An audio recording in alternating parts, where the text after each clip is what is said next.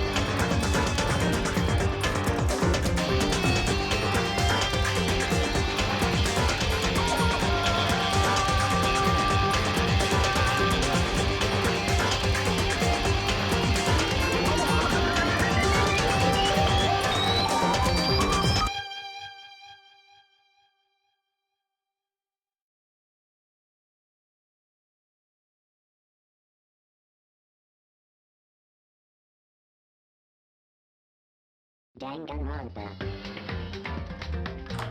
Hey, how's it going? It's JPChivalry going live with Danganronpa. Trigger Happy Havoc. We're live. I mean, it's been like, what? Since 7 a.m. I think is when we stopped. It's about, about what? 7 hours? That's about right. But yeah, we're continuing the story. We're on chapter 4. Let's see what happens. Let's go to the options, because I know we have to adjust this. Wait, even at 0, the music still plays? That's odd. That's a little weird. But anyways. There's Hifumi. Yep. Our favorite character. Yeah, let's go ahead and load this up. Chapter 3 ending. Should be right there. Yep. Cool. It's still June 19th, so we have no scary truths to read, which is fine, but yeah. We'll see how far we go. I don't know if we're beating it today, but we're making progress, 13 hours. Okay, that's the alarm. Let me check my notes real quick. And then we're good. So what do we got? I don't think I've updated this. Hifumi, dead. Taka, dead. Toko, genocide Jill. Kyoko, question mark, Mondo, dead. I guess I should write turn it to butter.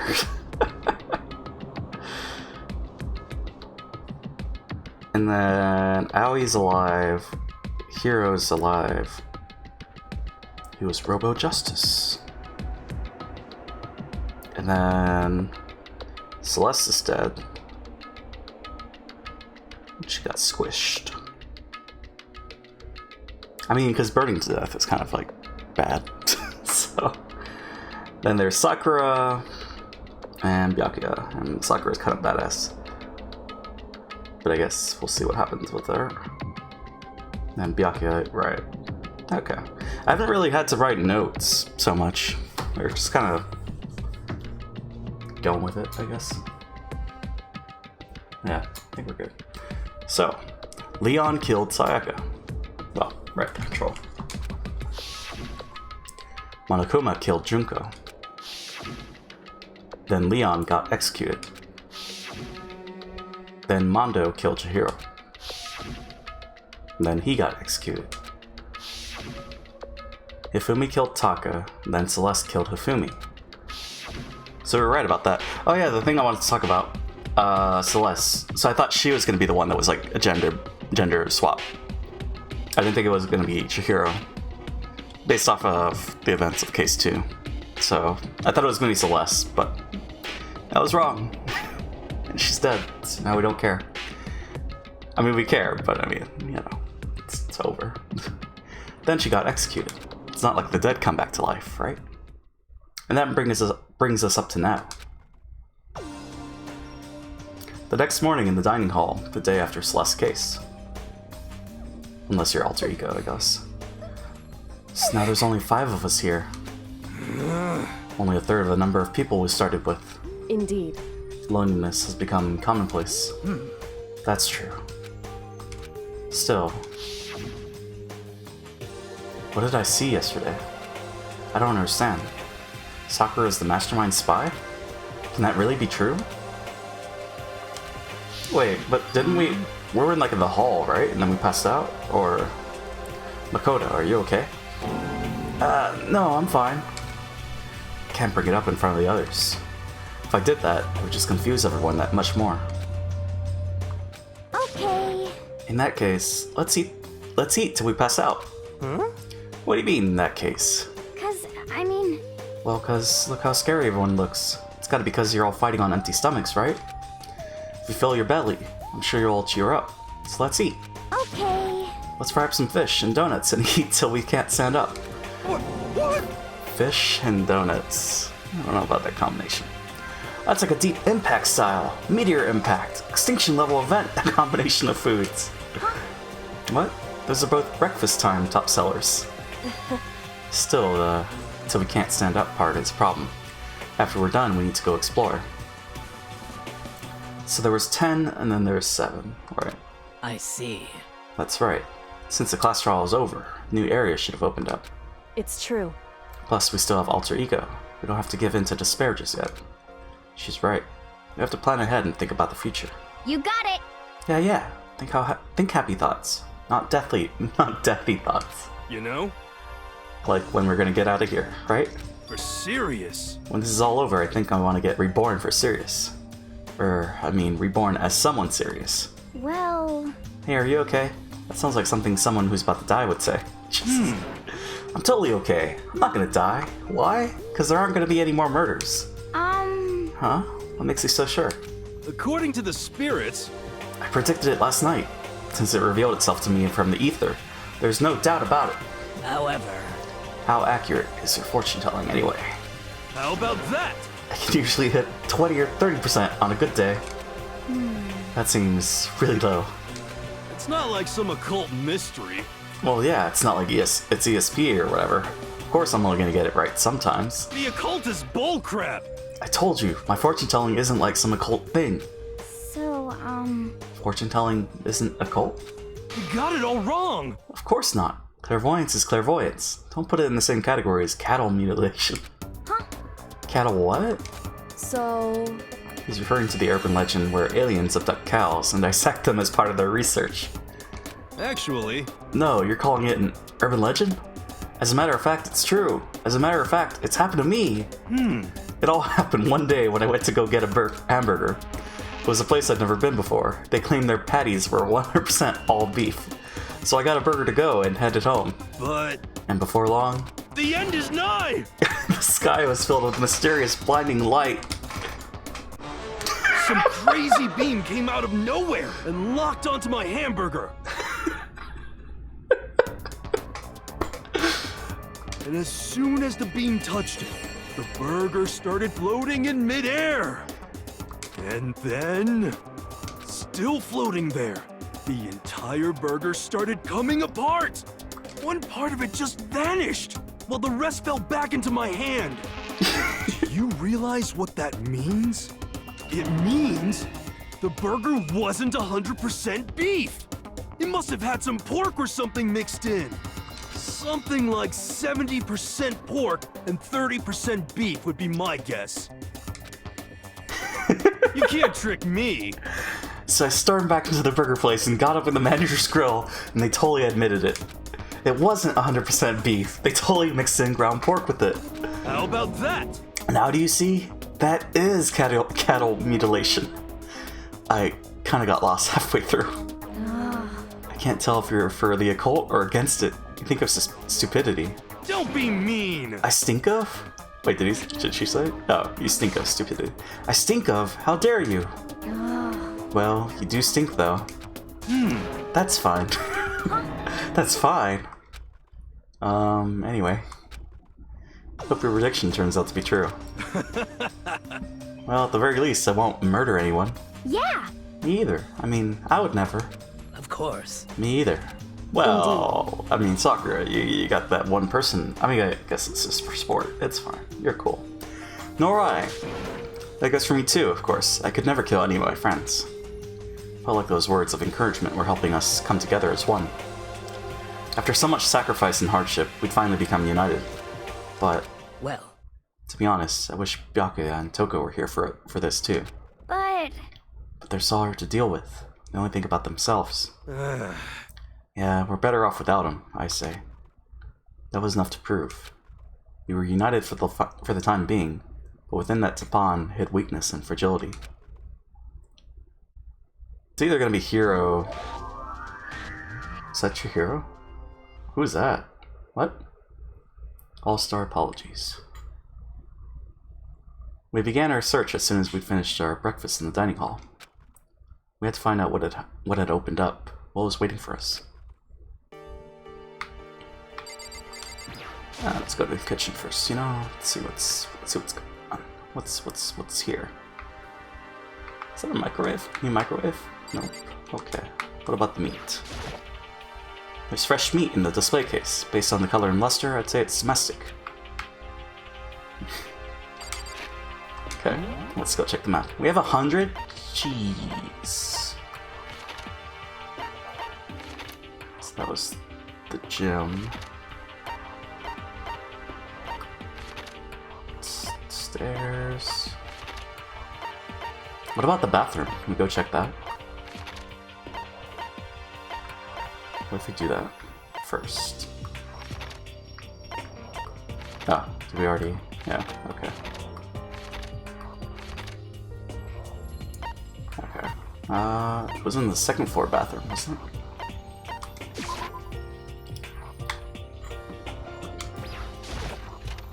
Let's go check it out. This is where the bathroom cleaning supplies are stored.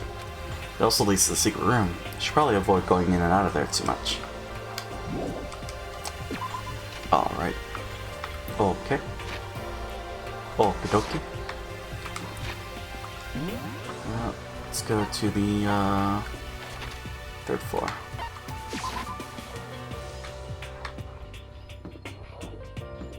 That's wrong. This way.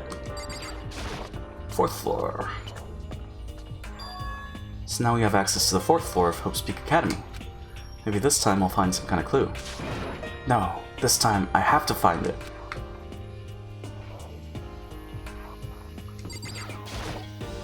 This is the girls' bathroom. It's pretty obvious just by looking at it. There's no good reason for me to go in.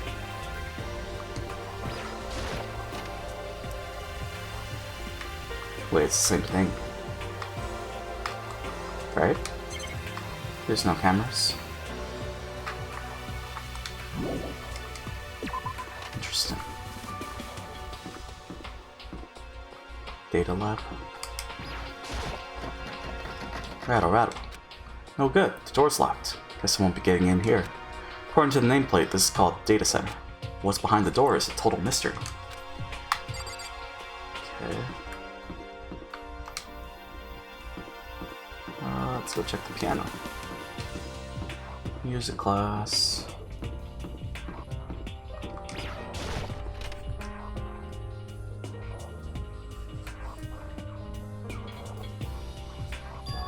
This is the music room. It's hardly even a classroom. It's more like an actual concert hall. Hey. You know, you haven't told me what you think yet. What I think? so... About the secret room in the boys' bathroom. Ah. Well, I did find the secret room, but as soon as I started looking around, I was attacked. What? Attacked? By who? Well, they came from behind. I didn't have any time to react, so I didn't see who it was. When it came to, the mountains of files and documents were all gone. I'm sorry. I know how important those were. That's fine. It's okay. I already saw what I needed. I already saw what I needed to in there. I... And I have suspected the mastermind might come after you. What? Because... When I discovered the room, the mastermind must have seen me on the surveillance camera in the hallway. They must have seen me go into the boys' bathroom, and not come out again. Still, I wanted you to go and see it. I want to see how the mastermind would react. Essentially, I want to find out if the mastermind actually knew about that room. It would seem... But to attack you and steal everything in the room? That must mean there was some unknown clue in there that could reveal the mastermind's identity. Then you knew I was gonna get attacked? That doesn't matter. You can handle that kind of thing though, right? After all, you're a boy. What does she think a boy is? Fine, I understand. JP, home stretch? Maybe. Then let me ask you something else. Or do you mean for your routes? Do you know about the note that was left in there? The note that said you must not leave? Just a second. We shouldn't talk about that. Not here. Kyoko stole a quick glance at the surveillance camera. So... I'm looking into it. If I find out anything, I'll let you know. Listen to me. Is that okay? She made it sound like she was asking, but it was clear I wouldn't have any say in the matter. Also 58 septillion FPS, so I'm audio only? Oh man. That's unfortunate. Yeah, no encoders. That's all good. There's always the vodkas. But I'll let you know if there's any scary faces that pop up. I mean, there shouldn't be any more scary faces, but you know, that you're missing out. It's clear I wouldn't have any say in the matter. So then... So now it's your turn. Let's hear a secret. Huh? Did you think I wouldn't notice? You're hiding something. Am I wrong? That's... What? What's the matter? If you're worried about the camera, why not just write it down? Well... Hey. We're friends, so you should be able to trust me. Isn't that what you said before? You're right that there shouldn't be any secrets between friends, but there's nothing worse than expressing doubt about your friend when you don't have evidence for it. Guess I'll tell her. I haven't found conclusive evidence yet. If I talk about it now, it could just make things that much worse. Friends should keep secrets, but there's nothing worse than expressing doubt about your friend when you don't have evidence for it. Okay. Sorry, I can't tell you, not yet. Correct. So that's your answer. However... But do you think that's fair? You were happy to hear what I had to say, but now you're unwilling to share? I'm sorry, I really am. That's fine. It's fine. Goodbye. With those as her parting words, Kyoko left me standing there alone. Man, I tried to tell her, but you know, fine. I think I made her mad. Is this a grand piano? It seems really old, but it's worth a lot of money. Of course, without someone around who can play it, it's totally useless. Give me the coin. Give me the money. What is that? This is one of the monitors Monokuma appears on. Being scared of it won't do any good. Better off just ignoring it completely.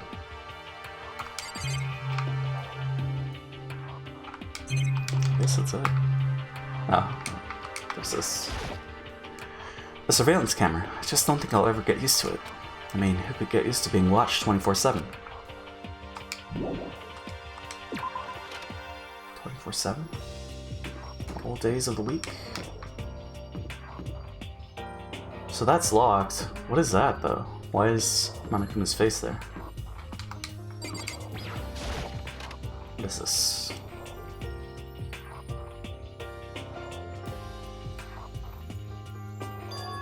This is the office. But of course, there's no hint of any teachers that would normally be able to rely on.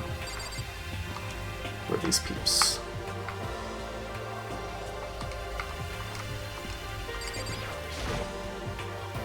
There's a flower on the desk. Somehow it makes things feel that much weirder. Oh, there's a photo. Huh? There's a picture on the floor. This picture. Sayaka? Hifumi and Celeste? What? What? Celeste, Hifumi, and Sayaka? The smiling faces of 3 people who are dead now. A classroom without metal plates over the windows. It's exactly the same. It's just like that picture I saw before. There's no way this isn't important somehow. They're smiling the way you'd expect any normal teenager to smile. Just a normal group of high schoolers, living a normal high school life. Can't possibly believe they were able to smile like that in a world of despair like this. So does that mean this picture was taken before they ever came to Hope's Peak? Which would mean everyone in the picture knew each other before they got here? Including Sayaka? No, there's no way! Monokuma did it! It must be fate! You're fake! Monokuma popped up out of nowhere and snatched the picture from my hand. A forgery plot? What are you, a middle schooler? You think the moon landing was fake too? Come on! Then, you're saying this picture is real? Hey, If there were such a thing as a Noble Truth Prize, I'd take first, second, and fourth place. too bad. Actually, that's probably not true. I asked you a question. Is this picture real, or is it a fake? Oh, Makoto. You're so eager to split things in half, aren't you? Hey, But it's no use. It's just no use. If you try to split something that can't be split, you'll end up feeling like you're the one being split. It's true. The picture is real. No more, no less. Without another word, Monokuma disappeared. So the picture is real? It's really real? If that's true, if that's the case, then there's parallel worlds and they got sent there or something. There's a flower on the desk. Somehow it makes things feel that much weirder.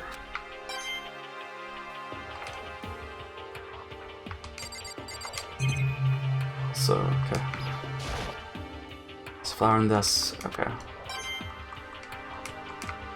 Another one. Flower on desk.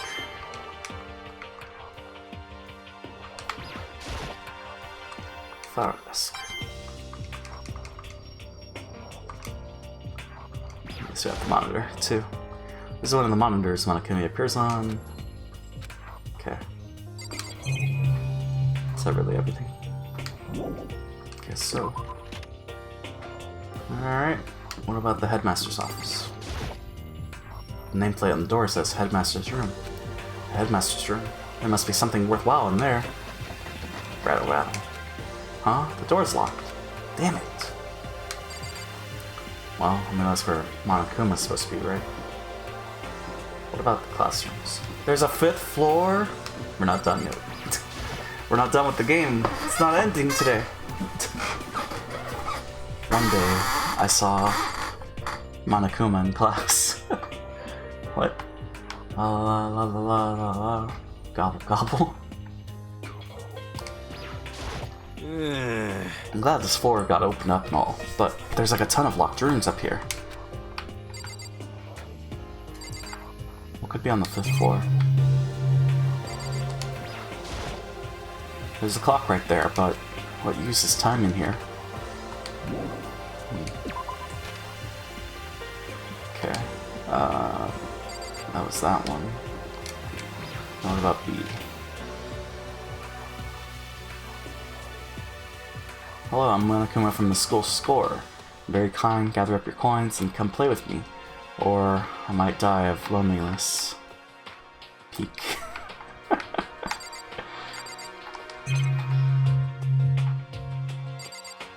What about this? Even an ultimate can't destroy this plate, unless they have ultimate superhero powers. Is there superheroes in this world? Okay, 5th floor.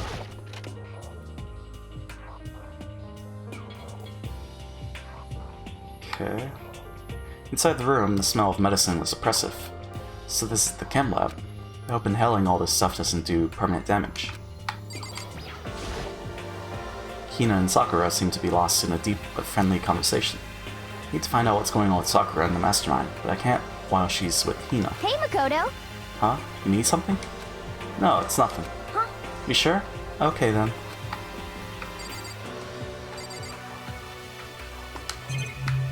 I guess it's just this. And that's Sakura. It's a remarkably big shelf. It's stocked with all kinds of medicine. That's right. Ah, listen, Makoto, listen. Just take a deep breath and calm down and listen to me. Okay, Hina, just chill out. There's all kinds of stuff we didn't have before. Vitamins, minerals, amino acids, creatine. Okay. And what? They even have Protein Zyme X. What's that? Hey! A high quality protein drink. It's nothing like that cheap swill in the warehouse. It's connoisseur level. Oh yeah? This is amazing. It's a gold mine. Ah, my pears have finally been answered. Time to load up some more pears then. Gold mine, huh? I've already taken a good look at things around here. There's a lot to think about, but for now I should head back to the dining hall and talk to the others. I didn't get to talk to Sakura. The flip. Not long after I got to the dining hall, the others began to trickle in. After a few minutes...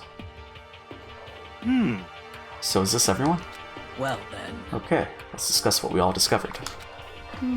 Yeah, good idea. I'll start with Kyoko. Kyoko? She's ignoring me. So, Hey, Makoto. Does Kyoko seem upset to you? that's right. She is, isn't she? She's totally mad. Yeah, it looks like it. What's your deal? I bet it's your fault, isn't it? You must have done something to her. Ah, this is bad. I found a couple rooms on the 4th floor, but they were locked. The data center and the headmaster's room. Ah, The headmaster's room? That sounds exactly like the kind of place we'd find some clues. Can somehow unlock the door and get inside. But Who cares about a stupid lock? how about that? It should be no problem for the world's strongest missing link to knock down the one measly door. What was that? What? Oh, please, continue. Did you say I've got the nicest butt on the block? The curviest hips in town? Is that what you said? What the heck? Hell no, I didn't. hey. Then what did you say? Come on now. Because I know you weren't talking about tearing down the door to the headmaster's room. Unbelievable. Knocking down your headmaster's door? What kind of war on education are you trying to start here? Your teacher had such faith in you. That's my room, you know? How you repay me? It is- With betrayal? That's my room, you know? It is now, anyway. And you're thinking of busting it down? You seriously don't want to piss me off. You have any idea how much bacteria lives on a single bear claw? No, I was just kidding. Please don't get mad. Damn it! I'm not mad. What? You're totally mad. This is kind of depressing. I was hoping I wouldn't have to add a rule for this, but if you're gonna go around having those thoughts, I have no choice but to add to the school regulations. Seriously? Too bad. Breaking down a locked door is prohibited. There, that's a rule now, you jerks. A new rule has been added to the regulations menu. Is he gone? Phew, man, I was scared for my life. I was sure he was gonna kill me for serious. Well, But if he would go out of his way to make up a rule like that, there's no doubt that something important must be hidden in the headmaster's room. But now that it's a rule, there's nothing we can do. You may just have to open it. Don't break it down. Right? Yeah. There was a big shelf in the chem lab on the 4th floor. It had all kinds of chemicals and stuff. Okay. And there was an all-star cast of nutrient additives and supplements. You should at least go take a peek. I recommend it. I think you and Ogre are probably the only ones interested in stuff like that. Oh, but it's not all good stuff though. There was medicine and health stuff, but on top of that, there was also a bunch of different poisons. Poison? They're all labeled clearly though, so it'd be hard to grab one by mistake. It's true. Still, we'd better make sure we're careful around there. We probably shouldn't tell Byakuya or Toko about the poison, right? What do you mean? Well, just in case, you know what I'm trying to say. Just in case? Yeah, I think you're right. However, It's Byakuya. It won't be long before he's discovered it for himself. But to put something as dangerous as poison right out in the open, that's absolutely the work of the mastermind. Okay. Metal sheets had been attached to all the windows on the 4th floor. None of them budged an inch, in other words, just like everywhere else. Escape from the 4th floor seems unlikely. That was to be expected, though. So, has everyone said what they need to say? I think so. For serious? But it looks like nobody found any clues at all, let alone a way out of here. I haven't been this depressed since my house burned up to the ground. Someone, do something to cheer me up. Can I say something? How about that? It's 'cause my dad was smoking in bed. No, I have something I'd like to report. So you guys all remember, right? You remember when I found that picture up on the 3rd floor the other day? Perhaps. You mean the one that showed Mondo, Chihiro, and Leon all together, right? Huh? Yeah, I remember. What about it? Well, I found another one. Another picture. Almost just like that one. Huh? Another one. But this time, the picture was of Celeste, Hifumi, and Sayaka. Huh? And they were all smiling. The classroom in the picture didn't have any metal covering in the windows. On the windows. I mean, there's no on. So the picture of Mondo, Chihiro, and Leon wasn't the only one. Now you found one that had Celeste, Hifumi, and Sayaka? Sakaya? Sakaya. But how can that... Sakaya? How can that... Conspiracy! Monokuma must have faked it. But if the picture is real, then everyone who was in it... There would have to be some kind of hidden connection there, don't you think? Some deeper truth that we just don't understand? What? Can't be. It's a fake. But Monokuma said it was real. I know we could just write that off as a lie, but... So then, Then you trust Monokuma's word over the people who have died? Huh? because... That's what you're saying, isn't it? No, that's not it. I'm shocked. You told everyone how we should believe in our friends, but you refuse to do the same? That's not... What's going on, Kyoko? Why are you getting so emotional? I don't understand why she's so angry. Hey, come on. Come on, guys. Stop fighting, or all your good luck is gonna float away. Anyway, Makoto, thinking about it too much. There's no way Monokuma didn't fake that picture. Of course. He's just trying to confuse us. Shouldn't listen to anything Monokuma has to say. Might be right, but still. Are you still so conflicted? What? Looks like you guys have stopped playing nice. Byakuya! You all have the same sunken look on your faces. You were all so ugly before. Shouldn't let them sink any lower. When I look at you, it makes me think of a frog sinking into a pile of manure. You know? Sorry. Just a second. Why are you apologizing? What the heck? Leave us alone. You're not a part of this. That's right.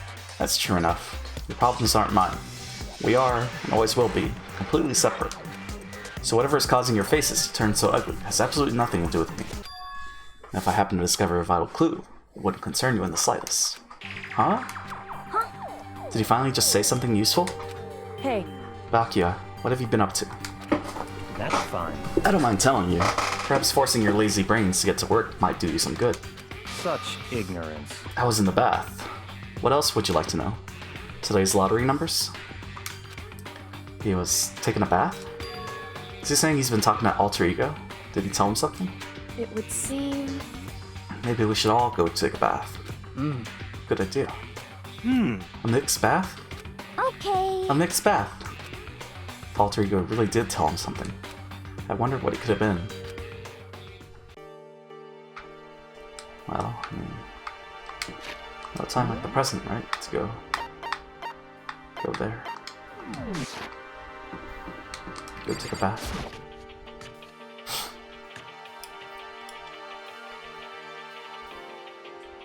When I got to the dressing room,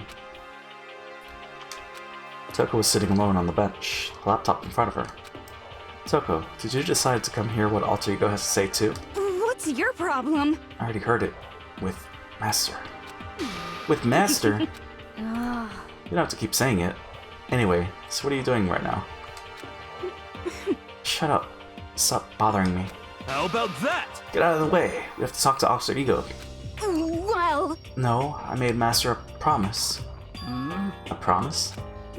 Master told me to wait here, so that's what I'm doing. huh? What are you, his dog? If it's what Master wants, I'd do anything he asks.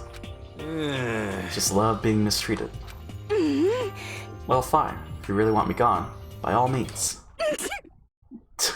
What? Hey guys, what's going on? We'd like you to move. Yes! Sure thing, just kneel before me and beg. What? What? First a mega-masochist, now a super sadist? Hero, why are you heading back there? Well, guess we have no choice but to fuse force. Use force. A shot to the face would stand out, so go for the gut. But she's a girl. What the heck? Who cares? I've already got a mountain of lawsuits waiting for me when I get out. What's one more? You SOB! Hey, Afro Thunder, don't get any bright ideas, okay? My beautiful scissors! You're totally not adorable, so I'll make sure you live when I stab you. But it'll hurt like hell. I'm strong against women and children, but not women and children that seem strong. This guy's the worst. Listen, Kyoko, about that picture from before. She's being very thorough about pretending I don't exist. Okay, let's back to soccer. Well, She's essentially our opponent right now. Not sure I trust her to keep her word, even if we did do what she asked. What the heck? Whatever it is, I really don't want to have to beg her. Come on, Makoto, just do it. Why's it gotta be me? What are you saying? It's fine, it's not the end of the world if you beg a little. But the same goes for you. Just a second. No, it would be the end of the world for me. You sound like a little kid right now. Toko? Seriously, I'm asking you nicely to let us use the laptop. What? You SOB! Didn't you hear what I said? I told you to kneel and beg. How about that? Come on, Makoto. Give her the good old 1-2 combo. 1 drop to your knees, 2 beseech. Why are you acting like you're not part of this? I was as desperate as I felt. Finally, I did kneel down in front of her, and I said, "Please, I'm begging you. Will you please let us use the laptop?"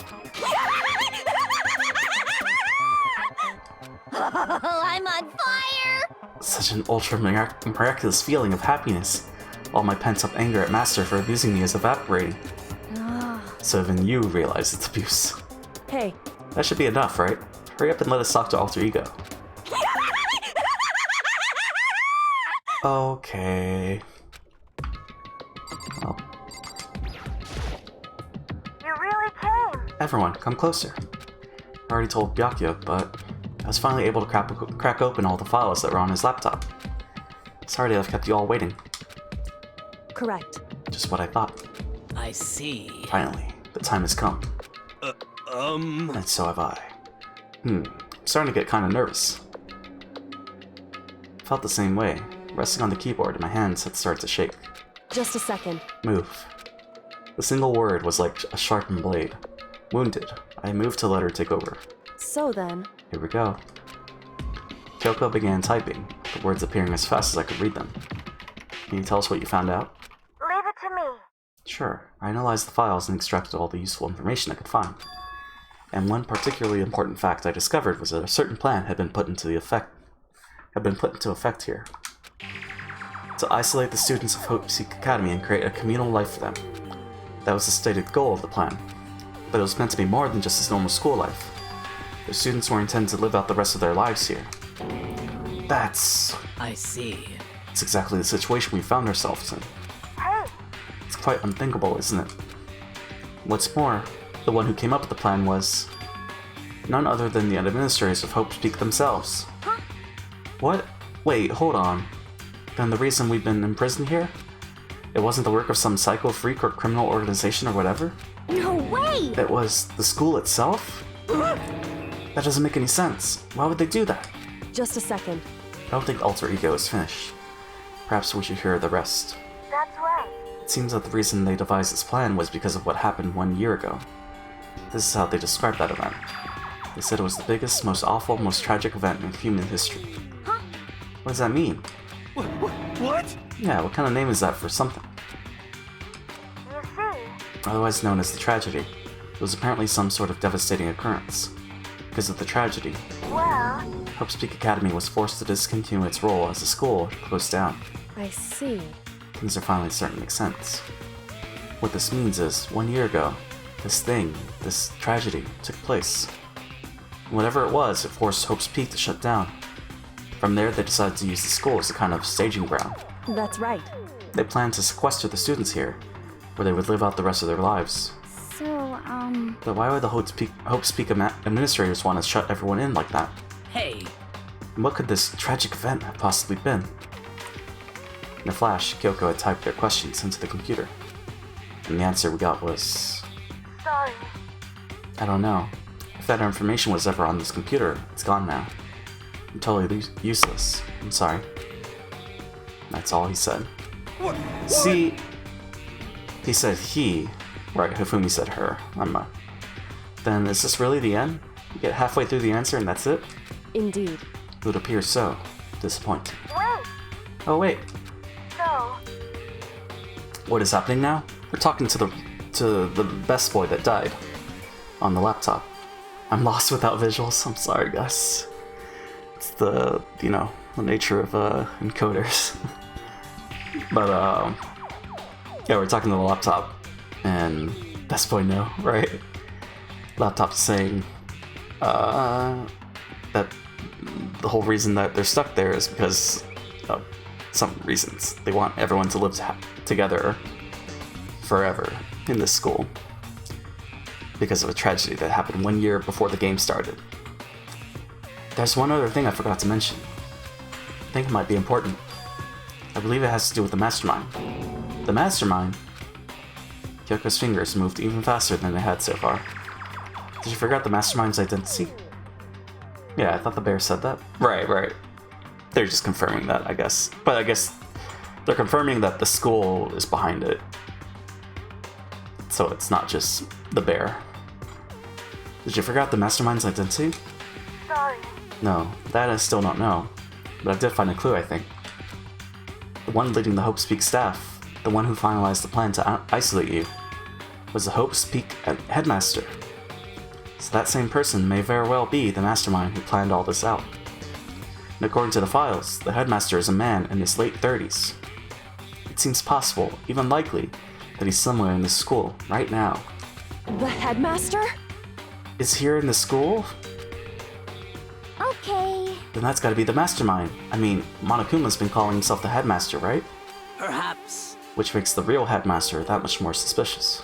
For serious? But if we break down the door to his room, we're dead, right? So what are we supposed to do? I'll find a way. Huh? No matter what it takes, I will find the headmaster. No matter what? No matter the cost. So, Kyoko, what's going on? I Can't explain why. I just know that I have to find him. She has to? Kyoko, what's going on with you? When she heard about the headmaster, her reaction was almost violent. So then, We should see if Alter Ego has any more information. That seemed to be your attempt to regain her composure, and she started typing again. Did you learn anything else? sorry. That's everything I found. All the information on this laptop seems to be pretty old, so that's all I can do from here. Sorry. I'm really sorry. And it really is all over. hey, Wait, Alter Ego seems to have more to say. So, Well... It's kind of a different topic, but I was wondering about something. I haven't seen Celeste, Hifumi, or Taka since yesterday. A heavy silence fell across the room. The only sound was the flat, precise clicking of keys as Kyoko typed. They're all dead. Huh? What? I see. Certainly I knew that was a possibility, but Okay then. it really happened. Sorry. Oh, sorry. There's no point in me getting depressed over things I can't do anything about. anyway, Well then, I guess that's it. That's it? A simple phrase that held so much meaning. She began typing again. You've done your job. Thank you. I see. I'm done? Guess I am, huh? Okay Then then. maybe I'll take a little rest. Kinda tired. Goodbye, everyone. See you later. With that, the laptop entered sleep mode. I see. So Alter Ego did everything he could. indeed. We won't have to talk to him all that much anymore. But But I feel kind of sorry for him. But You feel sorry? But he's just a computer program, right? well, I know, but still, he did everything he could for us, you know? I mean, yeah, it did, but that's what a computer program is designed to do.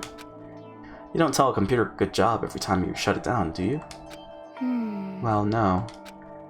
But when we talked to Alter Ego, I guess I just didn't see it that way. I know what you mean. I feel the same way.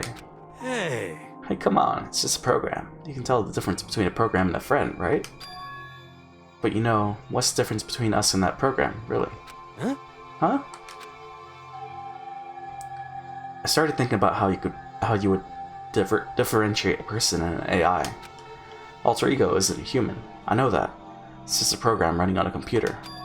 But at the same time, I couldn't help but think of him as our friend. That's Aw. right.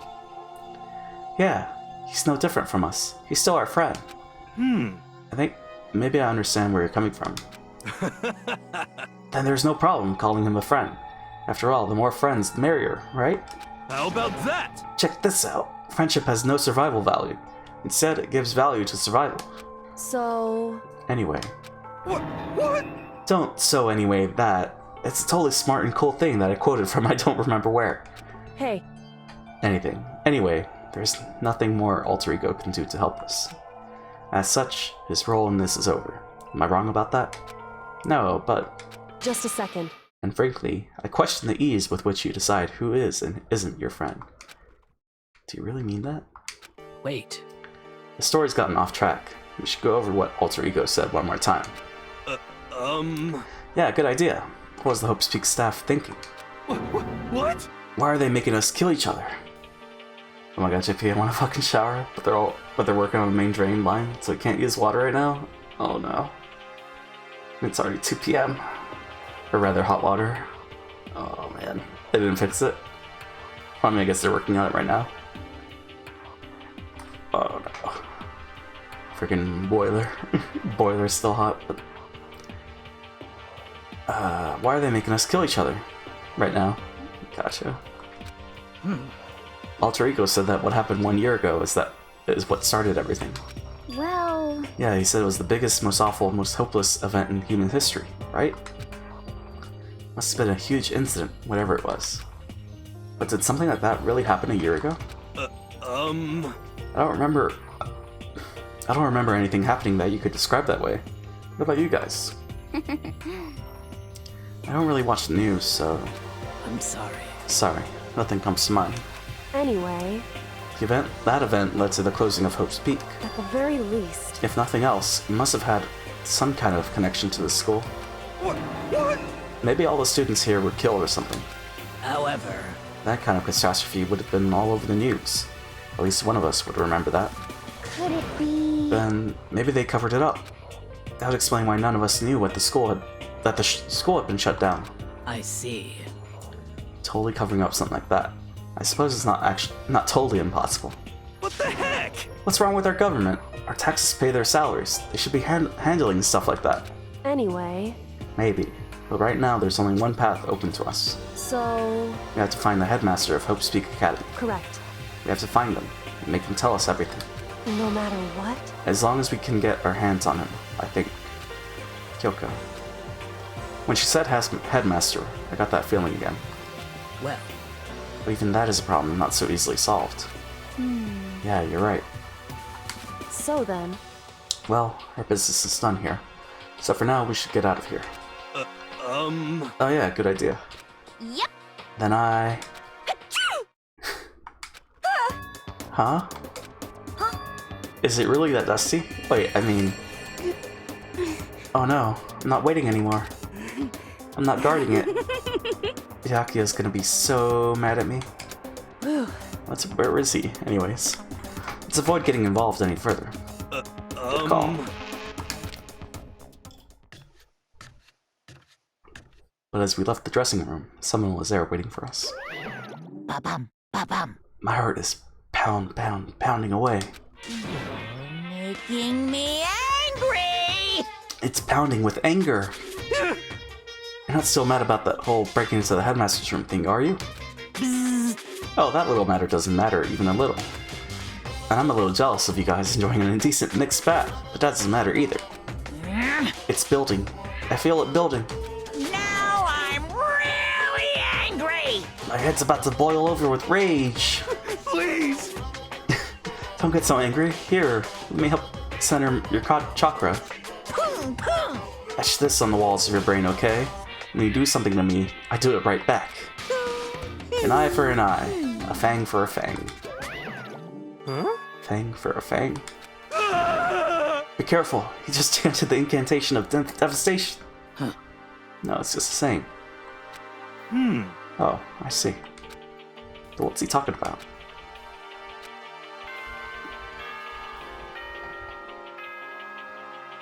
Ding dong, bing bong. So, what's this? Hold on.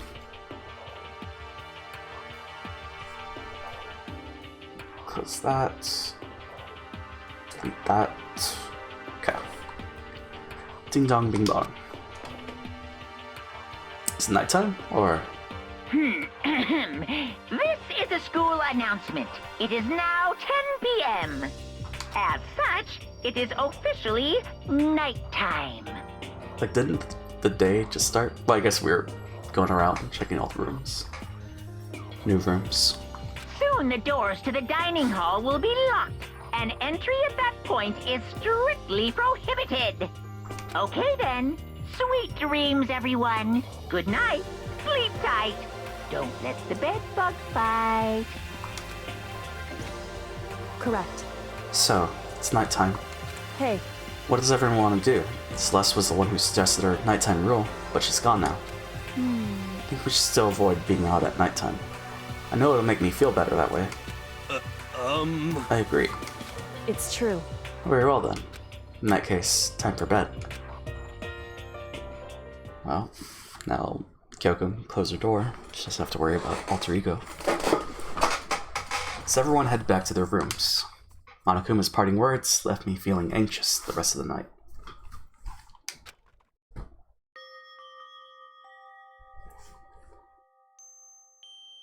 Once I was back in my room, I got lost in thought. What we learned from alter ego kept on spinning around and round in my mind. The administrators of Hope's Peak had planned all of this. They did it because of the tragedy, which had happened a year before. And apparently the headmaster is the one behind it all, the mastermind. All these mysteries make me worried, but I still have to try and unravel them, bit by bit. I'm sure the road will be long and tough, but I don't have any other choice. So are we doing free time? Or... also crab? What? Let's talk a bit about where I was at before I became a bear. At first, I was at a total loss. I just had no idea what I should become. A lady in our tech support department suggested I try being a shrimp. She was like, "Oh, the company's been trying to push for this forever. It's a really incredible offer." But as she laid out all the details, it turned out it wasn't a tiger prawn like I'd hoped, but a little popcorn shrimp. That's totally tiny. I would have been the world's smallest mascot. I like eating shrimp. I didn't want to be one myself, plus someone might come along and step on me. So then the lady totally started laughing at me. She was like, "You think we could do a tiger prawn on our budget?" So ultimately, I decided to become a bear instead. And that's the secret origin story of Monokuma. Cool story. Cool story. Ding dong, bing bong.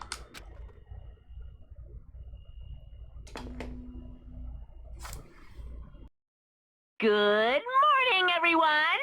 It is now 7 a.m. and nighttime is officially over. Time to rise and shine! Get ready to greet another beautiful day!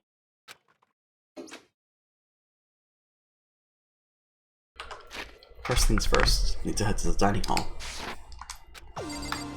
Okay. Well, let's just go.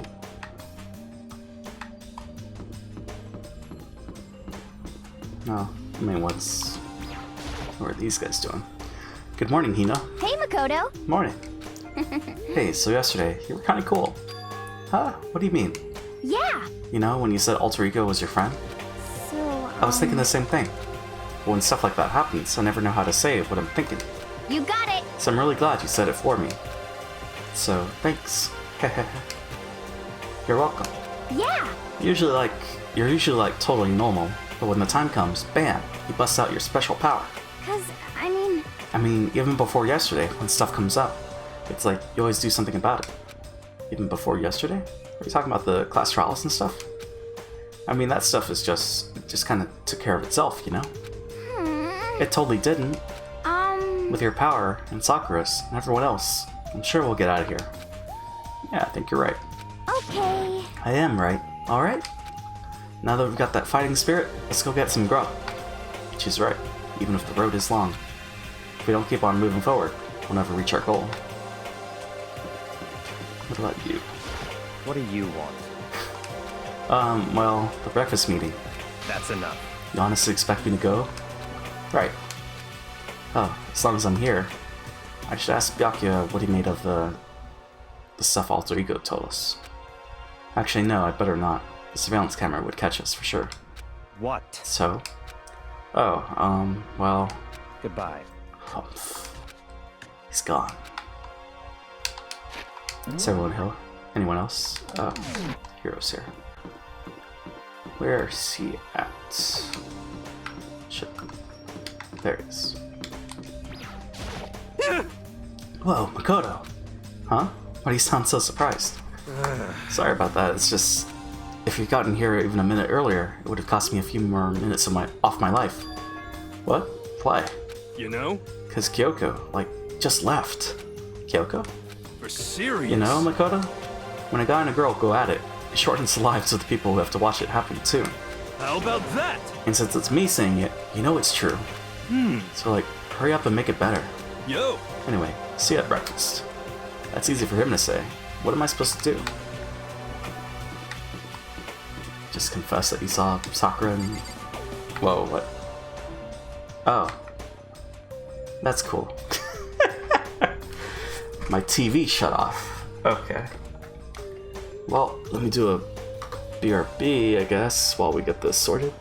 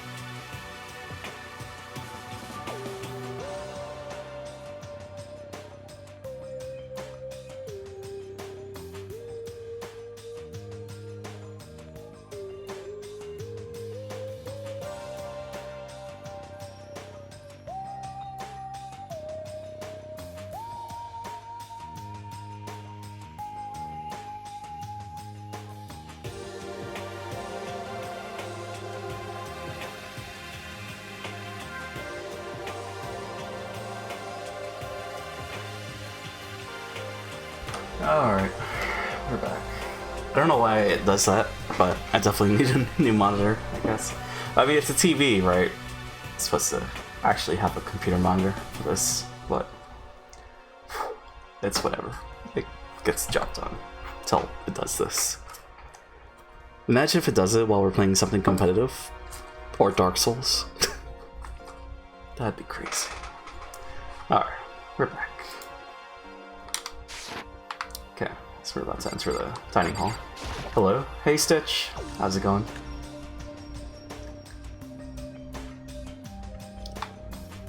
As I entered the dining hall, the first thing I saw was her. What are you staring at? Oh, Toko. What What's your problem? What? You think your eyes will rot just by looking at me? Fine, then don't look at me. I think he's just surprised to see you at the breakfast meeting is all. Indeed, it's been quite a while since you joined us. Yeah, what made you change your mind? Byakuya said he likes a girl to have some meat on her bones, so...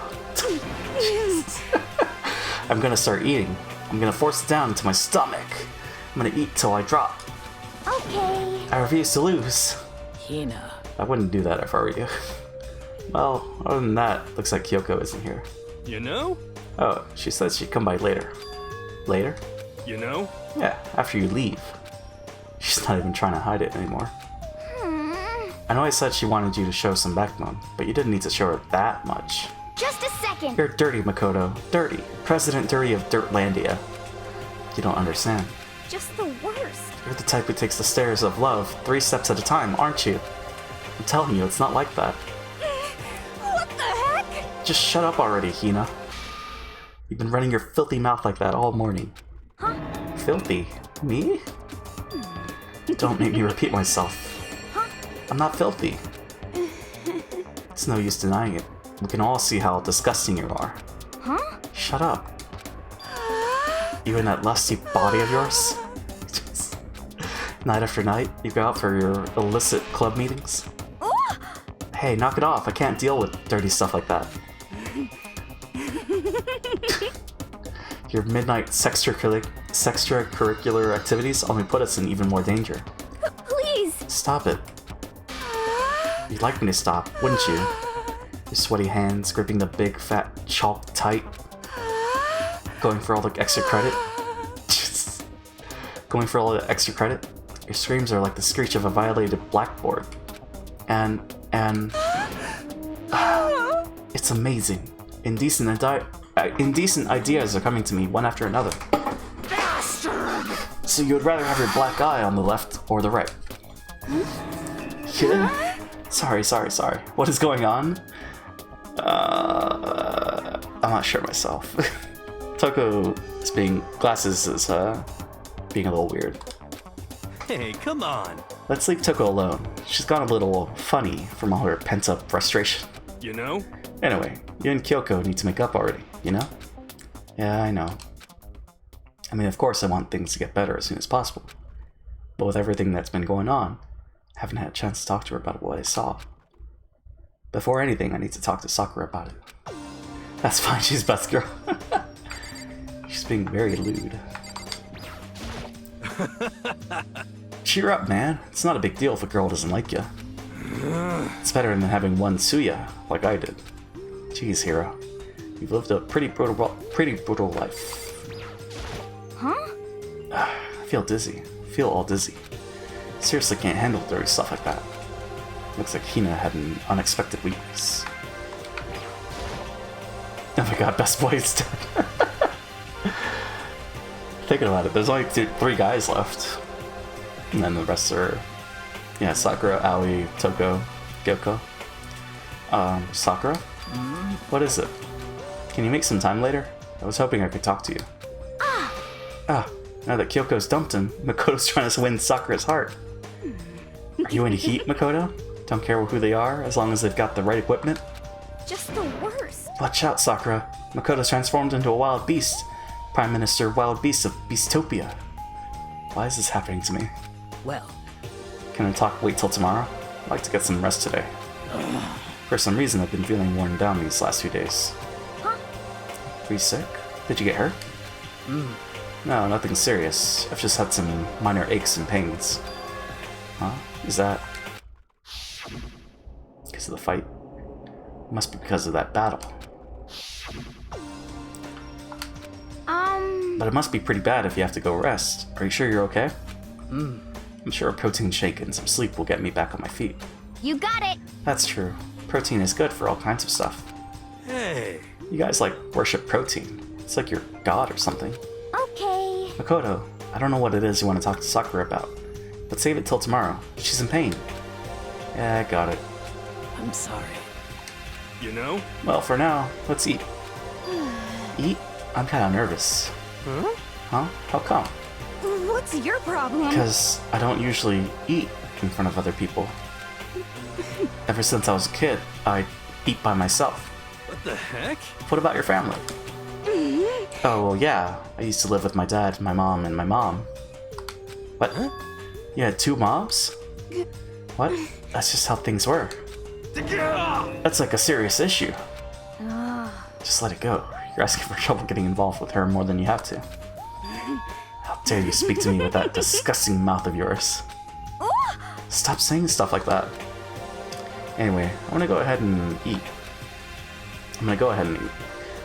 If I don't, Kyoko will never show up. Pretty miserable situation, man.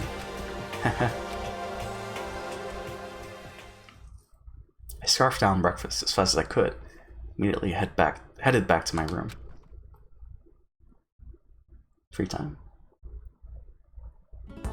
Free time, I think. Or not.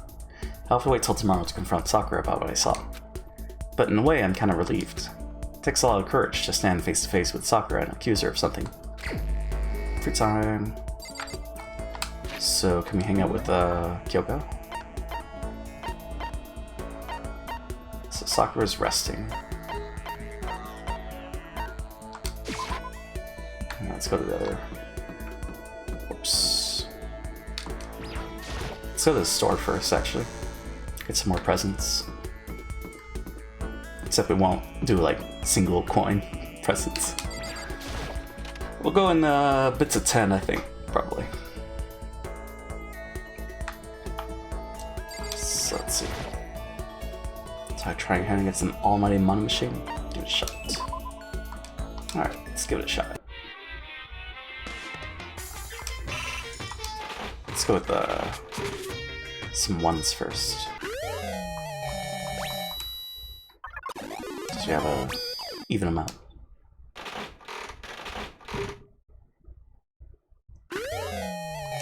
Cat dog. Oh, okay.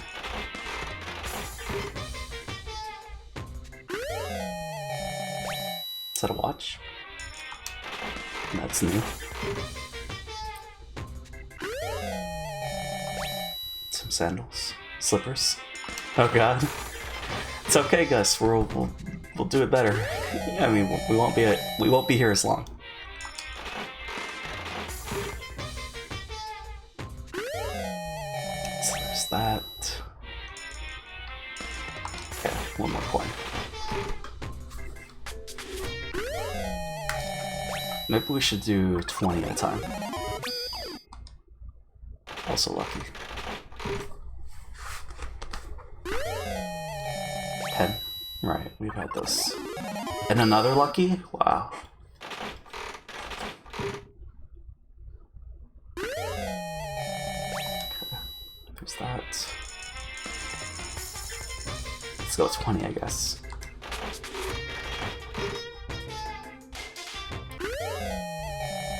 That's new.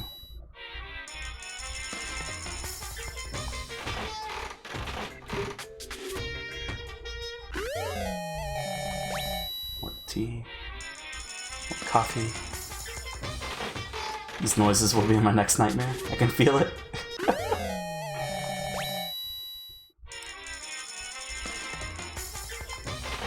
That's fine. It's okay. It's just gambling. Unlucky. What? What's that?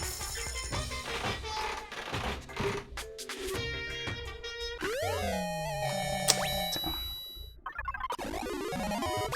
Lucky.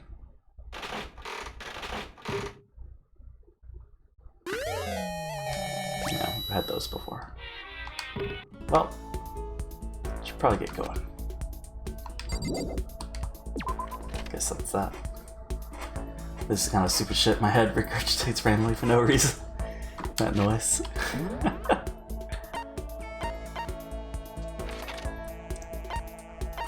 It's gonna haunt you, Gus. It's fine. Ah, there she is. So there's Hero. Where's she at?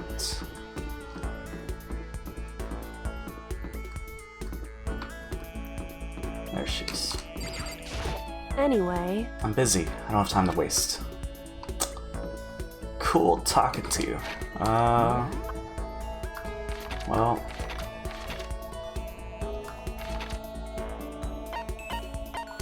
let's go over here.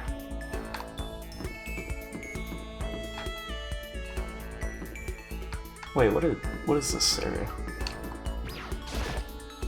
The gate seems to be quite insistent about staying shut. Why do we keep having to deal with this stuff like this? Yeah, where does that lead?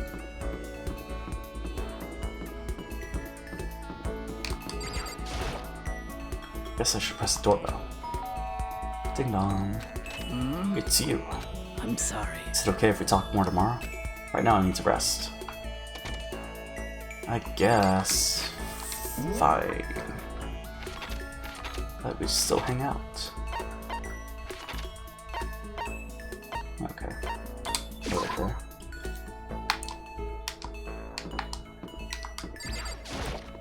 So let's hang out with Byakuya.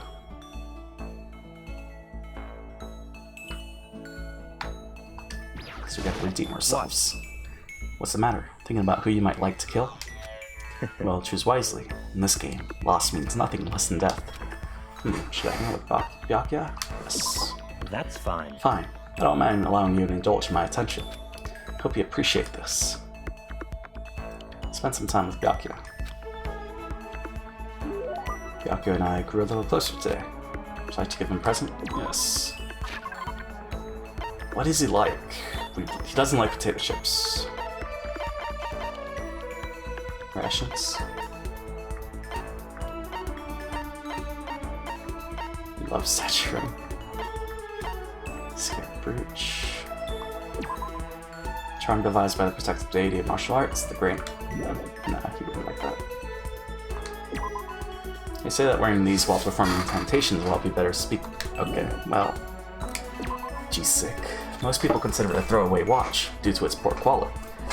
Still, it enjoys massive popularity thanks to its low price. Roller slippers? Scarf belonging to a certain masked hero. It's tattered and worn due to the countless battles it's been through.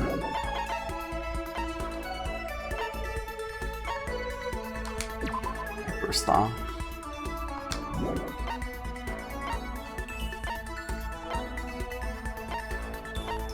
You wouldn't want shears.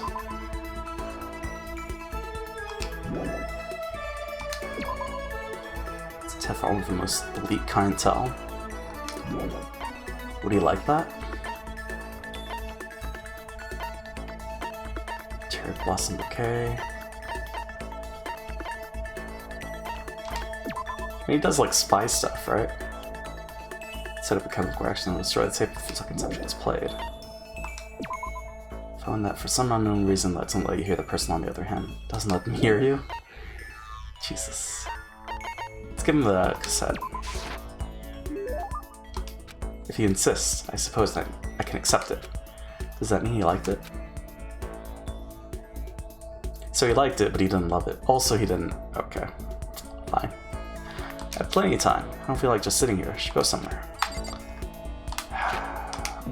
Damn you, Byakuya. Can we hang out with them again? Wait. Can we? Just focus on him?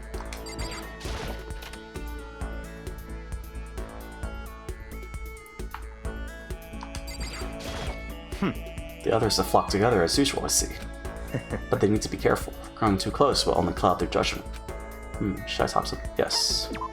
That's fine. Fine. I don't mind allowing you to indulge in my attention. Hope you appreciate this. Spend some time. Byakuya and I grew a little closer today. Yes. What would you like to give him? Maybe tea? Nah. Made from extremely rare and expensive coffee bean collected from the dung of the ancient palm civet. Has a unique fragrance. It doesn't like junk food.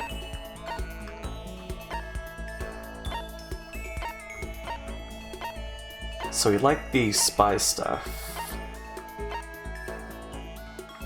Golden gun.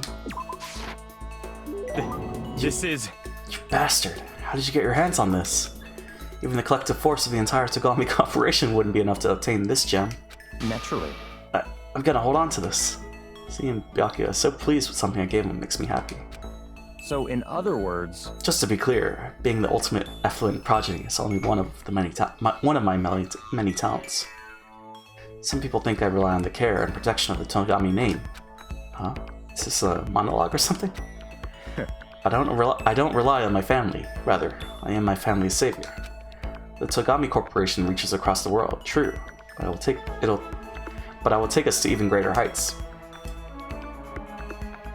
I feel like I'm about to sneeze. Oh, we're fine. It is expected of me, naturally. After all, even my own family has recognized my ultimate superiority. In other words, even among the Togami family, I am the chosen among the chosen. So much confidence. naturally. And that confidence is justified, I assure you. It comes from the battles I've fought and won. Battles? I'm personally worth over $4 billion, separate from my Togami family assets. How the heck did you make that much money? In other The words, stock market.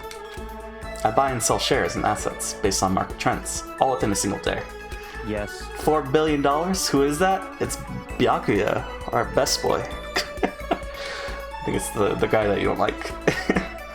Surely even someone as simple-minded as you. It's Edgeworth. You. Surely even someone as simple-minded as you has heard of his technique. So he buys and sells stuff on the stock market, doing everything in a single day? I think that's called day trading. We're talking about day trading, right? By Bishonen Edgeworth, yeah. And you were able to make $4 billion doing that? that's right. Well, first started doing it just to keep myself occupied, and before I knew it, there it was. It's really not a big deal. I'd say it's a super big deal. $4 billion? Wait, but are high schoolers even allowed to buy stocks and stuff? Don't make me repeat myself. I'm Byakuya Togami. Is that meant to be an explanation? $4 billion is nothing to the Togami Corporation, but for personal use, it's not bad. So now you understand, right? Not merely a child of modern-day nobility. You know, Byakuya, maybe we should start calling you the ultimate day trader. Oh, I don't do that anymore. It was too simple, so I got bored of it pretty quickly. Jeez, do you realize how insulting that sounds to the rest of us? Of course, that's how I feel about anything I do. Frankly, life is too easy. It's only natural for me to do whatever I want in this world. Man, he really is confident. We're like worlds apart. Galaxies apart. Byakuya's report card has been updated. Skill points has increased. Hey, look at you go. Still reeling from Byakuya's story, I went back to my room. Yeah. Well, at least we got to hang out with him. Get some story. Ding dong bing bong. Attention! Attention! That's new. Please gather in the gym as soon as you possibly can. Oh, Quickly, quickly, quickly, quickly! well, time to get some more motivation. He made a special announcement to ask us to come to the gym. He sounded pretty serious about it too. Well, time to go. Is anyone here? I don't think so. No.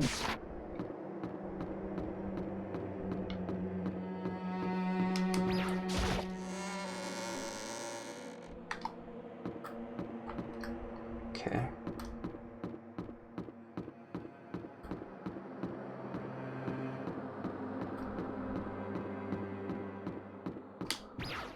Let's see what happens. Is there anyone outside? Ah, Sakura. You're the last one. Everyone else is already inside. Aren't you gonna go in? However, I have a bad feeling about this. More than just a feeling, probably. Monokuma did call us all together, after all. Sakura? well then, Makoto. If something happens to me, Hina. Huh? I'm sorry. No, never mind. So then, Who would ever believe in someone who doesn't believe in themselves? Sakura? No! Don't kill Sakura. Everyone must have heard the announcement, and once we were all gathered at the gym, it began.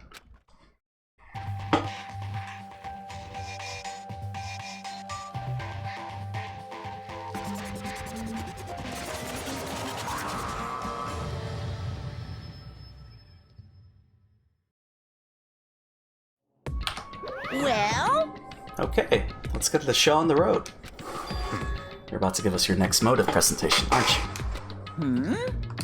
That's right. You got us all together to present another motive, right? Is he right? Huh? You have to go through this again? No, not again. Can't take it anymore. I see. I'm impressed by your level of dismay. You finally see just how little on the totem pole of life you really are. No, no, no, no. No, no, no, no, no, no, no, no, no, no, no, no. That's not it at all. We're not here to talk about motive. Today, I'm feeling black. What? The reason I gathered you all here is so that I could get rid of my grudge. Your grudge? Why? We have a grudge against you, of course. I don't recall you ever having a grudge against us. I told you yesterday, didn't I? An eye for an eye, a fang for a fang. Stop beating around the bush. Just tell us what you're talking about. Well, Byakuya, you already told everyone how one of you might be working as a spy for me, right? Come on. Yeah, so what about it? In other words, Well, today I'd like to tell you about that spy. What? hey, So guess what? The spy is actually Sakura Ogami. He said it so openly, made it sound like it wasn't that big of a deal. Even though he just revealed a huge secret. Words. What? What did you just say? He said the spy is Sakura. What is this? What are you talking about? You're a liar! There's no way Sakura's a spy. Right, Sakura? Huh? Sakura? And it might just make Sakura fulfill the promise she made sometime soon. And if she doesn't, I can't be responsible for what might happen to that hostage of mine. Anyway, that's all I want to say. What you guys choose to do with that information is up to you. thrills, chills, kills! Roast her, boil her, kill her, don't kill her, whatever. I can't wait! I can't wait! Either way, I can't wait. Poo-hoo-hoo. And just like that, he was gone. Finally, I understood what he had been talking about. An eye for an eye, a fang for a fang. In other words, betrayal would be met with betrayal. Huh? What the heck? So what does this mean? What? Is it true? Has Ogre really been spying on us for the mastermind? What are you saying? There's no way. But that is what the stuffed animal said, right? Wrong! You're wrong! He's wrong. There's just no way. Hey, Well, Sakura, if he's wrong, all you have to do is tell us. I'm sorry. I didn't tell you earlier. Huh? What? Oh no! Then he was being serious for serious? Ogre's been working for the mastermind? I'm sorry. So you've been lying to us all this time? Huh? It's not true. Sakura was probably being controlled. There's gotta be some reason. She didn't have a choice. She was just forced to do it. Yeah, I'm sure. Hina's right. The mastermind probably threatened her somehow, and Sakura had no choice but to do what she was told. What? You're talking like you know that for a fact. Because I do know it for a fact. Because I saw it. I saw Sakura and Monokuma fighting. That's where I heard it. Monokuma mentioned a hostage a second ago, right? And during their fight, I heard Sakura say she decided to fight against the mastermind. I see. You saw all that? The mastermind took a hostage, so you were forced to swear loyalty to them, right? But in the end, you made up your mind to betray the mastermind. What? Which means Sakura isn't our enemy. She's a friend who we can trust without question. Is that it? Ridiculous. You live in some sort of alternate reality fairy tale? Not possible. She was the mastermind's tool. You absolutely cannot trust someone like that.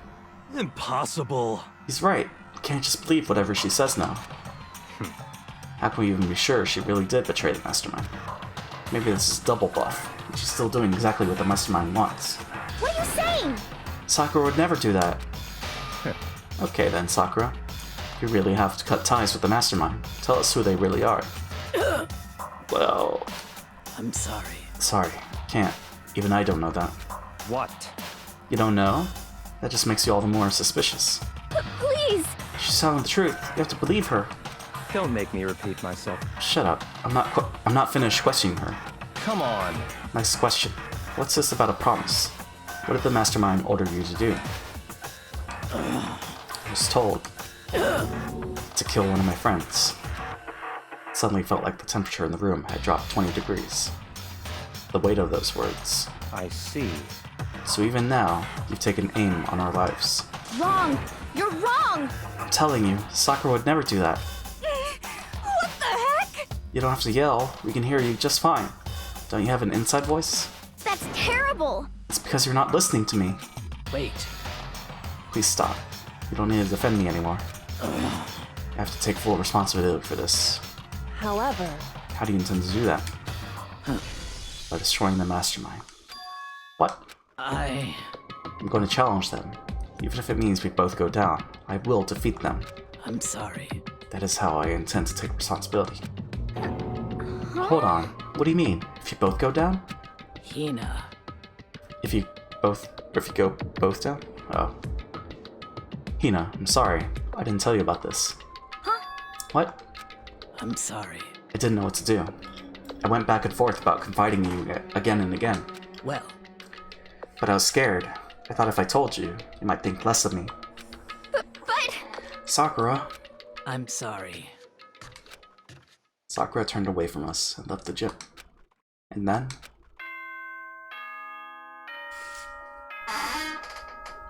Ding dong, bing bong.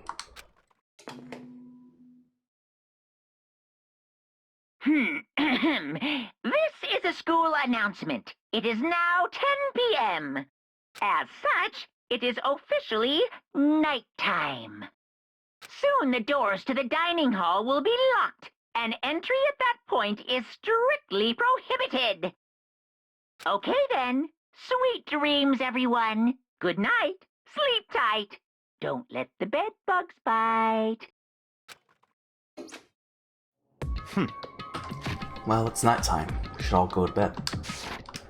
No way! Hold on. This whole thing with Sakura is... Don't make me repeat It's myself. over. She's our enemy. There's nothing more to discuss. That's terrible! No, Sakura's not our enemy. Why? Why doesn't anyone understand her? What? What is it you think you understand? You didn't even know who she really was. What is this? That's... calm down. Let it go for now, Hina. Talking about it isn't gonna help anything. Why? But... Anyway, go to your room, cool down, and we can continue this discussion tomorrow. It was the worst. The mood at the end of the night was just the worst. Being in such an awful mood, we were honestly glad the day was over.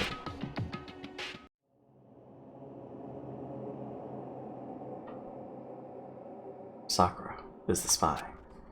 She's the traitor. Byakuya said Sakura is the enemy, but he's wrong. She's not my enemy. She's my friend, without a doubt. But what can I do?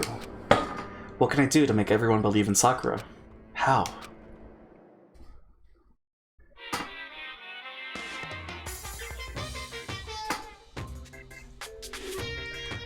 The game of life. As long as you're human, there will always come a point where you wish you could do things differently. Even a baseball player in the major leagues. Even a soccer player touring Europe. Even a famous singer who started her career as a backup dancer on a sketch comedy show. She makes a... Is there something like that? She makes a brilliant debut, but instead of going for more, she marries some third-rate actor and retires. Every human has regrets, has things they'd like to go back and change. But I don't, 'cause I'm a bear!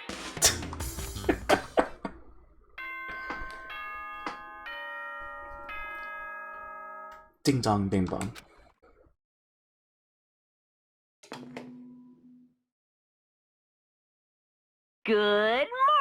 everyone! It is now 7 a.m. and nighttime is officially over. Time to rise and shine! Get ready to greet another beautiful day! I'm worried about Sakura. I need to hurry up and get to the dining hall. You there? Yes. So we have Kyoko. Is she gonna talk to us or not? Kyoko, good morning. Come on. Still ignoring me? Is she really that mad at me? But actually, it's not just Kyoko. Ever since Monokuma summoned us last night, the atmosphere around here has gotten really heavy. I can almost feel it looming over us, weighing us down. Sigh. Well, if nothing else, I need to patch things up with Kyoko as soon as possible.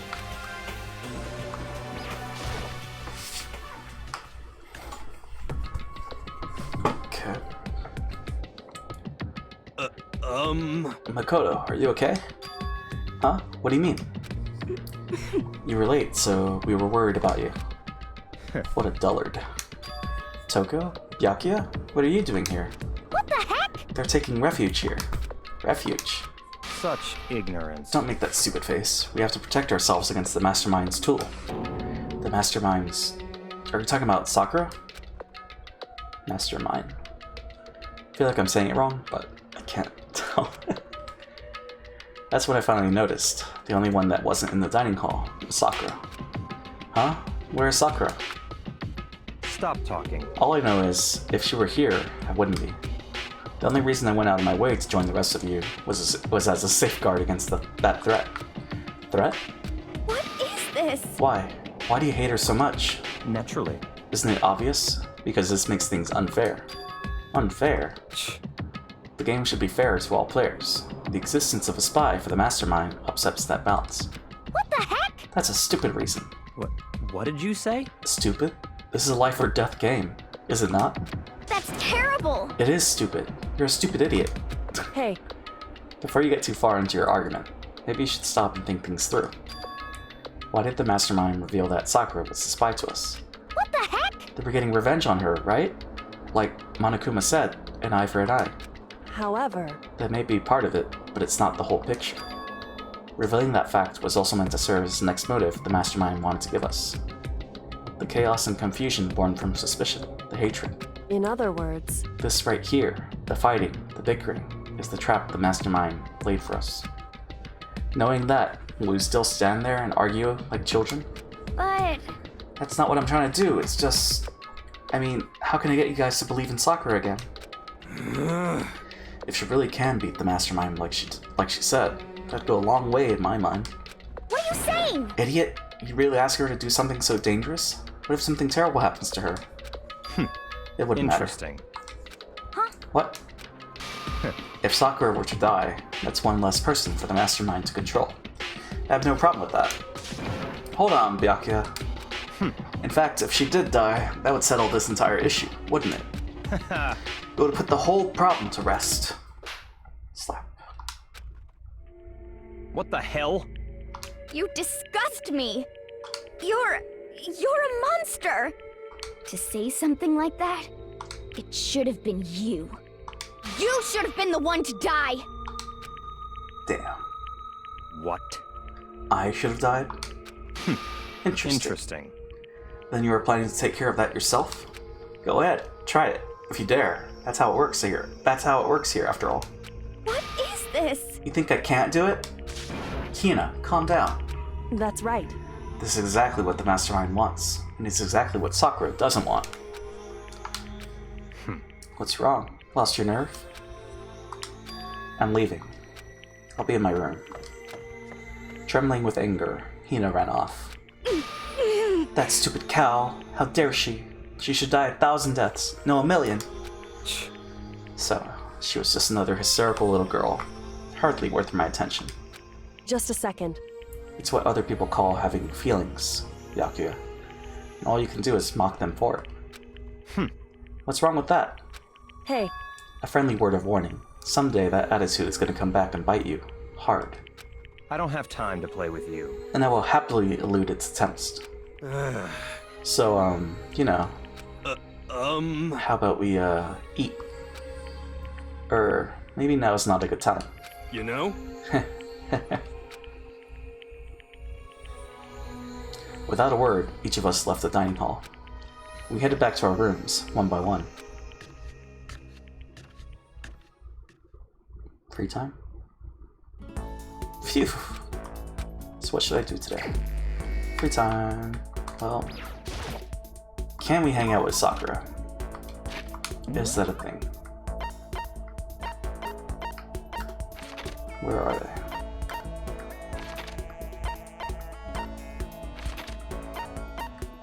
Where's everyone? Okay, that's those two. That's Aoi. That's... okay, there. Target acquired.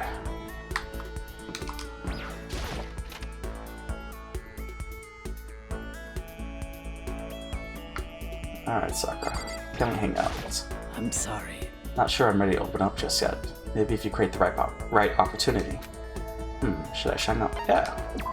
I see. Even if I don't feel like talking, you'll still stand by me? Of course. I still don't understand you, Makoto. Without saying a word, I stood by Sakura. Sakura and I grew a little closer today. Yes.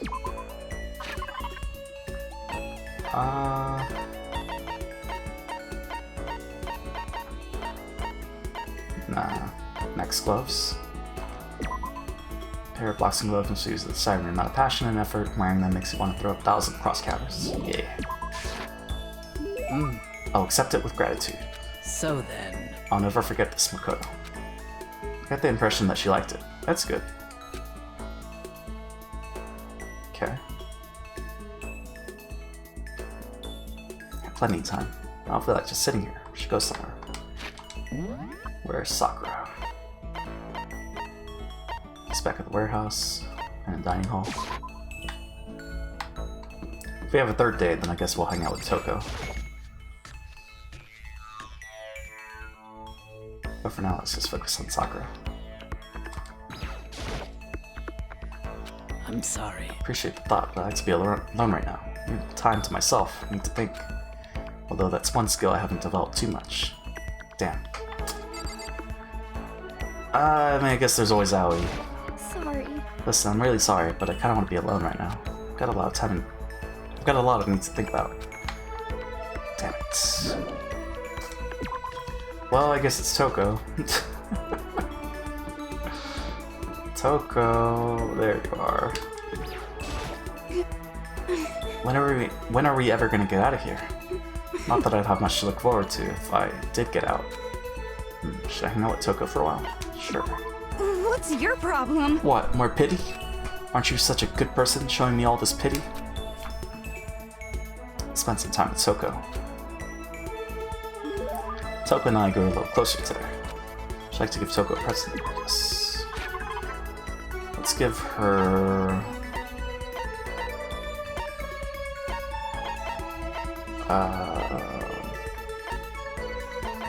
shears. Why are you giving me this? I'm gonna throw it away for you? Damn it. I thought you liked scissors. Throw away your own trash, not your trash, bitch. Uh-oh. I don't think she was too happy with that. Damn it. Oops. Well, I fucked up.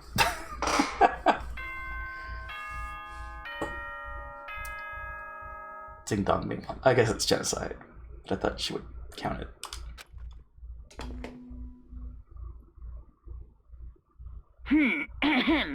This is a school announcement. It is now 10 p.m. As such, it is officially nighttime. Soon the doors to the dining hall will be locked, and entry at that point is strictly prohibited. Okay then. Sweet dreams, everyone. Good night. Sleep tight. Don't let the bed bugs bite. Nighttime already. Tonight feels somehow uneasy. We still haven't settled things with Sakura. Everyone's in a terrible mood. Just hope nothing happens tonight. Something's gonna happen tonight.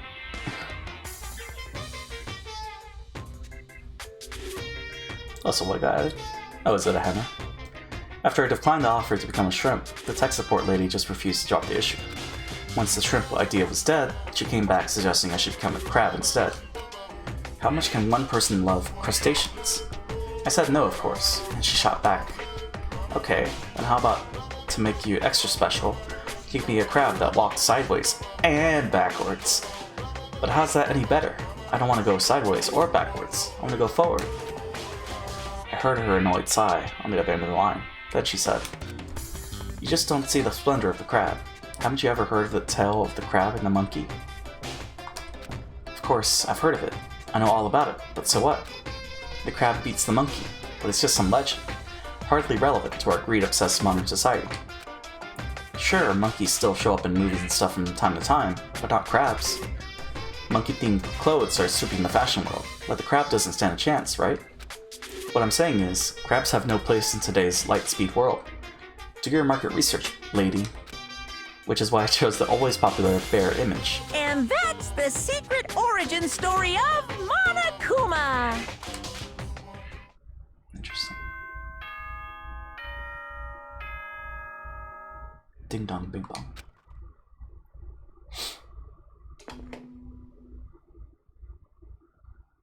Good morning, everyone! It is now 7 a.m. and nighttime is officially over. Time to rise and shine! Get ready to greet another beautiful day! I need to do something about Sakura. Better go to the dining hall and talk to the others about it one more time. So... What? Huh? Was that someone screaming? I think it came from the dining hall. Oh no. Makoto, why would you say that? Makoto, we've got a big problem, man. What's wrong? Look. Hiro's finger shook as he pointed. Hina! Oh shit.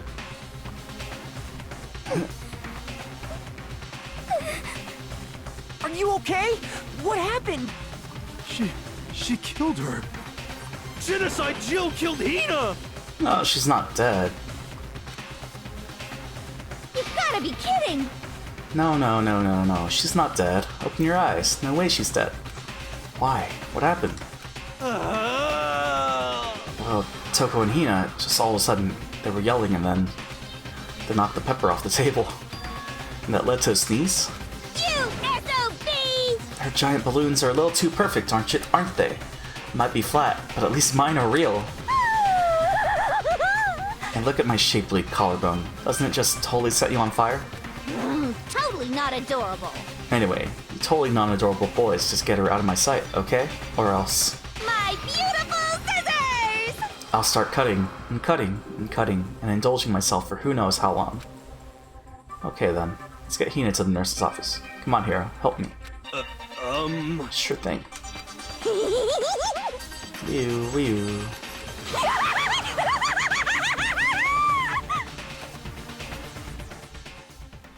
Genocide Jack's abrasive laugh chased us out of the room as we carried Hina away. No breakfast today.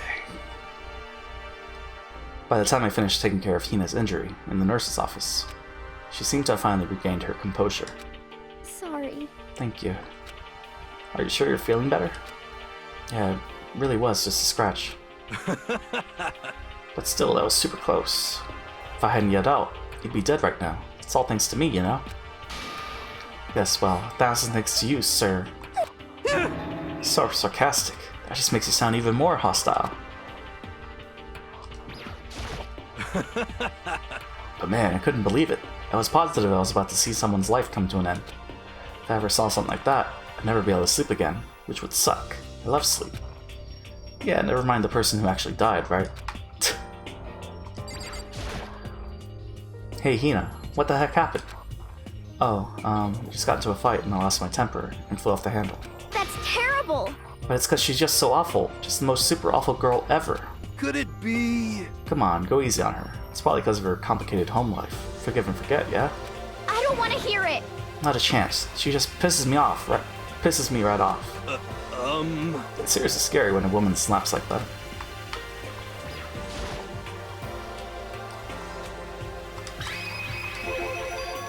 Let me guess, the fight was because of Sakura? But At first, I tried to just ignore it. If you let jerk buttholes get to you all the time, you'll never have time left to live your life.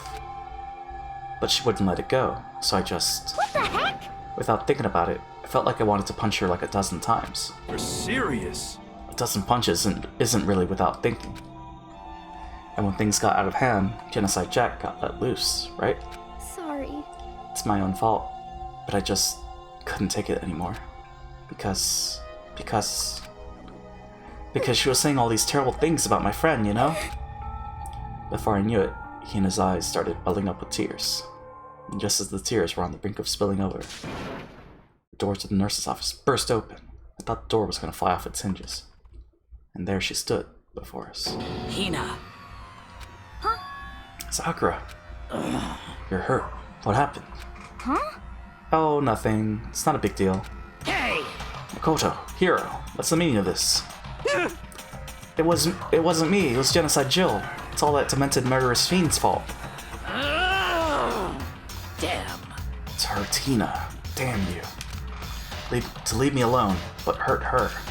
What is this? How dare you! What is this? I'm okay, really. It's just a scratch. No forgiveness! Unforgivable. I can't forgive this!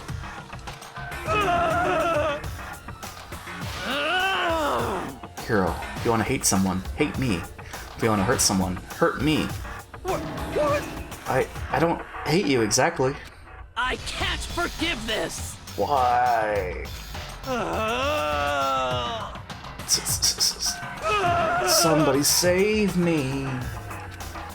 Hiro nearly tripped over himself as he ran screaming out of the nurse's office. But just a second later, what's going on? Hey, What's all this noise about? Kyoko stood in the doorway of the nurse's office, taking Hiro's spot in the room. it would seem... I gather that something happened? Kyoko, please, you have to stop Sakura. Wait. You don't need to stop me. I'm okay. I'm not gonna do anything. I'm drawing a line. Right here and now. Drawing a line? Goodbye. Wait, Sakura! Hina sprang into action, leaving the nurse's office to chase after Sakura. The only ones left were... us two.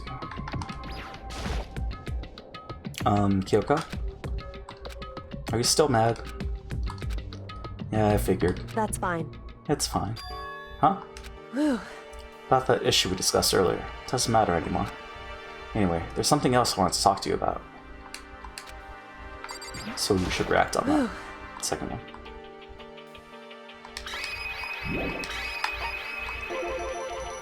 What is it you wanted to talk to me about? Indeed. Actually, I'd like you to come somewhere with me. I have business there. Where? So... Just come with me. You'll find out. I guess, but... well, let's go. That issue we discussed doesn't matter anymore. I talked about it. Then, do you forgive me for not being able to talk about it? in other words... You had told me about Sakura and Monokuma fighting, but you stayed quiet. You were only thinking of Sakura. That's why you didn't tell me, right? You didn't want to confuse everyone until you could talk to her and be sure of what you saw. That's what you were thinking. That's why you didn't tell me, right? Yeah. To think like that. I wouldn't have expected such arrogance from you. What? Because... Ultimately, that means you don't trust me. No, that's not it.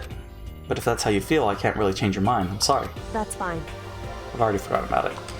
Besides, And I may have overreacted. Huh? Anyway... It's over and done with. Like I said, let's just forget about it. Okay, thank you. Shall we go? With her typical indifference, Kyoko turned and walked away, setting up a brisk pace. Ah, Kyoko! I hurried to catch up to her. She walked ahead in silence, and in silence I chased her. And eventually, we arrived. The bathroom, again. The dressing room? So there's something else you mentioned. Indeed. That's right. It has to do with alter ego. But you said we didn't need alter ego anymore. Wrong. I didn't say we need him. I just said he had done his job. Besides, it's not us that needs alter ego. He has business with us. Huh? Right. Alter ego asked me to bring our others to come see him. Apparently he has something he wants to ask us. Alter ego wants to ask us something? Okay. Hello. Oh, so it's just the two of you? Kyoko and Makoto? Kyoko's fingers glided across the keyboard. Is two not enough? No, it's okay. Two should be plenty. But what is it he wants to ask us? Indeed. Let's find out, shall we? Kyoko typed in the question. What did you want to ask us? Oh yeah, so... I'd like you to take me somewhere where you can connect me to the school network. What? Kyoko and I quickly glanced at each other. She replied. Why? You see? Well, you said my job was done, right? But to just stop here, saying I finished my work. But I don't want that. I want to be able to help. I want to keep being helpful to everyone. I want to work as hard as everyone else so that we can all get out of here. That's right. That's what Master would want too. So, to help everyone else. To solve the mystery of this school. That's right. The only way I can help is if you connect me to the school's network. But if you did that, that's basically suicide. I'm positive the mastermind would find out about it. They'd find you and they'd... You agree, right, Kyoko? So, I realize how dangerous it could be. But still, I have to do this. but I'm scared, but I can handle it. I don't really understand why, but still. when I think about everyone else, my courage starts to grow. You might think I'm just some inhuman AI, but it's true. So, it's okay. I'm But gonna it's for do this- my best. So if it's for the sake of everyone else, I won't be afraid. I couldn't help but get lost in that voice. It was just too committed. Too admirable. Too fragile. Hey, You remember what you asked before, Makoto. You asked what the difference is between a person and a program, right? Yeah. certainly. When I talk to Alter Ego, I don't know. I have no idea how to answer that question. I think maybe that's a question even the program's creator can't answer. But I can say this. Correct. There's no question that Alter Ego is our friend. Kyoko. To be honest, I didn't want Alter Ego to push himself anymore. Because if we take any more risks, the mastermind really will notice it. But Makoto. let's do it, Makoto. Let's connect Alter Ego to the network. But Hey, he's our friend, so I want to take his feelings into consideration. And he says that he wants to fight alongside his friends. now, If you were in his place, could you just sit by and do nothing in this situation? If you saw everyone else fighting and doing their best, could you just look the other way? Or would you stand up? Stand up tall next to everyone else and tell them you're their friend. So, Hey, are you guys fighting? If it's about me, please don't. I want to believe in myself. I want to be able to say, I know I can do this. Leave it to me. So please, let me try. listen. Besides, there's one place where the mastermind might not notice. One place? That's right. Remember? There's another place besides here where there's no surveillance camera. A room without a surveillance camera. The secret room. The music room had one. AV room had one, I think.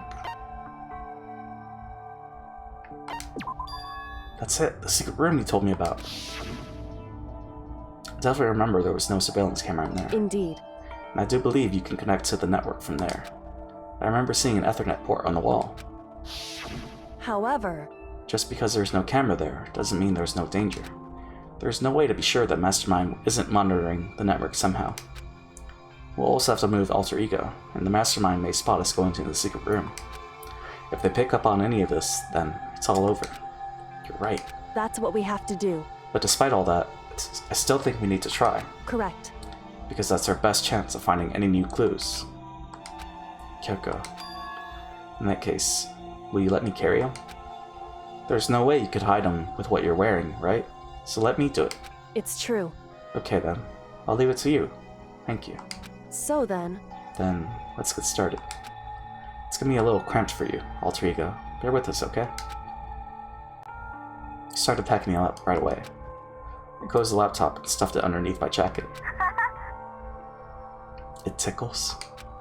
Shh, you can't talk right now. We're gonna move you to another room. Until we get there, you have to be absolutely silent, okay? So that's the noise. Understood. Your command has been implemented. Good. To have him react like a machine like that all of a sudden, I didn't know how to react. Makoto. In the secret room, there are a bunch of different cables in one of the desk drawers. So there might be a network cable in there? However, Assuming the mastermind hasn't taken it already. Well, all we can do is go and check for ourselves. it's true. Agreed. Let's head to the secret room. Well, let's go to the second floor. There we go. But also, before we go in there, BRB. So, a memento.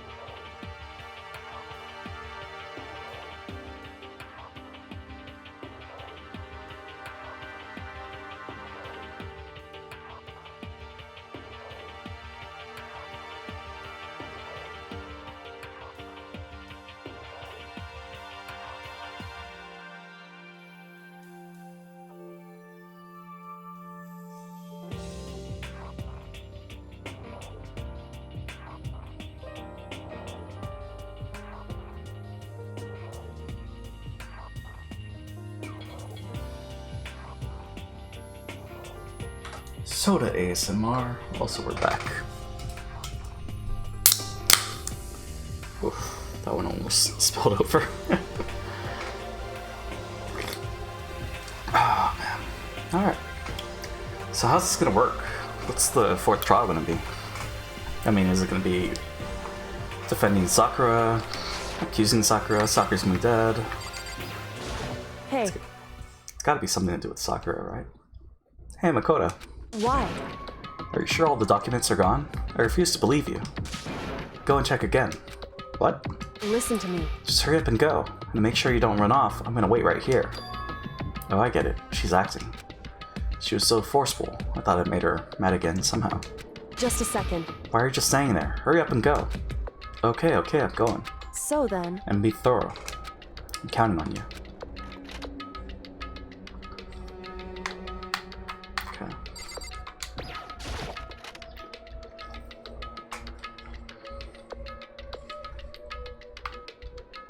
Okay, first we have to find a network cable. What about these papers? According to Kyoko, there should be a bunch of cables in this drawer. Found it. This is a network cable, right? Now we just have to connect to Alter Ego. I immediately got to work. I pulled out the laptop and connected it to the Ethernet port with the cable.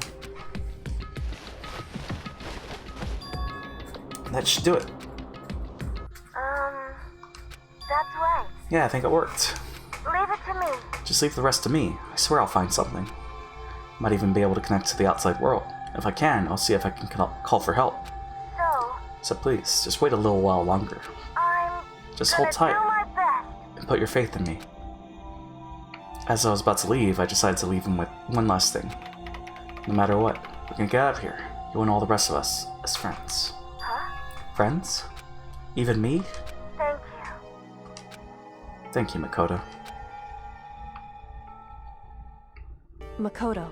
How'd it go? Well, it went okay, but all the documents were gone, just like I told you. My reply was an unintentional mix of acting and real feelings. Correct. I see. And there's nothing left for us here. Goodbye. Before I knew it, Kyoko was walking away. She wasn't acting anymore. That much was for sure. Kyoko. What? Yes? So we're just gonna split up? Why is that? Of course. I have no reason to stay with you at this point. Well, maybe, but isn't that a little too direct? Whew. Should I hesitate and fumble for something to say? You're so high maintenance. That's not what I meant. I just had more I wanted to talk to you about. Like, what are you gonna do about Sakura? It's true. Well, something has to be done, it's true. However, But the way things are right now, there's no way to persuade anyone. They don't have the mind to listen. Then what should we... so... If we can find some new clue that would likely change the situation, that's all we can hope for right now. Which is why Alter Ego. Correct. All we can do is wait and believe in our friends. You're right. That's our only option. We parted ways and headed back to my room. Free time? Kinda tired. So I laid down in bed. Maybe it was because of the stress of moving Alter Ego, but I was way more tired than I realized. So before long at all... Damn. Only 2 days of free time? I had completely dozed off. Ding dong. Huh? Ding dong. The sharp sound of the doorbell pierced my sleepy haze and pulled me back to the real world. Rattle. Makoto. Get out here. Kyoko? What's going on? Indeed. Hina just came to see me. She was white as a ghost. Sounds like something's happened. What? As soon as I heard those words, my heart started to beat a little faster. I suddenly found myself wide awake. She said for us to come to the rec room. The rec room? Okay, let's hurry. Oh boy. Makoto, Kyoko. Hina, what's wrong? Something's not right. In the rec room. What's inside? There was a window on the rec room door, and I hurried to look inside. And when I did... What? Sakura? Is she unconscious? She's sitting up in the chair like she's bowing her head. Ah, shit. Hey. What's going on? Did something happen to her? Huh? I was just walking past and I happened to notice her through the window. But I couldn't get the door open. I tried knocking. I tried calling her name. But she wouldn't respond. So, what should we do? What are we gonna do? Anyway, First of all, we need to get into that room. But the door's locked, right? And if we break in, we'll be violating school regulations. listen to me. We're going to force our way in. I just said, Wrong. the door isn't locked. It's not locked because the rec room door doesn't have a lock. Huh? Then why? It would seem... Feels like the door is pressing up against something inside the room. Is it the chair? Chair? In other words, Either way, this door isn't locked, which means, as far as I can tell, the rule doesn't apply. Then there's no problem if we break in? indeed. Let's smash the window. That should be the fastest way. Okay, I'll go get something to break it with. Wait right here. Inside the rec room, Sakura still hadn't moved an inch. She's just unconscious, right?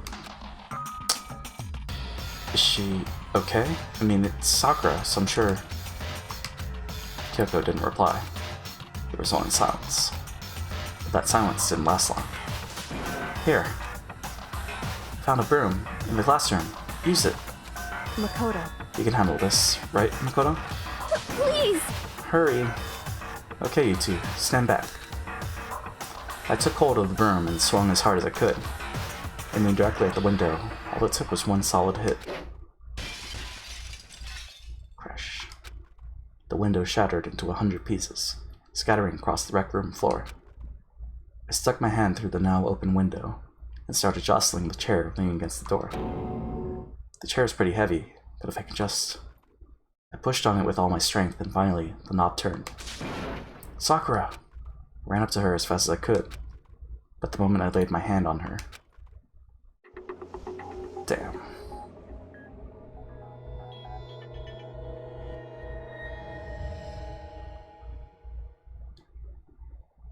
All I felt was cold death.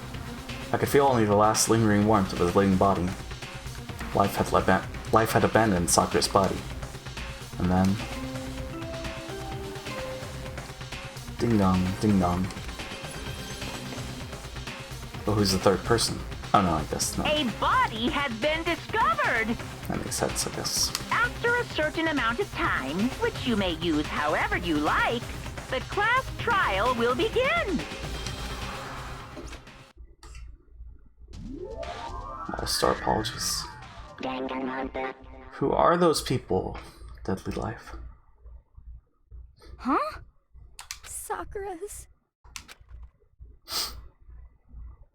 Sakura's dead? She's really dead? I heard Hina talking, but my eyes stared steadily forward.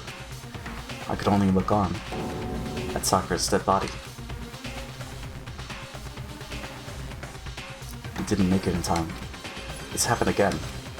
Muttering to herself, Kyoko began to gently inspect Sakura's body. I wondered, was she confirming that Sakura really was dead? Checking for a pulse or a reaction? I have to go get them. I have to go get the others. On shaky legs, Hina left the rec room. And I... Why? Why did this have to happen? That's all I could say. I repeated it over and over again. I Need to examine Sakura's body. I just stood there motionless behind her, while she checked Sakura's corpse. Time passed. While I stood there, unable to do a thing, time just passed. And after I don't know how long, I got everyone. What? Ogre? Yes. Oh, so she's dead, huh? I see. Sakura's been killed. I see. As soon as they arrived, Kyoko began. just a second. You heard the announcement just now, right? So you know what this means. Sakura's Interesting. murdered by someone in this very room. Is that what you were going to say? Huh? No. Whoever killed her, it's not just someone in this room. It's your fault! It was one of you. Hiro, Byakuya, Toko. One of you killed Sakura. What? You're accusing us before we've even begun the investigation? I don't need to investigate anything. Because you hated her. You hated the sight of her. One of you did it. I know it. You know it? Ba-bum, ba-bum. Jeez, I didn't know your power level would increase by that much just by getting mad. What the heck? What are you doing here? Come on! Isn't it obvious? I'm here to hand out my little murder flyer. It's the Monokuma file! That's right. It's the next Monokuma file. Yeah! And don't get so mad, Miss Asahino, or you're gonna ruin that lewd little face of yours. Now then, with that, Hold on. There's something I want to ask you. Huh? It was you, wasn't it? You killed Sakura. Say what? Huh? Sakura wanted to challenge the mastermind to a duel. Maybe you and her fought again, and then... In other words... Then I killed her? Sorry, not quite.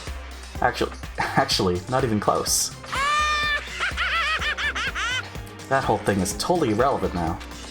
Sakura came to a most regrettable end without even getting the chance to finish things with me. Phew! Which, thank God for that. It saved me the trouble of having to go through with our little fight. Because even for someone like me, it would have been no mean feat to take down a behemoth like that. Hey, I gotta tell you, I was actually pretty worried. I mean, she'd violated the rule by attacking me in the first place, but I wasn't able to punish her. Wait, what the fuck is happening? Buff Lady is dead, Gus! Someone killed her. We don't know who. I mean, she'd violated the rule by attacking me in the first place, but I wasn't able to punish her. My best girl is dead, Gus! well done! So I don't know who it was, but whoever the Blackened is, this time, I owe you one. What is this? I was so into these routes, I totally tuned everything out. What? Buff Lady is dead? Buff Lady is dead! I don't know, it looks weird. Maybe she was like poisoned or something. JP, best girl's Jill, sorry. Yeah, well, I mean, now she's the new best girl, I guess. You owe them one? Oopsie! Before you get all pissy potty at me, you better figure out who did it first. Shing! Because, I mean, your lives are all on the line, right? What is this? What the hell? He owes them one? I won't forgive you. I hate him. I hate this whole thing. Well, I, for one, am glad it was Sakura. She was working for the mastermind, after all. How can you say that now? Sorry, I don't have time for your squabbling. The next game has already begun. If you want to be angry at someone, be angry at whoever killed Sakura. Anyway, Right now, our top priority needs to be uncovering Sakura's killer. If you can't do that, we're all dead. Then let's decide who will stand guard this time.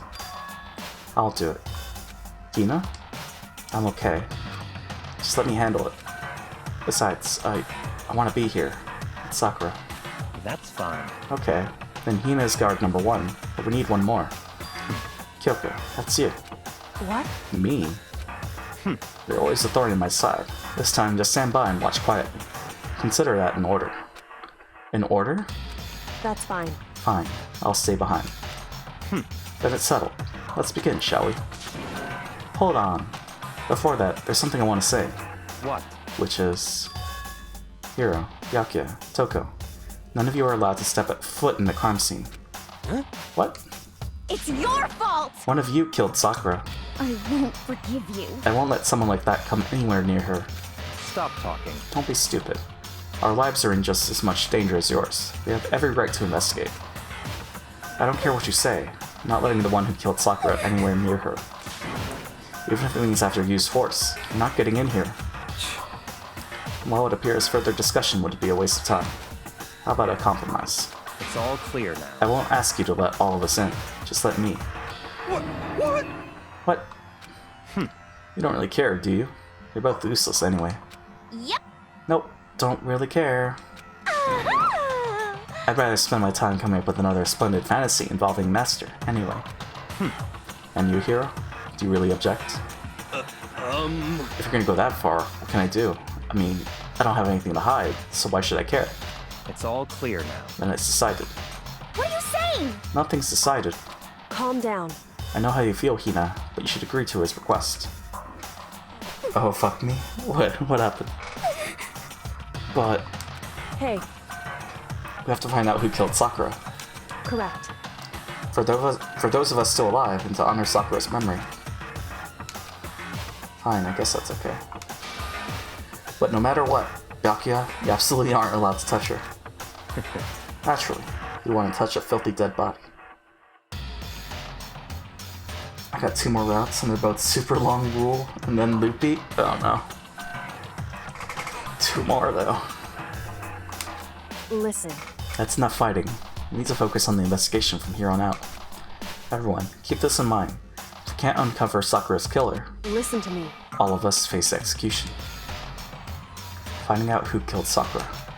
It's not a matter of hoping we can do it. If we want to survive, we have to do it. It's a kind of hopeless hope. We have no choice but to just do it. This is hot, hairy garbage. I'd better check the Monokuma file before anything else. The victim was Sakura Ogami. The time of death is estimated to be around 12 noon. The body was discovered in the rec room, on the 3rd floor of the school. There is evidence of a strong blow to the victim's head. No other injuries were noted. However, it seems that at some point, the victim suffered from violent vomiting of blood. Monokuma file 4 has been added. Hey, I think the case this time might be a challenge. Why is that? so... The only way into the rec room is the door we just came through. That door had been jammed shut with the chair from inside the rec room. Which means the killer would have had to escape somehow after barring the door. So if the door was blocked from the inside, there was no way in or out until we broke the window. There's like 0 escape, right? 0 escape. Got him. In other words... This is a classic locked room murder. Locked room murder? Guess you might see this kind of thing a lot in mystery movies or books or whatever. But could it really happen in real life? Right before our very eyes like this? Hey, Are you curious to hear more about what a locked room murder entails? Sure, if you don't mind. that's fine. When you break down this kind of murder mystery, there are 4 basic types. The first type is when the locked room is created after the actual crime is committed. This simply means that the killer commits his crime, then through some special method seals the room. This mainly involves some sort of trick involving the locking of the room. Basic approaches include using a string or a simple mechanism. There are a number of variations. So for that, all we have to do is check the door to see if that's what it was, right? Correct. The second type is when the locked room already exists before the crime is committed. Oh? In other words... Basically, the killer uses a special contraption or tool from outside to target the victim inside. You push a switch and it fires a handgun. You shoot an arrow through a gap in the door, something like that. However... But in this case, that doesn't seem to fit. There are no guns or arrows in the school, and the door doesn't have any gap that would allow it. Yeah, I think we could probably cross that one off the list. It's true. The third type is when the killer stays in the room until it's opened up. What do you mean by that? In other words... They stay hidden, and when the door is open, they use the confusion to blend in with the group. They pretend they showed up along with everyone else, and that's that. That sounds like it could have been possible, maybe. It's true. And the fourth and final type is when it wasn't actually a locked room at all. Not a locked room. In other words... By that I mean there is actually an alternate escape route somewhere within the room. You see this a lot in novels and things, but in reality it's generally not possible. Then you think we can cross that one off too? Indeed. I believe so, yes. So when it comes to locked room mysteries, those are the basics. So there are 4 possibilities. Then Kyoko. Which of those 4 choices seems the most likely in this case? It's true. That's a good question. Answering that should be our primary focus during this trial. But right now I can't really say. Let's see. The way the killer set up the locked room. Until I figure that out, the truth behind Sakura's death will stay hidden. It's definitely a tough mystery. I need to concentrate and investigate as much as I can. For Sakura, if nothing else.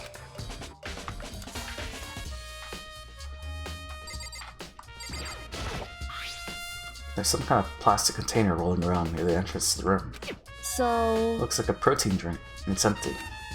Sakura must have drank it. Everyone knows how much she loved her protein. And she mentioned more than once how protein was good for all sorts of ailments. Wrong. I wouldn't take that to heart if I were you. I know. But still, this protein can. It's got a label on it that says Chem A2. That reminds me, Sakura mentioned how the chem lab had all kinds of health stuff. So she must have gotten this stuff from the chem lab. Just a second. But that's strange. Huh? What is? Hey, You see what's scattered around the can? Shards of light blue glass. They must be parts of the window I broke to get inside. correct. But they aren't just scattered around the can, they're also underneath it. Why does that matter? So, I can't say for sure yet, but you're probably going to want to take note of it. I feel like it'll become an important clue later on. Important clue? Not sure I see how. Empty protein drink. Shit. I've ever seen. This is the loopiest shit I've ever seen. Oh man. The chair was shoved up against the doorknob, so we couldn't get the door open. Not like this. There's no evidence that any kind of string or mechanism was used on the chair. In other words, there's no reason to think the chair had anything special done to it. however, But for Sakura to have been killed, yeah, she's not the type who would go down without a fight. it's true. And she certainly didn't, I would say. She was the ultimate martial artist, strong in body, mind, and spirit. So how was the killer able to get the upper hand on her? I wonder, did someone get the upper hand? They must have taken her by surprise, right? Certainly. They would have needed to if they expected it to stand any chance against her. What? What do you want? You're bothering me. Go away. He's not even trying to hide how much he despises me. I better go before he crushes my soul completely. Oh man. So what else do we have? This door is the only way in or out of the rec room. The door doesn't have a lock. There's no evidence that the mountings have been tampered with. The only notable change to the door is the smashed window, which happened, of course, when I broke it to get inside. There's no evidence that any kind of string or mechanism was used on the door. In other words, I don't see anything suspicious about the door itself. Having examined both the door and the chair, there's no doubt the reason the door didn't open was simply because the chair was shoved up against it. This kept the doorknob from turning and the door from opening. And there was no evidence of the door or chair being tampered with or anything like that. So the killer must have created the locked door from the inside, not from the outside. Rec room door.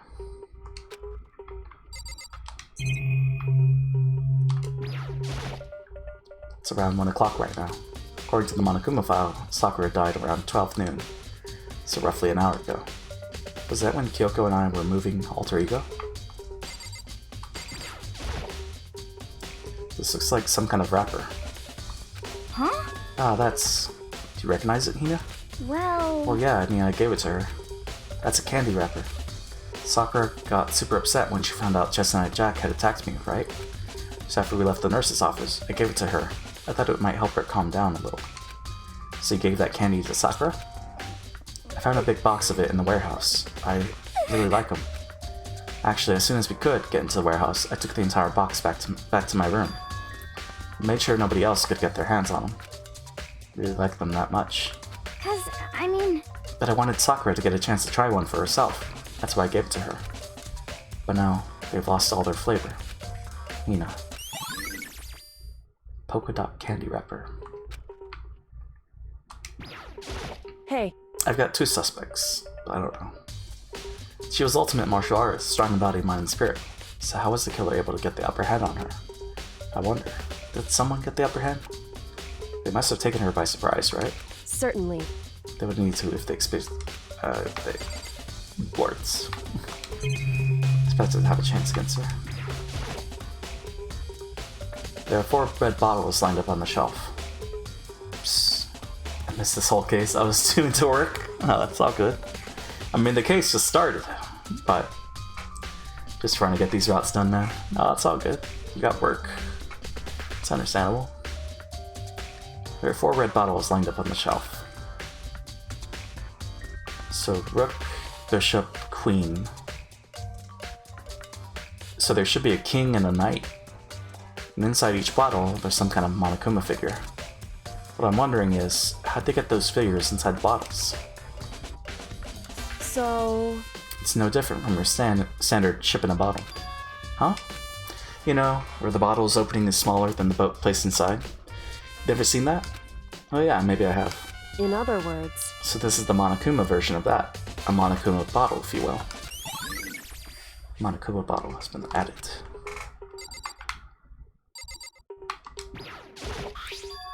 There's a bloodstain in front of the magazine shelf. Must have come from Sakura, right? But that doesn't make sense. Why is it so far away from where she died? Magazine shelf bloodstain.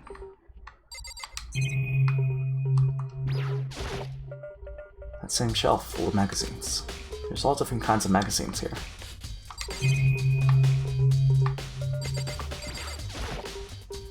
There are shards of glass scattered all around the chair Sakura was sitting on. The glass is all red, and these are the top and bottom section of the bottle, right? So this must have originally been a bottle. Glass shards on the floor. Huh? There's something else on the ground near the glass. It's a figure. It fits in the palm of my hand. It's a Monokuma figure. Figure on the floor. I feel like I'm finally starting to make sense of things, little by little. The Monokuma bottle is sitting on the shelf. The Monokuma figure we found on the ground. The red shards of glass, which probably started out as a bottle. Which would mean Sakura must have been hit in the head with the Monokuma bottle, right? The shards of glass and the Monokuma figure are evidence of that. So I think it's safe to say that the Monokuma bottle was the weapon.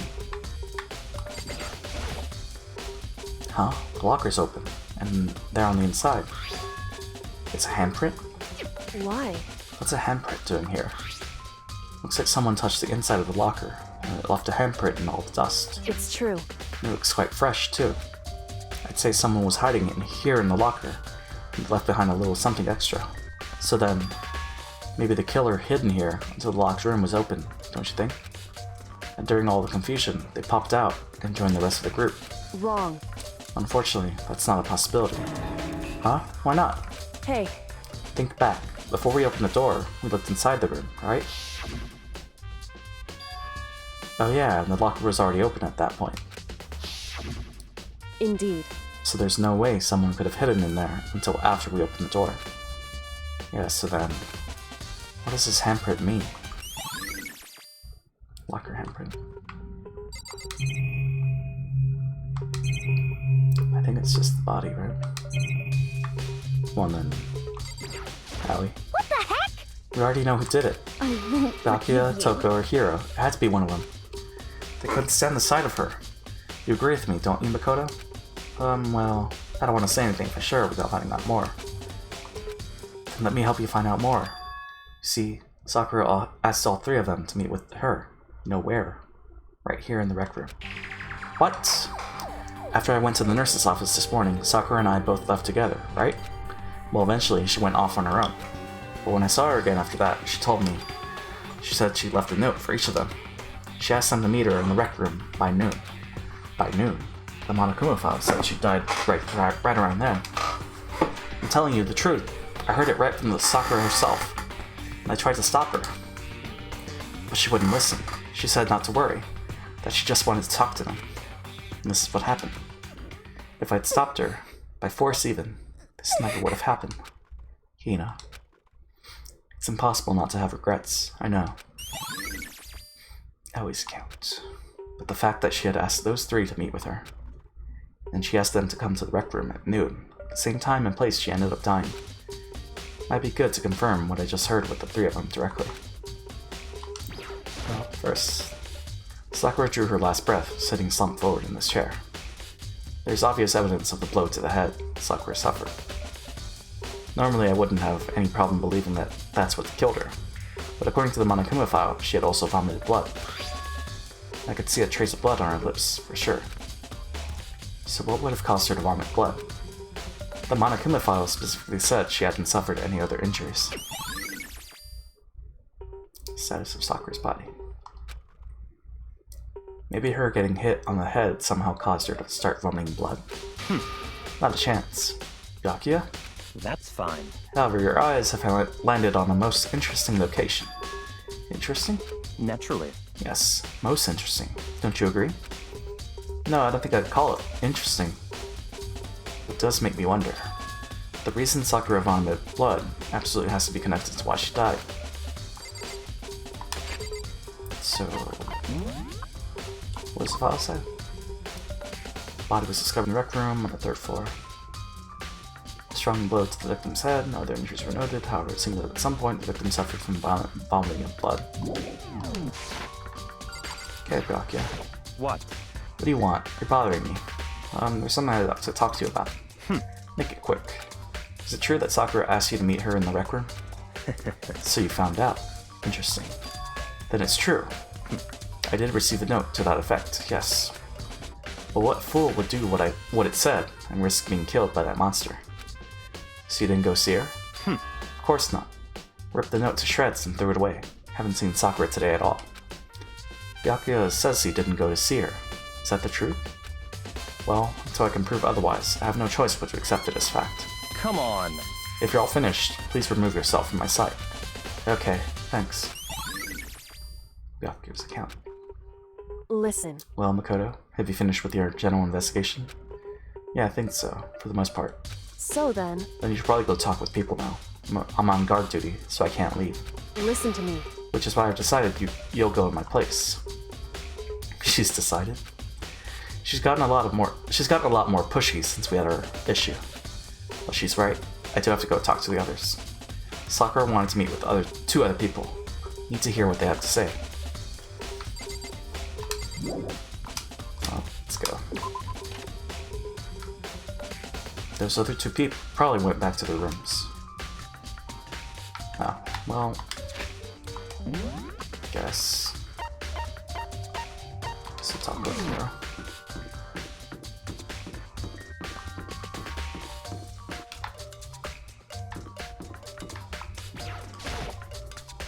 Press the doorbell.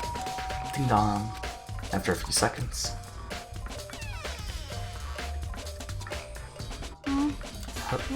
Who's there? Oh, no, she's saying. The most negative aura I've ever felt. An aura of total decay. Well, what do you want? So you're back to normal. Genocide Jack isn't around anymore. Don't even say her name.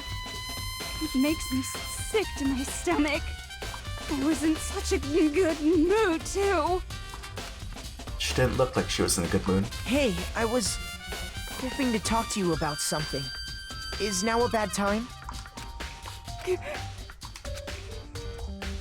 Obviously annoyed, Toko slithered out into the hall. What do you want? You said you wanted to talk to me about something. If it's something indecent, get ready for a sexual harassment lawsuit. What do you want? You know, you're always talking about how indecent things are. But you're always the one who brings it up in the first place, you know? What? Thinking you beat me in a battle of wits? You're nothing. That's not what I'm trying to do. Don't bother.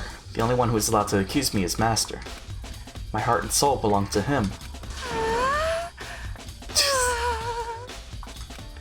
I need to pump the brakes on this situation.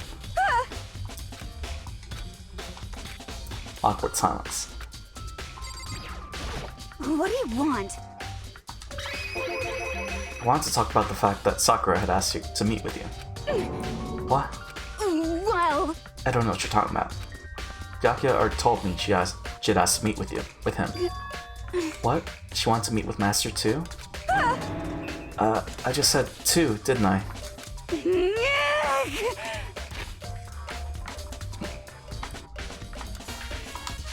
I guess it's now it's totally obvious, huh? Yeah, pretty much. So can you tell me about it? I admit, I did get the note. But I didn't go see her. I was scared, so I couldn't bring myself to go. Toko claims she didn't go see her, but can I really believe her?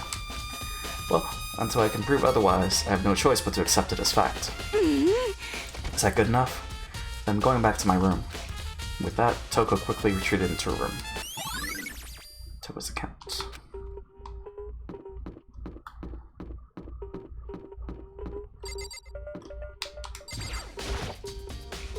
Press the doorbell. Ding dong. Met for a few seconds. You know? What's up, Makoto? Did you need something? Oh, where is he? You know? Yeah, actually, I just wanted to check something. It's about how Sakura wanted to meet with you. What? How'd you know about that? Could it be... Did you maybe gaze into my soul? Have your special abilities awakened in you?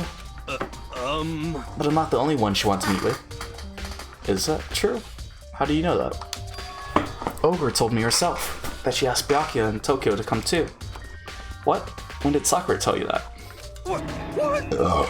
Excuse me. That was gross. Oh, well... When she asked me to meet with her, of course. But, didn't she write you a note? Yeah, a note. How about that? She gave it to me in person. She happened to mention the others, like, in passing. I gotta be honest, this is super suspicious. So then you went and met with Sakura. You got it all wrong! No way, I totally didn't. Why would I ever do that? Yeah, definitely suspicious. Actually... The last time I saw Ogre was when Hina got hurt, and I took her to the nurse's office. Don't look at me! I haven't seen her since then. While I'm here, could you show me the note she gave you? Do I still have it? Let's see. Hiro was filling around in his pockets. Hey, come on! Sorry. Looks like I don't have it anymore. With a big, goofy smile on his face, he pulled his hands back out of his pockets. But when he did, I saw something flutter to the ground. Something had fallen out of Hiro's pocket. Huh? Huh? What? Quick as the wind, Hiro snatched it back up again and shoved it back into his pocket. Hey, come on! Sorry, just a bit of trash I forgot to throw out. Trash? What? Anyway, I can't deny that Ogre asked to meet with me, but I never went. So well, if you'll excuse me. Before waiting for a reply, Hiro quickly slipped back into his room. Hiro said that was just trash, but there's no way that's all there was to it. Pocket trash. Okay, so I've heard from Toko and Hiro. What next? I'll definitely have to look at the actual crime scene again, but on top of that, maybe I should find out more about the protein can we found on the floor of the rec room. Sure, it must have come from the chem lab. So where should I start? Well, let's go to the chem lab.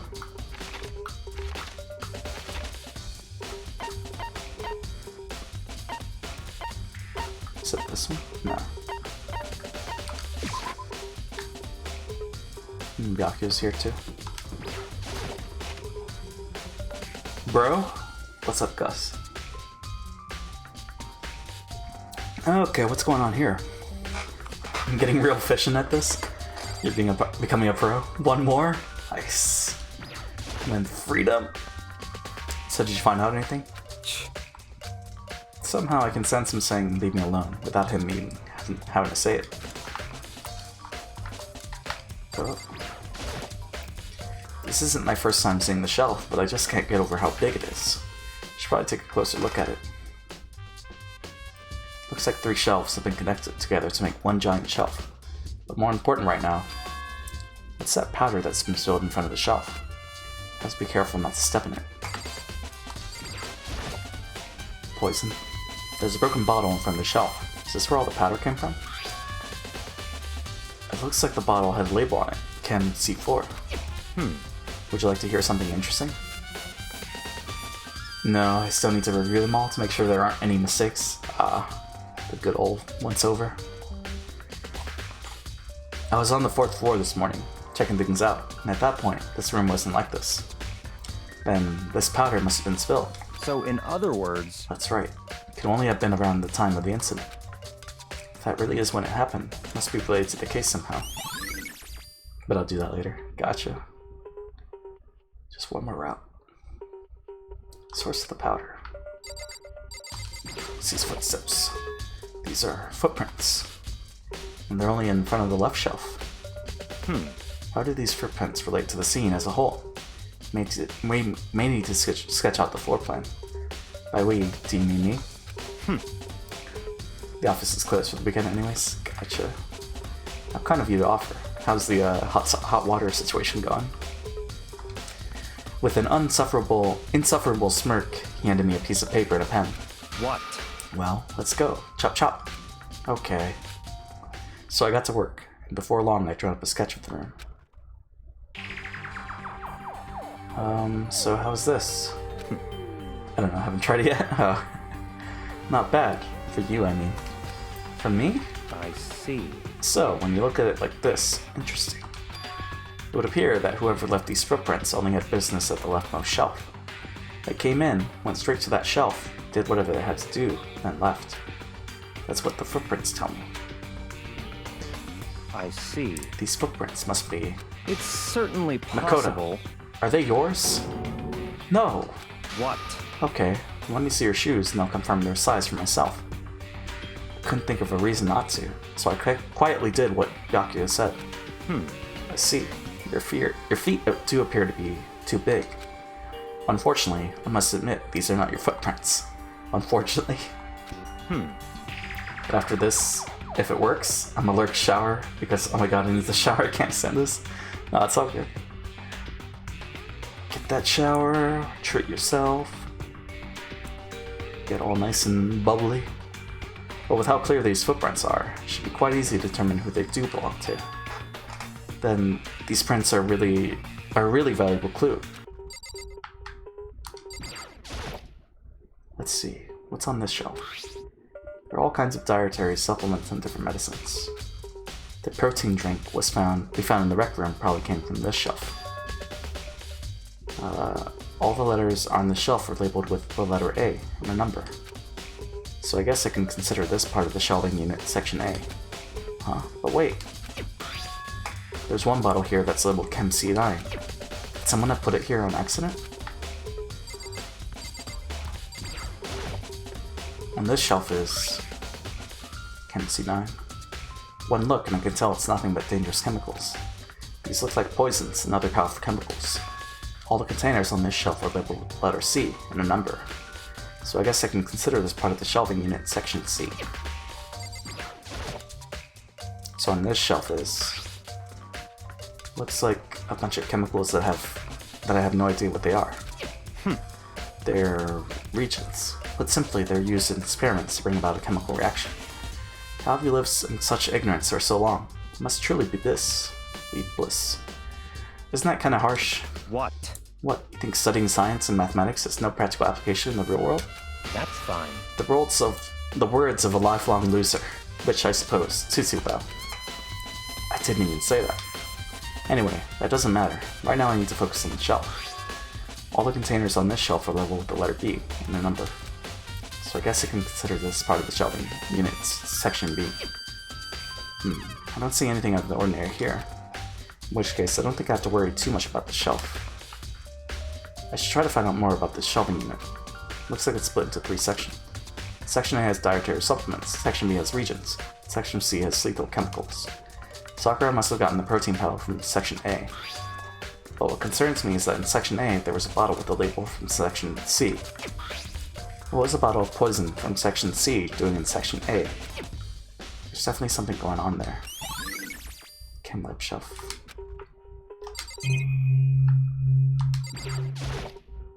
There's a bunch of yellow powder scattered on the floor. Better not leave a footprint. You should probably take a good hard look at that powder. There's a bunch of yellow powder scattered on the floor in front of the shelf. There's also the remains of a broken bottle. Looks like the bottle was labeled Chem C4. Also looks like someone left footprints. Based on the positioning of the prints, whoever it was only went to the left side of the shelf. According to Bakia, the powder would have had to have been spilled right around the time of the incident. That's all I can tell for now. Footprints in the powder. I've already taken a good look at the chem lab. Maybe I should take another look around the rec room. Okay.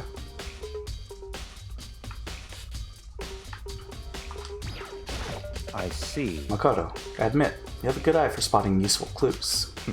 But you also need to learn how to make use of those clues. Alright. Well.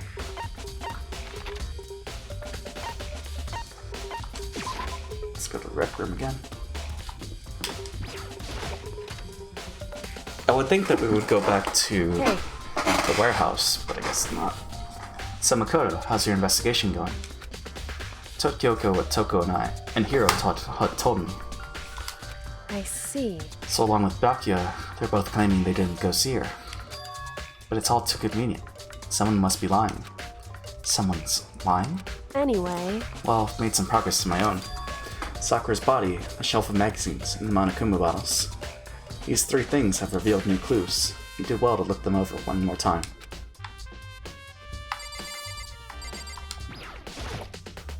Kyoko said the magazine itself was hiding a clue of some kind. Clue. Huh? This magazine is upside down. Did someone put it back that way on accident? hey, If something catches your eye, it's important for you to explore that in detail, don't you think? Yeah, you're right. I picked up the inverted magazine and flipped through it. This is... On one of the pages near the center of the magazine, a word had been written in bloody letters. Bold bloody letters. And it said Toko.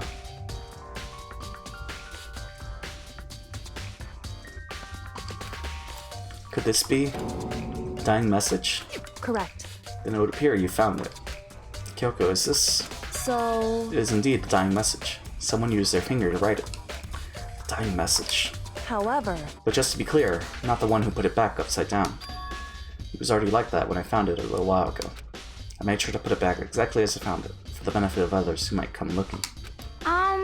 Hey, is that says Toko, right? Yeah, it looks like it. What the heck? And she's the killer, right? Oh, hasn't been confirmed yet. I won't forgive you. It's settled. She's the killer for sure. That's conclusive evidence, right? We can use it to corner the killer. I can see why you would think that, but it just seems too easy. If anything, it makes me that much more suspicious.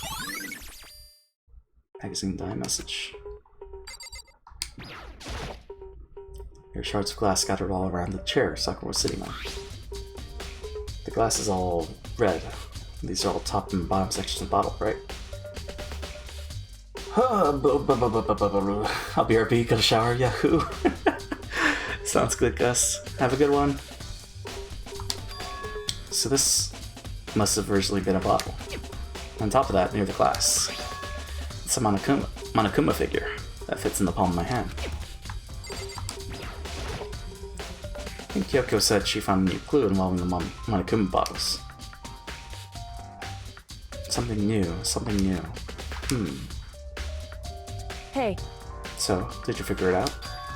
There's a hidden correlation between all the bottles. Pay careful attention, you're sure to find it. Correlation. Hey, Kyoko, can't you just tell me what it is? so, I don't mind guiding you towards clues, but giving you my conclusion isn't a good idea. Each person needs to come to their own conclusion, so that everyone can have confidence in the outcome. And it's not just because you don't trust me, right? No answer? I do trust you to a degree, otherwise I wouldn't have told you anything to begin with. Only to a degree? Monokuma bottle has been updated. hey, Actually, there's one other thing about the Monokuma bottles that's bothering me. I'd like to do an experiment to confirm it. You don't mind helping me, right? An experiment? anyway, Can you gather up all the pieces of the broken Monokuma bottle? Try to get the smaller pieces too. Huh? Are you sure it's okay to mess with a crime scene like that? that doesn't matter. I've already done a thorough investigation, so it's fine. That obnoxious Byakuya's not here, so... So then, Anyway, I need to get something from the chem lab when I'm gone. Try to gather up all the glass. With that, Kyoko left the room. I really don't know what this is about, but what choice do I have? I better just do it. Took the broom and dustpan and got to work collecting all the broken bottle pieces.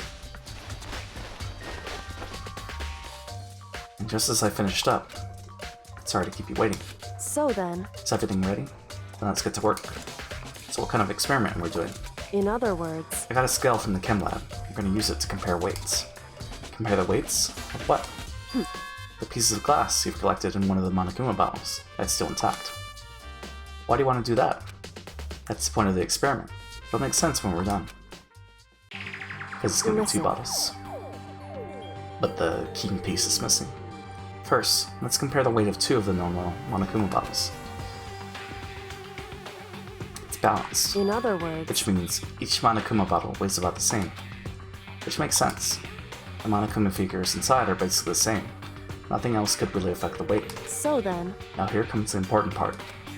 Put all the pieces you picked up on one side of the scale. Now what might we expect to see? Well, a normal assumption would be either balance out, or the pieces I collected will be lighter. I did my best to get them all, but there's a chance I could have missed some here and there. so then, Okay, then let's give it a try.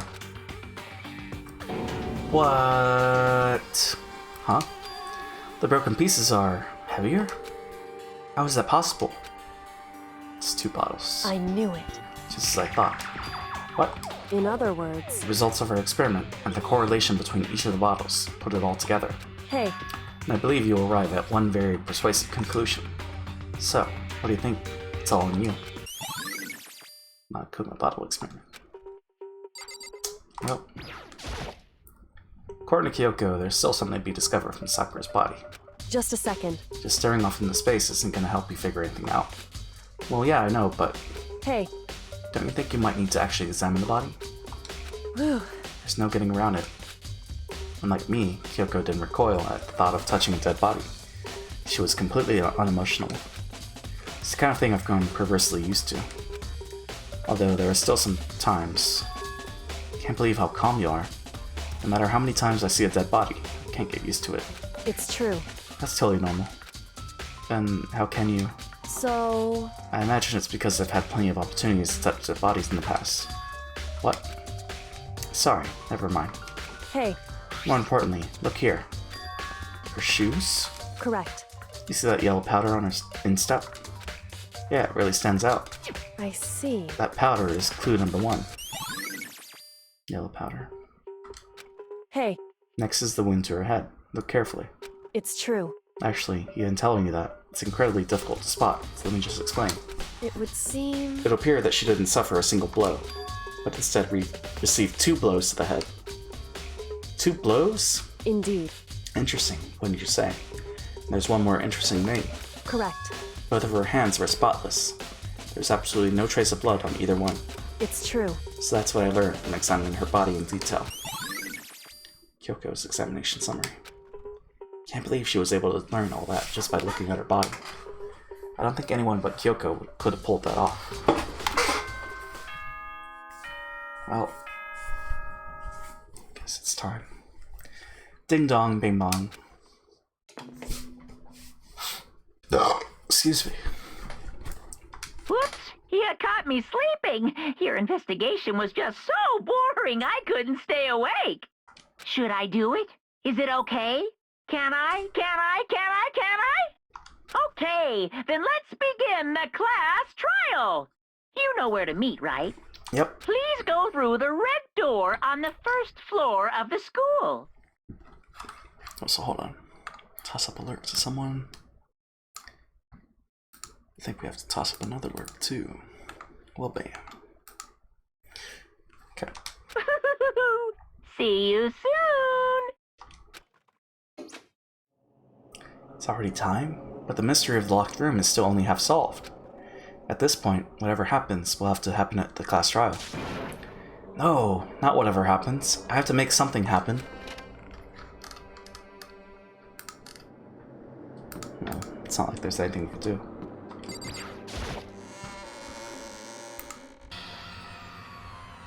And then there were 6. Monokuma made his announcement, and everyone began to meet up, one after another. And then... the ultimate martial artist! A locked room murder mystery. What? What the... Oh, I've just recently discovered the power of emoticons. Like, no matter how awful something is, if you toss in a smiley face, it turns positive. Yes, indeed. For example, you're at a picnic and you find a dead body. This is just plain creepy. Well, And how about the reverse? phew. No matter how great something is, if you put in a sad face, it makes it look super negative. Yes, indeed. For example, do you have 100 friends? What? He's right, it does make it seem sad. I can't wait. I can't wait. Now then, please get on the elevator. I'll see you all down there. Oh gosh. What the hell was that? I don't get it. Just the worst. I don't get you guys. How can you act so casual after murdering someone? Don't look at me! I don't think I'm acting casual. Don't be mean! Or, I mean, I didn't murder anyone. Yeah, completely innocent. How dare you call me a murderer? What the heck? Whatever. Either way, the truth will be revealed soon enough. Because there could be no doubt, one of us is the culprit. The killer. The one that murdered Sakura. She was stronger than anyone I know. Yet, someone killed her. And that person is here? That person is one of us? It was you! Don't look at me! I said it before and I'll say it again. It wasn't me. Couldn't have been you.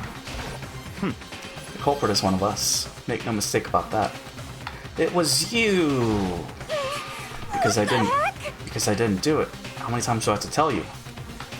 It was you! What the heck? How can you just stand there and say you didn't do it without even breaking a sweat? It was not you.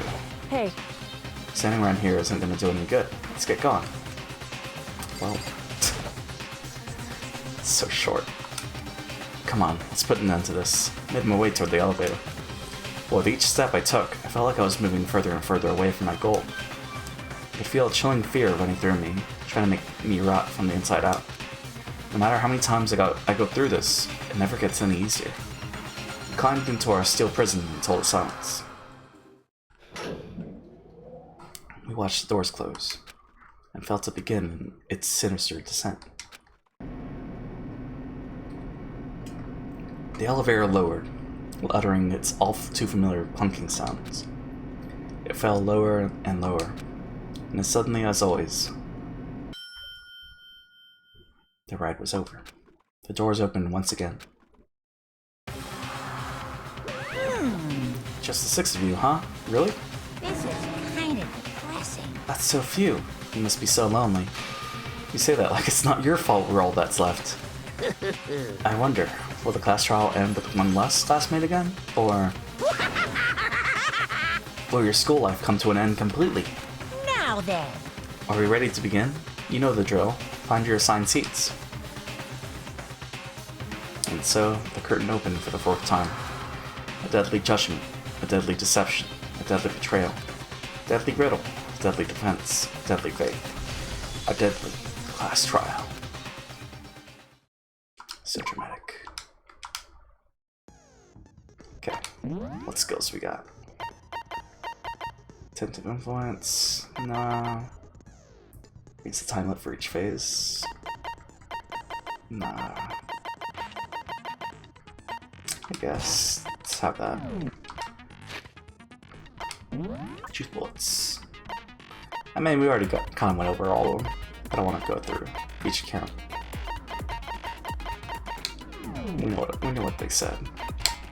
We know what they did. All rise. Let's begin with a basic explanation of the class trial. So, your votes will determine the results. What's with this Egyptian setting? If you can figure out who done it, then only they will receive punishment. But if you pick the wrong one, Is Alice in this game?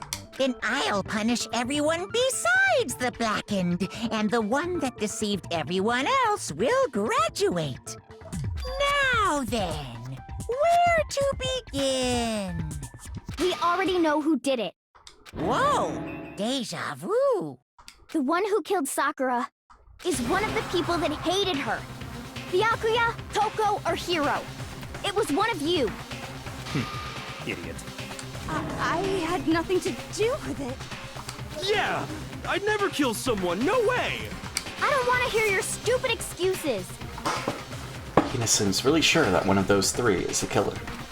But she must have some reason for believing that.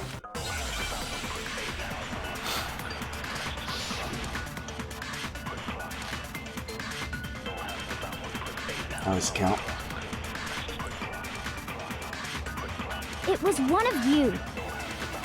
One of you killed Sakura. And what reason do you have for saying so? Because you all had a motive.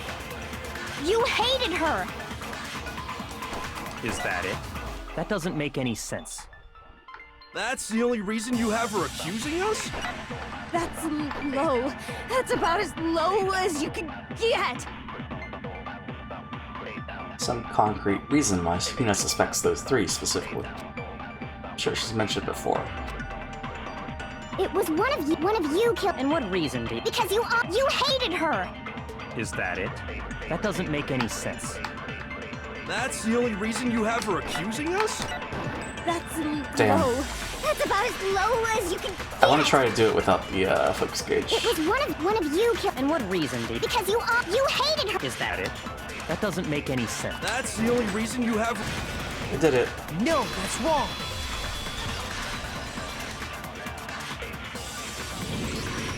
Another reason you suspect them is because Sakura wanted to meet with them, right? Yeah, and that was right before she died. So there's no doubt about it. One of those three killed her. Can't disagree with Hina. There's good reason to suspect all three of them. Then does that mean one of them did it?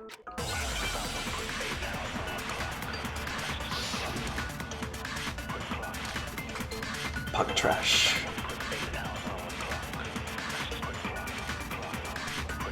The fact that Sakura wanted to meet with all three of them, there's no way that's not suspicious.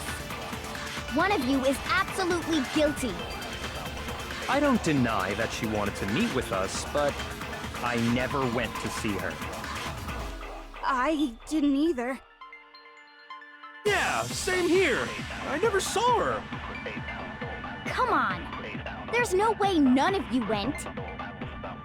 At least one of you is lying. There's a clear contradiction in something one of them just said just now. They didn't go see Sakura, then how can they explain it?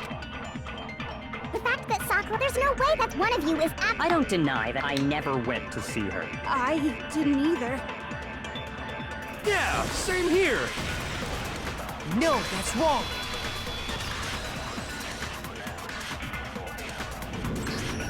Hiro, when we were talking before, you dropped a small piece of paper, remember? It was white with red polka dots. What's that got to do with anything? Red polka dots? That's gotta be the wrapper from the candy I gave Sakura. No, it's... Ever since we got into the warehouse, I totally monopolized that entire box of candy. So there's no way a single one of them was left in the warehouse. In that case, Hiro, where did you get that piece of candy? From Sakura! It's the only explanation. Well, I mean... Yeah, sure I got it from her, but she gave it to me forever ago. It doesn't have anything to do with what happened to her. When? When did she give it to you? The last time you saw Sakura was when Hina had to go to the nurse's office, right? Yeah, so I must have got it sometime before then. But what Hiro said can't be right, because Sakura could only have gotten the candy after the incident in the nurse's office. And the reason I know that is when Sakura got that candy. I got it!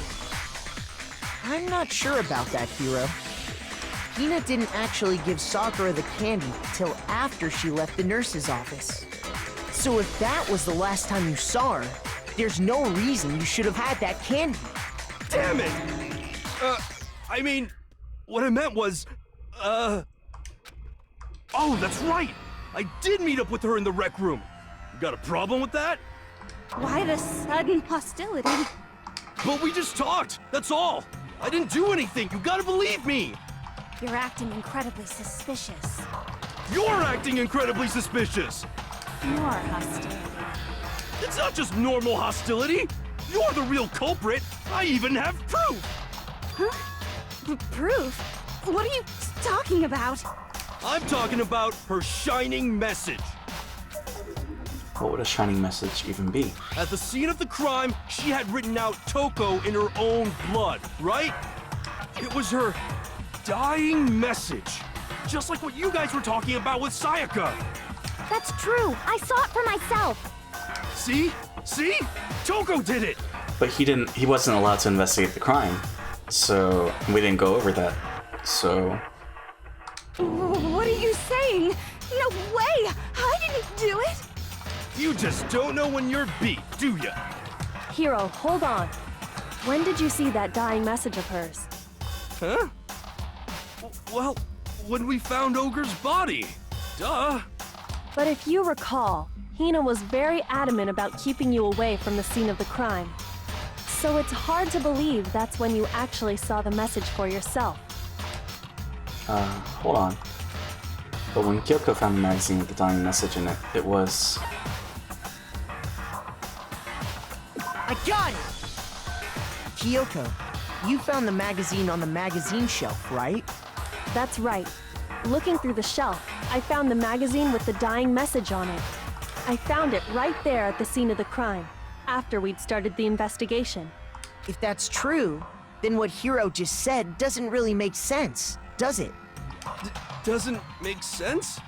What doesn't make sense? Everything I said makes perfect sense.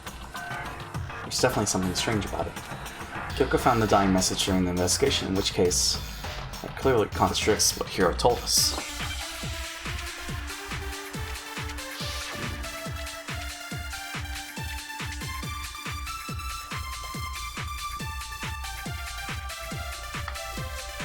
I can tell you exactly when I found the dying message. When Ogre's body was discovered. And I can tell you when I found the dying message. It was only after the investigation had begun. I found the magazine tucked away on the magazine shelf. When I pulled it out, I saw her final words. What's your problem? What I said makes total sense. I think we have to do a flashback there. He said he saw the dying message when he first found the body. But at that time, where was the magazine? I can tell you exactly when I found when Ogre's body was discovered. And I can tell you when it was only after the investigation had begun. I found the magazine tucked away on the magazine shelf. When I pulled it out, What's your problem? What I said makes total sense. I can tell you exactly when I found the dying message. When Ogre's body was... No, that's wrong!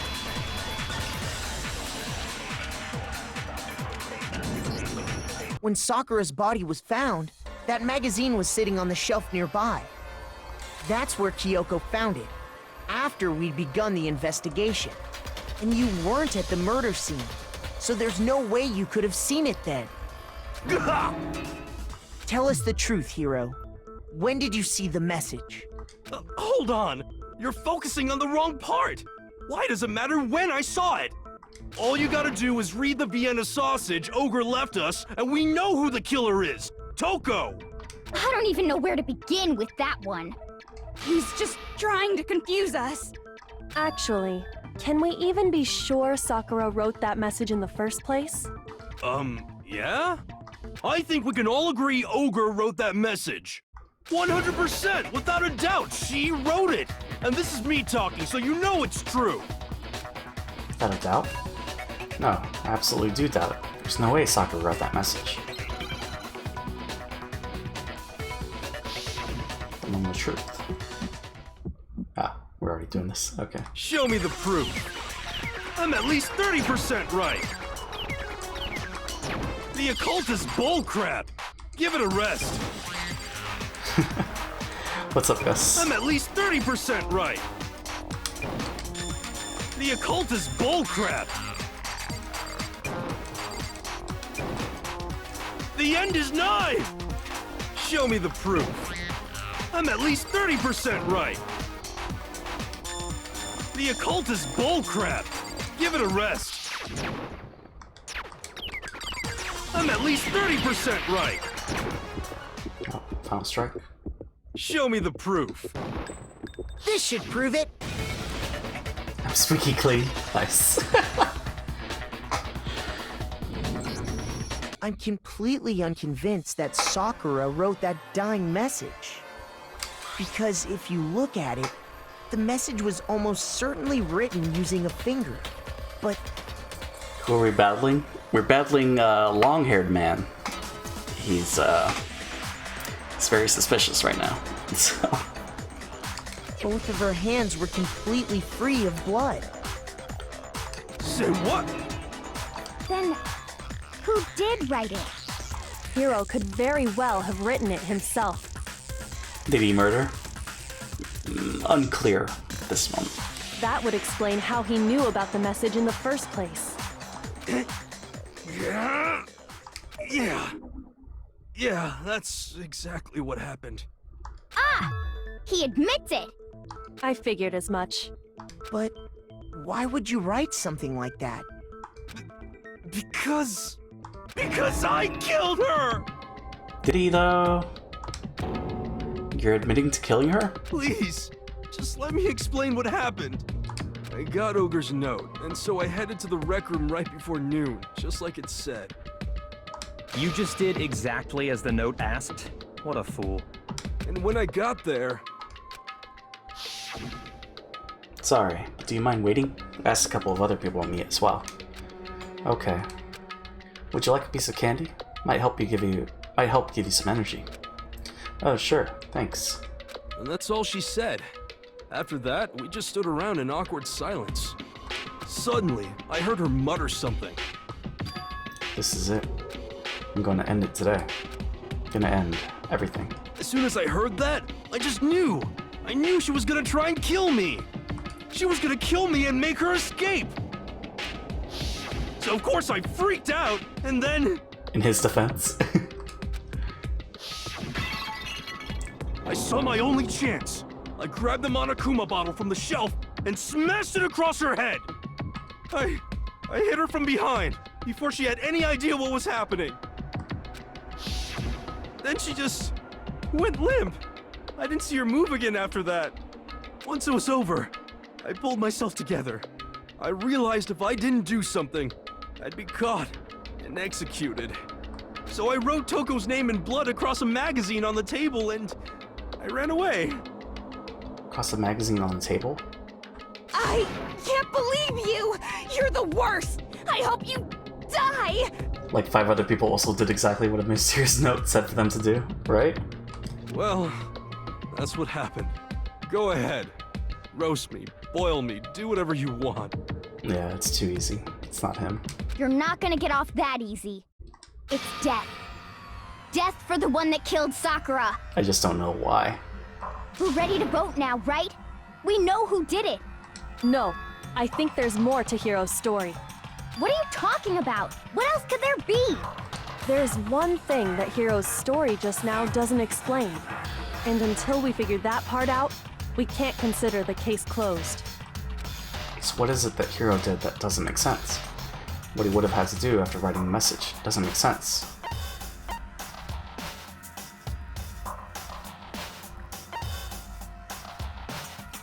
I got it! That's true. Everything you just said. It doesn't explain why the magazine was hidden, does it? Huh? By the time the body was discovered, the magazine had been picked up and put on the shelf. Why would you take the time to write that message, then stick it somewhere we might not find it? Oh. Well, I didn't hide it. I'm sure I just left it sitting there on the table. Really? He's lying! He's gotta be lying! I don't see any reason he would lie now, after already confessing to the crime. Then, he's not lying?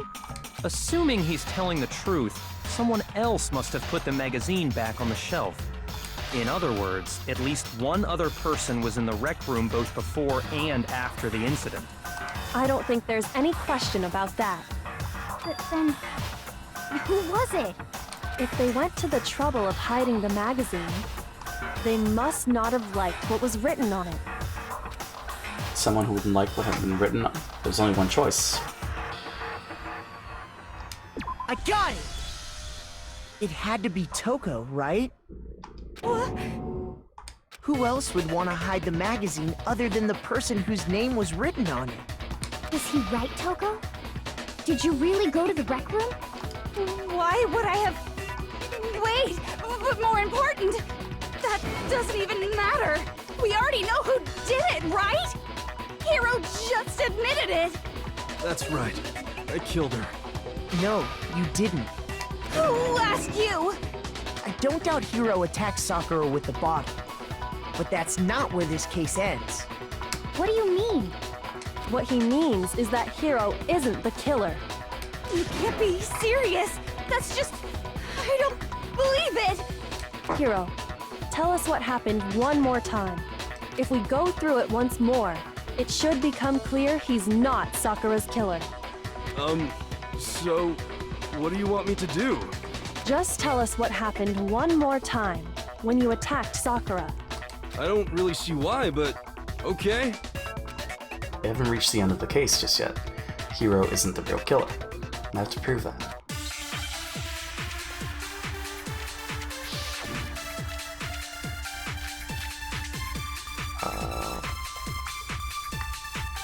Okay, it's gonna be the other one.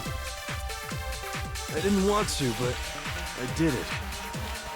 I grabbed a Monokuma bottle from the shelf nearby, and I hit Ogre from behind before she could do anything.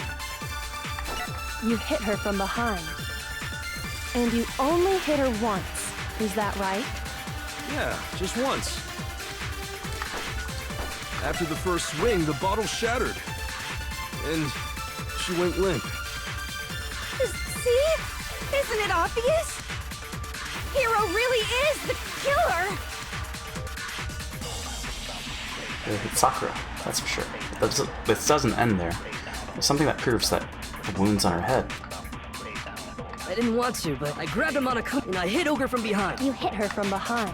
And you only hit her once. Is that right? Yeah, just once. Damn. After the first swing, the bottle And See? Hiro really is the killer! I didn't want to, but I grabbed a Monokuma and I hit Ogre from behind. You hit her from... And you only hit her once. Is that right? Yeah. No, that's wrong.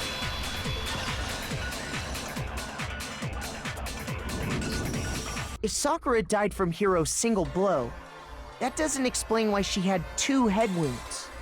Huh? 2? That's right. She had 2 separate wounds on her head.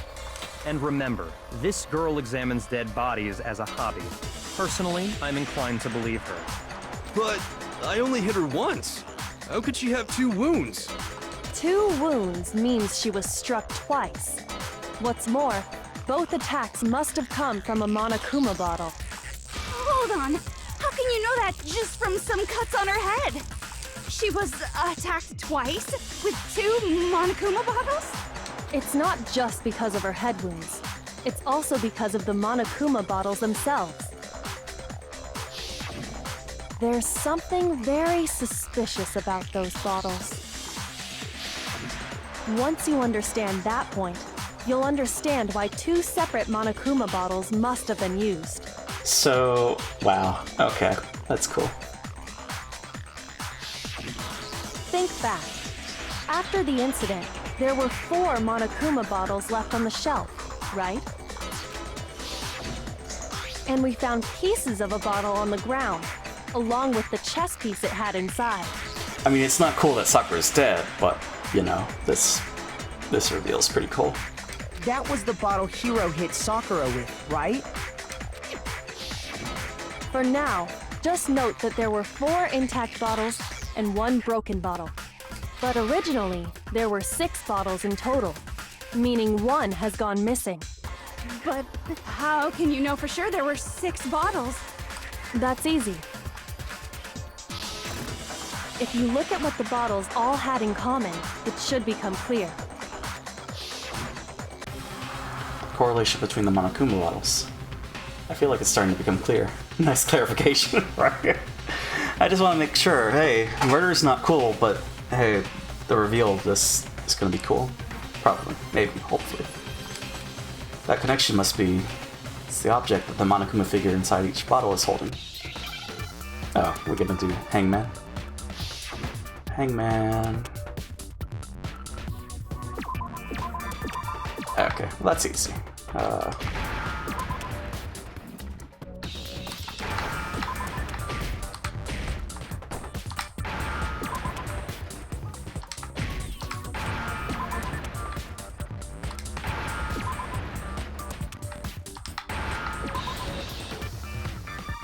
Now I understand. That's it! The chess pieces! Inside each bottle, there was a Monokuma figure holding a different chess piece. King, rook, bishop, pawn. I definitely remember seeing each of those. And the piece that was inside the broken bottle we found was the knight, if I remember. So, what's that matter? I guess you don't know too much about chess, do you? Then let me explain. In chess, there are 6 different pieces. The king, the queen, the rook, knight, bishop, and pawn.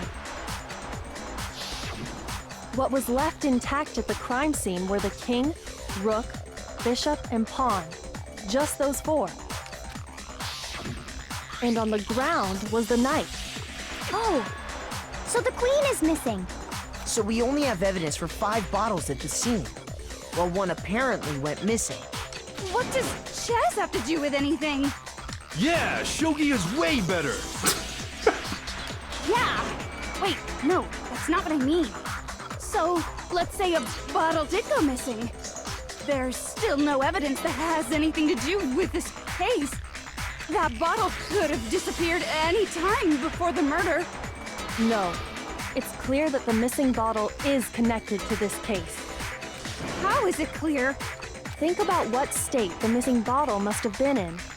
Maybe then you'll understand. Wait, then the bottle that was missing, I got it! it was excited. The bottle must have been broken, What makes you so sure? because there was evidence at the scene that supports it. Huh? That's right.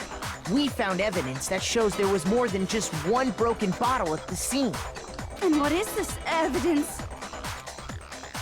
It wasn't just a single broken bottle. The evidence that proves that is, Kyoko and I figured it out before.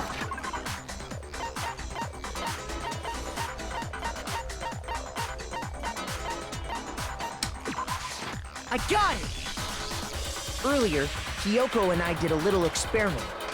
We compared the weight of the broken bottle pieces at the scene to one of the unbroken bottles.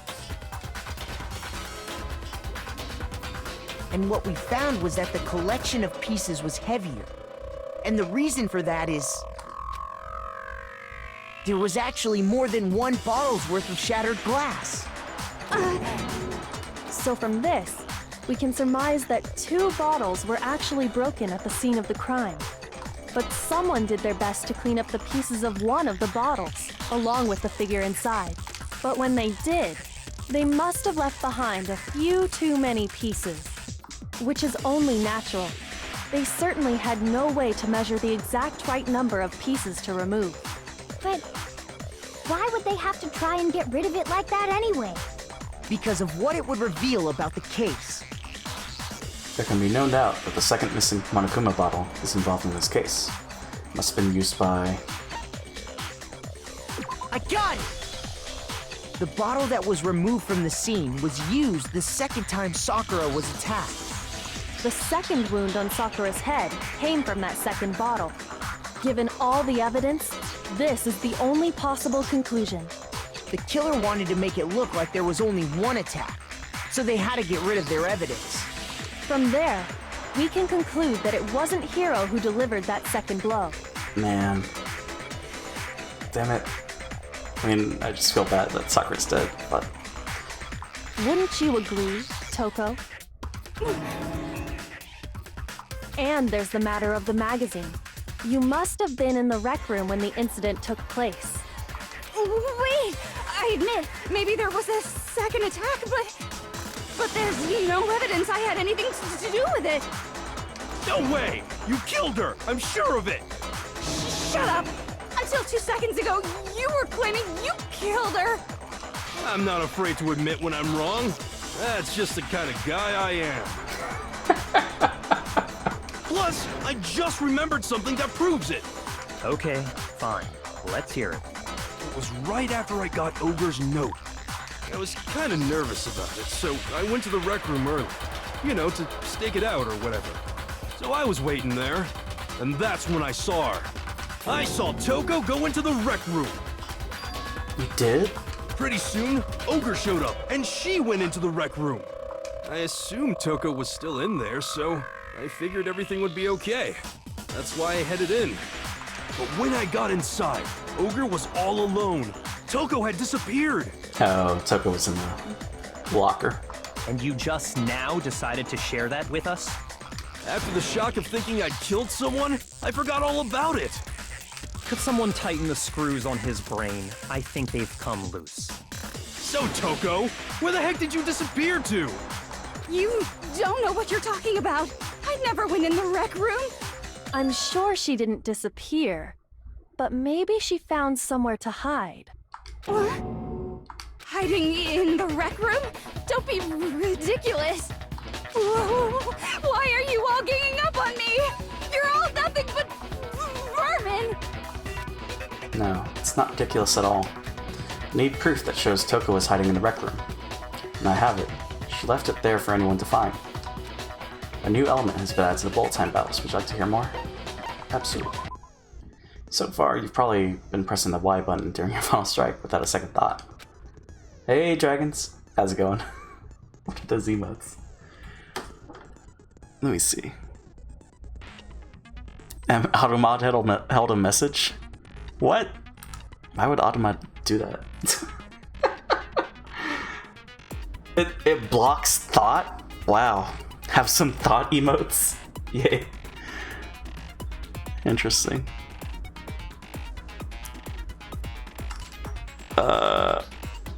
Mama's grr. Mama's head pat. Wow, I didn't know Automod would block that. Head pat. Head pat. Derp. Monkus. Yeah, thought is blocked by default. I see. Thanks, mods. Did Beskiro actually murder someone this time? I don't think she did. So I was lurking in chat to get my pride emotes. Something mama. And I paid the consequences? Ah, I see.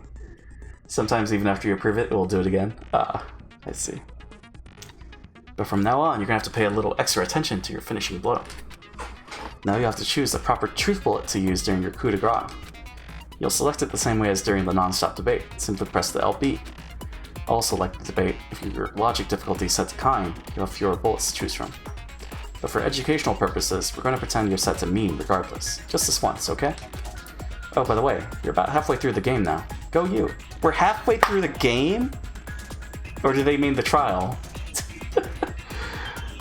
No way. How? What? We're barely halfway?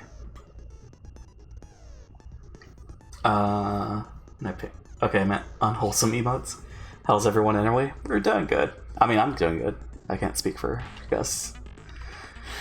Gus is good, right? Right, Gus? You're doing well.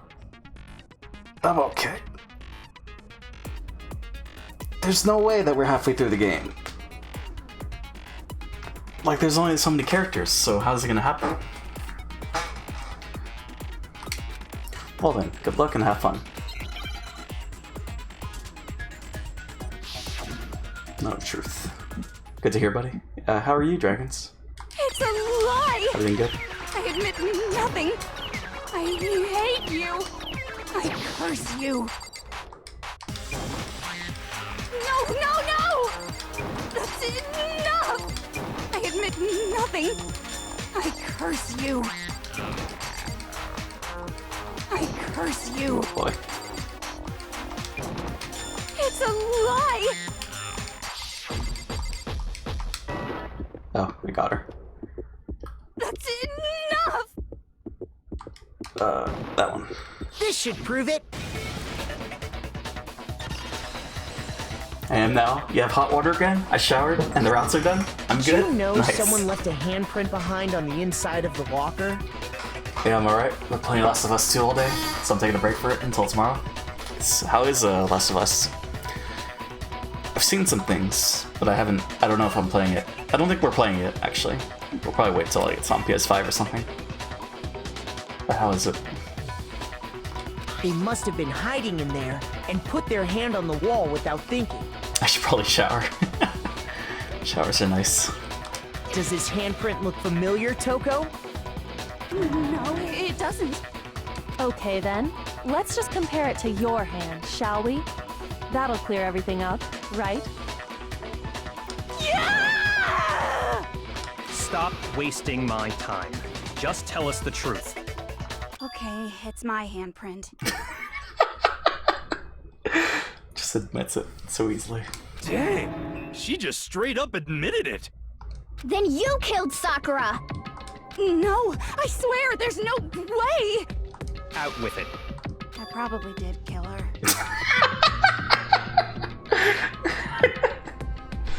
Okay, well, I mean, she can be do best girl. I mean, I won't say anything in case anyone here wants to play it, but if you're a fan of Last of Us 1, they'll most likely be into Last of Us 2. Oh, okay, cool. She kind of looks like my unwholesome emote. What? She's just confessing, Gus. Head pat. Straight up again? Wait, what do you mean probably? Give us the details, Toko. What happened between you and Sakura? Talk. Now. After I read Sakura's note, I decided to go there early, so I went into the rec room. I didn't know what she might do if I didn't go, but I was too scared to face her head on. So I figured I'd just sneak in first and hide in the locker. Anyway, go in the shower. I'll be lurking. Appreciate it, dragons. Have a good shower. Enjoy Last of Us. Then, did you see what happened? Did you see me hit her? Yes, and I saw you write my name. I saw you forge her dying message. Well, that's awkward. So after he left, I jumped out of the locker and put the magazine back on the shelf. But when you did, you put it back upside down. I didn't mean to. I was in a hurry. Imbeciles, all of you. Forget all that. Why did you attack Sakura? After I put the magazine back, I heard a sound behind me like a monster growling. And when I turned around... Oh, this is when she vomits. There was Sakura, covered in blood and staring right at me. When I saw all that blood, I fainted. Right there in front of the magazines. JPChivalry, the leading stream for people lurking while taking showers. Libido! I don't remember what happened after that. If you want to know more, you'll have to ask her. Her? You mean... Haha, guess who's back? It was your fault after all! My fault, Master's fault. When our faults combine, they soar to even greater heights. Just answer the question. Did you kill Sakura? Well, to be honest, Miss Morose and me don't actually share our memories. So I can't really say what was going on. But I was just minding my own business, sleeping peacefully when someone shook me awake. Was it a prince paying me a visit? I wondered. So I opened my eyes to see... splatter everywhere! I was not prepared for that. And, well, I guess it took me by surprise. I got so startled, I smacked her with the first thing I could find, which I guess was a bottle. Sakura was just worried about you, and you're terrible! No, she's terrible! Thanks to her, I murdered someone who wasn't an adorable boy for the first time ever! And when it was all over, you collected the pieces of the bottle to get rid of the evidence, didn't you? I wasn't about to die for some woman! If I'm gonna go down, I want it to be for killing Master! Just go away and die your meaningless death alone. Don't drag me into it. But I just can't catch a break, you know? Fate's got it out for me. Because normally, Sakura should have been able to dodge my attack, no problem! Even as strong as she is, she must have still been reeling from Hiro's attack. Hey, come on! That's... you know... But anyway, I'm not the one that killed Ogre! So that's good! So that's good? Keep talking like that and Hina's gonna... Well then, that's that. Let's start the vote. Huh? Thought for sure you would have some words for Hiro on that one. What's wrong? Come on, everyone, we're ready to vote, right? Let's do this. No, not quite yet. Huh? Not yet? Why not yet? Don't you think there was something odd about Toko's story? I mean, you had to have noticed. Odd. Huh? Hiro's attack, and then Toko's, but that still wasn't the end of it. It wasn't? Tell us your story one more time. Tell us what happened after you fainted. Then even this gaggle of idiots should understand what I'm talking about. Your wish is my command, darling. It's not over yet, is it? The one who killed Sakura is...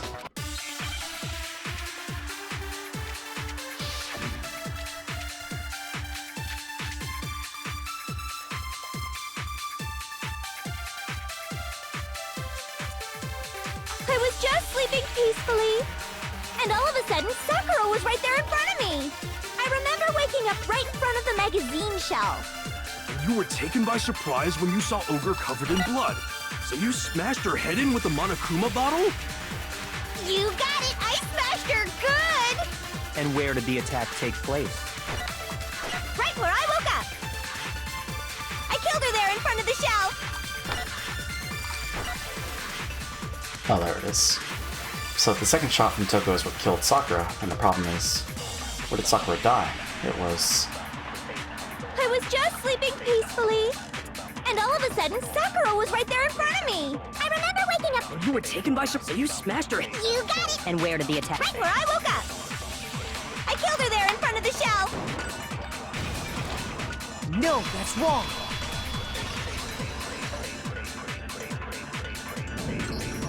We found Sakura sitting upright in a chair. If the blow by the shelf was the cause of death, there's no explanation why she was in that chair. So, you finally noticed. That's just another lie from a bloodthirsty serial killer. Are you sure you didn't attack her while she was sitting in the chair? No, I'm sure she's telling the truth. Anyone who saw the murder scene should think the same way. That has to be it. The evidence that proves it was an attack in front of the magazine shelf.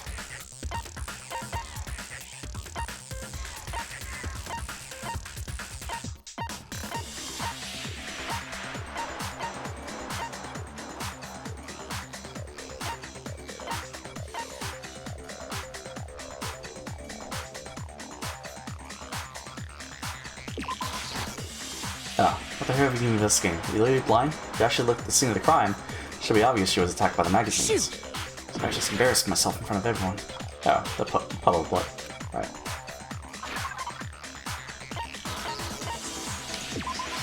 I got it! Sakura was definitely attacked in front of the shelf. The blood stain by the magazines is proof of that.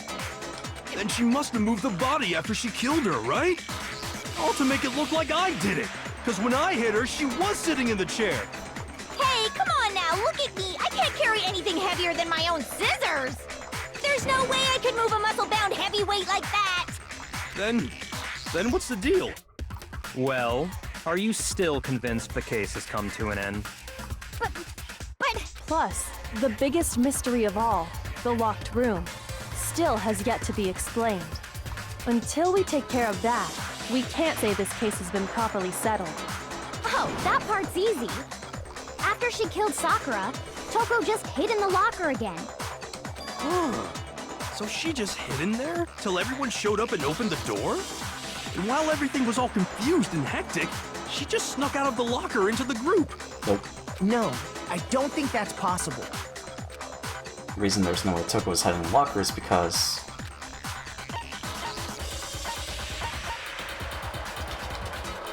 I got it! Even before we opened the door to the rec room, Hina and I both got a look inside. And at that point, the locker was already open. So obviously Toko couldn't have been hiding in there. Okay then, where was she hiding? I don't know. What's this whole locked room thing about anyway? How do you not know? You killed her! I think the fact that I don't know proves I didn't kill her. Thank you very much. You're lying. No, she's not. I've been saying all along, there's still more to this case.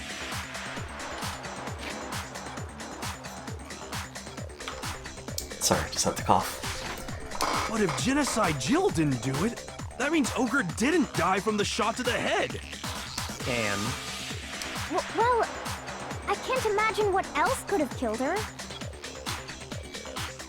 Okay. That's because you're overlooking vital information.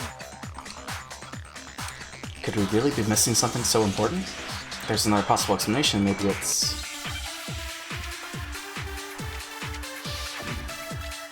nuclear argument.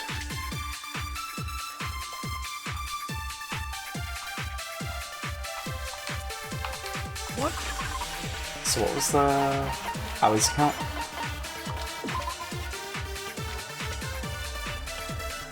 No, that's not it.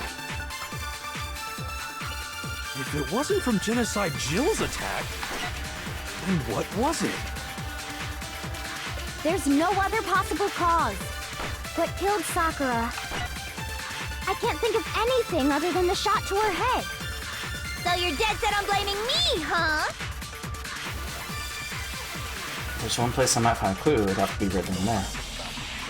What was it? If it wasn't from Jip, then what was it? There's no other that killed Sakura. I can't think of anything other than the shot to her head. What? Come on, Makoto. Don't climb up now. Shoot! What was it that killed Ogre? If it wasn't from Genocide Jill's attack, Then what was it? There's no other that killed Sakura. I can't think of anything other than the shot. No, that's wrong. We're getting ahead of ourselves.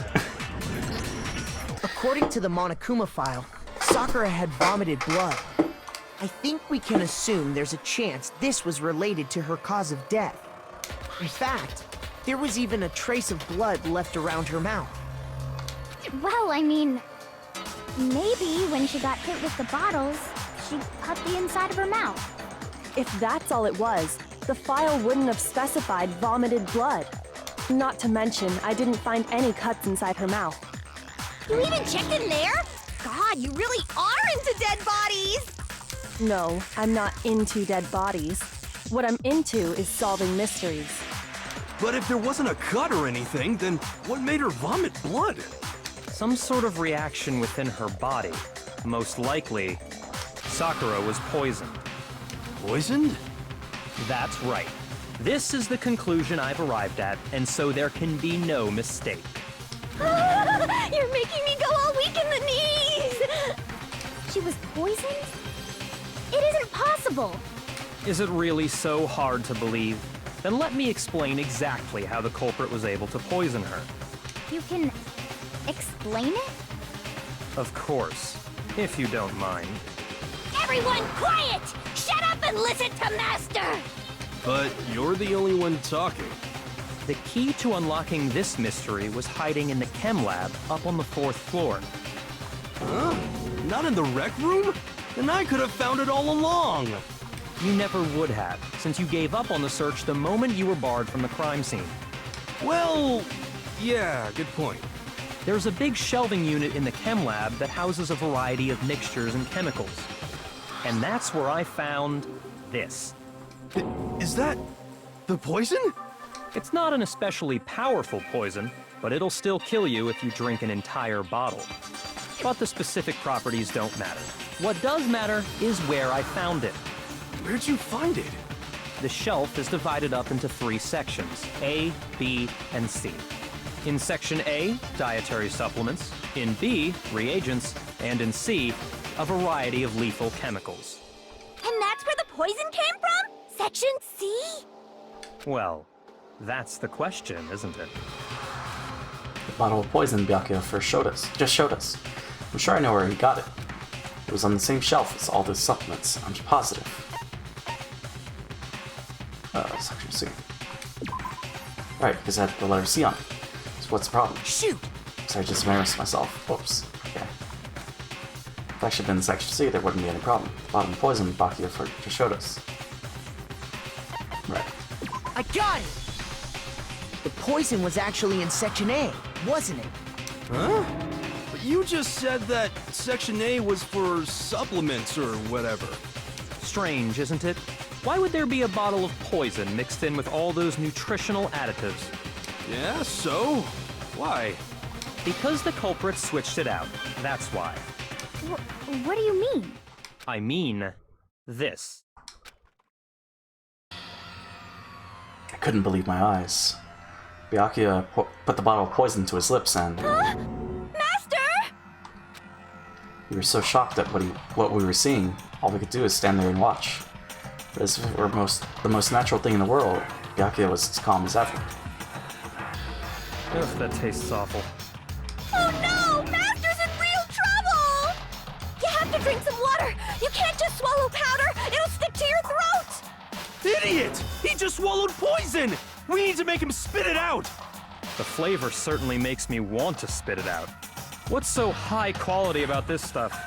Huh? What are you talking about? I'm talking about the protein, of course. Protein? Can I see that bottle for a second? Sure. Do whatever you like. Kyoko took the bottle from Byakuya and scraped out a bit of the contents with one finger. She touched her finger to her tongue. It's protein powder. Correct. That wasn't poison in the bottle, but harmless protein powder. Which makes one wonder, the poison that should have been in that bottle, where did it go? The bottle of poison was actually filled with protein powder. Which would mean that, conversely, the poison must have been in... Could it be?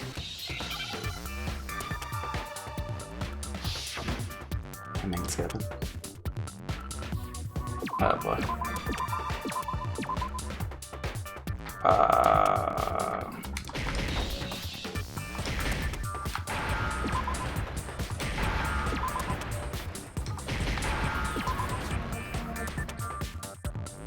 I don't know what the second word is. Oh, no. Okay, no. Shit.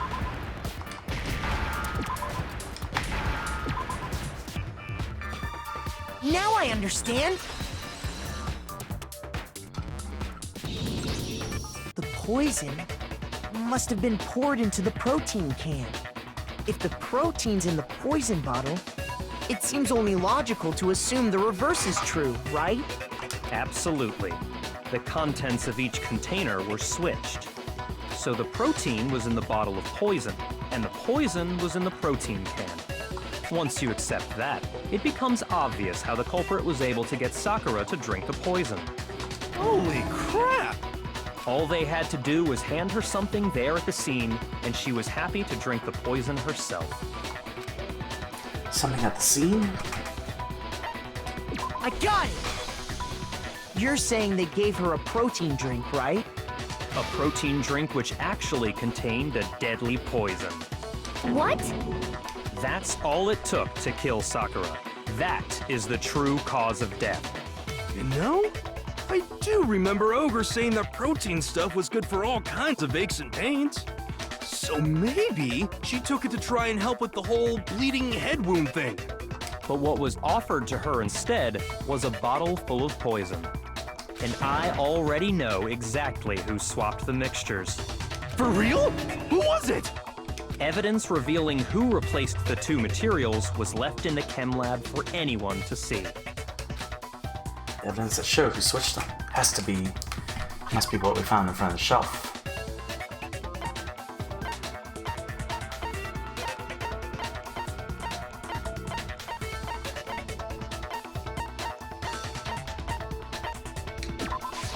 I got it! The footprints left behind in front of the shelf. That's the evidence you're talking about, isn't it? I visited the chem lab this morning, and there were definitely no footprints there at that point. They must have appeared around the time of the murder, which leaves no doubt that they're connected. What's more, the footprints were in front of Section A, where I found the bottle meant for the poison. The culprit must have gone to Section A to swap the poison and protein, leaving their footprints behind. And given how clear the prints were, figuring out who they belong to will pose no problem. All we have to do is check everyone's footprints right now. Then we'll see who... It was me. The footprints. They're mine. Hina? If you're all gonna find out anyway, I'd rather you hear it straight from me, you know? Then, Ogre's killer was... Yep. I did it. I killed Sakura. Just as I suspected. The footprints were made by a pair of sneakers. There was no mistaking it. And the only people here who wear sneakers are... Wait, who? Hina, ice cream hair girl. Who wears sneakers? Makoto and Hina, I guess? I got it! Me and Hina are the only ones. Oh, so Byakuya. That explains why you...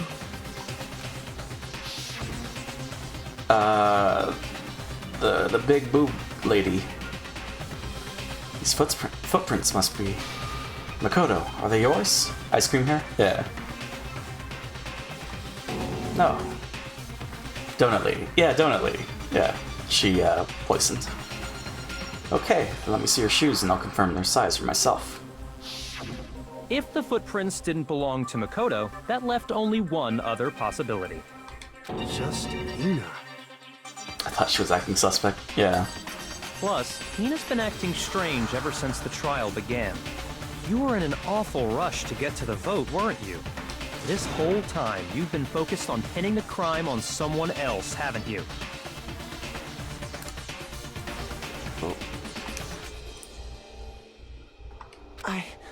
I can't believe it. What about it can't you believe? Well, it's just... the two of them were so close. Such a bitch word. I said it first. That's likely exactly why it turned out this way. Because they were so close, Sakura didn't think twice about it when Hina handed her the concoction. Hina used that trust to kill her.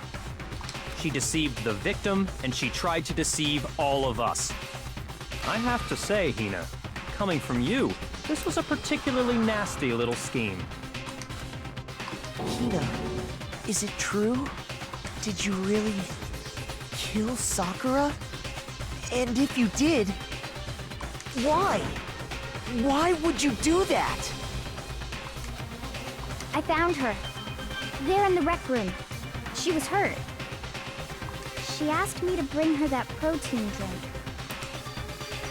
But when I went to get the powder from the chem lab, it just occurred to me all of a sudden. Now's my chance to kill her. That's what you thought, right? That's when you switched out the protein powder, and that's when you gave her the poisoned mixture. And then she downed it all at once. And then... Hold it. I'm not convinced. You're not about to claim she wouldn't kill a close friend, are you? You still don't get it, do you? The game we're playing here isn't so kind. Honeyed words like friendship don't matter here. What matters is outwitting the opponent, defeating them. Not a person alive would sacrifice themselves for another.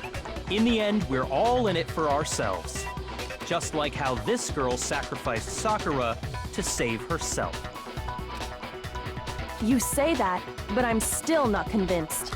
Well, yeah, that doesn't explain why the bottle's broken down on the ground, and then, why there's powder on Sakura's shoe. How many times do you plan to repeat yourself? Don't misunderstand me. I'm not saying it because of some misguided sentimentalism. But there's still that one unsolved mystery, and I'm not convinced. Are you talking about the locked room problem? Hina, if you really are the killer, explain it. How did you create that locked room? Well... that doesn't matter. Just because I'm guilty, that means I have to tell you everything? No, it doesn't. But the fact that you won't tell us concerns me. Surely you're not... Do you honestly think Hina didn't actually kill her? And if I do? Impossible. She switched out the mixtures. She's the culprit. There's no way you can doubt this. Are you sure about that? Even ignoring the fact that I don't want to believe it, it just doesn't fit. What doesn't fit? I mean, why would someone leave such a clear clue like a footprint? It's too obvious. Too easy. He's right. It makes it look like you wanted people to suspect you. I was just nervous. So, I didn't notice I'd left a footprint. You didn't notice? Yeah, that's just how it was. What can I do? Listen, Hina. Could you go into a bit more detail? Tell us more about when you switched the poison and the protein. How come? That doesn't matter. Hina, please. I'd like to know too. Fine. Waste your time if you like. It's clear that Hina is the culprit. There's nobody else to suspect. Nobody else could have possibly done it. Go ahead, Hina. Start from the moment you arrived at the chem lab. Well, right away I went to Section C and got the poison. And is that when you spilled the powder in front of that part of the shelf? Yeah. When I opened the bottle, I dropped it like an idiot. I see. Okay then, go on. So then I moved to Section A and got the protein powder, and that's where I switched them. Once I was done with that, I took the protein can that had the poison in it and left the room. But I accidentally put the bottle filled with protein powder back on the wrong shelf. And because of that, everything I did got found out. And that's it. That story you just told. First you went to Section C to get the poison, then moved to Section A to get the protein, right? Meaning you went from Section C to Section A. Do I have that correct? Yeah. But if that's true, why isn't there footprints in front of C? Isn't that a little strange? Can you repeat that series of events one more time? What's wrong with you, Big Mac? You're being awfully pushy. It's the same thing no matter how many times you hear it. How long until you're satisfied? How long? Till we figure it out. Till I uncover the full truth of this case.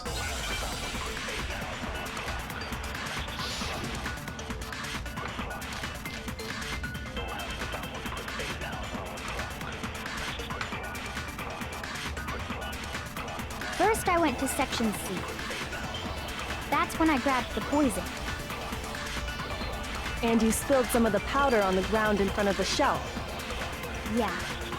When I grabbed the bottle, I dropped it. Okay, and then? I moved from Section C to Section A. And that's where I switched the powders.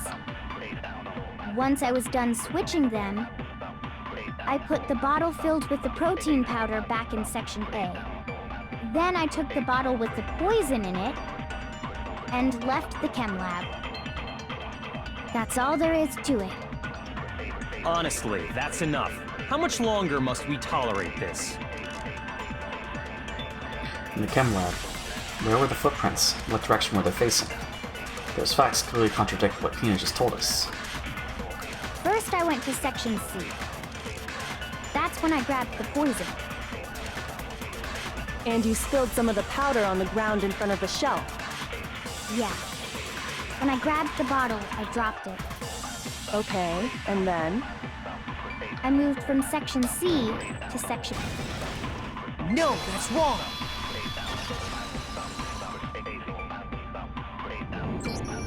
You said you went to get the poison from Section C, and that's where you spilled the powder, right? Yeah? What about it? And after that, you said you moved from Section C to Section A to get the protein. But the footprints left at the scene were not moving from Section C to Section A. That contradicts what you just said. What? Then maybe she moved in some weird direction on purpose to disguise her movements? No, that can't be it. Remember what Hina just said? I was just nervous, so I didn't notice I'd left a footprint. What the? Hina, what's the meaning of this? Well... You lied to us. Plain and simple. If you look at the footprints, your movements in the chem lab are obvious. The powder had already been spilled when you came in, and you went straight to Section A. So you never went to Section C. Whatever you did there, it only involved Section A. Well, you see... What the hell? What's going on here? And the footprints aren't the only problem with her account. What? Before I explain that part, I'd like to submit some new evidence. New evidence? Impossible, there can't be. Are you sure? After all, you're the one that gave it to me. I did? It was hidden inside the bottle of poison you gave me. I'm amazed you, of all people, would miss such a vital clue. A truly grave oversight. Just say it already! What is it you think you found? I found this. Kenneth Edgeworth, we just updated the autopsy? Dumb fuck. Huh? Piece of glass. It had sunk to the bottom of the bottle. And the hidden clue was exposed, thanks to you ingesting the powder. I couldn't have solved the mystery without you. So, thank you for that. But, what is it? Oh, you still don't realize? Well then. Makoto, why don't you explain it? Huh? Me? Fine. If you really do know, explain the meaning of that shard of glass. The shard of light blue glass Kyoko found in the bottle of poison. I think I remember now. I broke something the same shade of blue. I got it! It's part of the window from the rec room door, right? The window? The window we broke to get in was light blue, just like that. So I think that must be it. You're right. It must be. Of course, that leads to another question. How did a shard of glass from the window get inside this bottle of poison? What's so strange about that? What's strange is that, according to what Hina told us... Where was it the bottle of poison should have been when I broke the rec room window? According to what Hina told us... I got it! The bottle of poison was left on the shelf in the chem lab. That is what you said, right, Hina? And yet, somehow a piece of glass from the rec room window made its way into the bottle. And everything Hina told us was a lie? In reality, that bottle of poison most definitely found its way to the rec room. It was there at least until the window got broken. In other words, when the locked room was unlocked. There's no other way to explain the presence of that glass in that bottle. And then, once the room was opened, the bottle somehow got moved back to the shelf in the chem lab. Meanwhile, the protein can we found at the crime scene was planted there. That had to be after the locked room was opened. In other words, after Sakura died. Wait, hold on. You're moving too fast. I'll grant you, the bottle of poison may well have been in the rec room when it was locked. But how can you say the protein can was put there after the room was unlocked? We already know she was given the protein can with the poison inside, right? If that can wasn't there when she died, how did she get poisoned? You're right. We do need to explain that. But before we do, there's something I'd like to confirm with everyone here. Huh? It has to do with the protein can. After Sakura's body was discovered, did anyone move it or trip over it or anything like that? What are you talking about? Is this some kind of loaded question? Not at all. Just answer to the best of your ability. Well, no, not that I remember. Yeah, me either. Not me. Same here. Yeah, me either. Okay then, that settles it. That proves that the protein can found its way to the murder scene after the room was opened. Oh, come on! How can you say that? How can you know what I don't know? The reason she can say that is because there's evidence. There's proof that someone brought the protein can to the rec room after it was opened.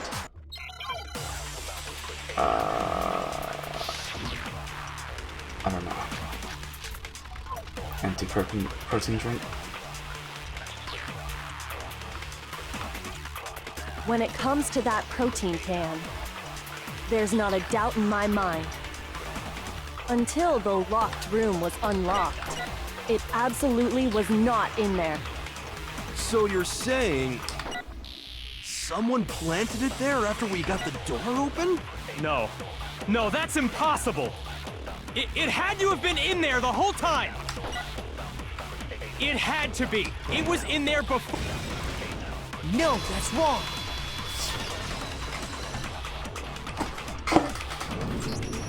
You remember how there was broken glass scattered all around the room, right? Of course! It came from the window you broke to get in. What about it? Well, those pieces weren't just scattered around the protein can. We also found pieces underneath the can. What? And this proves it. It shows that the can must have been put down on the floor after the window was broken. So it had to be after we got into the room. I see. So that's your explanation. Kyoko, earlier when you asked if anyone had moved the can or tripped over it— If that were the case, that would explain the can being on top of the glass. So you asked everyone about it to eliminate that possibility right out of the gate. And that's made everything clear, hasn't it? As long as it was a locked room, it only contained the bottle of poison, and not the protein can. But once the room was opened up, they were switched, and as a result, the protein can wound up in the rec room, and the bottle of poison returned to the chem lab. If that's all true, then why did Sakura drink the poison? I thought we all agreed she was tricked into drinking it because of the protein can. No, that's not why. The only explanation is she drank it from its original bottle, knowing exactly what it was. Precisely. She was alone in a locked room. All she had was the poison. What other possibility is there? You're saying she drank it knowing what it was? Such a ridiculous fiction is— Exactly what happened. Then tell us already. Sorry. Please, tell us. Before we get to that, we need to clarify one other thing. We need to establish who exactly got the poison from the chem lab and took it to the rec room. It was Hina, right? She took it and gave it to Ogre. What do you think, Makoto? The one who got the poison from the chem lab and brought it to the rec room. Had to have been... I got it! I think it was Sakura herself. Huh? So Sakura, who was apparently murdered, just poisoned herself? What are you talking about? There's no way! On the contrary, we know for a fact she went to the chem lab, right to the section full of poisons. You're lying! Stop lying! Why? Why would you lie like that? No, it's not a lie. Sakura definitely went to Section C. Kyoko already showed me the evidence. Now I have to hit Hina with it. I have to make her accept it. Now we're doing trigger battle. Moment of truth. You're a liar! What are you saying? Wrong! You're wrong! I'm telling you, I did it! Stop talking! You're a liar! Wrong! You're wrong! Wrong!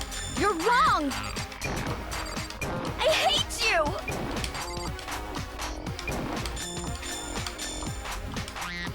You're a liar! What are you saying? Wrong! You're wrong! I'm telling you, I did it! Stop talking! You're a liar! Wrong! You're wrong! Do you have any kind of proof Sakura took the poison? I guess. This should prove it.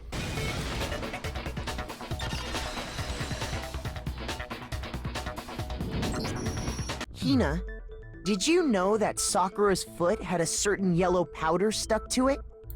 This lady needs to eat a donut. That'll quiet her down. It did? It did. The same yellow powder that had been spilled by the shelf in the chem lab. That powder was yellow, wasn't it? So the powder we found on Sakura, What else could it be but the powder from the chem lab? Wait. So, what was that powder doing on Ogre's foot? And it was only on her instep, right? Sakura must have been standing right there where the powder was spilled. So the person who spilled the powder by the shelf wasn't Hina, but Sakura. And when Sakura dropped the bottle, she dropped it away from where she was actually standing, which is how she was able to avoid getting it all over herself. But the powder still got scattered around, and some of it must have wound up on her instep. Is there any problem with my thinking? But why did Sakura pay a visit to Section C in the first place? The only explanation is that she was looking for poison.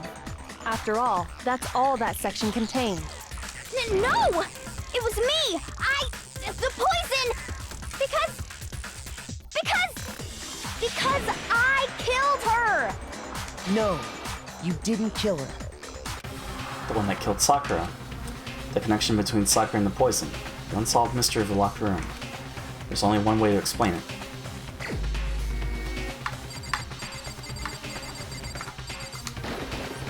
Here's my answer!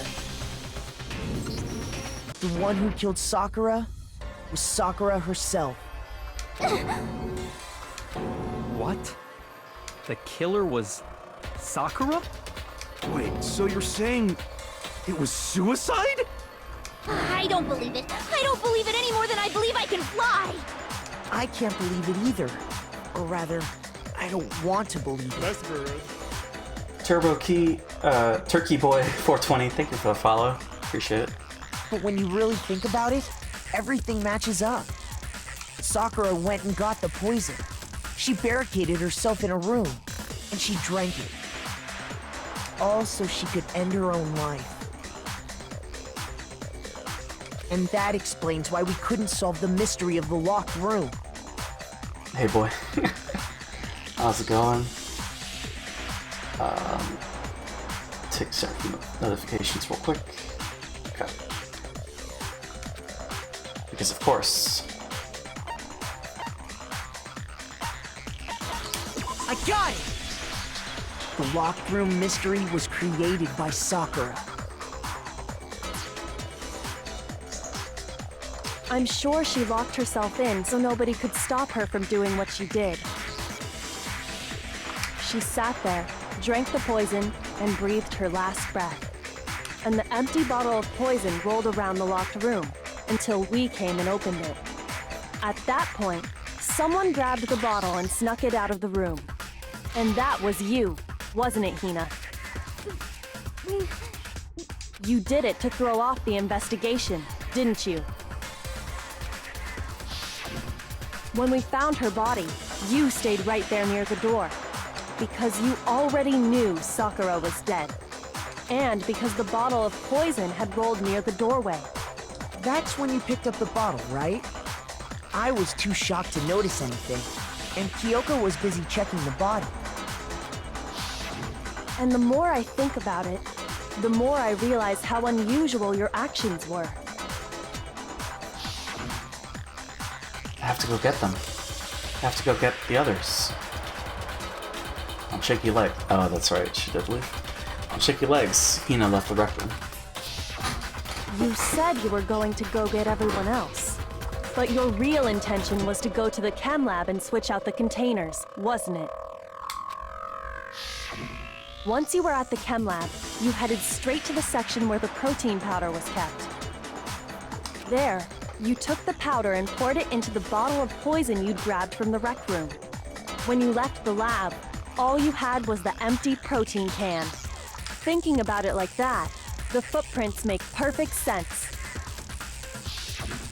When you were done, you gathered everyone together. And once you were back in the rec room... I got everyone. Ogre?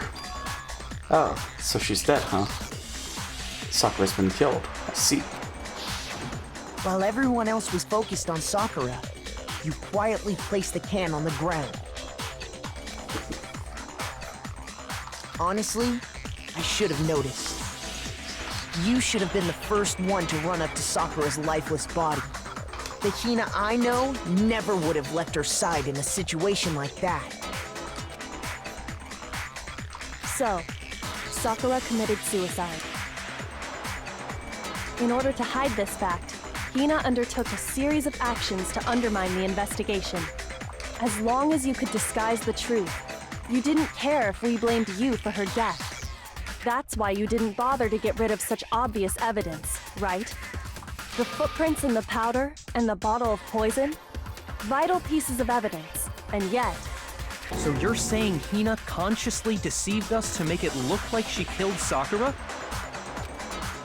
No! No! No, no, no, no, no! I killed her! I did it! That's enough, Hina. It's over. It's not! Nothing's over! It is. Actually, no. You're right. You have to end this properly. Do we have to do the comic book? I guess so. Alright.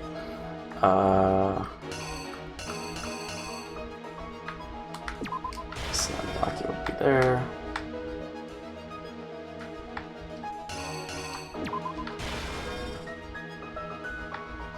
So then he comes in.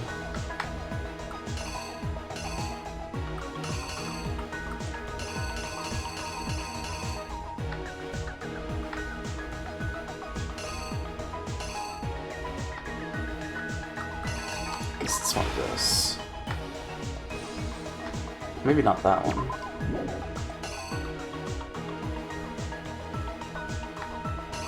Okay, so then he breaks that.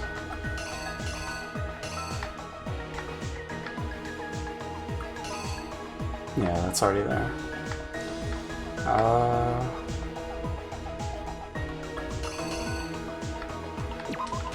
So then that falls. So then she gets out.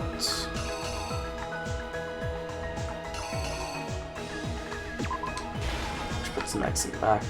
She grabs the bottle. Smash.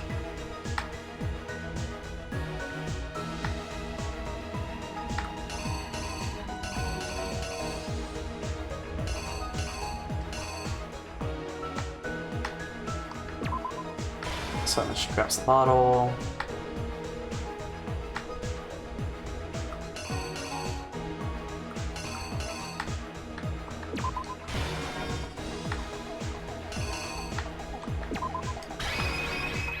Maybe. The killer is you! This case began when Sakura asked a number of people to meet her in the rec room. Specifically, those people were Hiro, Toko, and Byakuya. But one of them headed out a bit earlier than the others, Toko. She got there one step ahead of everyone else and looked around for a good hiding spot. Oh, what? Didn't lay out my reasoning right. Need to rearrange. Whoops.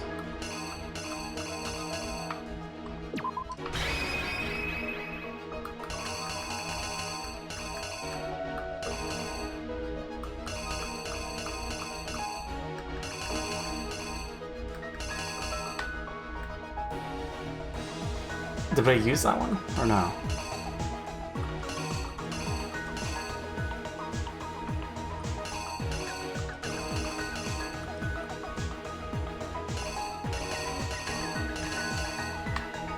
Shit, the killer is you! Well, it's not that one. Shit. I got it. Oh no, wait, I was 100% wrong, right? Okay, so I just did the same thing again. Whoops.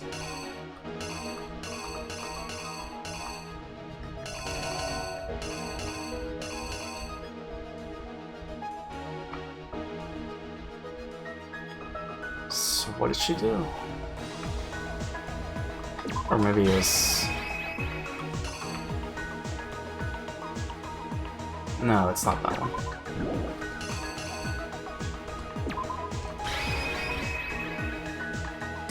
I don't know if it's that one.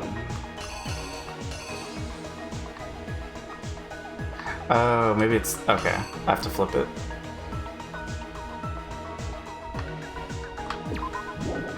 Okay. So that, to that. To that. The killer is you! But once she got there one step ahead of everyone, and she found it. She crawled into the locker to get out of sight.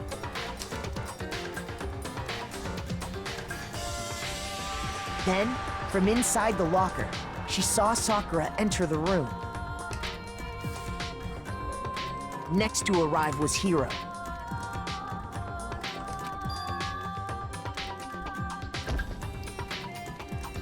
When he got there, he mistakenly thought Sakura was going to try to kill him, so he panicked.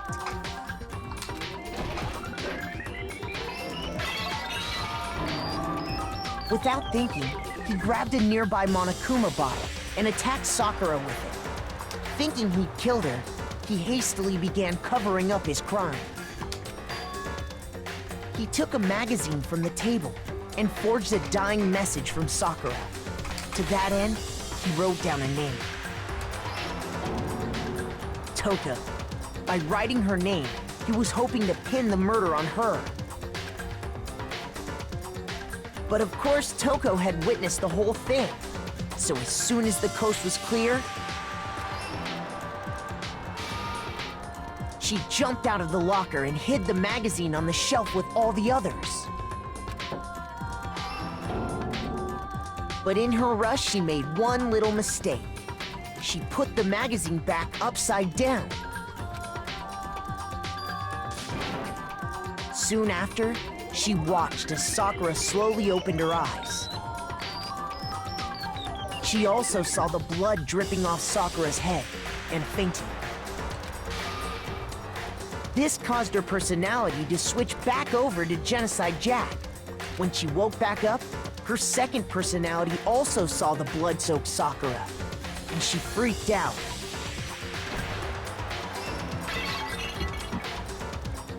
And just like Hiro, she grabbed another Monokuma bottle and attacked her. This explains why there were 2 wounds on Sakura's head. Assuming Sakura really was dead this time, she set about disposing of the evidence. She gathered up the broken Monokuma bottle shards and the queen chess piece. And that explains how Sakura was attacked twice with the same type of weapon. But even after those 2 blows, she was still alive. So then, what was Sakura's actual cause of death? It was the poison that Sakura herself got from the chem lab. She turned the rec room into a true locked room scenario, and then drank the deadly mixture. And there, she took her final breath.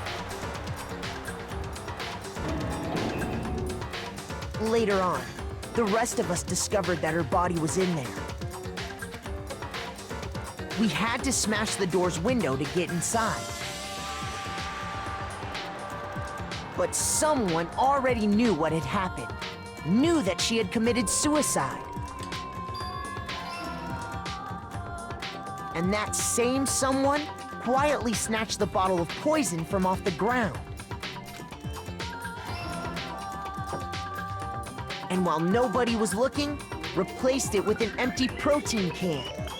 They did all this specifically to place all the suspicion on themselves, in an attempt to guide the trial to a false conclusion. And the one who went to all that effort... But why? was you, Hina.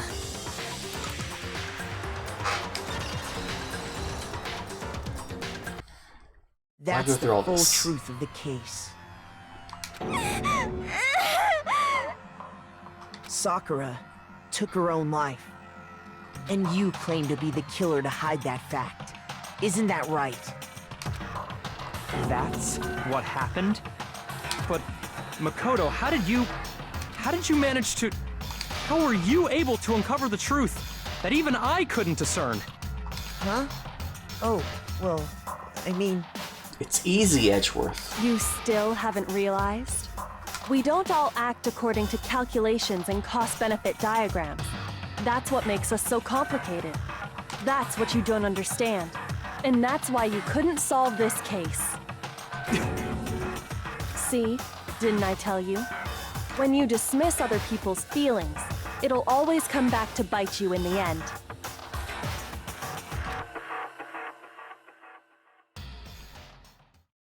Get fucked, Edgeworth.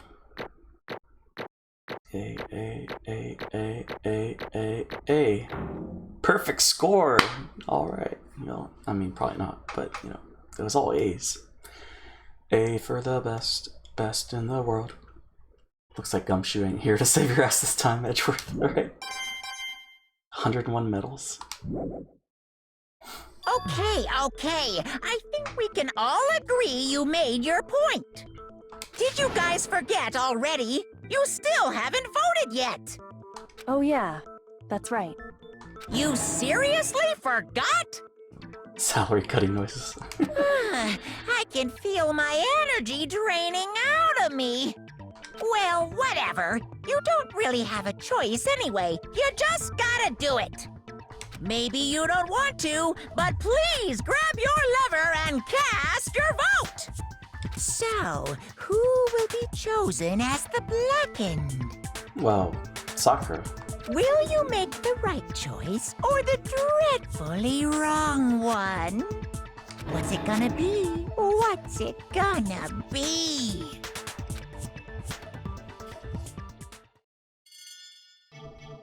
But how does this work? She's already dead.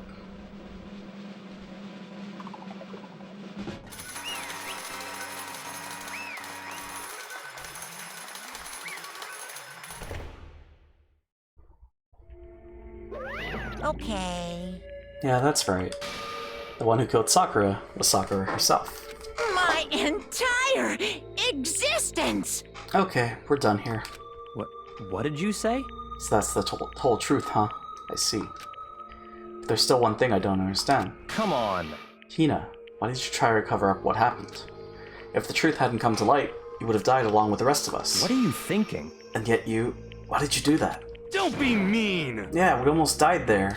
What is this? Because that's exactly what I wanted. What? I mean, the reason Sakura died is because all of you pushed her into a corner. You all killed her. So that's why You should have been the one to die! I couldn't let her be the only one that died. What? You don't mean you were gonna take us all with you? We have to atone for our sins.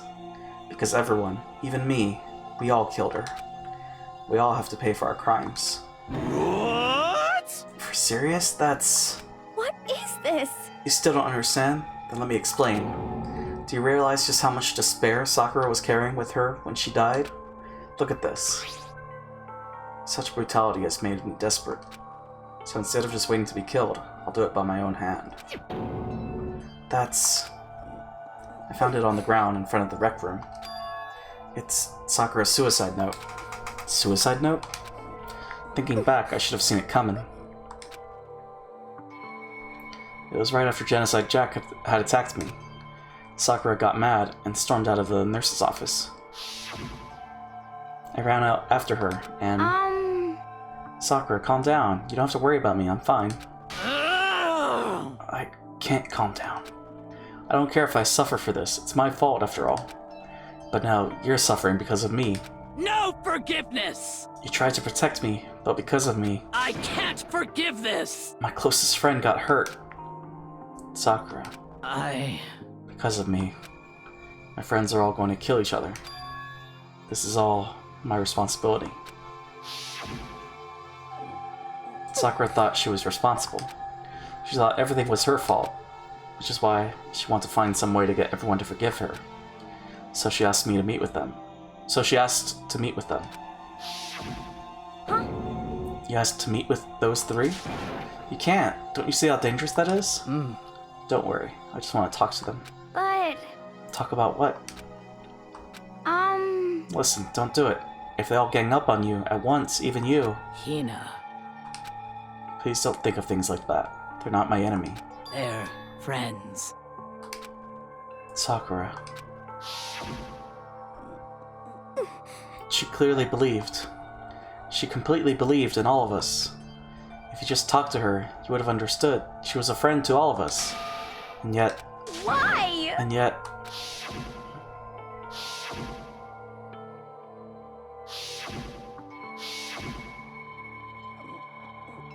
You trampled all over her feelings, and then you did the unthinkable. No, that was just a misunderstanding. What are you saying? Don't stand there and call it a misunderstanding. She believed in you. You wouldn't even listen to what she had to say. Without asking a single question, you tried to kill her. I won't forgive you. Do you have any idea how desperate she was, seeing you act like that? That's what her suicide note means. So instead of just waiting to be killed, I'll do it by my own hand. Why? That's how far you pushed her. Huh? Sakura, what happened to you? Hina. You came. Wait right here, I'll help you out. Hina. Huh? So glad I got to meet you. What's wrong, Sakura? Why are you talking like that? I have a favor to ask. Huh? A favor? Some protein. Could I ask you to? Yeah, you got it. Just hang on, I'll be right back. That was the last conversation I had with her. I went to the chem lab to get the protein she'd asked for. When I got there, I saw the powder. That's when I realized. I saw that someone had taken something from the poison shelf. Sakura. So I ran back to the rec room as fast as I could. But by the time I got there, it was already too late. Sakura! Please! Let me in. Please, open the door. Why? Why? Why did she have to die? She had weaknesses, just like any other person. If she got cut, she bled. If someone hurt her, she felt it. That's weakness. That's normal. And yet... Why? Y'all blamed her. I tried to protect her, and I suffered for it. And that just added to the weight she had to carry. And I didn't even realize it. Hina. We killed her. All of us. We pushed her into a corner, and we murdered her. Why? People like us shouldn't be allowed to live. And that's why you tried to lead us astray? You did your best to make us arrive at the wrong conclusion during the class trial. Sakura died hating all of us. I wanted to free her of her regrets. But even that got found out. In the end, I wasn't able to do anything for her. I could never face her after this. Hey! Hey! Sorry to interrupt right when you're about to deliver the final tearjerker, but... Hey! It's just taking so long. I'm about to fall asleep over here. I mean, do you really think you have any idea what Sakura was actually thinking when she died? What is this? What did you say? Everything you just said is nothing but your interpretation, right? Your own opinion on what her suicide note meant. What are you saying? Of course I know what she was thinking, because her and me... In other words... Well, what I'm really trying to say is... Yes, indeed! Don't you think the entire foundation is shaky? What if it was really like this? What the heck? What is that? Of course! Isn't it obvious? Yep. A suicide note. Sakura's suicide note. What? But Hina already... Too bad! Oh, I wrote that one. It was all me, baby. It's true! This is the one Sakura addressed to Hina and put in her room. Huh? What? Then... You lied to me? Unbelievable. Oh, don't say lie. Makes it sound so dirty. I just thought I'd liven things up a bit. Well now. I can't help it if you totally took my little scribbles at face value. Didn't even have Sakura's signature on it. You filthy little... Damn it! I'm not filthy. I didn't do anything. Did I falsify evidence? Did I affect the outcome of the class trial? The case played out between you and you alone. You were the ones jerking each other around. Phew! Heck, even if the will had factored in, it still would have been between you guys. Shing! So what's the problem? This is all part of the production process. Okay, and scene. Cut. And? So then, what did she write in her real suicide note? What are you gonna do? I'm glad you asked. For your benefit, I shall read it using my melodic, angelic, harmonic narrator voice. Hey! Hey! But you know, haven't you ever been curious about the whole suicide note thing? Who came up with the idea of leaving a note when you kill yourself in the first place? But hold on. And isn't it just so unfortunate? Killing yourself is just so final, you know? You can never hear the rest of the story. Truth is lost in darkness. Gives me the willies. Enough already. Could you get on with it, please? Yes, indeed. Okay. Jeez, talk about a buzzkill. Alright, here we go. Ahem. My good friend Hina. There's something I have to tell you. I hate to do it like this, but you need to know. This is my final wish. As you know, I've been giving information to the one who's imprisoned you here. It was our first night in this strange school that the mastermind came to see me. You see, the mastermind took control of my family's dojo and demanded I become their tool.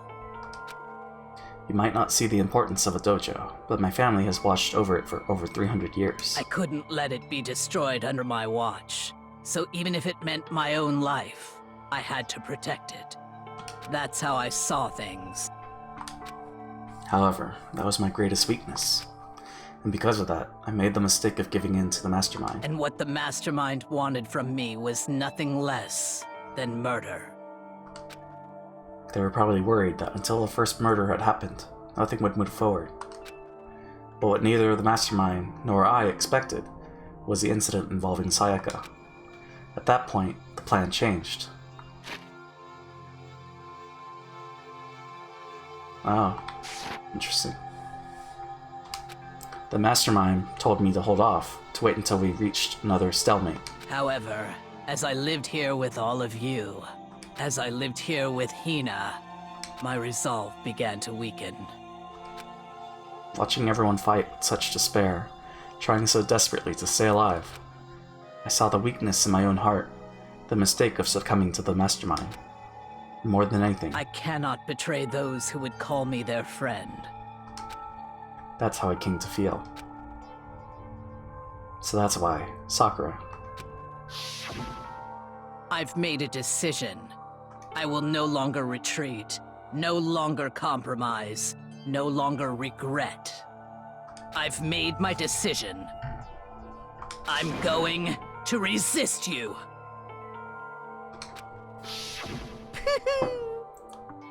Hello there, Stormbringer, bringer of storms. Hey, Salzgrim. How's it going? Oh god, best boy's dead. I just remembered. Why would I remember such horrible realities at this time? And now best girl's dead. Except your best girl's still alive. But I guess now she's best girl because she's alive. Yeah, how's it going, Salzgrim? Of course, because of that, I decided to reveal her secret, which made everyone else hate her. Her decision to stay true to all of you led directly to all of you hating her for it. Ironic, isn't it? Or maybe oxymoronic? Oxymoronic? Or just moronic? Of course, I understand if you all hate me. All of this is because of my own weakness. I'm fine, but it's 2 a.m. and I cannot sleep. Lol. How are you? I'm doing well. We're just continuing this whole visual novel kick that we're in. Going through the Danganronpa series now.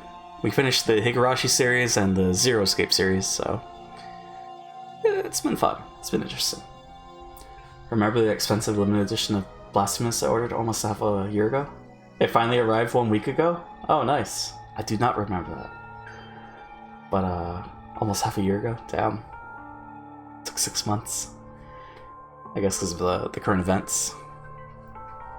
Fucking Corona. Yeah, that's unfortunate. But at least you got it. So that's cool. Perfectly willing to accept whatever attack you may want to make on me. So this is my atonement for betraying you. That's what I had in mind. But unfortunately, that's not enough. This won't end with just me accepting your hatred. So what are you playing these days? Or I guess you're playing Blasphemous, or after 6 months I would forget about it too, even if I ordered. It's just like, oh, there's a package on the doorstep. Wonder what that is. My own situation has started having an effect on more people than just me. Which is exactly what the Mastermind wanted when they revealed my betrayal. I just remember when it arrived, actually. Forgot to order my desk until the email told me I was ready for pickup. Right? My betrayal brought suspicion, disharmony. The Mastermind knew that eventually it would escalate to someone murdering someone else. Of course, I'm still responsible for that as well. I have an obligation to get this situation under control. To fulfill that obligation, I've decided to do as the Mastermind has commanded. I will do as I was told and commit murder. But I've decided the one I'm going to kill is myself. If the Mastermind demands that I kill someone, then that someone will be me. Then my dojo will be safe, and above all else, none of you will have to kill anyone. When I die, the source of conflict among you all dies with me. For that, I'm willing to give up my life. If it can save you, then sacrificing my own life could have no greater meaning. Whatever you think of me, please know that you are all my most treasured friends. I've never had people like you in my life. Huh? Then Sakura didn't feel cornered? She didn't die hating us? No way! She wanted to stop us from fighting? To protect us? Correct. She didn't end her own life because she was weak. Quite the opposite, in fact. She was strong. Too strong. That's why she killed herself. She chose death for herself in order to protect the rest of us. To sacrifice so much, no normal person could do that. However, it was only her limitless strength that made it possible. Finally, Hina, I want to apologize to you especially. The reason I didn't tell you any of this is because I knew you would try to stop me. I'm really, truly sorry, but please, don't be sad. If I can thwart the Mastermind's plans, if I can keep you from killing each other, that's enough for me. This is the path that I have chosen. This is the only way I have left to distinguish myself. And you can use this note to bring the class trial to a quick end. I'm so sorry to ask you to do something so unpleasant, but I have to leave the rest to you. Please talk to Byakuya, Toko, and Hiro on my behalf. I can't tell anyone about my plan while I'm alive, but I wanted you to understand why I'm doing this. In the end, though, I hope to show myself through actions and not words. Hopefully then they'll see. I never saw you as my enemy. You were only ever my friend, who I wanted to help as much as possible. Hina, whatever it takes, survive. Survive along with everyone else. No matter what, just survive. Damn. But... This is... I didn't understand how she felt. Not at all. I thought we were close, and still... What are you gonna do? But in the end, all her meddling was like, totally pointless. Uh-oh. She died so you guys wouldn't try to kill each other, but you almost ended up doing it anyway. Thanks to you, her death had no purpose at all. In fact, it was because of her stupid meddling that the rest of you nearly bit the big one. Too bad. She deserves all the blame. Everyone blame her. Go ahead, she deserves it. Now then, the next victim has been decided. What do you mean, next victim? Nobody here blames anyone. Huh? First of all, you're in the wrong for tricking Hina with that fake suicide note. And plus, Sakura's death wasn't a waste. Say what? Because she made us remember. We're not enemies that hate each other. We're friends. We need to work together. You know? Damn straight. This is all because of our misplaced hatred. Well? I don't blame her. I can't blame her. And nobody can blame Hina either. Ooh-hoo. But whether or not there was a spy never really mattered, because the one we need to destroy is you, nobody else. JP, your titles are 40 chapters long. It's like having a full-ass conversation. Maybe there won't be a cliffhanger today, Kappa. What? What do you want? What the heck? That's not how this is supposed to go. How strange. But anyway, are you sure about that? This killing game is competition between all of you, remember? Hey! Your enemy is each other. He's absolutely right about that. Phew! Ah, lovely Black Byakuya. You understand, don't you? This is a life or death elimination match. The only way to survive is to win. There can be no doubt that those are the rules of the game. Which is why I am bowing out of the game. Huh? Naturally. Sakura and Hina were both willing to sacrifice their own lives to deny the reality of the game. Thanks to them, it would appear that the others have cast aside their fear for this game.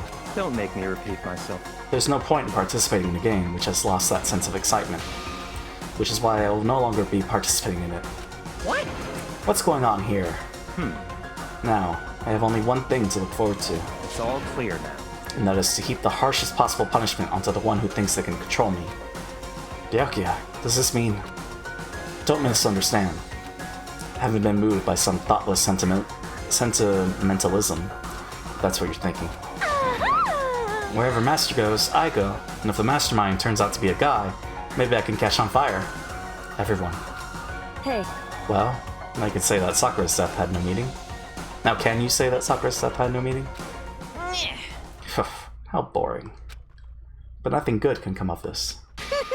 I'm still gonna be the one having the fun time. What the heck? The fun time? Joel is such a mood, yeah.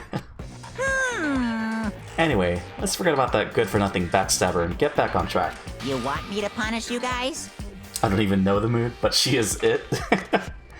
It's the moment you've all been waiting for. Punishment time! What? Wait, but Sakura was technically a killer, right? And she's dead. You're not gonna... But... Is it me? Wrong. Oh heavens, no. Just because the Blackened is dead doesn't mean I can just sub in whatever old suit I want. Didn't I tell you? I'm very particular about the bear times 1 rule. Listen up. But I spent so much time preparing my special punishment. You'd be ashamed to let it go to waste. Yahoo! So for my special punishment, I've prepared a special guest. A special guest? Let's give it everything we've got. It's punishment time. What? Who's gonna die? Well, you know, that's fine. But okay.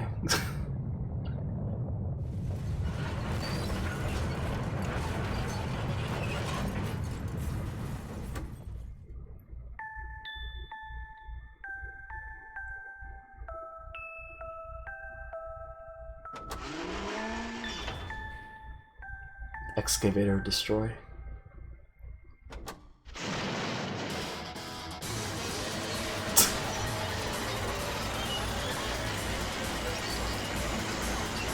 I'll tell you in a second, Gus.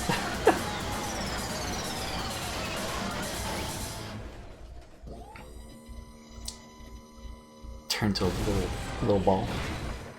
Oh, okay. Monokuma ball. It was the laptop, Gus. He killed the laptop with the giant crane. I don't know. Forklifts. You. Oh no! You suck, man. You turned him into a magical, mangled hunk of junk. The what? Huh? Who? The best boy that died. That became a laptop. Remember? The AI. Phew, that really took it out of me. Maybe I'll go grill up a plate of chicken. After all, they say for post-workout grub, chicken's where it's at. And I'm all about the grilled goodness. What? Oh god. Fried? Broiled? Give me a break. The color, the smell, the succulence. Grilled is where it's at. You killed Best Boy again? He did it. So, I realize how dangerous it could be. But still, I have to do this. but I'm scared, but I can handle it. I don't really understand why, but still. when I think about everyone else, my courage starts to grow. You might think I'm just some inhuman AI, but it's true. So it's okay. I'm gonna do my best. If it's for the sake of everyone else, I won't be afraid. Kill the bear, burn it, explode it, nuke it. I don't care, just do it, JP. We will try our best. Alter Ego's words raced through my heart and soul, and my disbelief gave way to raw anger. The anger turned to fury, black and muddy and boiling over. It bubbled up through my body, quickly overflowing and shooting out of my mouth. How dare you? That was my friend! How dare you kill him? What's the matter? Huh? You were friends with a laptop? That's pretty pathetic. What's next? Friends with a basketball? Shut the hell up. He wasn't just a laptop. He was my friend. And you killed him. Is this what you call animism? Animism? Where a soul dwells within all things? Even like laptops? Well, you can call it whatever you want. Bottom line is, it got in my way. It was trying to find things out all sneaky. Just as I thought. So you finally noticed him. Actually... Finally? No. I knew about it from the very beginning. I knew Chihiro was doing something with the laptop, and I knew you were using it to analyze data. I knew exactly how it was all going to play out from the start. What? What are you thinking? You knew? You were still cocky enough to let us take the plunge? Yep. Well, I mean, the data in that laptop? It was, I guess you could call it a gift from me to you. Phew. Maybe like a reward, in honor of you being able to unlock something so difficult. Hey, So of course, I didn't care if you got access to that. But sneaking into the network was just too personal. So I had to do a little, reformatting. I want to be able to help. I want to keep being helpful to everyone. I want to work as hard as everyone else so that we can all get out of here. Lurkin, you amazing dude. Sounds good, Super. Hope you have a good day. Have a good night. I hate this fucking bear. The reformatting joke. Alter Ego wants to fight for us.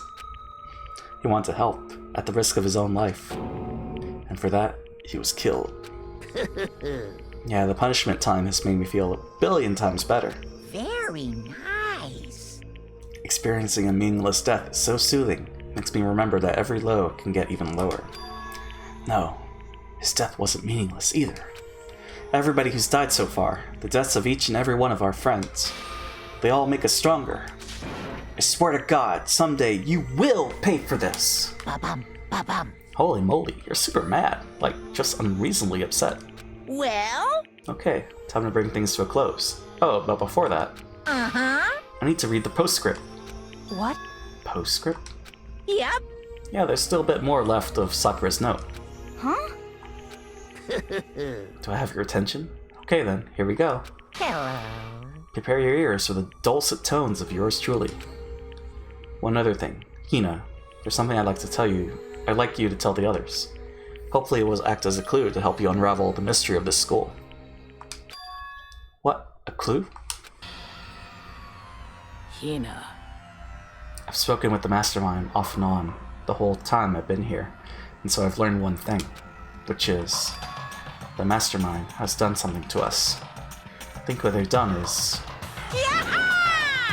Oopsie daisy, that was a close one. Another word and we would have been hip deep in spoiler territory. Too bad. Okay, I don't want to ruin the surprise, so book club is dismissed for today.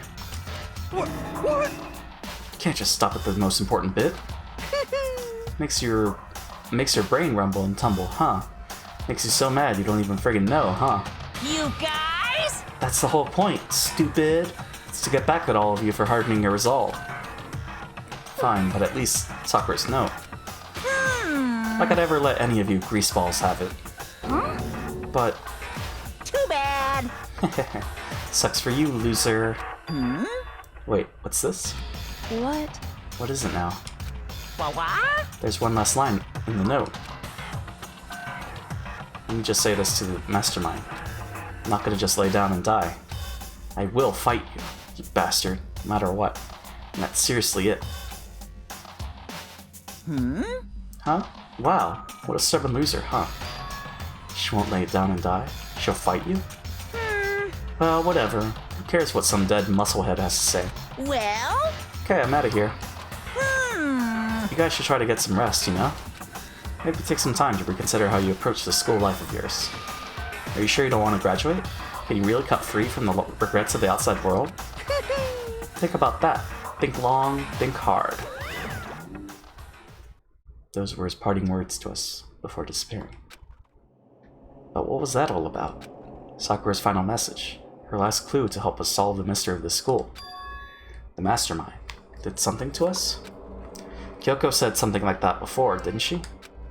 It was after Celeste's trial was over. You... What did you do? What did you do to my body?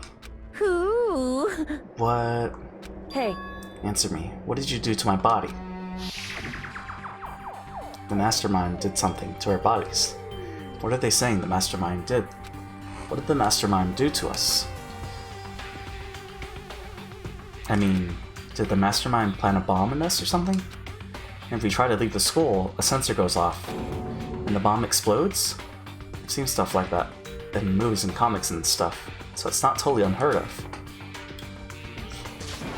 No, I feel awful just thinking about it. I can't afford to acknowledge thoughts like that. Yo! So the class trial is over and Monokuma's gone? But... So now what do we do? Yes. What else is there, other than to head back up?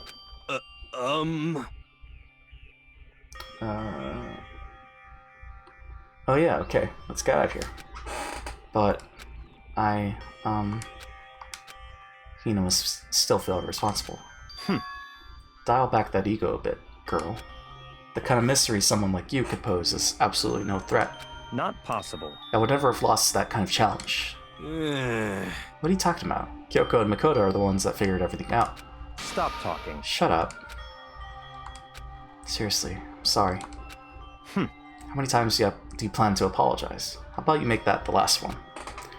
I haven't reached a point where I need someone apologizing to me more than once. Sorry. Okay, I see what you mean. Then... I'll try. Huh? That totally wasn't normal, right? Did she just capture his flag? No, no, no, no! I cannot suffer the existence of someone who would disturb the romance between me and Master. Huh? What are you talking about? That's absolutely not what's happening here. Why would I ever go for a sleazeball like him? What did you say? Sleazeball. What the heck? That's right, I called you a sleazeball, because you are a sleazeball. I see. Apparently you still have a death wish. Oh, more biting sarcasm. No wonder you don't have any friends. No, no, no, no! Hey, stop fighting with Master. You're making me jealous. I want the abuse. Give and take me. I guess it's not so easy for everyone to act like friends. Well, that's just how it is for now.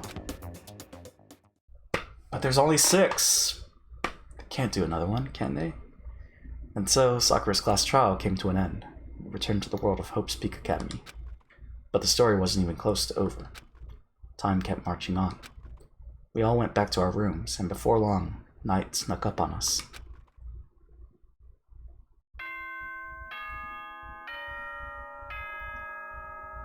Ding dong, bing bong.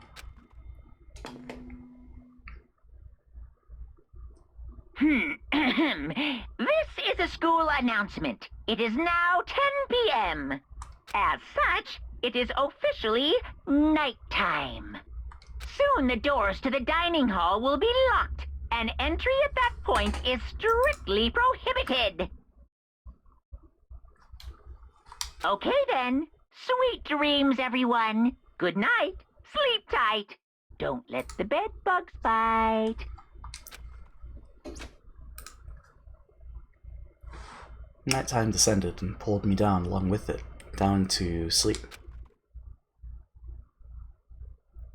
I couldn't remember the last time I'd fallen into such a deep sleep. But the night still wasn't over for me. A voice. I could hear a voice. What? Wake up. Wake up. Huh? The voice dragged me from deep slumber into hazy half-consciousness. My eyelids were like lead. What? How'd you get in our... Kyoko? How'd you get in our room? Yes, it's me. Huh? Kyoko? I said yes. So Kyoko's here. Wait, what? Time unknown. In a flash, I was wide awake. What are you doing here? It's true. Here to wake you up. Oh, I see. Wait, but my door. It was unlocked. You're unbelievably careless. It was unlocked? Are you serious? Hey. Always. And you don't have to overreact like that every time you're surprised. What time is it? Correct. 3 o'clock. In the morning, of course. It's 3 a.m.? Why was Kyoko waking me up at this hour? Well, tune in next time. I mean, after this beer. I'm just kidding. We're still going. We're continuing. We're not ending the stream. But yeah, let me do a BRB. Un momento.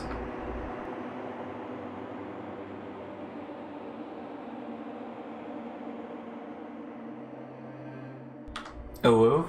Oh shit. Well, Mr. Wu, you know, we're gonna be doing, there it is. Oh, right. Angels of Chivalry doesn't have Pride of Wu.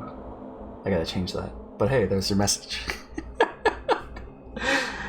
That's the intro. Shit, I forgot about that. That's fine. Yeah, I'm gonna do a, I don't know, 10 to 15 minute BRB, because I gotta get some food, so.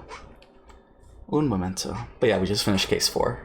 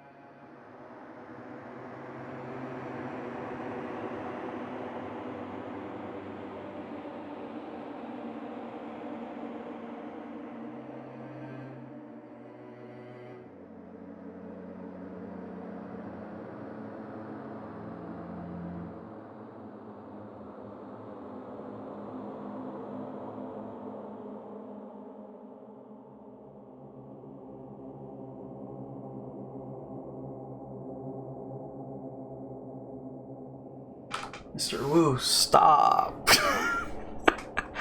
I didn't expect there to be another case. Oh, man. Yeah, how's it going? Case 3 wasn't that bad. So far, the one that we've least liked is case 2. But also say Soda SMR. Oh wait, wrong one. When you say things like that, it's like, well, now there's someone else is gonna die, and now we gotta solve the murder. And here I was thinking we would all get along. Oh man.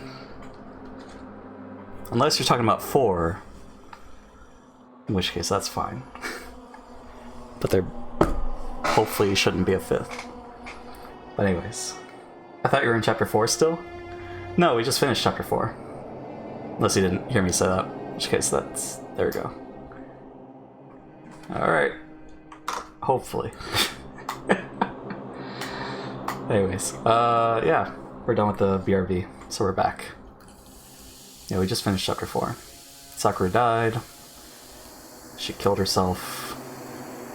She's gonna fight Monokuma.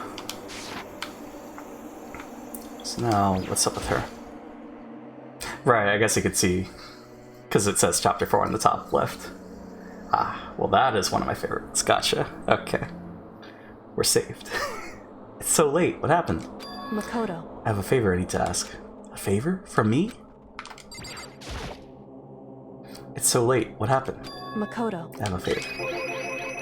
What's your favor? So... Remember what Sakura said at the end of her note? I'm not gonna just lay down and die. I will fight you. I want to find out what she meant by that. Okay, but how do you plan to do that? Then Kyoko put her lips next to my ear and whispered. The data center on the 4th floor. What? Goodbye. I'll meet you there. Without another word, she was gone. What the? Her words reverberated through my half-dazed head. The data center? But I thought it was locked. Well, maybe it's unlocked now. Leave the area? Yes. I made my way into the after-hours school and headed for the data center on the 4th floor.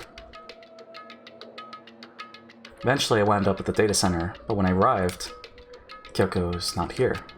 That's weird. She said she'd meet me. She may be inside already? I put my hand to the door with a certain amount of force. Rattle, rattle. Didn't open. Tried again, but... Rattle, rattle. Must be locked. What was it Kyoko said?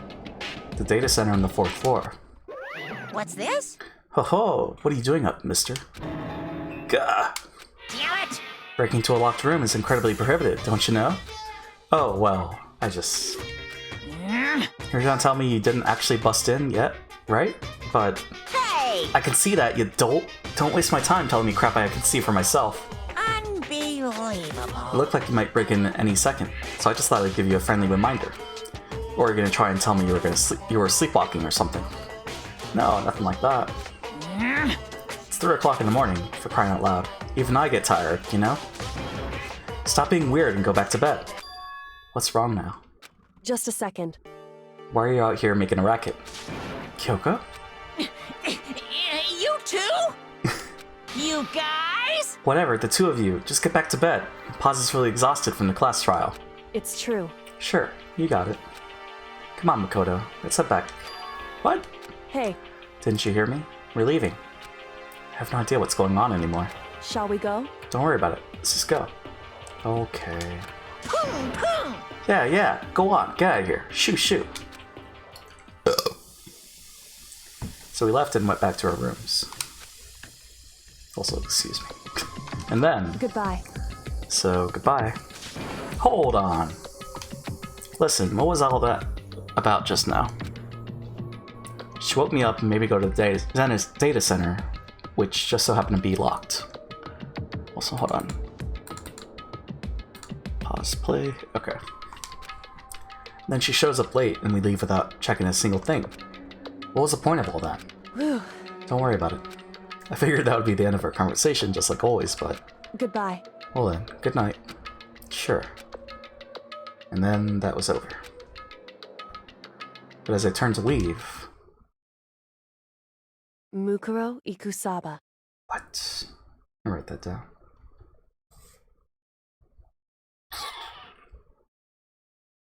Mukuro?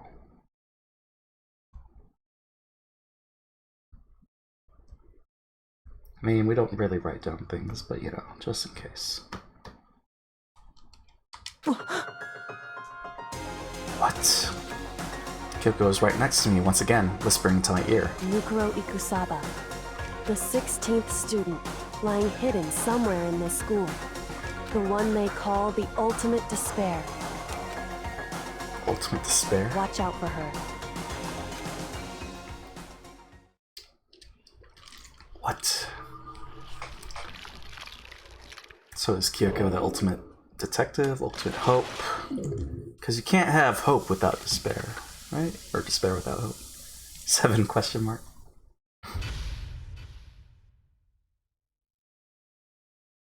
To be continued. Alter lump. 4 by Gore. Mukuro Ikusaba. What? Mukuro Ikusaba. The 16th student, lying hidden somewhere in this school. The one they call the ultimate despair. Watch out for her. Kyoko told me to watch out for her, Mukuro Ikusaba. That was 3 days before the next incident. 3 days before we would be faced with another murder. What? 3 days before the worst thing so far would reveal itself.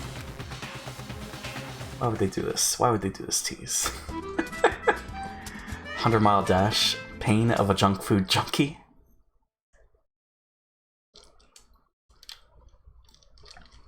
In the meantime, the day after Sakura's class trial, that morning in the dining hall. So, let's begin the usual post-trial investigation. Huh? Hey, you didn't make small talk or anything. We never just get straight to the point like that. If you want to keep up with me, you must refrain from pointless small talk. Jeez, how high is that horse of yours? Well? He just acts like that to hide his own insecurities. That's what I like to think anyway. Mukuro Ikusaba, student hides himself in the school. Regardless, if you want to defeat the mastermind, you need to follow my lead. They keep around the school like a mouse, but the mastermind's pride is as bloated as a cow's udder. In the name of my family. And no matter what it takes, I will rid this world of them. Huh? Hey Toko, you've been pretty quiet. Man, you're so boring now. You just sit there like a mushroom. I'm gonna start calling you Miss Mushroom. What's your deal? She didn't snap back at you. Her talking makes things difficult, so I told her not to open her mouth without permission. Wow. What? But if she can't open her mouth, she can't eat or drink water. I don't care. How about that? You're okay with that, Toko? Jesus. Jeez, how low is that rock you're hiding under? I believe this is the small talk Yako warned us against. Come on. And yet, I let myself get involved. But it is now finished. I will never allow you to drag me down to your level again. Let's go. We're gonna begin our search. Stop running your mouths and start moving your legs. Pressured by an obviously irritated Byakuya, we all started our exploration.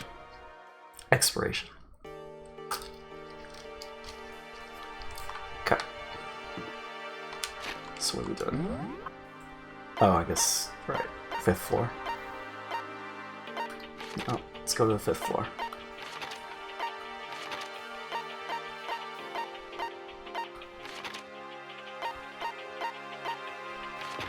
I just want to check to see if anyone's around. It doesn't look like it. Okay.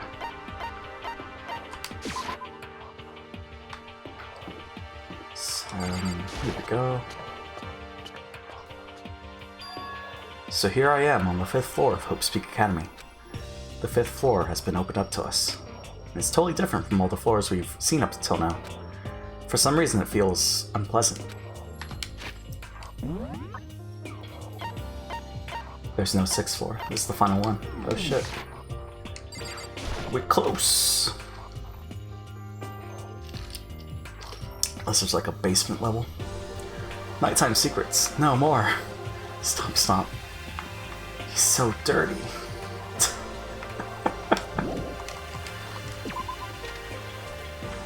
Okay. What 5B?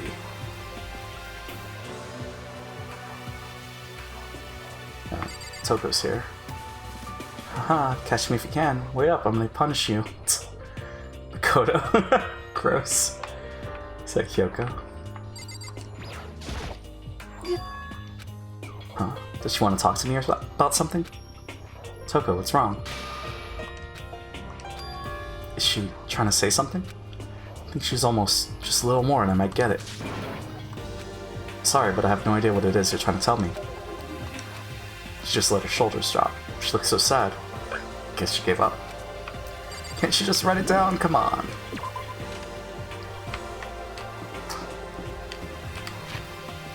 Also... Okay, so she's here.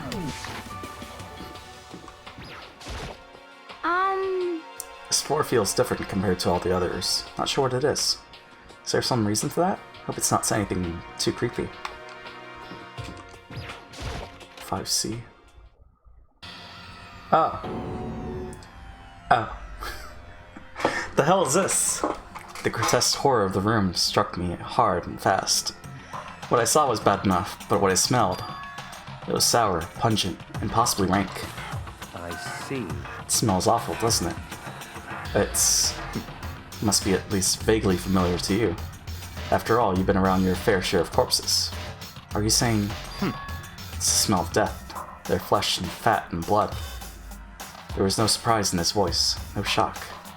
But he was right, I'd experienced the smell more than once before. It was the smell of death and despair. But the smell here is strong, condensed. It's the smell of a battlefield. Monokuma must have... Hey, come on now. Just your usual American classroom? No. What? My fault again. Stop trying to blame everything on me. If you hadn't done what you did, this never would have happened. Unbelievable. No, it's quite the opposite. The opposite? Now then. Yep, let me give you an itty-bitty, iggy, squishy little hint. As far as this room goes, I don't know a thing. I just left it exactly how I found it. What? Yes, indeed. How's that for a hint? Better than those stupid hints you get from NPCs in those mean old RPGs. Uh-oh. But it's pretty scary, huh? Blood all over the walls and junk. Of course, even in the outside world, people die bloody, gruesome deaths every day. I can't wait! I can't wait! So it's not really a big deal. Just keep your chin up and keep on living, soldier. What's he talking about? He just left it the way he found it? What's the meaning of all this? Eye for an eye. That's... There's blood all over the place. I want to shut my eyes forever against such a ghastly sight. It appears all the bloodstains are dry, and their color has changed as well. I think it's safe to assume these stains are considerably old. This is all really blood? Also, it's not pink. Of course, I wouldn't find it interesting otherwise. I mean, it is interesting, I assure you. What on earth happened in this classroom? He seems like he's enjoying himself. No way can I keep up with something like that. There are white chalk outlines drawn all over the floor. How many bodies were there? I've seen this kind of thing on detective shows and stuff like that. You always see it at the scene of a murder. Wish I could say I don't believe it.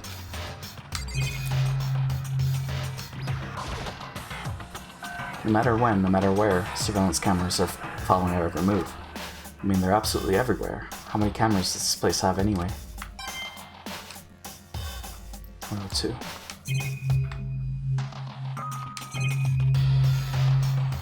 It's the monitor. This is one of the monitors Monokuma appears on. It seems pretty useless when he's not on it. Actually, no, it's totally useless no matter what. Oh shit. Don't move. Talk to him. Byakuya? About what Monokuma just told us. It's like I'm not even here. I must be lost in thought. Is he really thinking that hard? Or is he just flat out ignoring me? I guess that's it. That was fun.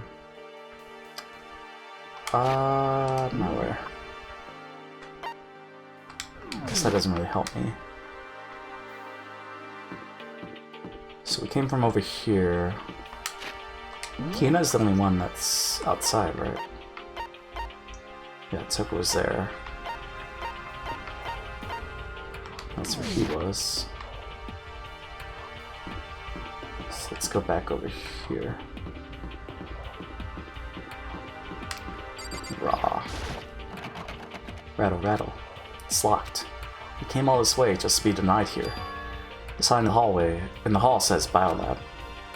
Biolab that we're forbidden from seeing into? Kinda sounds like something out of an old cheesy horror movie.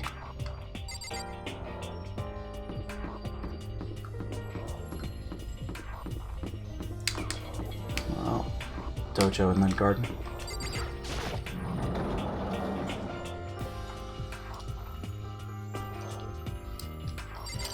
Well, this looks pretty. That target seems pretty far away. Gotta say, pretty proud of my eyesight. Okay. Talk to her. What Kyoko told me yesterday. What the heck did it mean? Mikuro Ikusaba, the 16th student, lying hidden somewhere in this school. The one they call the ultimate despair. Watch out for her. Kyoko? Not gonna say anything. Huh? Can't say anything. Kyoko narrowed her eyes. Her gaze started up to the surveillance camera. Hey. You understand why, right? She was trying to tell me that whatever it was important. The mastermind couldn't find out. But how did Kyoko get her hands on information that could be that important? So then... We're finished here. She made it very clear that our conversation had come to an end. They play that part a lot this chapter. That song, that theme. And just like usual, I didn't understand anything any better than before. What is this? It's a straw post used for sword practice. Did they use it for training here too?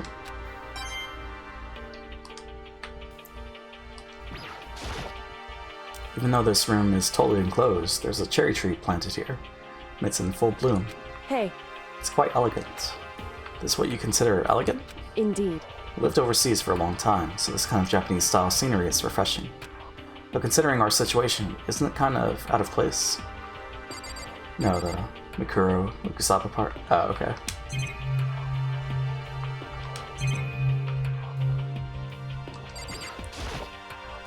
Even though this room is totally enclosed, there's a cherry tree planted here. It's in full bloom. Hey. It's quite elegant. Indeed. Okay. I can't expect this. Suit of armor is on display.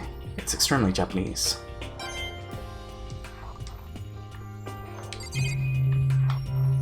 And then that. This is one of the monitors Monokuma appears on.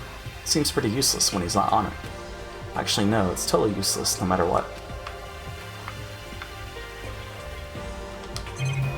Lockers. There's a bunch of wooden lockers in here. The wooden lockers and keys remind me of super old school public bathhouse. This is... Okay. Well, one area left. Oh, it's back this way.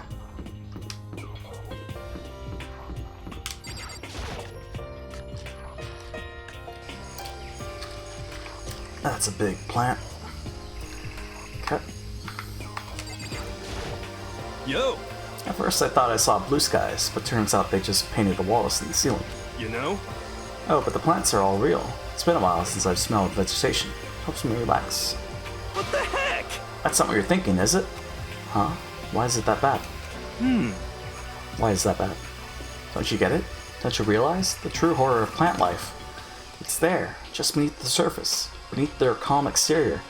They're always watching and waiting. And when they decide they can't leave us in charge of Earth anymore, the end is nigh! They'll put their plan for global human extinction into action. It's the happening. Well?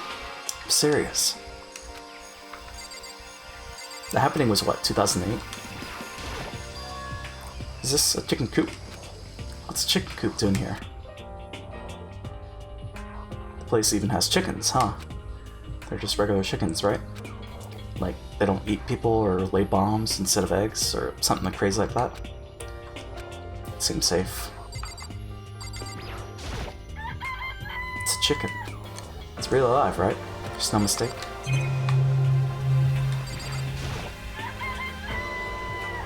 How could Hurry be the type of guy to say 5 is not a number?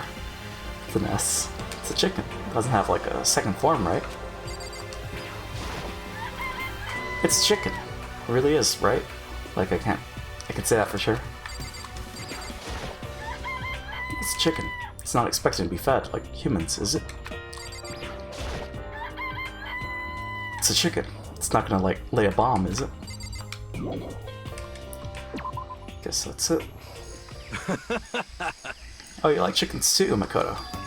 Yeah, I love these little guys. They're seriously cute, right? There's exactly 5 of them here. Exactly? 5. You know, the number that comes after 4 and before 6, at least in terms of natural numbers. Anyway, whenever the number 5 pops up, that's a good omen. It contains the mysteries of the cosmos. I'm at least 30% right. He's, that one guy from JoJo Part 5. It's a number of power, a refreshing number on par with hand-squeezed all-natural lemonade, just a different number. He never lets me get a word in edgewise. Well, his name is Naegi. Oh, I meant, Hero. What is this? This thing is super weird, super creepy. Flowers aren't supposed to get this big. Oh, but the whole chicken thing. Is this thing real? Watch out! What? That's a Monokuma flower.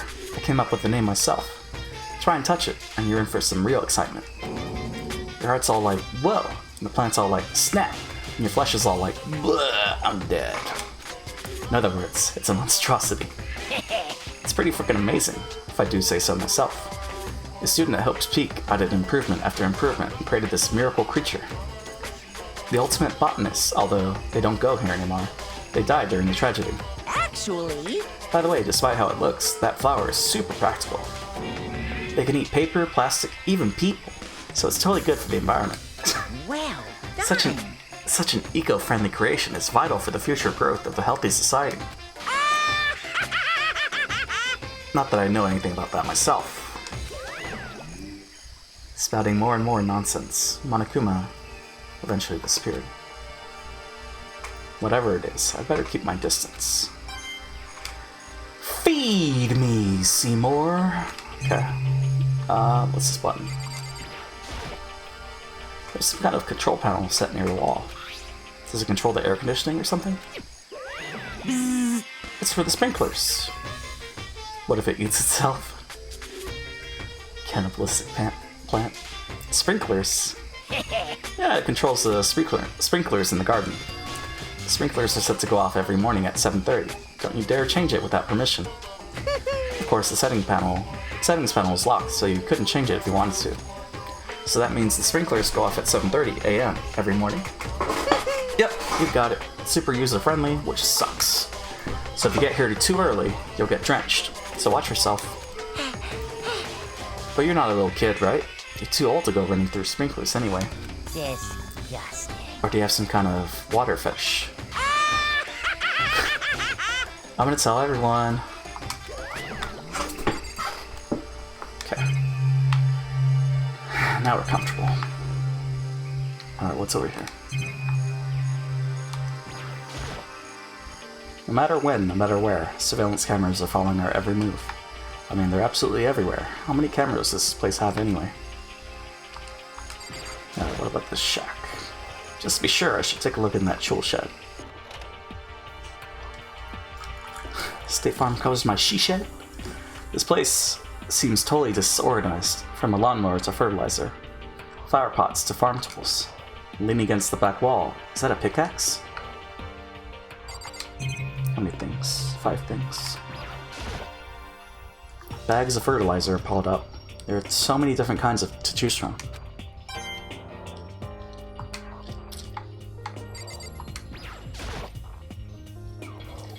There are different kinds of gardening tools here. They're trying to get us to become self-sufficient. Now what? Huh? There's something carved into the handle of this pickaxe. Crazy diamond? Crazy diamond? I feel like I remember seeing that somewhere. Was there a crazy diamond in this game? Is it the sword? There's a lawnmower here. Even with this here, who's actually going to take care of the lawn?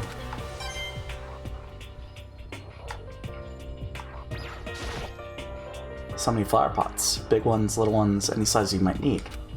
Maybe I'll grow some flowers to put in my room. Is that it?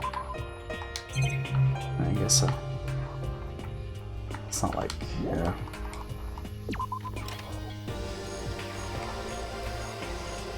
Well, who are we hanging out with? We got Toko, we got Hiro. Sakura's dead, so that's sad. I guess there's Aoi. Okay. I guess I've seen what there is to see up here for now. But once again, nothing I found seems to make any real sense. We need to head back to the dining hall and find out what the others turned up. Anyways, I'm gonna head out now. Gonna watch a bit more of Fire Force. Also, holy shit, is that a motherfucking JoJo reference? Maybe. Have a good one, Mr. Wu. Need to head back to the dining hall and find out what the others turned up.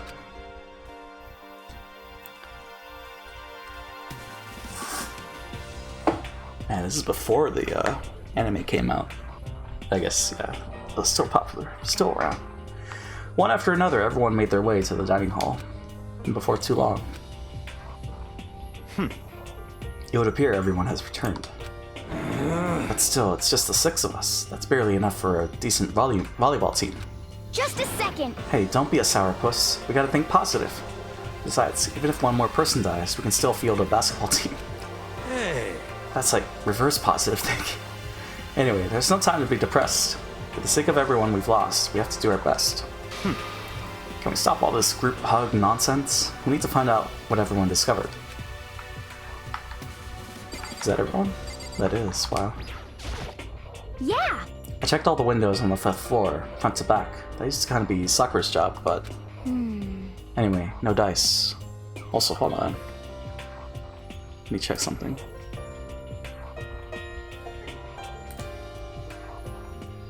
Oh, okay.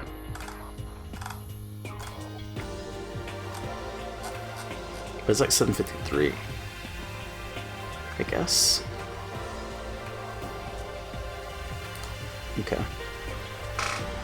Anyway, no dice. There were metal plates on all the windows, just like everywhere else. Correct. Which means no chance of escape on the 5th floor either.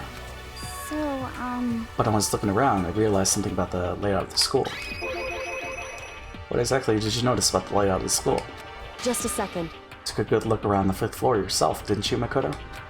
Huh? Why do you ask? So then... Because if you did, you must have noticed. The 5th floor is lacking something every other floor has. Also, let me do something.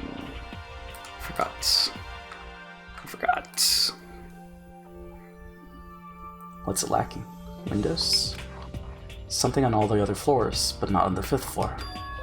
Talking about stairs? There aren't any stairs leading up from the 5th floor. That's what you're talking about, right? Okay. Does that mean the 5th floor is the end? Correct. We're finally starting to get a clear picture of this school. All that's left now is to solve the underlying mystery. But that's the hardest part. Okay. Even if it's hard, we still gotta do it. Yeah, Hina's right. Everything will be okay. As long as we work together, I'm sure we'll make it out of this. No, not I'm sure. We absolutely will make it out, no matter what it takes. Did we talk to her? Oh yeah, we talked to her. Okay. Hey. My concern was with the biolab. That was the only place on the 5th floor that we couldn't access. The biolab, huh? Wonder what's in there. could it be? If this were like a cliche horror game, it'd be some kind of creature. The final boss, or tyrant, or... But... We're not in a horror game, though. Either way, we don't need to worry about it at the moment. Don't bother thinking about something that can't be understood no matter how much you think about it. Naturally. Your tiny brains can only do so much, so focus on utilizing them efficiently. Well, Also, okay. I don't really like how you said it, but what you said is probably right. What? No, how I said it is right too. So... talk to her. I mean, she's like the same thing, right? Hey, Yakuya, it seems like Toko wants to say something. What? So, why are you telling me? Hey. Well, because he told her to zip it or whatever. Ah, I forgot about that. Huh? Jesus, man, I know you like torturing her, but come on. Well, Toko, if you want to envelop us all in your putrid breath, I won't stop you. You honor me, Master. And don't worry, I took care of the odor problem. Seriously? You're just gonna take it? What the heck? Shut up and don't interrupt when Master and me are talking. Okay, so what did you want to tell us? Well, I was in a classroom on the 5th floor and something caught my attention. It was this. A knife! Whoa, that thing is huge. It's like Rambo size. What? It's a survival knife of some type. But what was it doing in a classroom? Well... How would I know? Very suspicious. What are you gonna use that knife for? What are you planning to do to us? I'm not gonna do anything. I just picked it up. I don't want to leave a knife just laying around. How about that? I'd rather have it laying around than in the hands of a serial killer. Don't compare me to her. I'm nothing like her. I mean, you did hit Sakura. Well, actually, no, it wasn't her fault. Never mind. Listen, more important. Now that we have the knife, what are we gonna do with it? You know? Can't let Toko keep it, that's for sure. We don't know what she might do. What's your problem? I don't want it anyway. It's too dangerous. So what to do? So then... Why don't you hang on to it, Makoto? Huh? Me? Oh yeah, I totally trust Makoto to take care of it. Okay. Then that's that. Hold on, don't I gotta say? It's all clear now. Just shows how much they trust you. You should do as they ask. Are you sure it's trust? I feel like they're just using me. Okay, so here you go, Makoto. Acting like I already said yes. Fine. Guess there's nothing I could do. I'll just keep it in my desk drawer for now. Anyway, that's all I want to say. Hey, Toko. Do I still have bad breath? Sorry. I'm sorry. It stinks. I'm sorry, it stinks. I'm sorry. That's fine. Made a valuable discovery. Good job. Huh? Did Master just praise me? Hey, good for you. I'm dreaming. I must be dreaming. That I would ever experience such a dream. I feel strange. So strange. Really strange. Oh no. Whenever I look at Toko these days, it makes me feel sad. Well, but you... You know? Well, there's a big garden up on the 5th floor, and I found more than one thing to be worried about. A stupidly large plant, a chicken coop. You know what you're gonna say, but a tool shed. There are a bunch of chickens in the chicken coop, right? That's right, 5. 5 chickens. I love chickens. Let's raise them up, big and fat. Then we can make fried chicken. Oh, barbecue. Decisions. Oh. Or how about raw? Because there's nothing fresher than raw, right? Gross. Pretty sure that'd kill you. You know? Well, this big garden. Okay. Monokuma said that was called a Monokuma flower. Even touching it seems dangerous, so we have to be careful. You're serious? It's totally a man-eating plant. I'm pretty sure it's different from the one that lives in the pipe, though. Anyway, the pipe? Anyway, that thing must benefit from the sprinkler system as much as anything else in there. Oh yeah, apparently the sprinklers come on every morning at 7:30 on the dot. Yeah, remember that. You don't want to get drenched and catch cold. Yeah. Well, you don't have to worry. They say idiots never catch colds, you know? So someone's probably going to use the sprinklers to wash away evidence. Of course not, because idiots never get wet. I think you're thinking of ducks. Starting to worry about you, Hiro. Can you tell me what 10 plus 10 is? What the heck? Hey, come on, you don't always have to call me dumb. I may have been held back 3 times, but that doesn't make me stupid. But if it'll make you happy, I'll answer your dumb question. Huh? So, what was the question again? Don't worry, you just answered it. Poor hero. You know? Okay.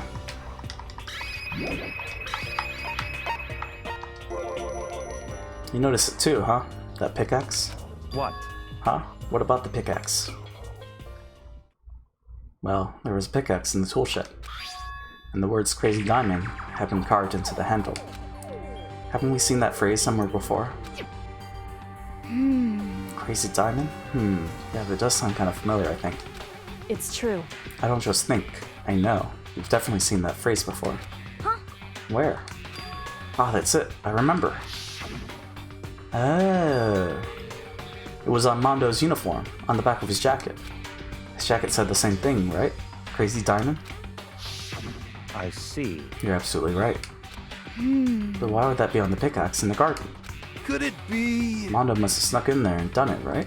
Nope. Not possible. But we didn't have access to the garden until today. That's right. Then maybe Mondo brought it with him when he first came here, and Monokuma confiscated it? Whatever the reason, that's what stuck out to me in the tool shed. The pickaxe connected to Mondo.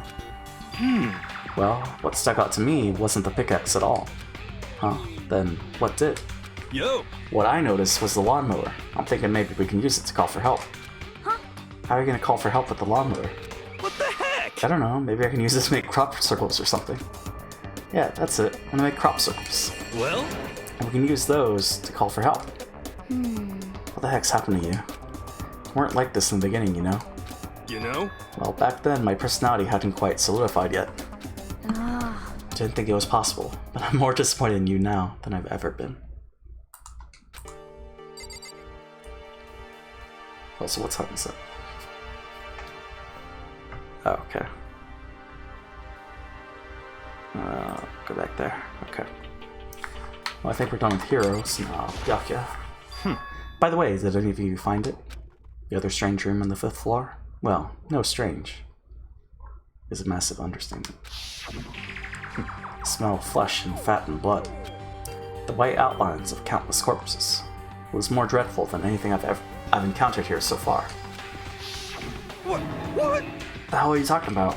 The smell itself was horrific, far beyond any normal murder scene. Everybody's smell concentrated. Huh? God, I'm glad I didn't see it.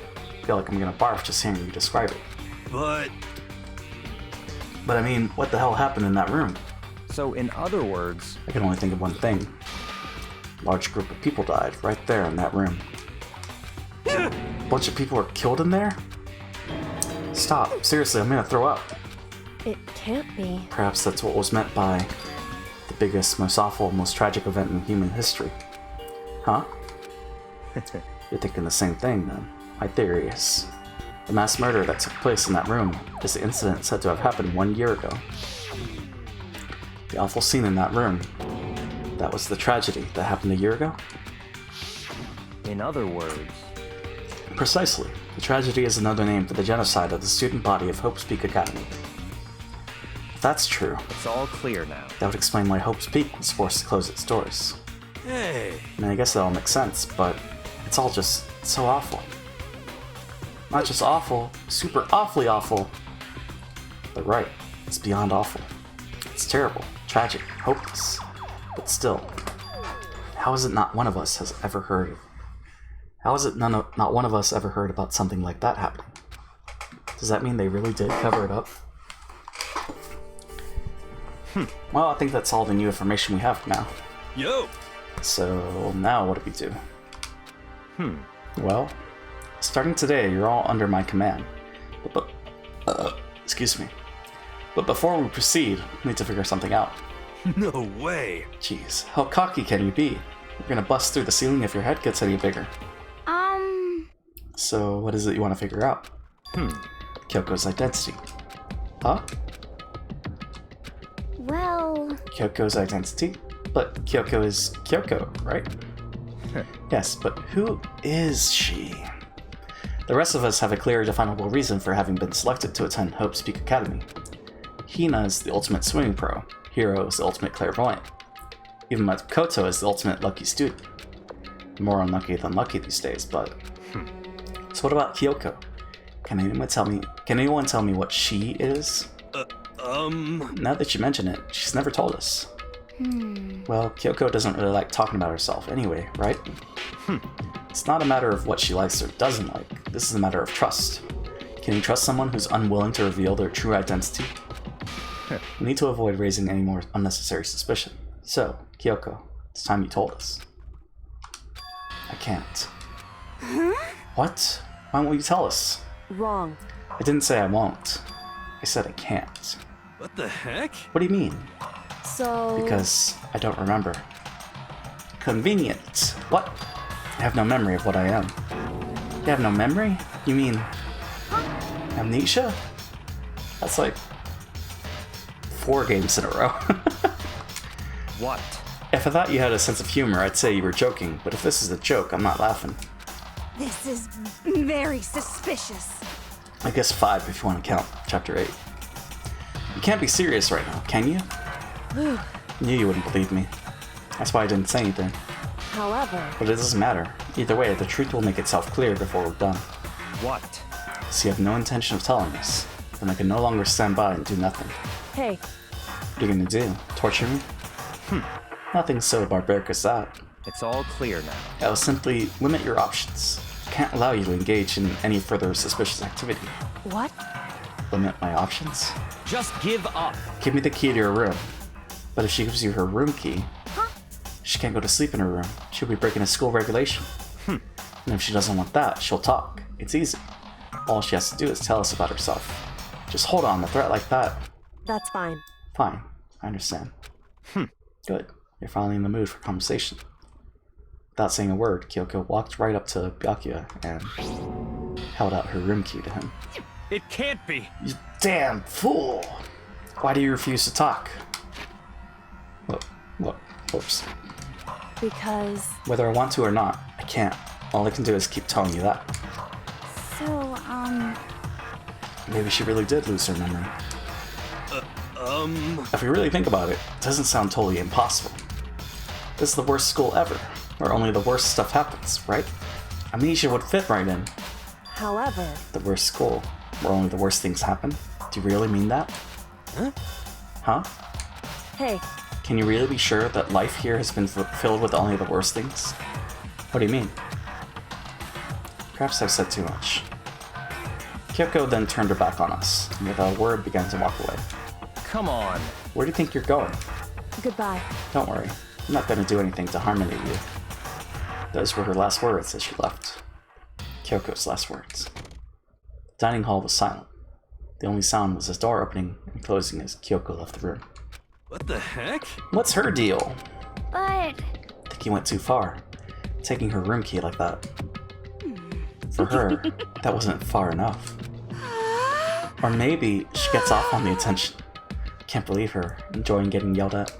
Stop talking. You're getting noisy again, Toko. Come on. Sorry, I can still hear you. The sound of you breathing, of your heart beating, grates on me. Jesus. Hey. Are you telling her to die? I mean, I know how you feel, but what's Kyoko gonna do now? Plus, this situation. It's just like before. It's no different from when everyone started accusing Sakura. And I'm no different either. I still can't stop anyone. What?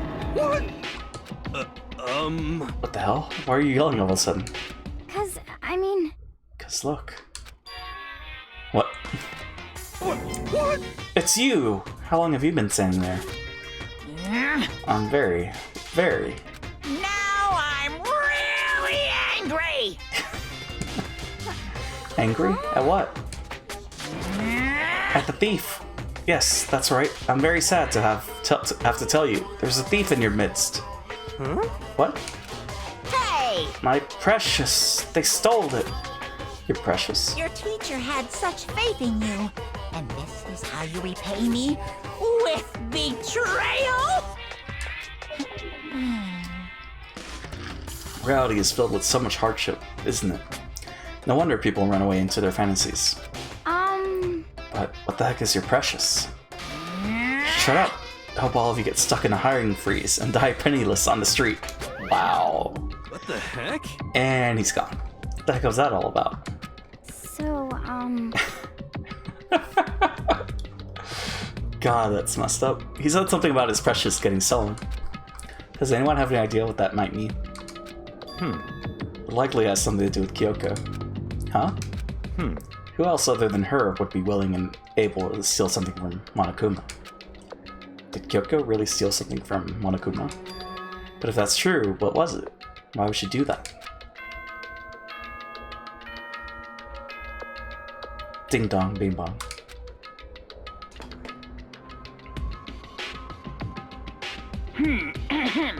This is a school announcement. It is now 10 p.m. As such, it is officially nighttime. Soon the doors to the dining hall will be locked, and entry at that point is strictly prohibited. Okay then. Sweet dreams, everyone. Good night. Sleep tight. Don't let the bed bugs bite. Uh-oh. Need to get out of here. You know? We can talk about this more tomorrow. What about Kyoko? However, after what just happened with Monokuma and Kyoko, I feel like there's something in the air. I would suggest you take extra precautions tonight. Stay in your rooms. Don't go wandering around. Well... Not like we need you to tell us that. Goodbye. Well then, let's disperse. See you all tomorrow. Following his lead, each of us went back to our rooms. Ah, that's right. Need to put away the knife that I got from Toko. I think the safest place for it would be in my desk drawer. But anyway, is Kyoko really gonna be okay? She can't get into her room. What's she gonna do? Isn't there something I can do? Something I can...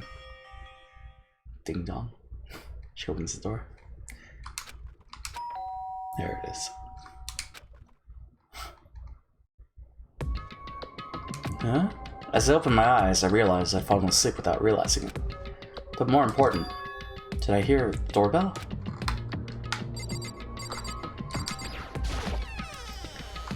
Kyoko? Hey.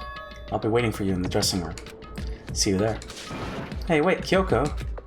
Without acknowledging me, Kyoko disappeared into the depths of the darkened out hallway. I know we're not supposed to go out during nighttime, but can't just not go.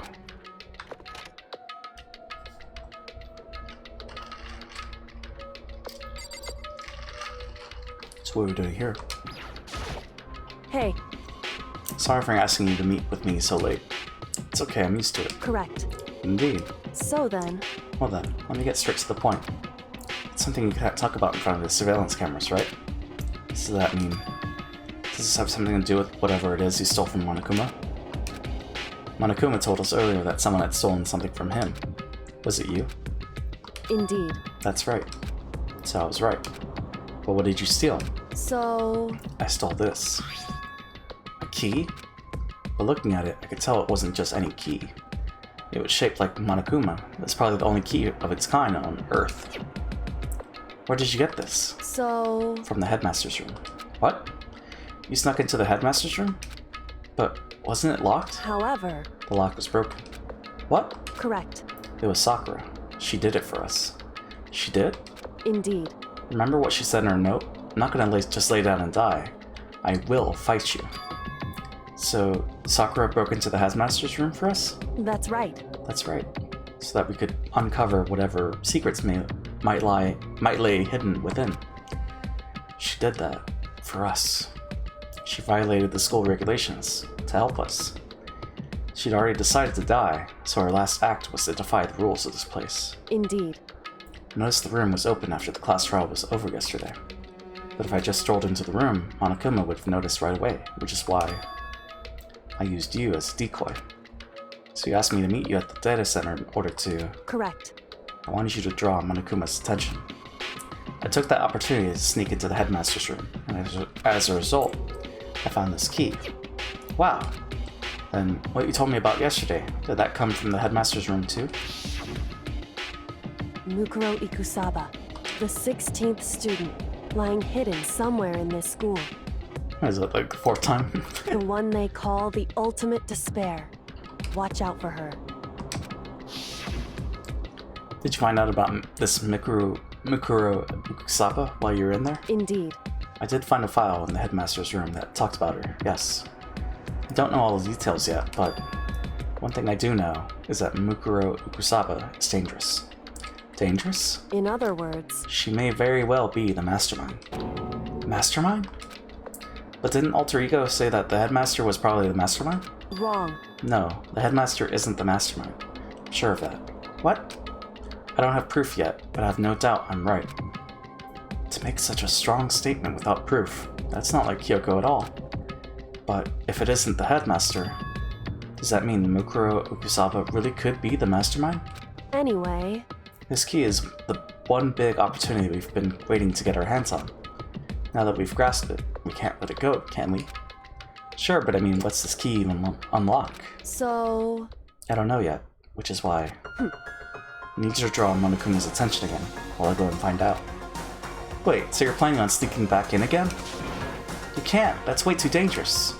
And you want me to draw his attention? But we don't actually know there's just one mastermind, right? If there's more than one person watching us... Is that right? But they didn't catch on last night, right? Maybe we just got lucky. Hey, Maybe the mastermind can't monitor us and control Monokuma at the same time. Huh? Like I said, we didn't get caught last night. But as you said, maybe it was pure luck. Which is why we're going to run the experiment one more time.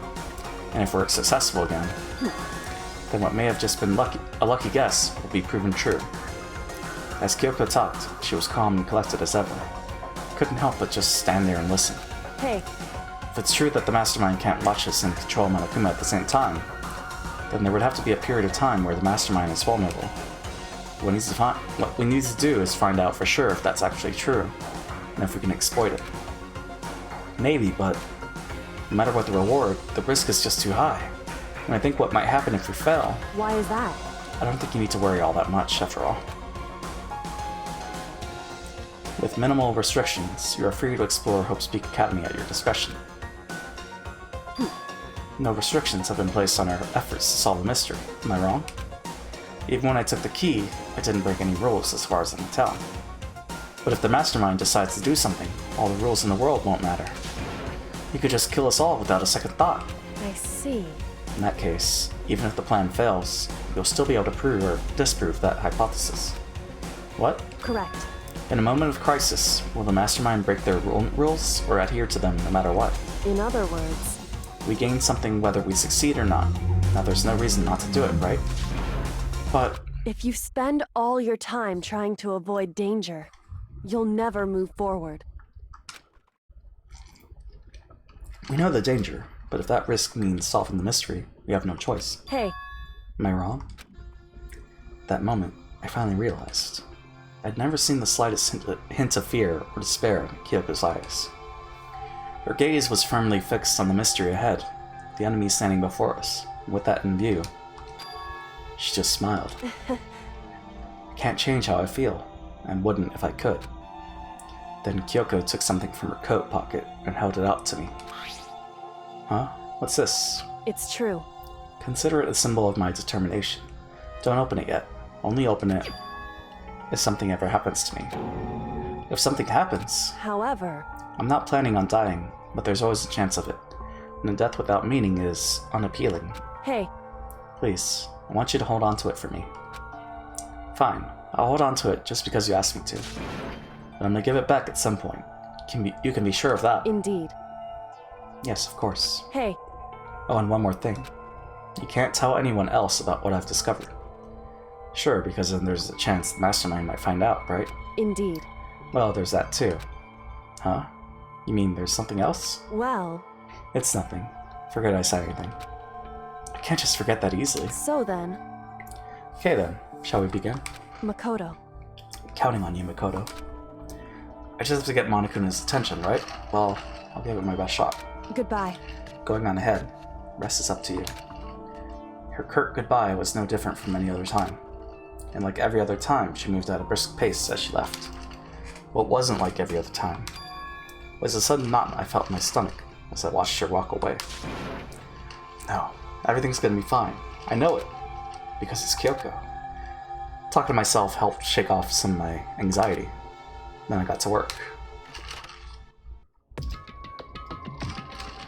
Okay, let's do this. Hey, Monokuma, you can see me, right? Get out of here. I've got a bone to pick with you. Then, a few moments later. Monokuma appears! Well, this is a surprise. You're being the one to call me out. Hey! Hey, by the way. Huh? Most suspicious. What were you and Kyoko up to? Going to the bathhouse? Just the two of you? In the middle of the night? Definitely a hot and steamy moment, wouldn't you say? So warm and wet, so wet and warm. I bet you guys removed to conform with local and international censorship laws. All over her, didn't you? Not gonna talk, huh? Sure, I get it. Well, whatever. Unlike you, I have absolutely no interest in late-night bath scenes. Because I like to maintain a healthy life of observation, far away from X-rated exploits. So is that why there's no surveillance cameras in the bathhouse? Wow. Bullseye. Or is it maybe because the lens gets all fucked up and you can't see anything anyway? Sounds like that's the bullseye to me. You need something? Anyway, went to all that trouble to get me out of here. Now what do you want? Oh, well, there's just something I want to confirm with you. Say what? Whether I'm a mademoiselle or a dude fella. Actually... But in the Bear Kingdom, there is no male or female. Actually there is. What? Seriously? My entire existence! Then what am I? This is kind of depressing. That's enough. I'll get stuck if I think about it too much. So what did you really want to ask me? Oh well, you told us earlier that your precious had been stolen. What's this precious of yours? What are you thinking? Listen, I'm sure this is a silly question. No way it's possible and all, but... Is that seriously what you dragged me out here to ask me? Unbelievable. You gotta be kidding me. You gotta be 100 megaton freaking kidding me. You're not gonna ask something useful, like how to get the best honey or ursine breeding tips. This is just crazy.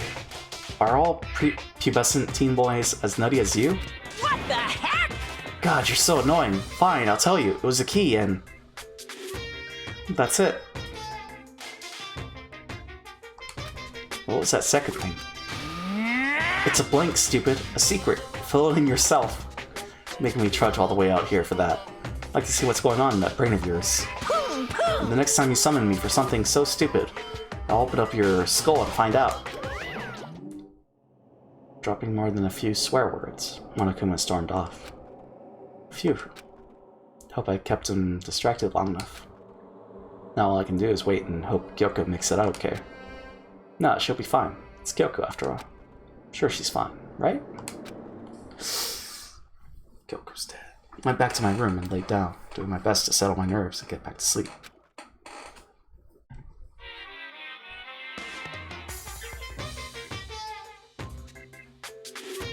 Monokuma Theater, brought to you by Spike Toonsoft Company Limited.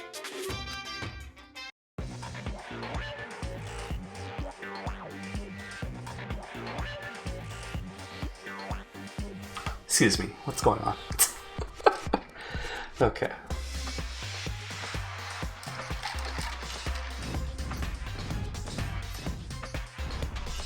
It's just like Dynasty Warriors.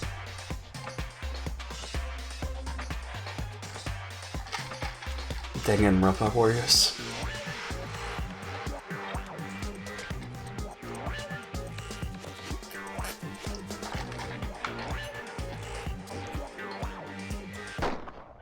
Sakura's Revenge, the game that the world has been waiting for. Unfortunately, development has been cancelled.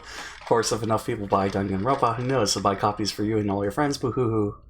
Hope Peak Academy School Store TGS branch. Jesus.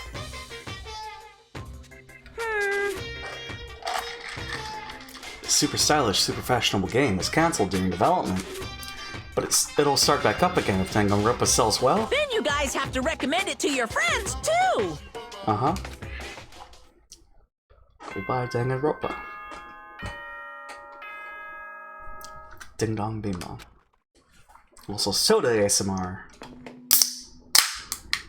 Okay. Good morning, everyone! It is now 7 a.m. and nighttime is officially over. Time to rise and shine! Get ready to greet another beautiful day. My body feels so heavy this morning. Must be because I was up so late last night. Anyway, I need to get to the dining hall.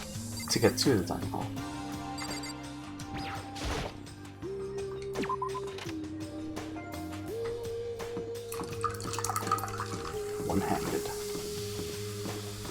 Okay. Is anyone outside? Doesn't look like it.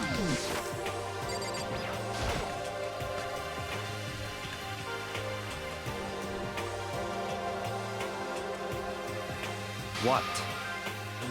You're 1 minute late, Makoto. How do you explain this? Sorry, I'm not feeling so great today. What's your problem? I really think a tired excuse like that is gonna work? Huh? Are you allowed to talk again? I don't recall giving you permission. Huh? I just thought, since the day had passed, it had maybe reset? Sorry, please don't hate me. Whatever my punishment is, I'll accept it. I'll hang a sign from my neck that says, "Bad girl." I'll clean your bathroom with my toothbrush. If you stop making disgusting comments like that, maybe I can forgive you. Thank you. I won't make any more disgusting comments, I promise. If I do, you can stuff my mouth full of trash. As long as it's you and no one else, I don't mind. Jesus. It's no use. She's disgusting to the bone. So, Anyway, where's Kyoko? Haven't seen her this morning. Could it be? Not cool! This is worse than being late for lunch, for a date, for your wedding, for anything. Maybe she's mad about what happened yesterday and she's not going to show up anymore. Can't tell the others why Kyoko might not be here. The best thing to do right now is just keep quiet. Very strange. Whatever her reason, I'm curious to know what she is doing. No, she's not in her room, so... You know? Oh yeah, silver key, right? What's this? Ah, are you looking for Miss Kirigi? What? What do you want now? Hey! I'm right? You're wondering where Miss Kirigi is, right? You know where she is? Who? Well, it's hard to say. Huh? You don't know either? What? It's because he doesn't know. That's why he's here. To try and prod us for information. Uh-huh. Hey, don't you hate it when you ask someone what their favorite movie is, and they name some indie bullcrap? this is very suspicious. It feels like I'm getting whiplash the way he changes subjects like that. Thank goodness. Looks like Monokuma really didn't notice. So I guess our plan went off just fine last night. Which could mean... Hey, maybe the mastermind can't monitor us and control Monokuma at the same time. Could she have been right about that? Hey! So, was I right? You're looking for Miss Kirigi. Any idea where she might have gone? You have no idea. What the heck? And even if we did know, we wouldn't tell you. What the heck? For serious. I see. Well, fine. Whatever. I don't even care anymore. Sayonara, suckers. As soon as he was gone, we all glanced around at each other. So what was that just now? Does that mean Monokuma doesn't know where she is either? It would seem that way. You know? Where the heck could she have gone? Don't you think we should all go look for her? And how would you suggest we approach that task? Even Monokuma can't seem to locate her. Very suspicious. Yeah, how can you not know where she is? Yeah, totally. So strange. Kyoko must have used that key to sneak into some unknown part of the school. But somewhere even Monokuma wouldn't notice. Where could it be? We spent the rest of the breakfast talking about where Kyoko could have gone. Afterwards, we returned to our rooms. Is it free time? Phew, breakfast didn't help me feel any more upbeat, that's for sure. I feel like this is more than just me staying up late last night. It is free time. Cool. Well, let's hang out with Allie.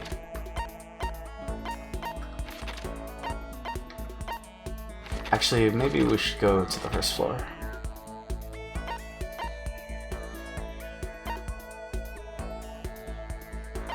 There. Because it's gambling time. So I guess let's just gamble.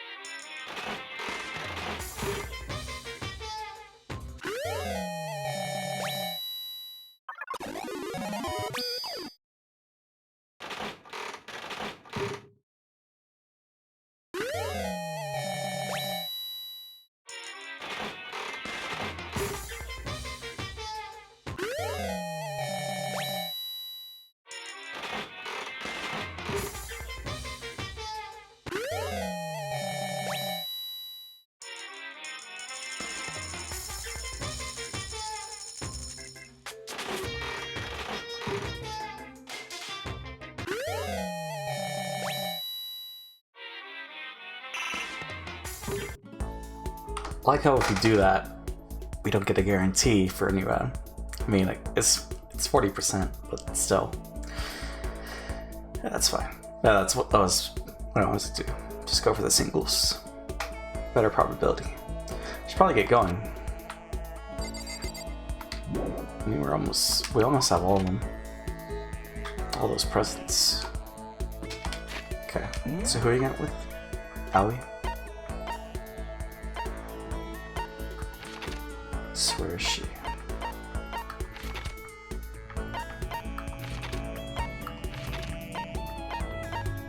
So she's at the dojo. Okay. Well, let's get her some donuts. And we're good. And we got more golden guns for, what's his face? Bakuya.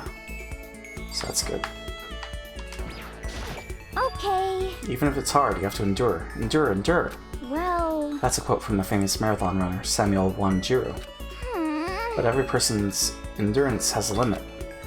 Should I talk to Hina for a while? Yeah! I think we need to change the pace.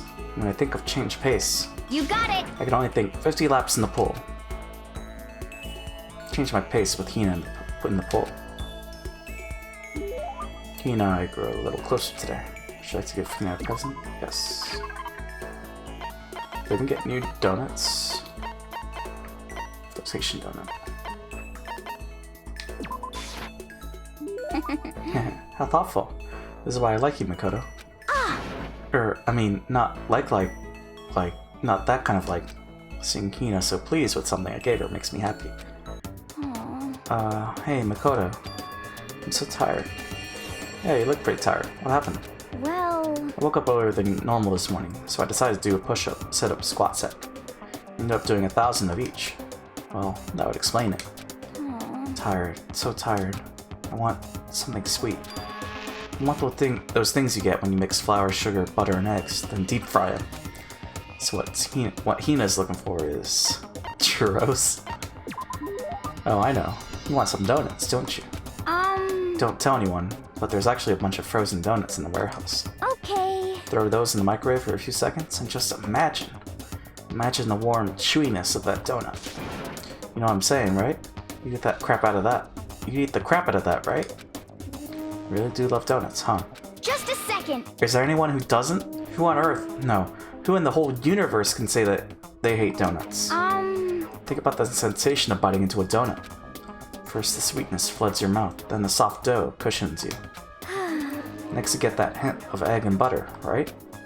Your whole body starts to melt. You feel like you're falling into the center of the donut itself. When people talk about the donut effective, that's what they're talking about. That's absolutely not true. I can't take it anymore. I'm drooling like Niagara Falls over here. Just a second. Get out of my way, Makoto, or I got an uppercut with your name on it. I'm not in the way. Wait for me, God of Donuts. Almost before she was done talking, Hina took off like a bat out of hell. Whenever I'm around her, I feel like I'm soaking in the essence of human vitality. Skill points. After I watched her run off, I went back to my room. Guess Byakuya? I feel even worse than I did this morning. My body feels like lead, and now I'm getting chills. This is bad. I think I might be getting sick. Oh. Well, should we just rest? Have a little time. Maybe I should get some rest. No. I mean, I didn't realize that was an option, but I guess that skips the free time.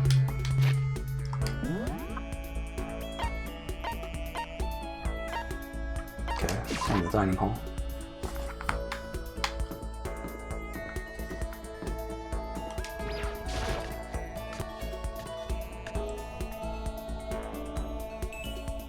Okay. Oh, Scurrying around again, huh? Looking at you makes me physically ill. That's fine. Fine. I don't mind allowing you to indulge my attention. Hope you appreciate this. Spend some time with Byakuya. Byakuya and I grew a little closer today.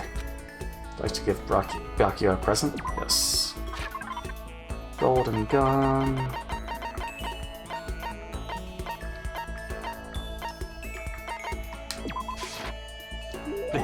This is... You bastard! How did you get your hands on this? Even the collective force of the entire Togami Corporation would be enough to obtain this gem. Naturally. I'm gonna hold on to this. Seeing Byakuya is so pleased with something I gave him makes me happy.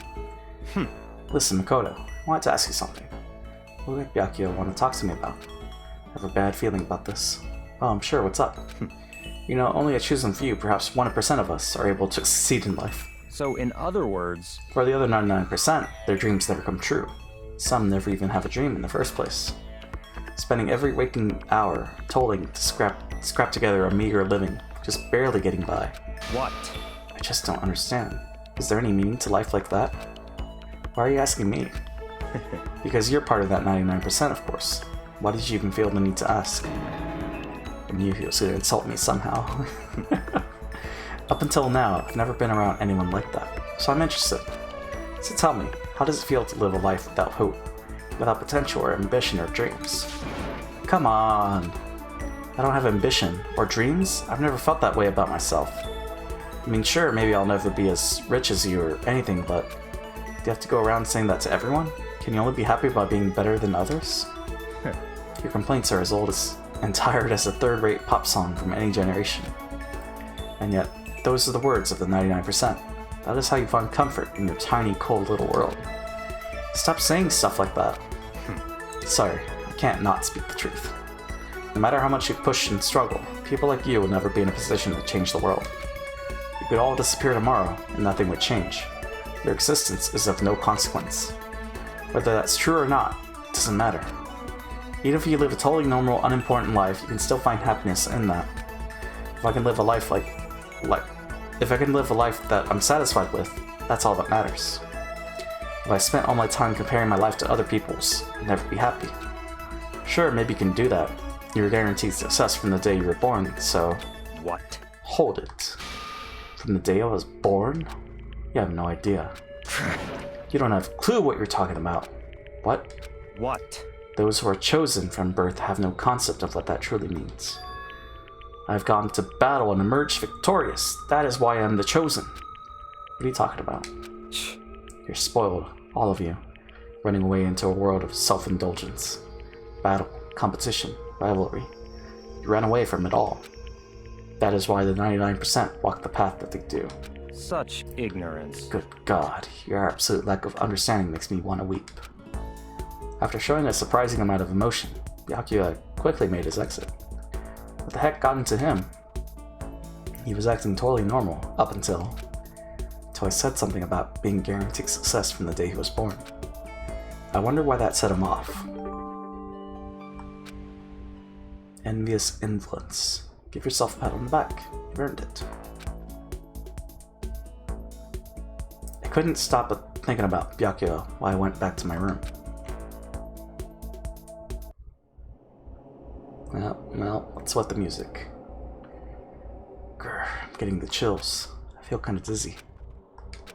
Can't help it. I need sleep. Nighttime wasn't for a while, but I felt like my body had reached its limit. As I dropped onto my bed, I felt like I was falling into a bottomless pit.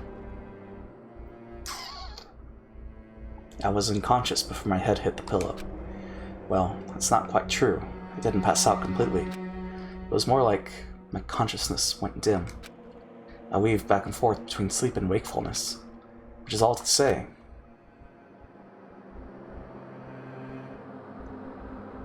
I was restless. Ugh.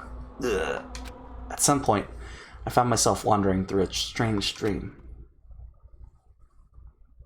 And within the dream, a voice echoed across the walls of my mind.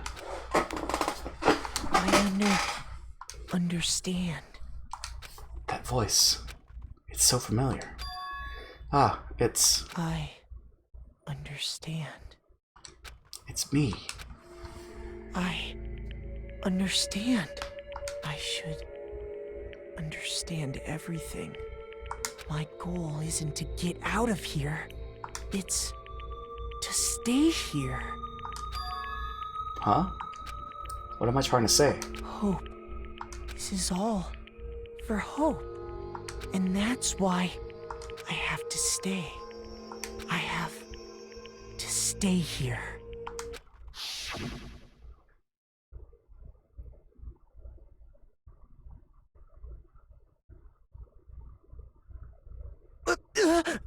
My dream just now... What? So strange. Huh? Oh, what?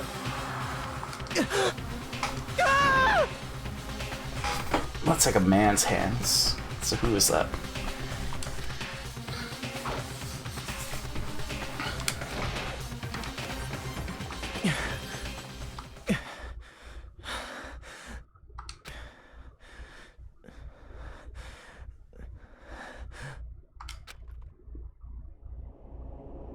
What? Kyoko?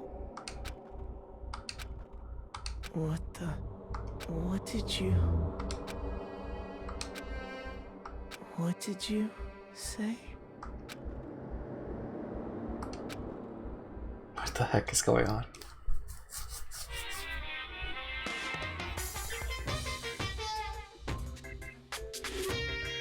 A dove.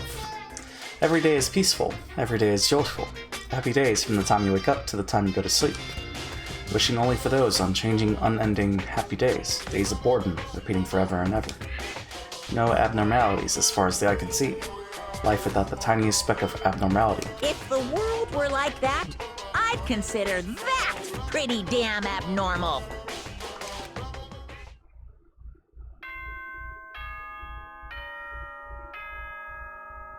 Ding dong, bing bong.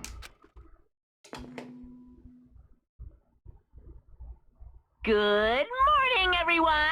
It is now 7 a.m. and nighttime is officially over. Time to rise and shine! Get ready to greet another beautiful day!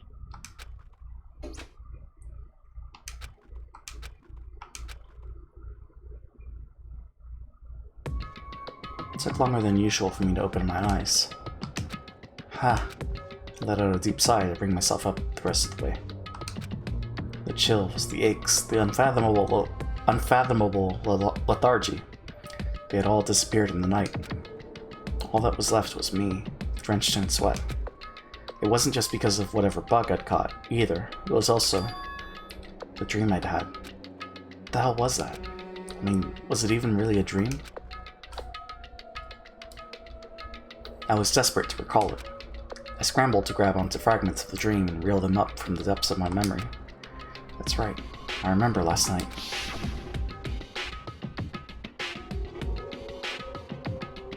I came down with a fever, couldn't quite get to sleep. And I heard a voice I didn't really understand. And then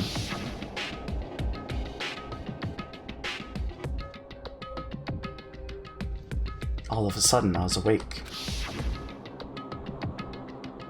And there was a strange person standing next to my bed wearing a mask. And they were holding a knife. I want to say I fought them off, but I don't actually remember. It felt like my mind had been detached from my body, burning up with fever.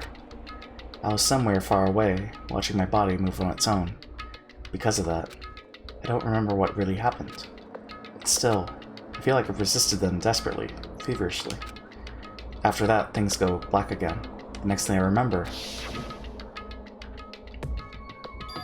Kyoko was there. But what would she have been doing in my room? What a strange dream. No, was it really a dream? How can I possibly find out either way? Knife. I opened this drawer and... Huh? It's empty. There's nothing inside.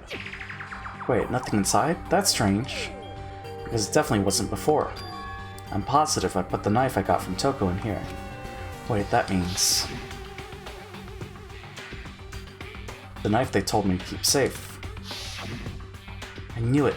I just had a feeling. It wasn't a dream after all. But if that's true, this all makes even less sense. Why would someone have wanted to attack me? And who was that behind the mask? And why was Kyoko... What the hell was going on?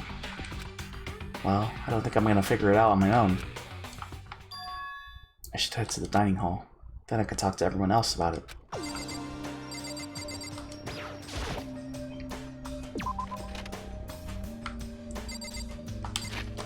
Where's everyone? Okay, guess they're all there already.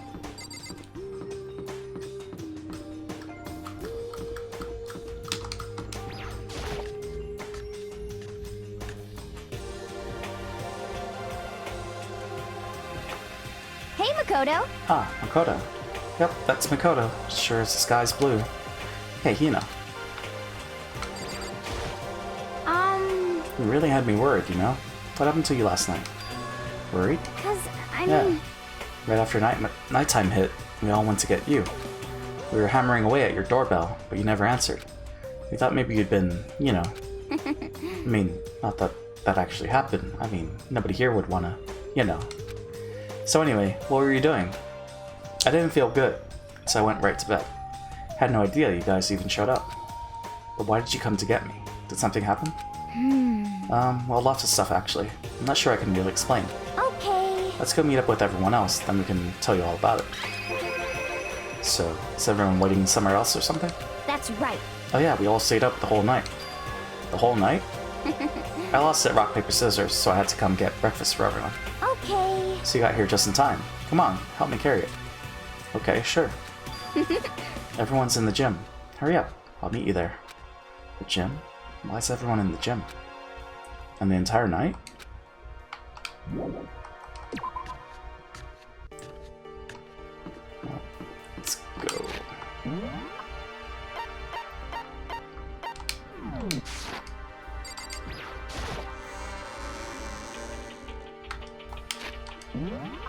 Is anyone over here? Nope.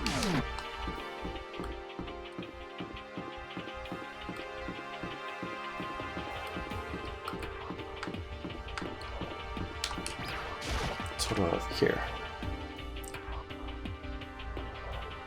Nope. Okay.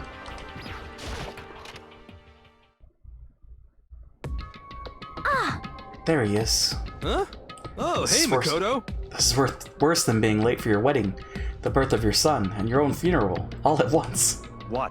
Jeez, to show up now, like it's no big deal. You made us stay up all night while you slept like a baby in your bed? Just like Hina said, everyone was there, besides Kyoko. Then I noticed. They'd formed a circle around something. As soon as I saw what that something was. What the? Before I could catch myself, I'd cried out. What? Spread out in front of them were the remains of Monokuma. What are you doing? What does it look like? We're dismantling it to see what makes it tick. Dismantling? But I mean, that's Monokuma you're messing with, right? Yeah, that's right. She's not even phased. Relax, there's no danger. You say that, but... What is this? What are you guys doing? Well, let's talk to him. Seriously? What are you thinking? How can you say you're tearing apart... How can you say tearing apart something like that isn't dangerous? It isn't. What do you want us to say? Hey, come on. Well, I guess I'll handle this. I'll explain what's going on, Makoto. So that's how much I like you. Byakuya found this little fellow laying around, and we tore it apart. That doesn't explain anything. What? Just before we went to bed last night, came to the gym to try and talk to Monokuma. Wanted to see if he had any new information about Kyoko's disappearance. And I found him here, just like normal. However, when I found him, he was no more than a regular toy. He didn't react, didn't say a word. You're saying he wasn't moving at all? I waited there until nighttime officially began, but still, Monokuma laid there, motionless. I gathered everyone up as quickly as possible so they could take a look. Even then, he still didn't make a move. So I immediately initiated the disassembly process. Disassembly. It was Master's stroke of genius, a chance to find out what made Monokuma tick. One thing we discovered is that he's quite a sophisticated machine. It's leagues beyond any normal remote-controlled toy. Who has enough free time to invest in something like that, anyway? But besides that, what I'm wondering is, why did he stop moving all of a sudden? That may be malfunction, but we didn't find any cause as we were taking him apart. So if he didn't break down... So in other words... Then maybe something happened to his puppeteer, the mastermind. Something unexpected. I can't imagine any other possibility. Something unexpected? They were probably so scared of Master, they ran away in terror. Could it be... Or maybe they got sick or something? But Monokuma made his announcement this morning, right? Who was that, if not the mastermind? Oh, I'm sure that's a recording. It's set to a timer and plays as necessary. That's true. It says the exact same thing every day, right? Hey. Hey guys, I don't think now's a good time for a light conversation. You know? I just found something. What is it? It's... Huh? It's what? A bomb. There's one installed in every Monokuma robot, I'm sure. What? Bomb? That's super bad. You need to get rid of it. Roger that. It appears the bomb has a motion sensor. Any sudden movements, it's sure to go off. What? Motion sensor? You're serious? I'm starting getting all shaky. Just a second. Hey, get it together. You're a man, aren't you? I'm fine. Totally fine. You're so not fine. You're all, Oh, probably should have mentioned. The motion sensor is off right now. Jeez, don't scare me like that. God, you're like the world's most spineless worm of the century. Don't be mean! Hey, come on. The century's just getting started. Don't call the race already. Whatever, just hurry up and put the bomb down. Hanging on to it's not going to do anyone any good. Oh yeah, good call. Well? Okay, it's down. Everything's all good? Hiro put the bomb down, but that wasn't my main concern at that point. My eyes were glued to Monokuma's remains. He just stopped moving all of a sudden. Was it really because something had happened to the mastermind that they weren't expecting? But what could that have been when I thought about it? I couldn't help but think back to the night before, being attacked by that masked figure. Just a second! Hey, Makoto? Huh? Hey! Don't us. Did you hear a thing we just said? Huh? So that's new. What are you, some kind of brain-dead farm animal? Sorry. We were saying, since we're done dismantling Monokuma, what should we do now? And we've decided to continue our offensive assault. It's all clear now. To try and uncover the mastermind's true identity, we're going to break into the headmaster's room. Really? Naturally. Since the mastermind appears to have stopped all activity, now's our chance. Wouldn't you agree? But if the mastermind comes back while we're in there... What? If you're scared, you're welcome to stay here by yourself. Or go live in the chicken coop with all the other chickens. You can be chicken number 6. Such ignorance. This is a battle. A fight to the death between us and the mastermind. We don't have time to deliberate. But... Yeah, I mean, I don't want to have to kill each other, or anyone else, but we have a chance now. Come on. So, what are you gonna do? You gonna run away, or are you gonna fight? You're right. I'll go with you. It's all clear now. Okay then. You're gonna break into the headmaster's room. Everything comes down to this moment. Anything can happen, so prepare yourselves. I'll follow you anywhere, master. To all the ends of the earth. Sakura, if you can hear me, lend me your strength. How about that? I can do this. I'm a man, and I can do this. I've got the will of the entire universe on my side. We each found determination in our own ways, and when we were ready, we left the gym. Our target was the headmaster's room, on the 4th floor of the school. Intermission? Kind of intermission. But also, I gotta go, BRB, so, one momento.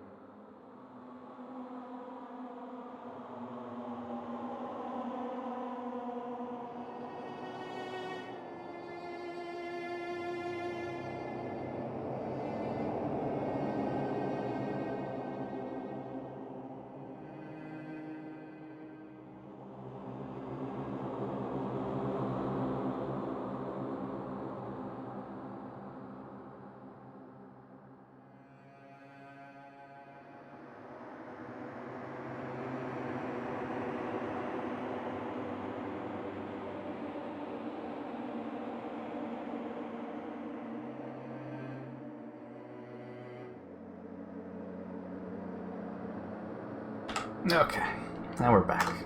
Also, hey, Mr. Wu, how's it going? How's the fire force going? So let me check something real quick before we continue. And then we're good. So is everyone outside? Well, almost everyone.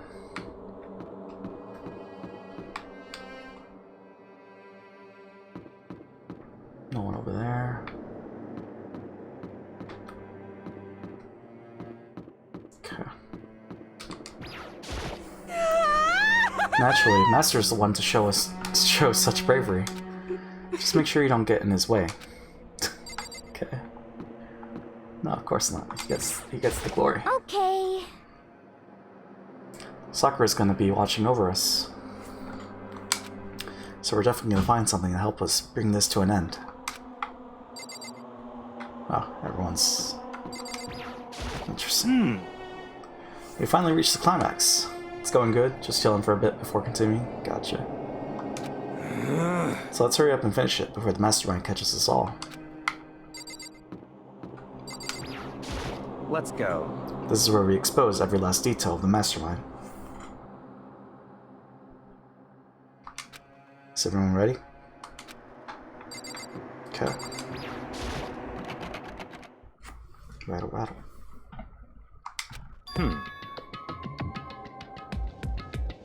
It's locked, as expected. So, what are you gonna do? What? Isn't it obvious? We're gonna tear this door off its hinges. Huh? Wait, but the rules say... We've seen that the mastermind isn't watching us. Those don't matter anymore. But like Makoto said, if the mastermind didn't show up while we were in there... So in other words... Or did show up. Then we'll just have to finish our business before that can happen. hey, Okay, sure, but... What? We've come this far. We can't back down now. We've agreed. We agreed this is what we have to do, so we have to do it. It's so beautiful. I mean... For serious? What the heck? We don't have any choice. We're desperate. Okay. Let's do it.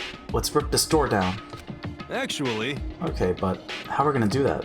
This thing looks pretty sturdy. Then we'll need something sturdy of our own. Oh, what about that one thing? Thing in the tool shed. Oh yeah, the so pickaxe. Then. I see. Interesting. That could very well be exactly what we need. Now then, Toko, what time is it? Well, when we left the gym, it was just before 9 o'clock, so it's probably 9 on the dot now. It's all clear now. Okay, go get the pickaxe and be back here by 9:01. What? That's straight up unreasonable. By myself? Naturally. Surely you like to have your me time once in a while, right? Well, if it's me and you time, Master, then yeah. What? You know how much time it took you to say that? 10 seconds. It takes too long, and I'll erase your existence. Take too long, and I'll erase your existence from my consciousness. Unacceptable! With that, Toko ran off, loud as a herd of rabid elephants. Hey. For serious though, are we just gonna knock this door down? No problem is solved by running away. Find your stones and be a man. He's right. Can't move forward by always avoiding danger. If you spend all your time trying to avoid danger, you'll never move forward. We know the danger, but if that risk means solving the mystery, we have no choice. Hey, Am I wrong? Even if it's dangerous, we have to overcome the challenges in front of us. Maybe, but I'm still super stressed. I'm so tense, I can hardly talk. I'm all flubbus. No. I'm totally flapstaff? What? Fab sauce? Jesus. What? Gross, where'd that come from? Wait, Genocide Jill, where'd you come from? You called for me and so I appeared. Hello. It's the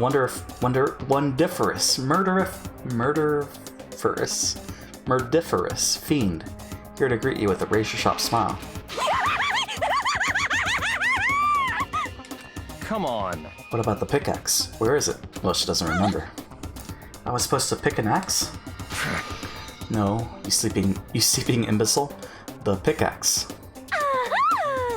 Sleeping imbecile? Oh, master, you wound me with your executive level barbs. Shwa, here comes the bloody nose. Huh? Seriously though, did you really forget the pickaxe? Give it a rest. Omega-3 fatty acids, that's what you need. Great for the old memory factory. But I think we already established that their memory doesn't carry over when they switch. Not possible. This is a level of uselessness I find difficult to tolerate. Yes, yes. Ah, the light bulb just went on. I see. That's why I went to the garden, right? I was supposed to get the pickaxe? Alright, we've solved one mystery. That means there's just one mystery left. One more mystery. Yep. Have you Now reached that certain age? Now we just need to identify the figure. Now we just need to figure out the identity of Object X. So, Now, what are you talking about? Did you already forget what we were talking about? You're like, missing out on life. You've gotta be kidding! I'm not missing out on life. In fact, I found one in the garden. What? What did you find? Or pus? You SOB! Oh, corpse. Did you hear me? I said corpse. A corpse? Yep. That's right. I found a corpse in the garden. You found a corpse in the garden? What did you say? Well then, before we enter the headmaster's room, it appears we have something else to look into. Come on. We're going to the garden. Okay. And this begins the despair. So what? As we entered the garden, I saw it. I didn't want to, but...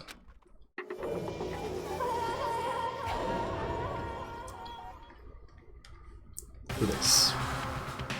I saw someone laying on the ground with a mask covering their face, and there was a knife buried in their stomach up to the hilt. What the? Are they really dead? For sure, but who is it? Seems like a girl. Deadly life. Danganronpa. Just to make things clear, last night I was attacked by someone wearing a mask, and whoever that was, now they're... I don't know why, but now they're laying dead in front of me.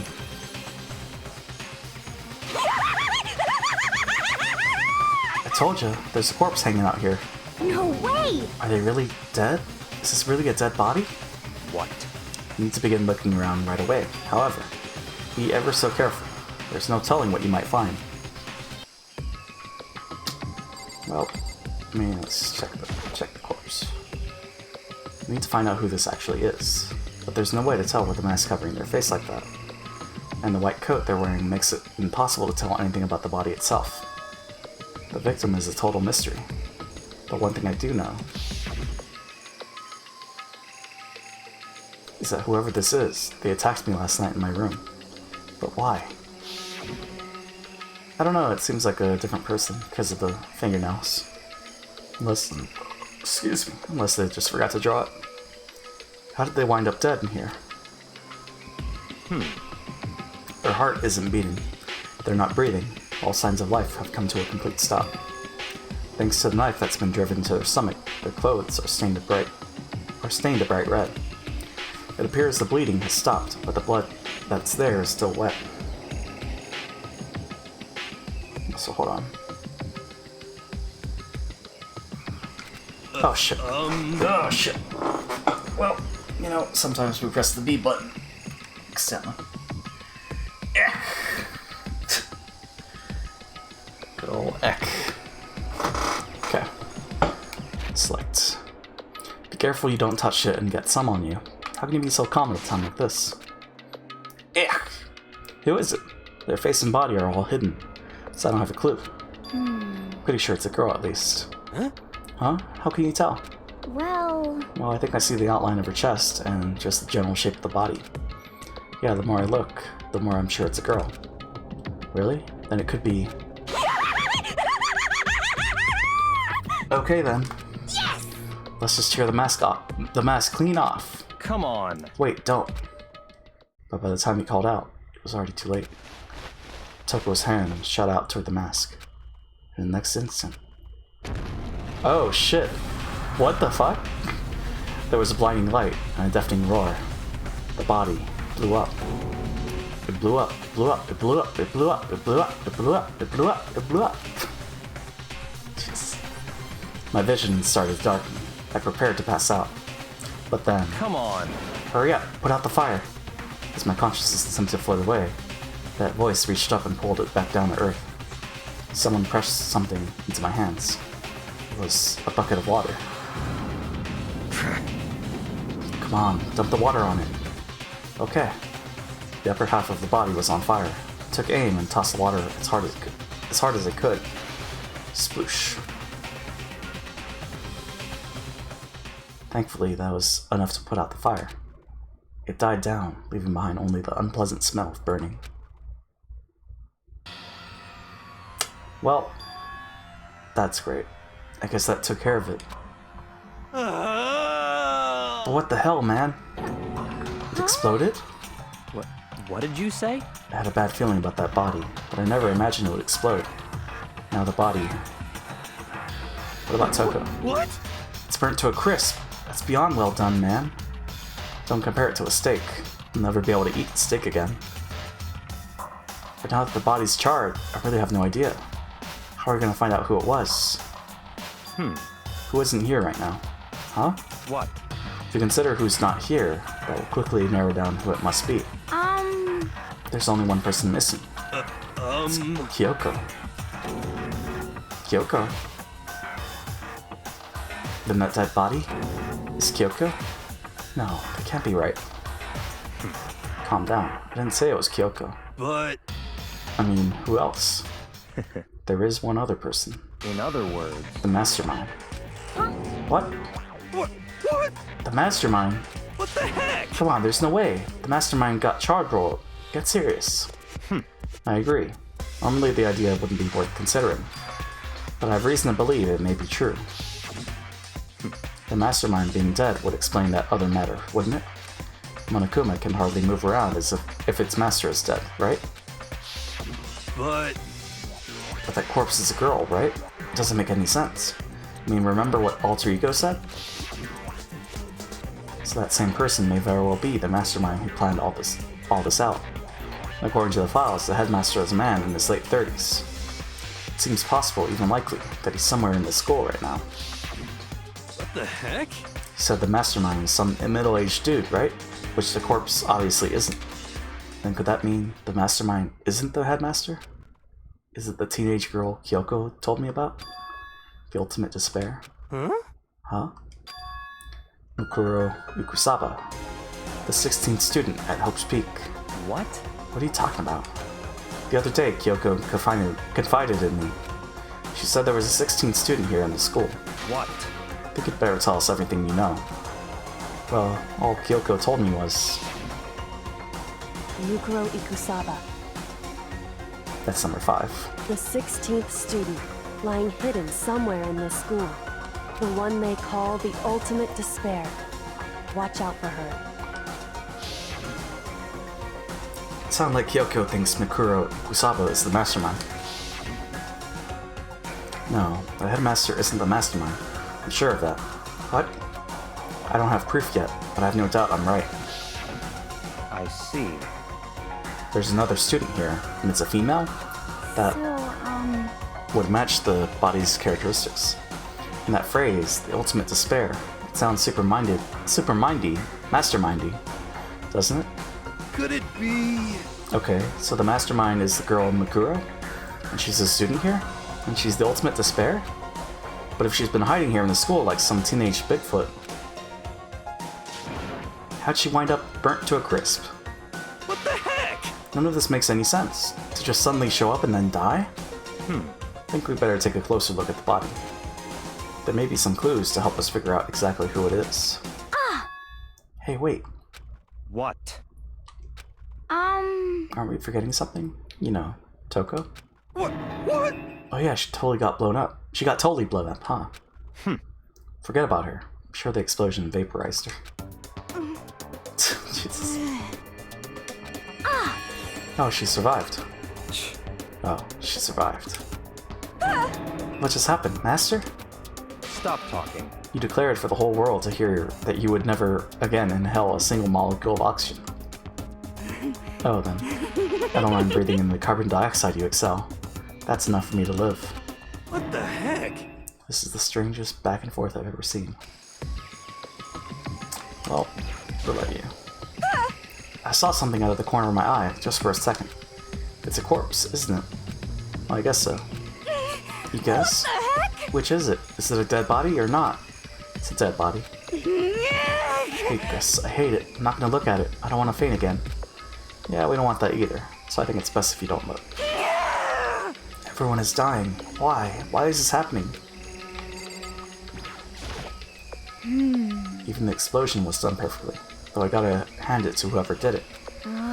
Is it wrong to admire that kind of skill? So we have 5 things. Okay. Could it be? Mastermind just got Master Landmined. How about that? Pretty good, right? That one's going in the joke book of my soul. Okay.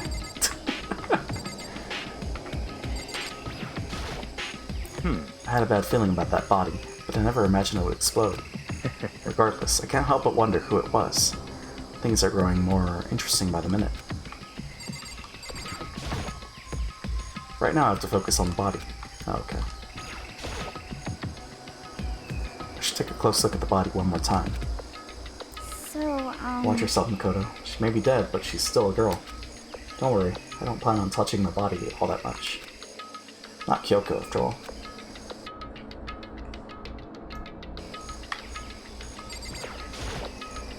Hold on, there's something on the ground there.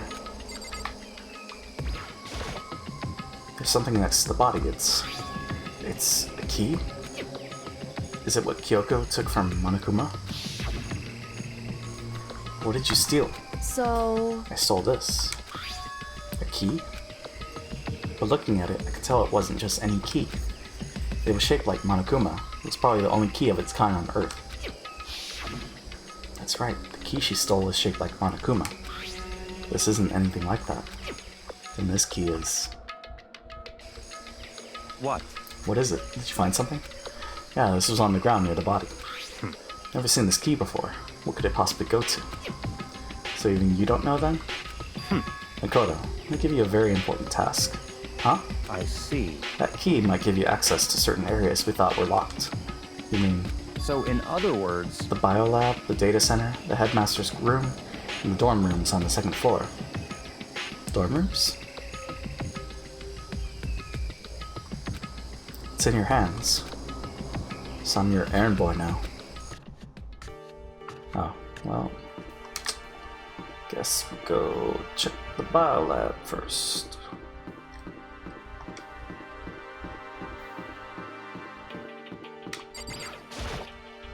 Biolab was definitely locked before. Yeah, let's give it a shot. When I went to insert the key I'd found in the garden into the keyhole. The key isn't even close to fitting, which means the key doesn't go to this room. Data center, headmaster, dorm rooms. Well.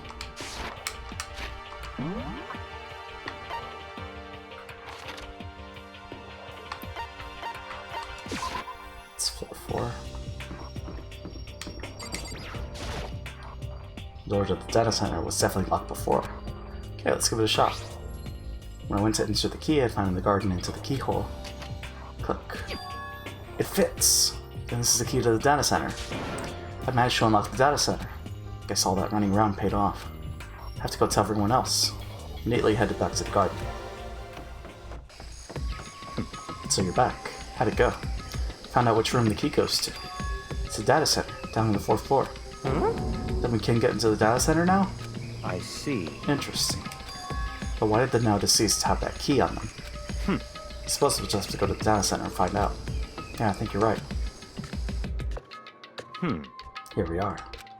Looks like the door is still unlocked. Hey, so when you open that door, there's not going to be another huge kaboom like before, right? You're asking that question now? Don't worry, we have Makoto. What? In other words... It's in your hands. Again? It means I trust you. That's an absolute lie. I'm just being used. you have to say. Master told you he trusts you. Master told you that. Well, don't let it go. Don't let it get to your head. I'm so not happy about any of this. Okay, where's Hero? Hero. Totally sure there won't be another kaboom, for serious. But just to be safe, I'm gonna go stand somewhere else. Okay. It'll be fine. Koda's on the job. Not that that's any kind of guarantee. Not a guarantee. I said I trust you. Now you have an you now have an obligation to live up to that trust. I reached out and put my hand on the door, closed my eyes, and tried to clear my mind. With a silent prayer, I slowly opened the door.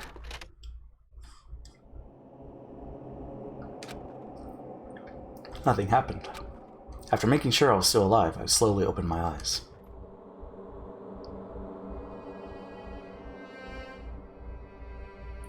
In a word, the room was strange. I mean, all the rooms up till now were strange, but this room had a special kind of strangeness. It wasn't a surface fear like the rest of the school. Here, the fear was lurking beneath the surface. The room was filled with that kind of dread. What? Hey, that's... Hero extended a trembling hand and pointed. Look at all those monitors on the wall. Look what they're showing. Each monitor displayed a different section of the school. The dorms, the classrooms. Every part of the school was covered.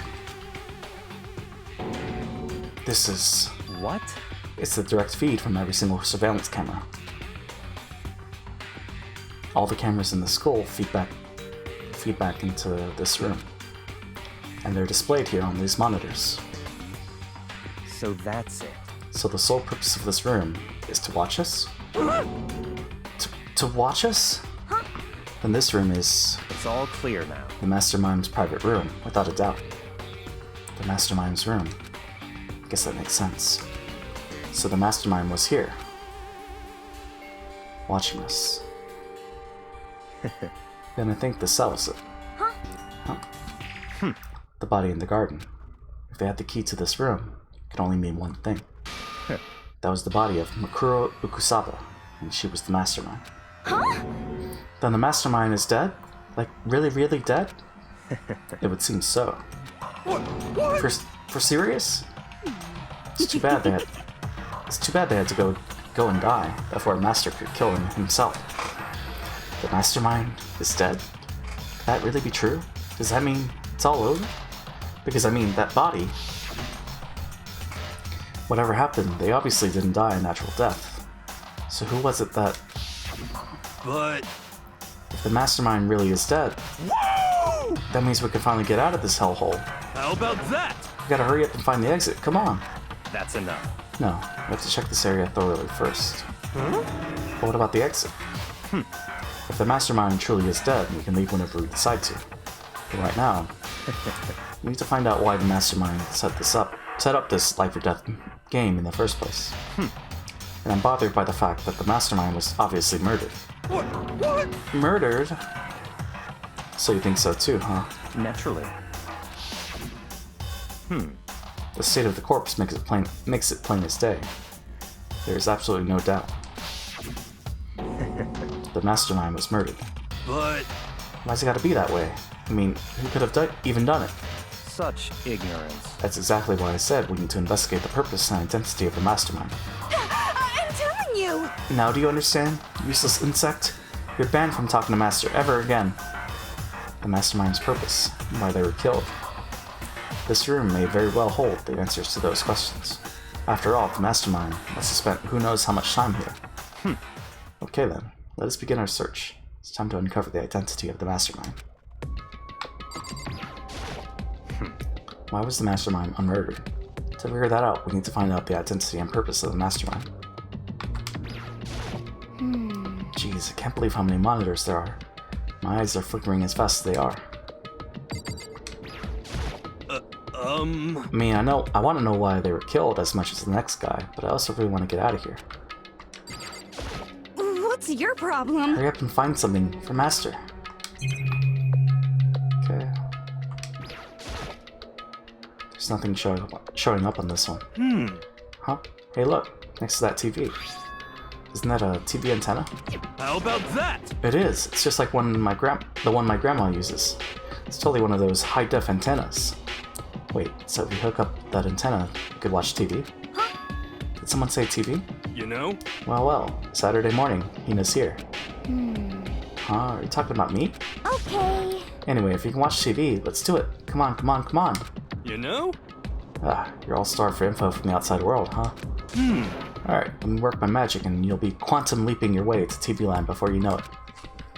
I mean, I get the reference, but what's he talking about? Okay, this one. There's a bunch of computers all lined up. They look like high-performance PCs, nothing like the ancient laptop Alter Ego was installed on. They're all on, but they seem to be locked.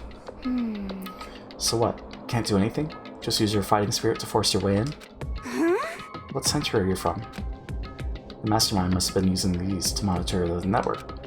An Alter Ego. You may well be right about that. What? But there's no point in thinking about it now. You're right.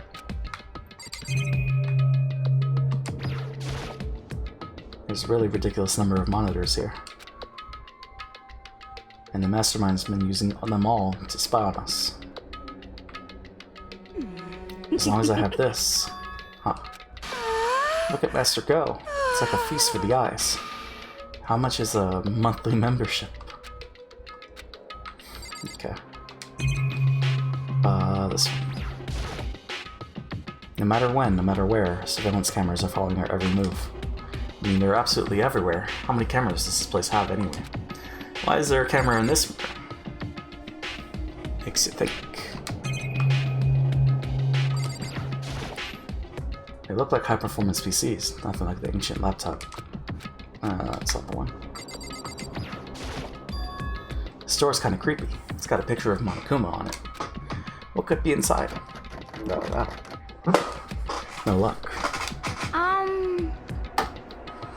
The door's locked, huh?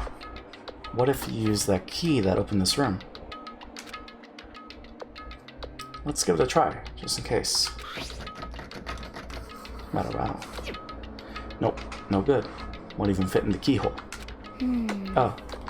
Yeah! Well, don't worry about it. Everything's fine. The mastermind's dead, right? So nothing's gonna happen to us. Yeah, I guess you're right. Can't stop thinking about that door with Monokuma's picture on it. But worrying about it isn't gonna do me any good. Hina's right. The mastermind's gone, so there's nothing to be afraid of anymore. You know? Huh? Oh. What's wrong? Good news for all you Saturday morning kiddies out there. I think I got the TV working. Really? Now all we gotta do is switch it on. What? Then do it. Freaking idiot mastermind. All you guys need to cut free from your regrets of the outside world. What the heck? And they were sitting here watching TV the whole time? They really thought they could get away with it. Oh. Huh? This is... It's the feed coming from the surveillance camera monitoring this room, isn't it? What the heck? That's weird. Come on. Hey, what are you doing? Huh? That's really weird. You're weird. Weird in every way possible. Not just weird, super weird. But... This TV isn't hooked up to anything but the antenna. So how is it showing the camera feed? Well... Did you try changing the channel? Oh, good idea. Let's give that a try. Hero went through each channel one by one. But on every channel, it was just us. It was a live feed of us standing there in the data center. What the heck? Is it broken or something? Could it be... No, there must be some kind of trick to it. Some weird setup. A trick? What kind of trick? Actually... I'm not sure, but...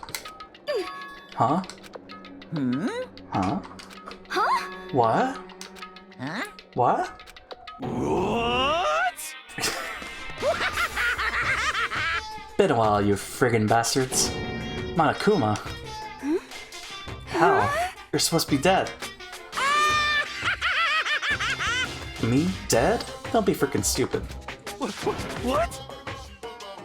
Hey, you're acting kind of strange. Something seems different. Of course! I'm different. Evolution is perfectly natural. After all, I've been hibernating for 2 years already. Not even, it's been like half a day at most. How are you alive again? Oh yeah, that's it. The look on your faces right now is sublime. That's what I wanted to see. The moment you went from hope to despair. Don't tell me you pretend to be dead, all for this moment. Why would a bear pretend to be dead? You're the ones who should pretend to be dead when you see a bear. I mean, that's totally laughable. It makes me laugh. I'm gonna laugh now. Well now. And that's that. Shing! Well, it's almost time to cut off your past so full of hope. Begin to despair at the future ahead of you. I want you to all have way more fun in this killing game. Can't be serious. We have to keep going? Let me out of here! No, we were supposed to get out of here. Get out of here? You're still obsessed with getting out of here? Unbelievable. How do you not get it? There is no getting out of here. And besides, Yep. this life isn't all bad, you know? I mean, there's stuff you won't like about life, no matter where you are. Are you serious? This place is the worst. If it's the worst, does that mean you're in despair? Well now. Phew, I'm pooped from all that laughing. Guess I'll just get to the point now. The point? Hey, You guys really struck gold when you found that TV. Yes, indeed, that TV is an essential part of your school life here. What? I knew it was hiding a secret of some kind. What the heck? But I connected the antenna, so why is it just showing us the surveillance feed? Look how attentive they are now. Well then, I'm gonna let you in on a blood-gushing secret and tell you about it. That TV is absolutely, without a doubt, displaying the signal coming in on the antenna. Huh? Huh? Well, what does that mean? What the heck? It's displaying the signal? But it's just us, standing here. unbelievable. You're so stupid. Don't you get it? Fine, I'll just tell you. Thrills, chills, kills! This killing game is being broadcast live to the entire world. It's the most popular thing on TV. What? Extreme! This killing game is being broadcast live to the entire world. It's the most popular thing on TV. Doesn't matter how many times he says it, I don't know what it's supposed to mean. I mean, even if I understood the words, not sure I'd understand the deeper meaning. What? Broadcast live? To the entire world? What kind of bad joke is this? But that's... It can't be. Have they taken over the airwaves somehow? Oh no! The camera feed is being broadcast? No way, that's impossible. Phew! That kind of overconfidence is a major weakness in your crisis management system. You know that? All you need is one weird trick that I found, and hijacking the airwaves is easy mode. Are you being serious right now? Of course! I heard a kind of creaking, but the sound was coming from my own mind. Like a boat tossing in the ocean, my mind had begun to creak and groan. Hey, Everything has a meaning, you know? All those hints I gave you, all those tantalizing tidbits about the school's mysteries. Even me luring you here right now. Why would I do any of that without a reason? It was all for my captive audience, to show them true despair, like they've never seen it before. I became the director of a despair-based production. This is the ultimate reality show, the best in despair entertainment. What are you saying? You're lying. If this was on TV, the police and everyone else would be going crazy. Yeah, there's no way they wouldn't have tried to come and rescue us. actually... What if they already did? Huh? Yes, indeed! But then again, it's not really any of their business, right? Sure, some people might yell at their TV to try and warn you, but who would actually come here to help? Don't you think that's possible? I don't really know personally though, so whatever. This can't be! But to take control of all communications like that, you need an astronomical amount of resources. Yep, so how could things have come this far? Well, that's a secret. There's something you all need to do first, remember? What? Of course! Yeah, duh. There's a little business of... Ding dong, ding dong.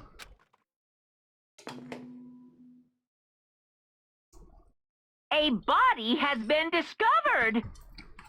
After a certain amount of time, which you may use however you like, the class trial will begin. Huh? Class trial? Do you mean... Jesus. It's the Monokuma file! I'll leave the next Monokuma file right here. Everyone, give it all you've got, okay? Heart-pounding excitement! Okay, things are gonna get pretty crazy from here on out. You're in for a heck of a ride. I can't wait! I can't wait! And then he was gone. Reality was incomprehensible, the truth hopelessly out of reach. All we were left with was despair. We stood there for I don't know how long, frozen in place. I couldn't think. It took everything I had just to keep myself standing upright. I don't understand any of this. What's despair entertainment, and how is he still alive? I'm sick of this. I thought that finally we could get out of here. And plus, what did he say about a class trial? Stop talking. Well, that part's obvious. The class trial is a class trial. What it means is that at this point, we have to figure out who the culprit is. Figure out who killed Kyoko. What? What the heck? What are you talking about? I thought Mikuro Okusaba was the one who died. The victim was female, right? Kyoko certainly fulfills that condition. And if Monokuma is still alive and active, that means that the mastermind, Mikuro Okusaba, isn't dead. So naturally, that body can't belong to her, so it must be Kyoko. There's no other possibility. The body is Kyoko's? Kyoko's been murdered? No, it's not possible. Because I don't know anything about her yet. I don't even know who she really is. To have it end like this? I don't believe it. I refuse to believe it. Quiet. Whether you believe it or not doesn't matter. The truth is the truth. If you refuse to believe, it's your responsibility to uncover the truth for yourself. Myself? Anyway, we better begin. But... If we're gonna have a class trial, then that means the killer. That's right. Correct. It must be someone participating in our school life. Wait, so you're saying one of us killed Kyoko? Well, that's not precisely what I'm saying, no. But you just said... Stop talking. I don't have time to explain now. There is a veritable mountain of issues I need to confirm. So I'm going to begin my search. If you value your lives, you'll put everything you have into this. That is how the game works. This game works, after all. Investigate. Well, nice. Well, I'd better start by checking out the Monokuma file. Due to the explosion, the victim's identity is unknown. They were, however, dead before the blast. The victim had been stabbed a single time with a knife, which went completely through the body. They had also been struck in the head with an object about as thick as a metal pipe. The body was covered with other wounds, but these were at least several days old. So even the Monokuma file doesn't tell us who the victim actually was. The unidentified body, could it really be Kyoko? Or... I have no choice. I have to investigate. I have to uncover the truth for myself. No matter what, I have to find out what happened, or we're all dead. We need to go back to the scene of the crime, back to the garden.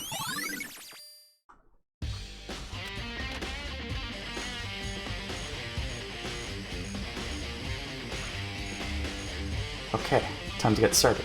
I need to check anywhere that may be important, from one end to the other. Just need to do what I always do.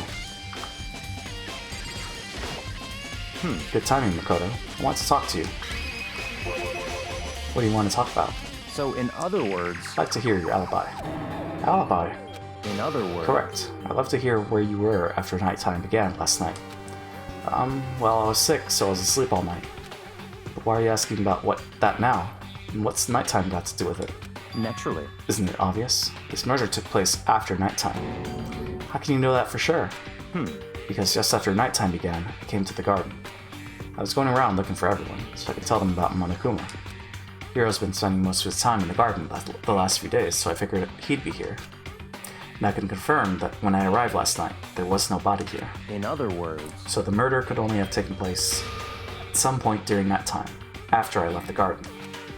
However, Toko, Hiro, and Hina and I were in the gym together the entire night last night. What? Once I found Hiro in the garden, we immediately went to Toko and Hina's room to get them. At that point, we all went to the gym and began dismantling Monokuma. As a precaution, we made sure not to go anywhere alone. We even went to the bathroom in pairs. In other words, all 4 of us have airtight alibis. The only ones who don't have alibis are me and Kyoko. That's right. And if the victim really is Kyoko, then I'm the only one without an alibi. Also, when we went to go get Hina and Toko, we stopped by a room as well. What? Well, you never came to the door. So, where precisely were you? Telling the truth, I was in my room, but I was dead asleep. I had a fever, so... That's hardly an alibi. I know. So, what now? Seem to be at quite the disadvantage here. I'm the only one without an alibi. That's really bad, isn't it? Yakio's account. It's 11 o'clock right now. Okay, and... You're serious? Oh, well, I was just thinking about when we first found the body. When the body was found? Huh? I should look back at what I did this morning to help me remember when that was. Monokuma's announcement woke me up at 7 o'clock, as usual, and I headed for the dining hall pretty soon. Once I got there, I met up with Hina. That was right around 7:30. Then I headed to the gym where everyone else was, waiting. Next, Toko went to go get the pickaxe, and that's when she found the body. What time was it then? 9. Now then, Toko, what time is it? Well, when we left the gym, it was just before 9 o'clock, so it's probably 9 on the dot now. That's right. It had to have been right around 9 o'clock. You know? Ah, now that you mention it, I think you're right. So they can say for sure that the body was found at 9 a.m. Okay, my job's done. That's a pretty small job. When the body was found.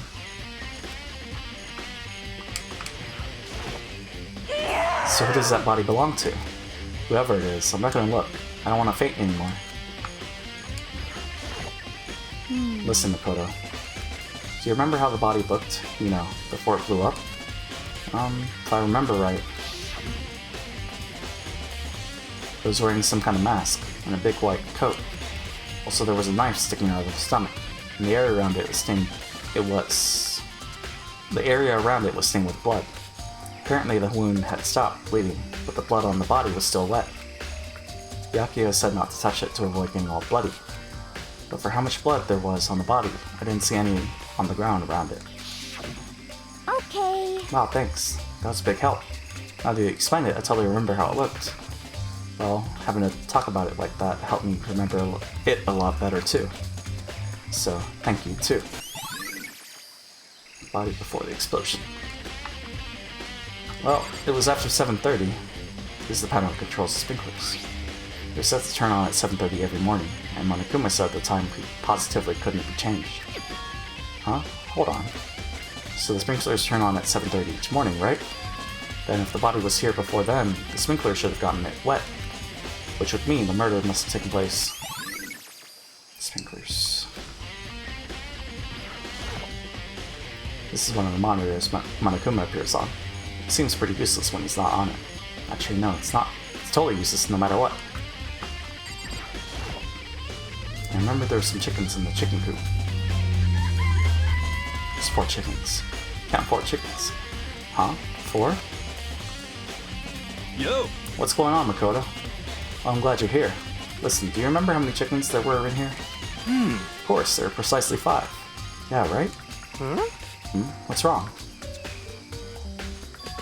There's only 4 chickens here now. We're 1 short. Huh? That's so weird. I wonder when it disappeared. But... I was down here just before nighttime last night, and there were definitely 5 chickens then. What?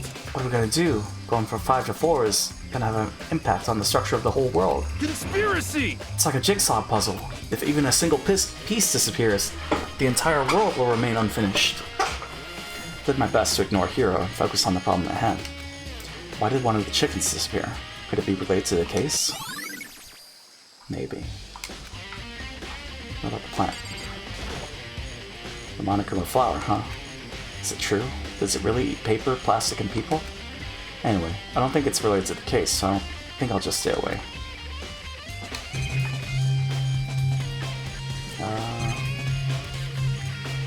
think we did all that. Let's go to the tool shed. Just to be sure, I should take a look at the tool shed. This room is dusty and disorganized. In other words, pretty stereotypical tool shed. Is this a tarp? Wait, was there a tarp in here before?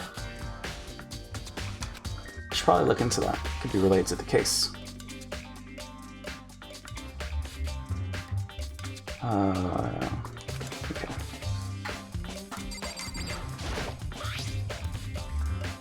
So let's do that. The top is wet and covered with mud and grime, but the underside, it's totally clean and completely dry. One side of that tarp is wet and dirty. Something about that bothers me.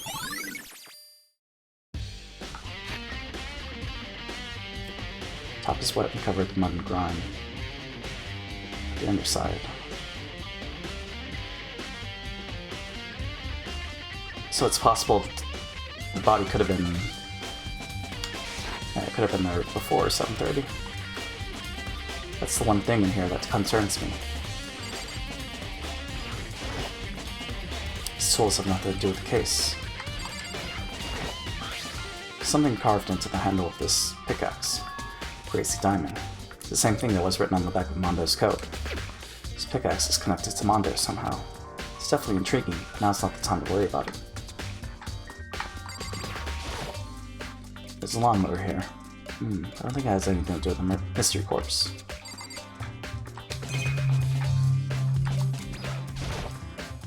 These flower pots have nothing to do with the case. Is that everything? I really hope there aren't any clues hidden in the fertilizer. Guess that's it. Well, time to check the body now. There's a knife laying on the ground. Is this... It must be the knife that was stuck in the body before it exploded. The force of the explosion must have thrown it over here. The Monokuma file said the knife went all the way through the body, from front to back. Does that mean this knife is what caused the fatal injury? Either way, this knife looks really familiar. Wait, is this...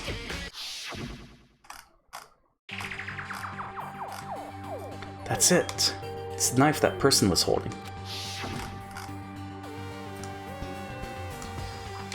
This is getting really weird. So I'm checking things. Okay. Oh, excuse me. This is getting really weird. There are just too many strange coincidences. Whoever the person in the mask was that attacked me last night, they were holding that knife. And that same knife was used to stab that same masked attacker we found here. So maybe this masked person got stabbed because... when they attacked, I was in kind of trance. Maybe I reacted by grabbing the knife. Maybe then I... And if this really is Kyoko, it would mean Kyoko was the one that attacked me. But why the mask? Just don't know. I don't remember anything clearly from last night. No, it can't be. There's no way. Knife at the corpse. Okay. These look like fragments of something. They're all burnt, so I can't really be sure, but I feel like I've seen something like it before. But where? Wait, was it there? I'll have to double check that later. Fragments near the dead body. The bomb.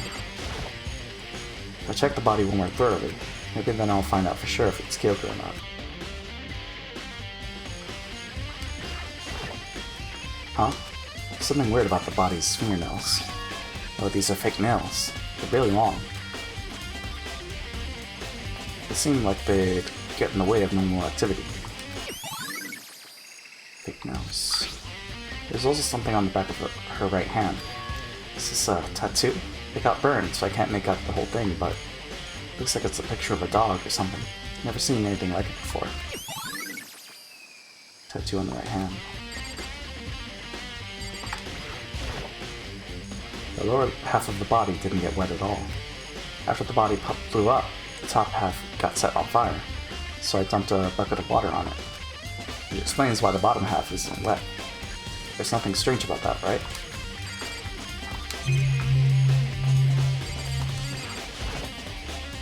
White jacket the victim was wearing got totally burnt up. There's only one little piece left. The upper half of the body got set on fire in an explosion, so it's totally blackened.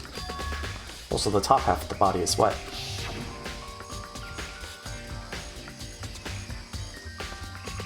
That's because it got set on fire, and I threw water on it.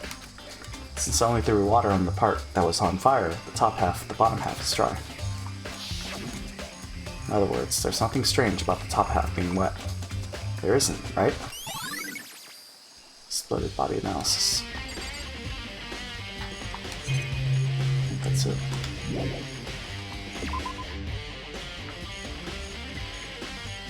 I think I've checked everything I need to in this area, but I'm not done yet. There are other areas that I need to check.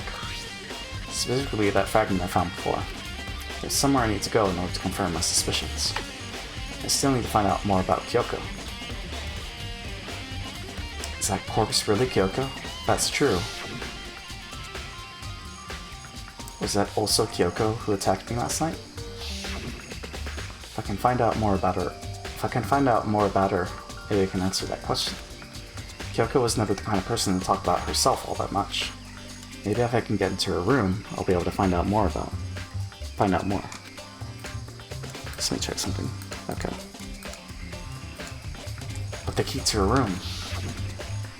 It's all clear now. I will simply limit your options. I can't allow you to engage in any further suspicious activity. What? Limit my options. Just give up. Give me the key to your room.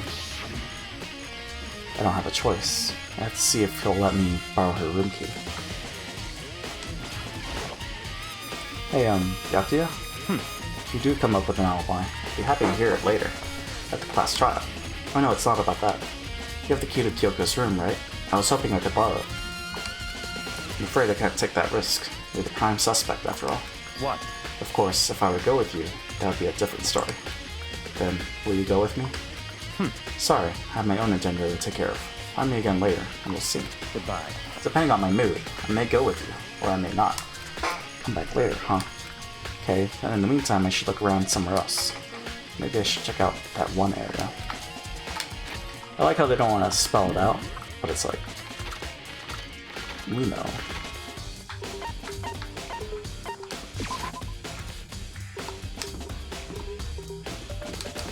We know.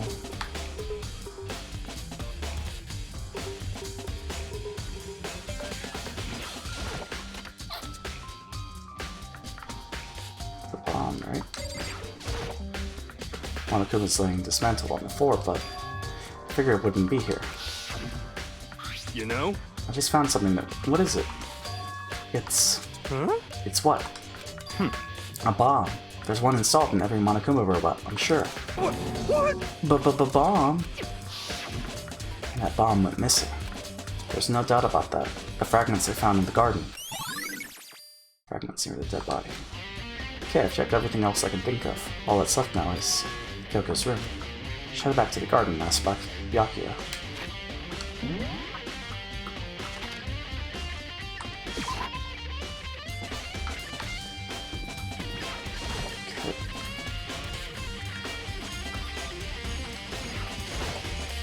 You think you can go soon, Yakuya?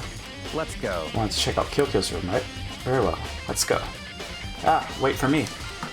Yakuya walked off without a second glance, and I hurried after him on our way to the dorms. Okay.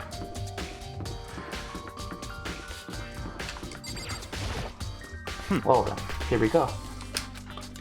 Yakuya took out the key and slid it into the keyhole, and then... click. And it's open. Looks like it, thanks.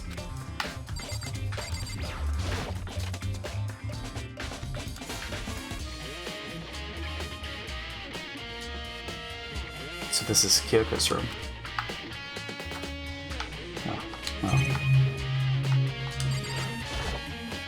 Here's her bed. I don't see anything interesting here. At least not as far as the case is concerned.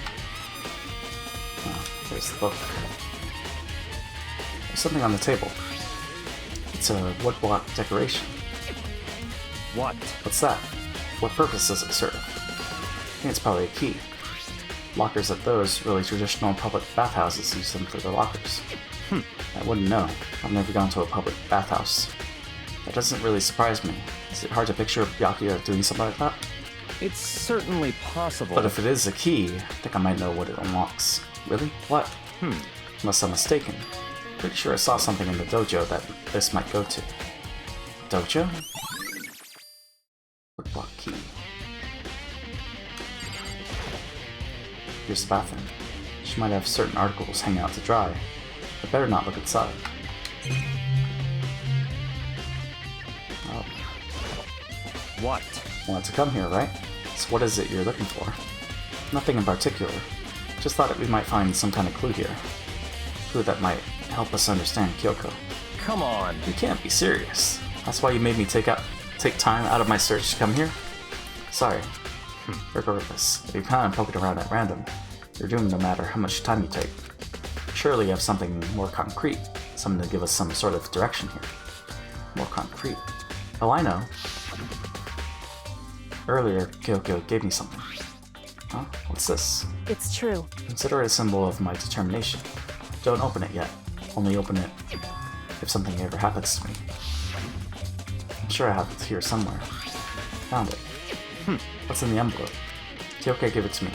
She said if something ever happened, I should open it. Well, something has certainly happened, so open it. Okay. I opened the envelope and looked inside. Inside was a single piece of paper. Under the sheets. What? That's all that was in there? Yeah, it looks like it. Under the sheets. What could it be? But could something be hidden under the bed sheets? Part of me didn't expect to find anything, but as I lifted up the sheets. What's this? I found a crumpled up piece of paper. Student registry. Class number 78. Student registry? Mikuro Ikusawa? I see. It appears to be Mikuro Ikusawa's profile. Yeah, it looks like it. It's probably the other thing Kyoko stole when she snuck into the headmaster's room, along with the key. God, you're so annoying. Fine, I'll tell you. It was a key and... that's it. This must be the blank that Monokuma was talking about. Kyoko said a death without meaning was unappealing, and this is what she left behind. I don't have time for your sentimental indulgences. Hurry up and finish your search. Okay. I made an effort to pull myself together, then looked down at the profile sheet. Name, Mikuro Ikusawa. Sex, female. The ultimate soldier. Soldier? Although small for her age, she was a military specialist trained in every weapon type imaginable. She showed an interest in the military from childhood and soon found herself completely absorbed in it. In elementary school, she won a survival game tournament and began writing for military magazines. Just before entering middle school, while she and her family were on vacation in Europe, she disappeared. The story of a young Japanese girl being kidnapped quickly took over Japanese media outlets.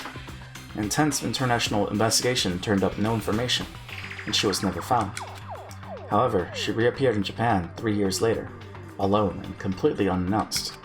She revealed that she had joined a mercenary group known as Fenrir for those 3 years. She insisted that she hadn't been kidnapped, that she'd received battle training of her own volition. However, she never revealed why she decided to return home when she did. Huh. Fenrir? The ultimate soldier. A mercenary group. This doesn't feel real.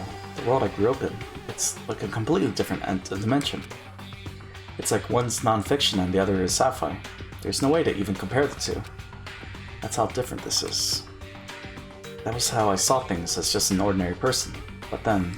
I see. I never imagined I would hear the name Fenrir in a place like this. Huh? You recognize it? Naturally. The Fenrir Mercenary Corps is a collection of battle-crazed warmongers. But they do have their uses, and they always get the job done. That's worth remembering. This is all part of a world totally removed from the one I live in. I have to say, I'm intrigued. Every rumor I've heard says that Fenrir is already... Found found it. Well, I feel like your hero is becoming a bit player and a bit player is becoming our hero. Ah, it's you. What? What have you got in your pretty little hand there? What? Uh-oh, you found her profile? So what if we did? Hey, Don't come on now. Don't forget on me. I'm not gonna hold it against you or anything. And in case you're wondering, I don't hold it against Kyoko either, even though she stole it and hid it. After all, there's no rule against stealing, is there? But who I can't forgive is Miss Ogami, who broke the rules and busted into the headmaster's room. Maybe I'll drag her corpse out here and slice it up and devour it. Bears are omnivorous, you know? What? Are rule violations really so unforgivable? You're quite adamant about those regulations of yours. Of course I am. A proper school life is built on the dedication to organization and order. Which is why even I, as the school headmaster, have to follow the regulations myself. Oh, so you're saying you have to follow your own rules as well? Of course. Absolutely. I can't have you complaining about how unfair it all is, now can I? In fact, on the subject of fairness, would you like to know something interesting? Interesting? It's about the one writing all the rules. They're actually one of the participants in this killing game. I don't think I ever actually told you how many participants there actually were, did I? I was thinking I should probably clarify that. Hey, When y'all first got together in the main hallway back when there were 15 people there, right? I think that first meeting may have led to a little misunderstanding among you all. A misunderstanding? Are you saying... In other words... That's right. There weren't actually 15 of you. Yes, indeed. The total number of students taking part in this killing game was actually 16. 16? Then... Mukuro Ikusaba, the 16th student, lying hidden somewhere in this school. The one they call the ultimate despair. Watch out for her. 16th student, Mukuro Ikusaba. She's part of this school life. So the one making all the regulations is... Why? Huh? Did you say something? Why are you telling us this? Oh, well, because... Like I told you, this killing game is being desperately popular. You wouldn't believe the ratings. And since we got so many viewers now, I wanted to make sure everyone was on the same page. I don't want to wake up to a hurricane of complaints and hate mail, you know? Yes, indeed. Makes sense? Well now. Okay, that's all you get for now. Oh, actually, I do have some revenge to get, so I have an extra bonus for you. Revenge? I want to get back at that sneaky Miss Kirigiri, so I'm gonna share a little secret with ya. Seriously? Hey, Excuse me. You know how she wears those stupid gloves day in, day out, all the time? Well, don't tell anyone I told you, but... she wears them to cover a bunch of hideous scars that she doesn't want anyone to see. What? Okay, now that's all you get. I guess it covers up the tattoo. Monokuma's account. Kyoko wears those gloves to cover up a bunch of scars? Wait, so on the back of her hand... That's that too. Wait, but no. Monokuma specifically said there were scars, right?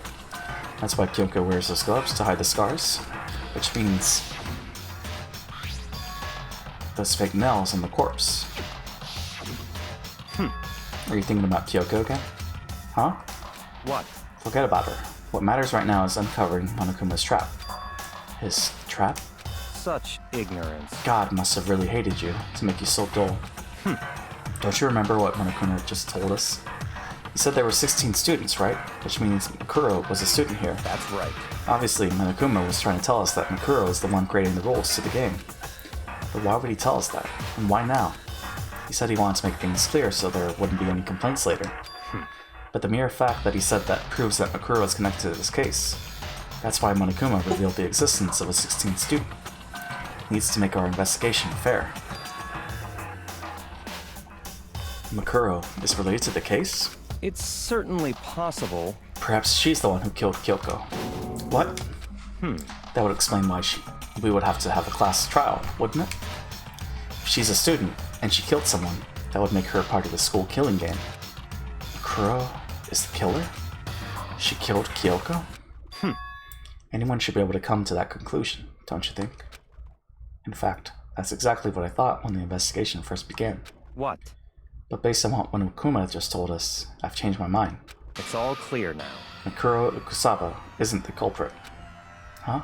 What makes you say that? We thought Makuro, the ultimate despair, was the mastermind's true identity. But if that's true, Monokuma's behavior makes no sense. Why would the mastermind go out of their way to reveal themselves to us? That's a good point. So, in other words... Makuro giving us information that would raise questions about her would be bold, to say the least. It makes more sense, then, to assume that Makuro isn't the culprit. So that's the trap. They want us to suspect Makuro and come to the wrong conclusion. That's what makes sense to me. The way you say it, it definitely does seem possible, but if that's really true, if Makuro isn't the killer, then who is? Well then, I believe our work here is finished. Let's move on. I'm sure there are other places in need of investigation. I should find out if that key and the dojo really are connected. Let's go. Well, are you coming?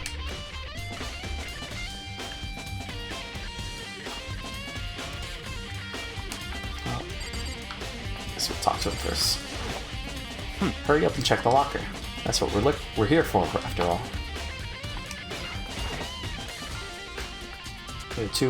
There are wooden lockers here. They use wood block keys, just like at those super traditional public bathhouses. Looks like the key we found in Kyoko's room really does go to one of these lockers. I see. Makoto, do you see the locker farthest to the right? Very strange. That's the only one that doesn't have a key in it at the moment. You understand what that means, right? You should probably use the key we found on that locker, right? That's right. Well, just try it. Okay. I took out the wood block key and inserted it into the locker's metal lock and... click. The locker eagerly accepted the key and it opened. There are arrows in here. Looks like 10 arrows in total. They look like they're made of titanium, which means they're quite strong despite how thin they are. Of course, without a bow, they're nothing but strong little sticks. Strong sticks? Titanium arrows. Oh, there's something else inside the locker. It's a potted up ball of duct tape. I wonder what this was used for. It's got blood on it. Is that a blood stain? I see. If it is, that means it must surely be related to the case. This duct tape is related to the case somehow? But how could it possibly be involved? Bloody duct tape. I think that's all the locker has to offer for now. Is something wrong? Very strange. It's very odd, don't you think? The locker was hiding items that clearly relate to the case. But how did the key to the locker wind up in the victim's room? Why? Or perhaps... Byakuya? Forget it. Come on, we need to continue on to the next location. Huh? What next location? What? There's still something we need to look into. We need to do more research on Fenrir. Fenrir? You mean the mercenary group that Makuro was part of? But how are we supposed to find out about that? Isn't it obvious? Where in this school would you go to do research on something? Research? You're talking about the archive? That's right. The archive has all kinds of info that the general public doesn't have access to. Let's go. We only have so much time before the trial begins. Let's hurry.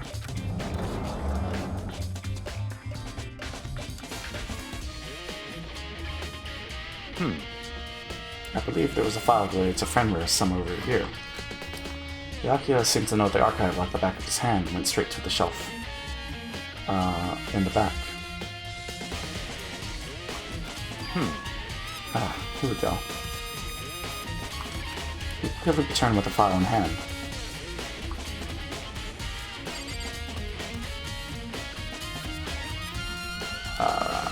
Hold on. Okay. Right now, it's select Byakuya. I see. Take a look at this. I have no idea what it says. What language is this? How did you make it all the way to high school without learning a single word of French? I'm pretty sure most high schoolers can't speak French. Well, whatever. I'll read it for you. I expect you to repay your debt 100 times over.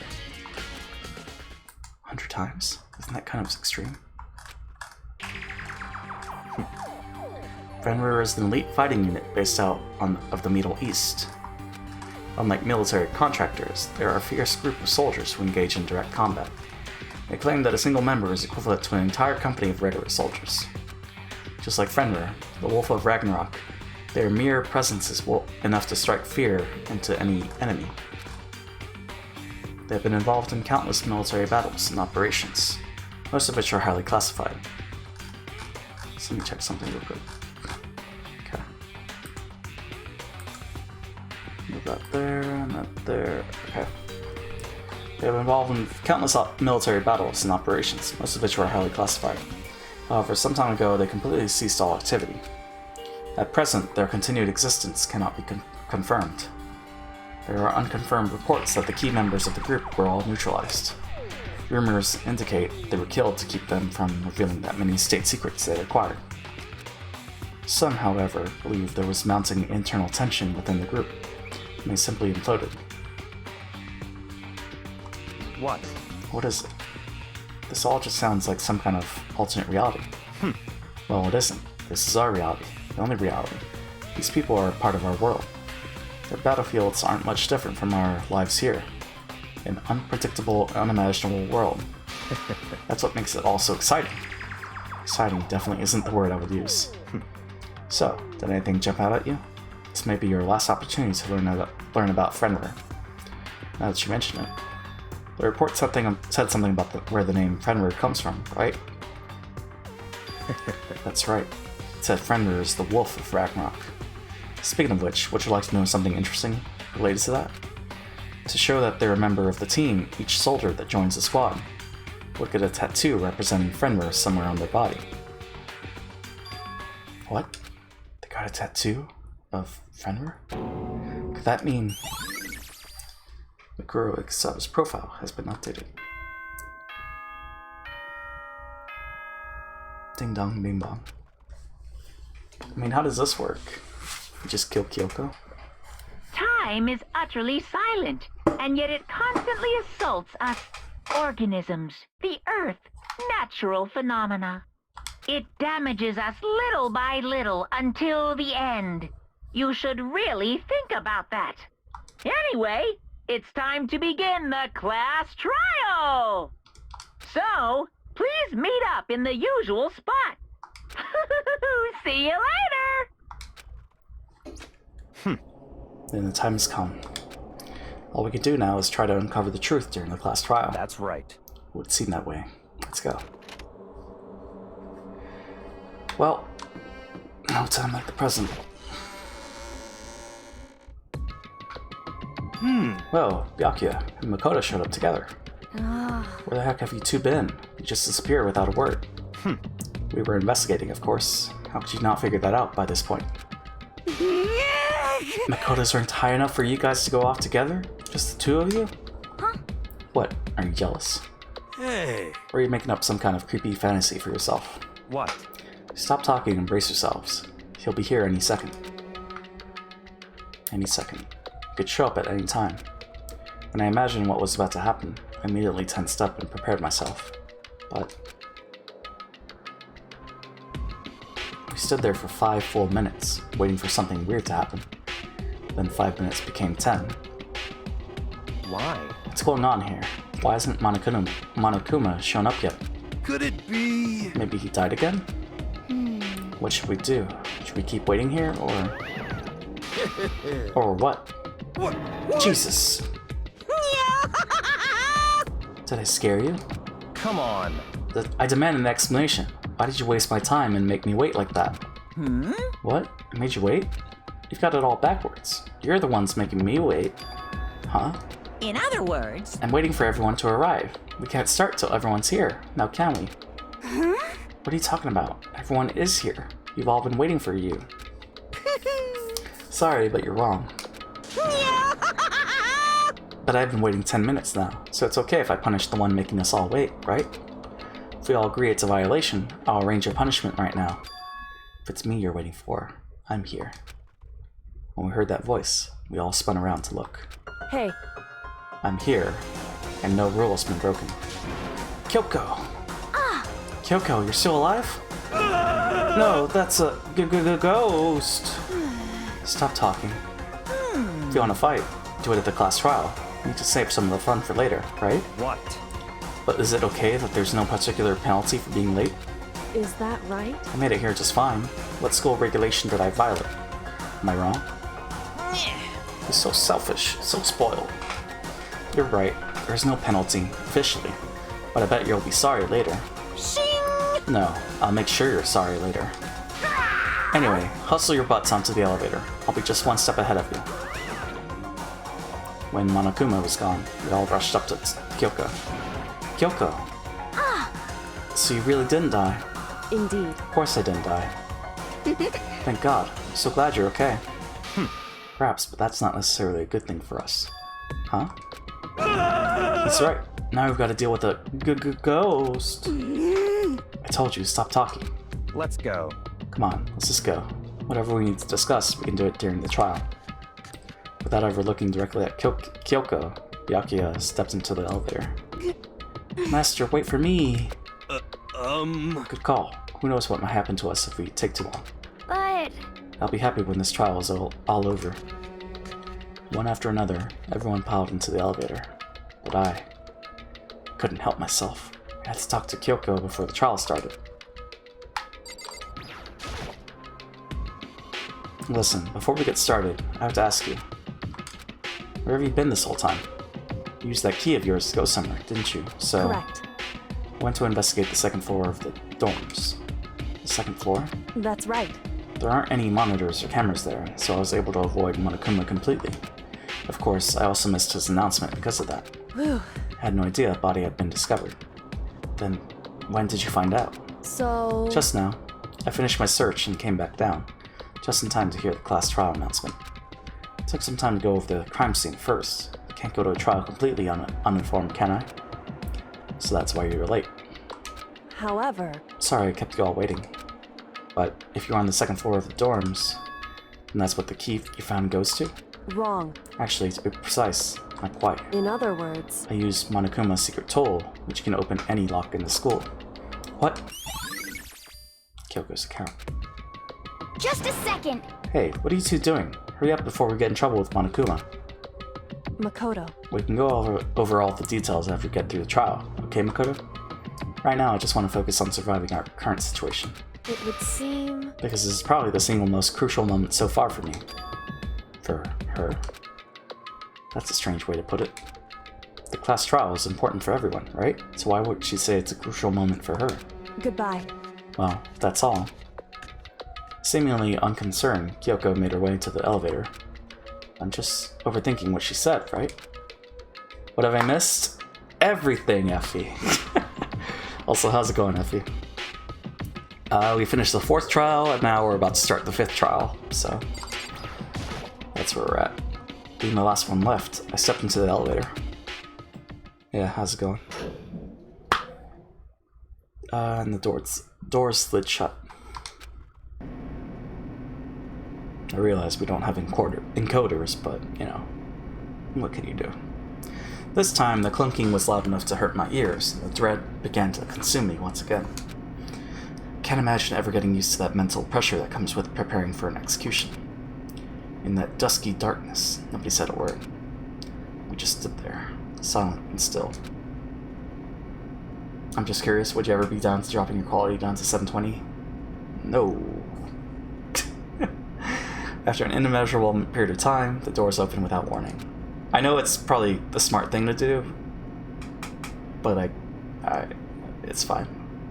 Dazzling light penetrated every depth of my eyes, but it wasn't the illuminating light of hope. It was the blinding light of despair.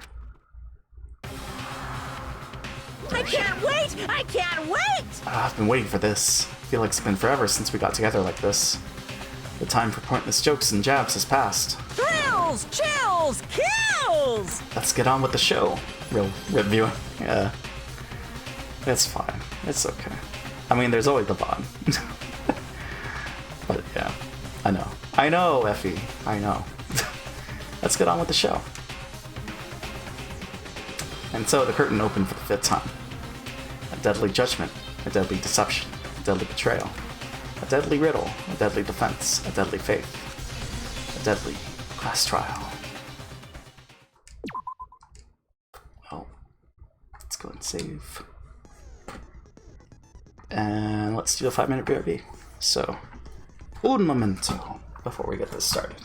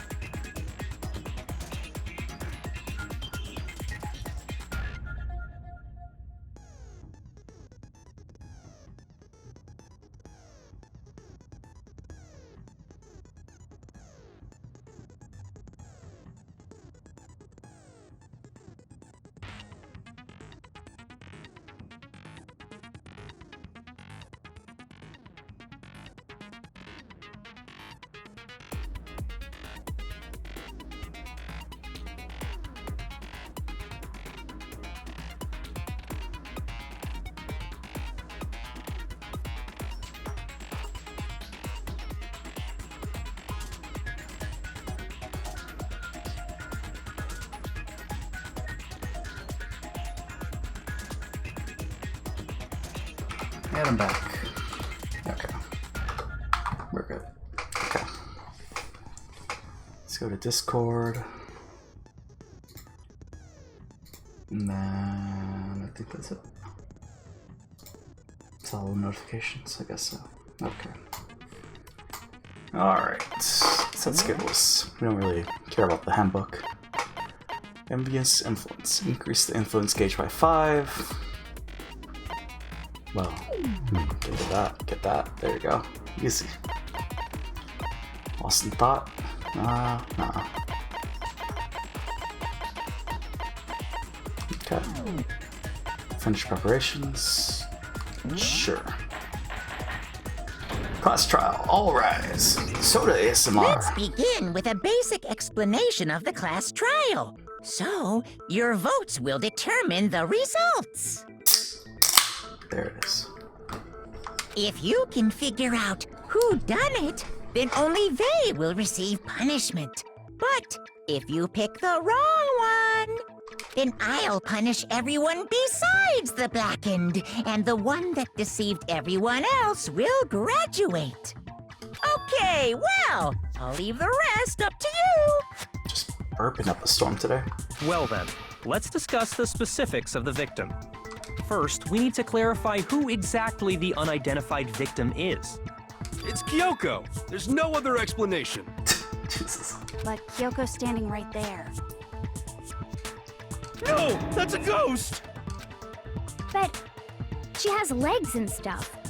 Well, that's just because she's like the latest evolution in ghost technology. There's a limit to how much ridiculousness I can tolerate. Okay. So I just have to prove that the corpse isn't Kyoko, right? Then let's compare Kyoko's traits to the traits of the dead body. Her traits?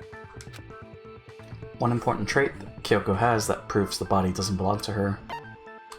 I got it! I'm talking about her gloves. They'll give us some insight into the mystery. I'm sure of it. In that case, I think it would be helpful if someone explained why she actually wears those gloves. And would you happen to know the answer? In fact, Monokuma told me. Apparently you have scars on your hands you don't want anyone to see. Oh, you know, now that I think about it, the corpse wasn't wearing any gloves, right? They probably just got burnt up in the explosion. I'm not convinced. The ghost is just trying to fool us all. There's no way that corpse is Kyoko. But if I can't prove why, we're gonna be stuck here and the case won't move forward. So I don't have any choice but to do the thing.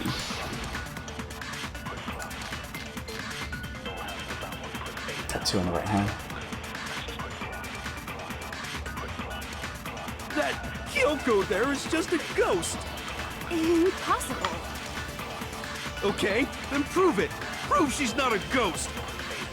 The dead body wasn't wearing gloves. They got burnt up in the explosion. Then she was wearing gloves before the explosion? Well, yeah, she must have been wearing gloves. Because that corpse is absolutely Kyoko.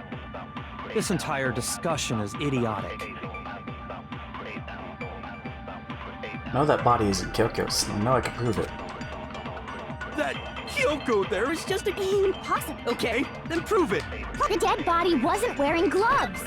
They got burnt up in the explosion. Then she was wearing gloves before the explosion? Well, yeah, she must have been wearing gloves. Because that corpse is absolutely Kyoko. This entire discussion is idiotic. That Kyoko... Okay, then prove The it. dead body They got burnt up. Then she was wearing gloves before the explosion? Well, yeah, she must have been wearing gloves. That's wrong. What's wrong? Did I say something weird? Shoot! I didn't think about it one more time. There's been contradictions there somewhere. That Kyoko there is just a ghost. Impossible. Okay, then prove it. Prove she's not a ghost. What about the...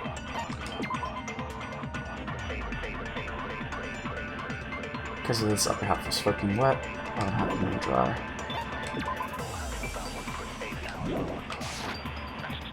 The dead body wasn't wearing gloves. They got burnt up in the explosion! Then she was wearing gloves before the explosion?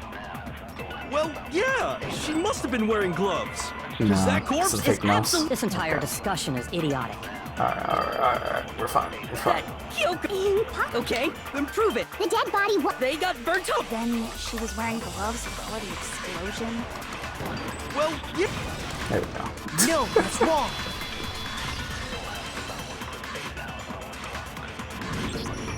No, there's no way the corpse was wearing gloves. Whoever it was, they were wearing fake nails, remember? I imagine trying to wear gloves over nails like that would have been a pretty big pain. Besides, Kyoko wears gloves to hide her hands, right? It'd be pretty weird for someone who's self-conscious about their hands to wear fake nails, don't you think? Jeez, man, you don't know women, huh? They're complicated like that. If anyone doesn't know women, it's you. Well, Kyoko, any thoughts? These gloves were custom made to the size of my hands to make sure they don't interfere with my daily life. If I wore fake nails, the gloves wouldn't fit properly. Then that's that. The dead body doesn't belong to Kyoko. Which should have been obvious since she's standing right here. Okay, so then, who's the real victim? First, we need to figure that out. That's the first thing I said. You're the one who's been dragging us around in circles. Before anything, we have to identify the victim. Everything starts from there.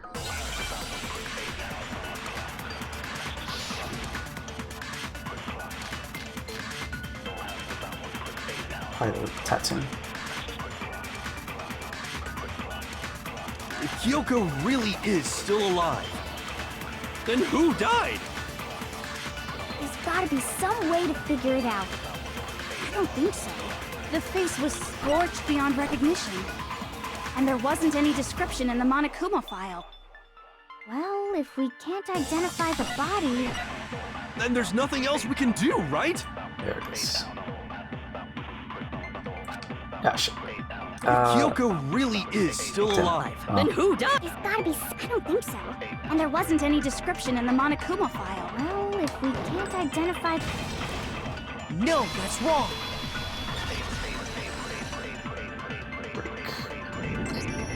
There was one clue left behind that we can use to identify the body. What? For real? If you're lying, you'll die a cruel and unusual death. a cruel and unusual death. This I gotta see. She's just being stupid. Ignore them, Makoto. Tell us what you're talking about. The key to figuring out who it was is the tattoo on the back of her hand. Oh, yeah. The design's pretty strange, huh? Is this a dog? Her master must have made her get it. To be like, you're my bitch. Jesus. Seriously? They really did something that humiliating? No, that's not it. The identity of the victim is hidden within that tattoo. Oh, really? If you compare this tattoo to other information we have, the victim's identity should become clear.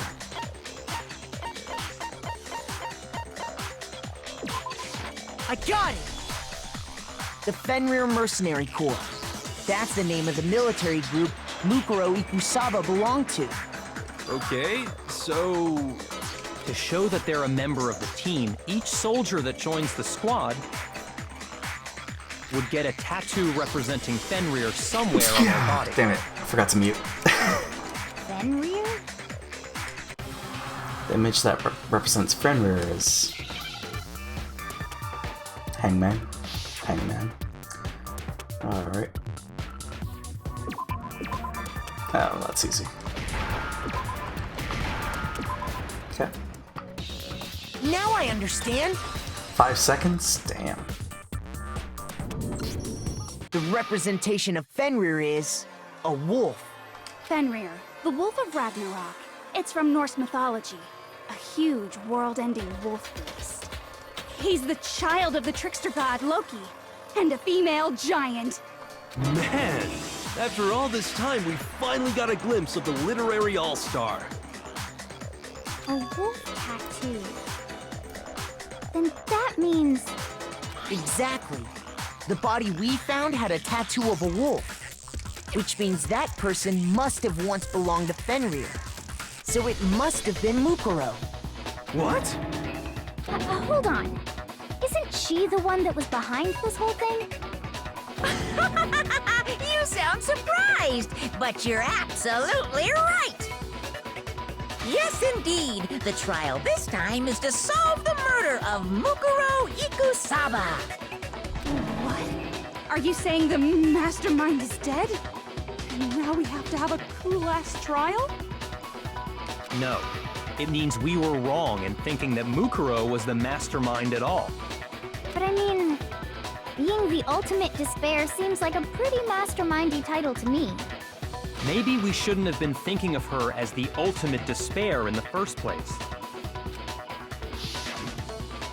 After all, looking at her profile, I didn't see anything that would fit such a description. All it said was that she was the ultimate soldier. If I remember correctly, that other information came from Kyoko. That's what you told Makoto, right? So that means Kyoko got it wrong? Then who was she? Who was Mukuro Ikusaba? She's been gone this whole time, and when she finally turns up, she gets killed. Usually when there's a scene where an important character dies, it has a lot more detail. So you're saying she wasn't an important character? Which would mean she was the same as us, just another participant. Then who's the real mastermind? It must have been the Hope's Peak Academy headmaster after all. No, the headmaster has nothing to do with it. But how can we trust that? We already know your information about Mukuro was wrong. My information was not wrong. Okay. We're in the middle of a trial right now. Figuring out who killed Mukuro is first and foremost. Please limit all future prattle, chatter, and chit-chat as much as possible. I totally fell asleep. Who died this time? It was Mukuro Ikusaba. So, it's a character that we never met before, but apparently, I mean, I don't know. At this point, it could be anyone. We never met this character. And the suspect is going to be Kyoko, which is the generic anime protagonist girl. Well, fuck them, I guess, right? So we found them in the garden, they were stabbed, and then we went to go inspect the corpse, and then kaboom, the corpse exploded. So nobody died from the explosion, but we couldn't really identify the corpse that well after that. The creator's running out of expendable characters, huh? I guess. It's just like, no, there's always been this character in the behind the scenes. You didn't notice? So, I guess we'll see. Please limit all future prattle, chatter, and chit-chat as much as possible. Fine. Uncovering the identity of the mastermind will have to wait. But remember this. Yeah, how's the shower, Gus? How's everything? No matter what happens, we will find out who you really are. I stake my family name on it. I have officially decided to completely ignore all such attempts at provocation. Now then, just so nobody's confused, let me state this one more time for the record. The reason we're having a class trial is because a murder among the students has taken place. Hammer that point straight into your big ol' brains! What you're saying is that both the victim and the culprit are part of the student body? Then, one of us killed Mukuro? Wait, no! There's a chance that there's some mystery 17th person who's been hiding all along! Also, I showered, laid down, fell asleep. Gotcha. Right, because I think last time... The last thing you saw was, that Chihiro, their best boy, died, right? Laptop? Or I guess didn't see, but hear. So, we just had some investigations going on. Nothing too much. Nope. There are only 16 students in total that have been taking part in these events. Yeah. Seriously? Then one of us killed Mukuro? Who did it? Who's the killer this time? Get a hold of yourself. We've already narrowed down the list of possible suspects. Huh? I'm sure you realize who I'm talking about, right, Makoto? Who the evidence points to? Now I'm cooking dinner? Nice. What are you making this time? Based on what we know, there can only be 2 suspects. I got it! You've narrowed it down to Kyoko and me, right? Why do you say that? Allow me to explain. Pork chops? Oh man. What are you adding for the sides? Or just doing straight up pork chops? Just after nighttime last night, I went to the garden, so I can confirm that at that point, there was no dead body there. So, the murder must have taken place after I left the garden. However, Hiro, Toko, Hina, and I were in the gym the entire time. The gym? That's right. The 4 of us were there trying to dismantle Monokuma. The whole time, we were very careful not to go anywhere alone. We even went to the bathroom in pairs. All of which is to say, the 4 of us all have alibis. The only ones without alibis... And rice? Oh, okay, cool. What kind of rice, actually? Like just regular seed rice. Sometimes we add broccoli, sometimes we add mushrooms into it. Spanish rice.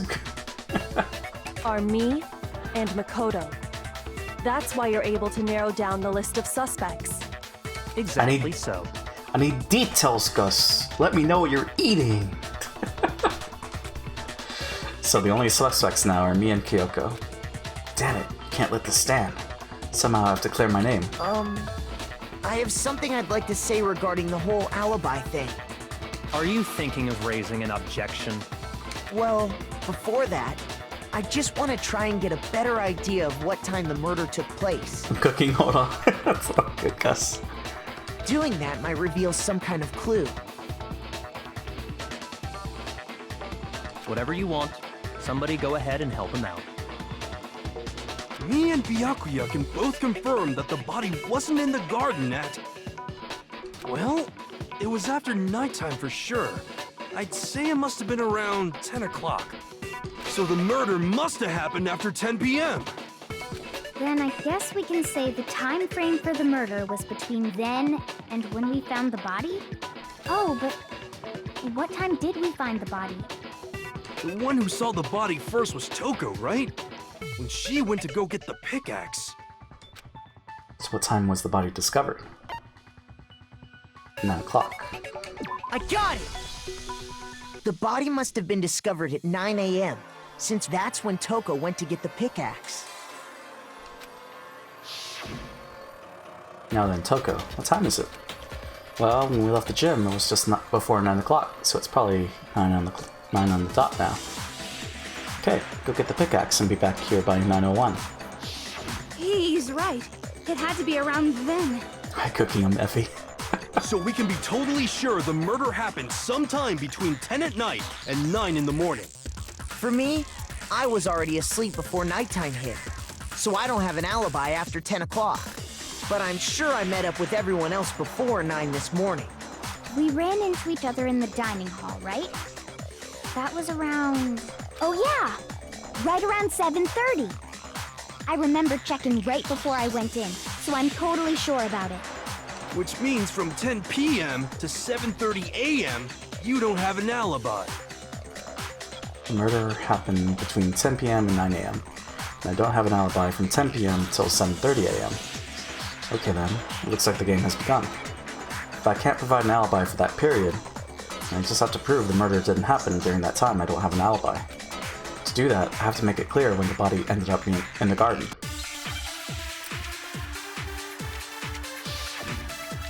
Well, the sprinkler system. Yeah.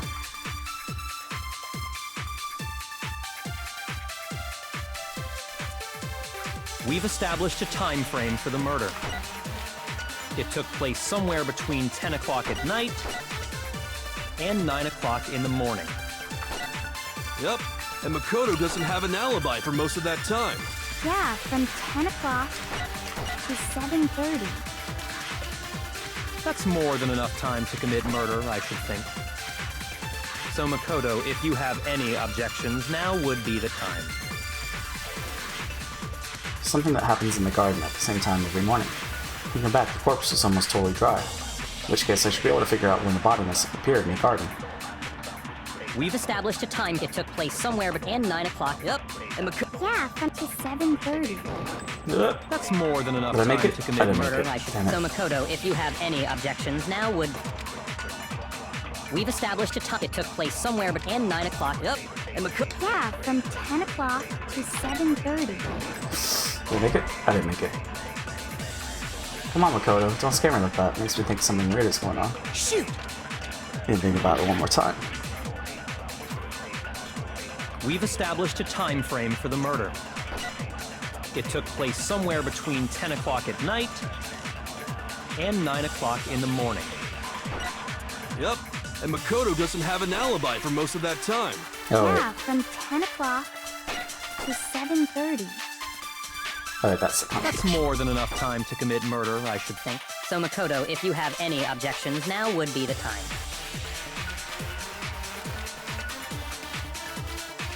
We've established a time frame for the murder.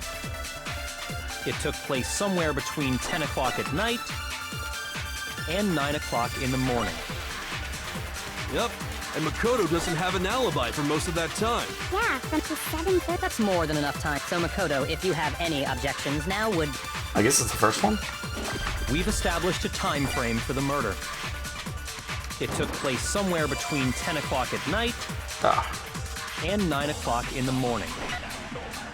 Yep, and Makoto doesn't have an alibi. Yeah, from 10 o'clock to 7:30.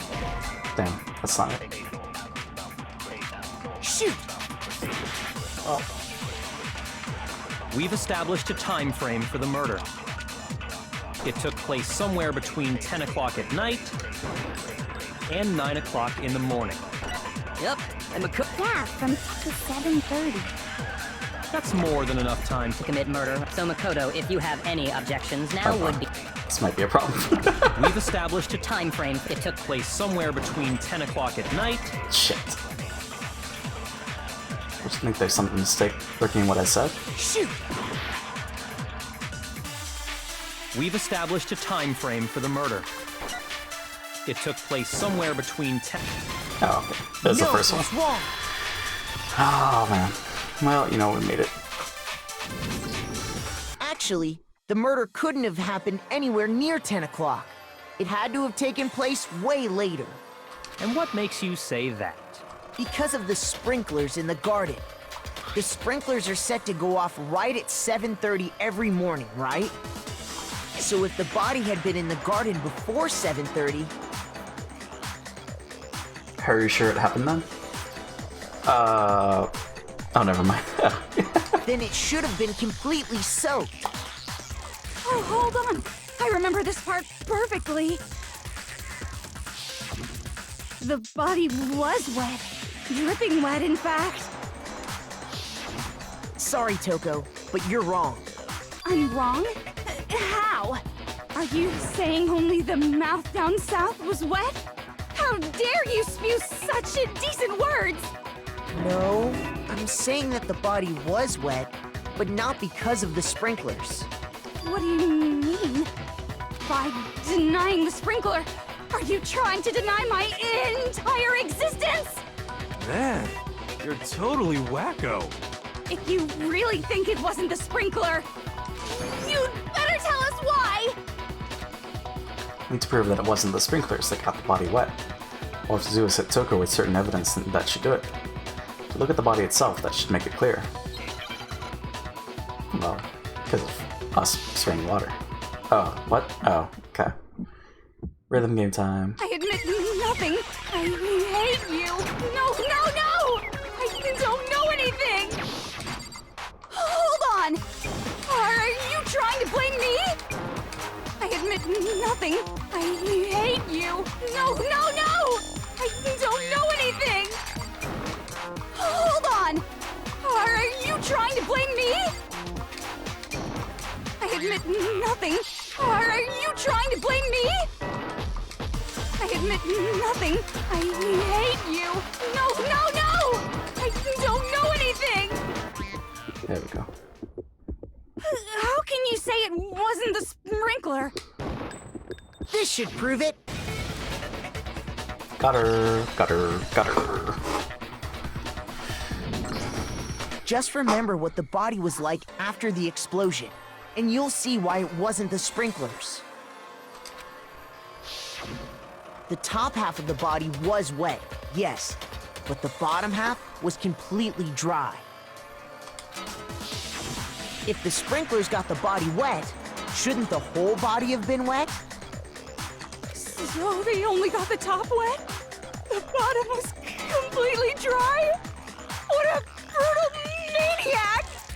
I'm so sick of her. Let's just move on. The reason only the top half was wet was because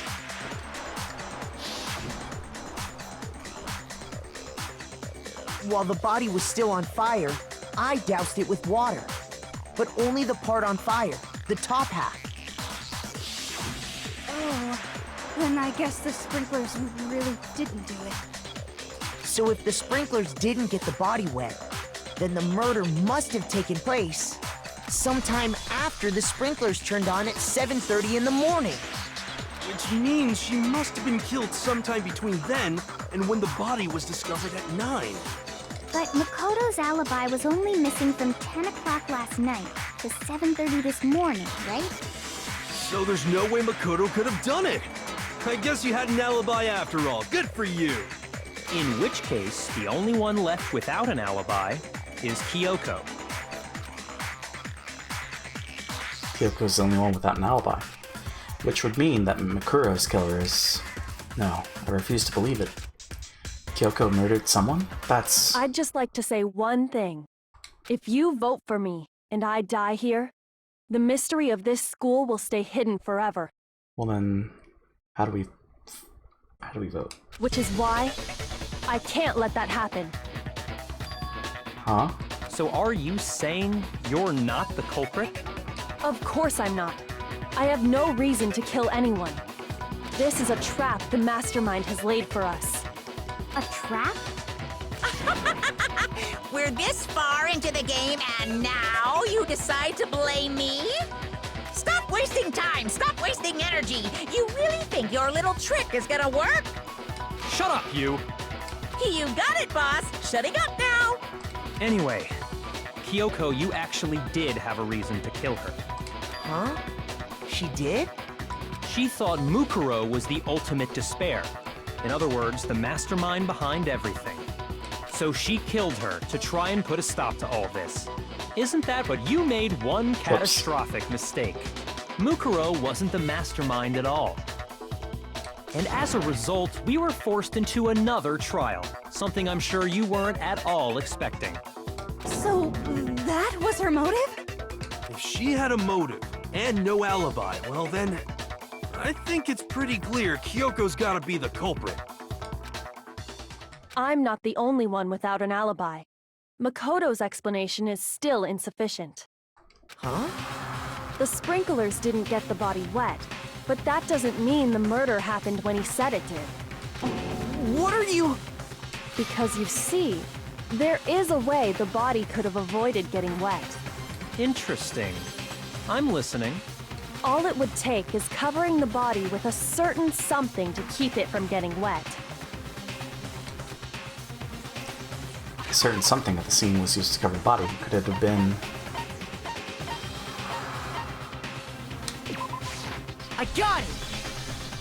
You're talking about the tarp, aren't you? You catch on quick. You're right. All you'd have to do is cover the body with the tarp, and that'd take care of the water. In fact, that's exactly what the killer did. The dirt pattern on the tarp can attest to that. Only one side of the tarp got dirty, because that's the side that got covered in water. The side that faced down over the body, meanwhile, kept perfectly clean. This proves that the killer used the tarp to keep the body from getting soaked. But why would they go to all that effort just to keep the body from getting wet? Most likely so they could cloud the issue of when the murder actually took place. In other words, to create an excuse exactly like the one Makoto just gave us. Gasp. Why would Kyoko say that? Why would she want to make me look like the killer? No, I can't think about that right now. That tarp. If it was used the way Kyoko said, the tarp must have touched the body, right? But the body. Wait. Something's not right. And what might that be? I can't worry about Kyoko's motivations. If I don't do something, everyone's gonna think I'm the killer. I have to refute what Kyoko said.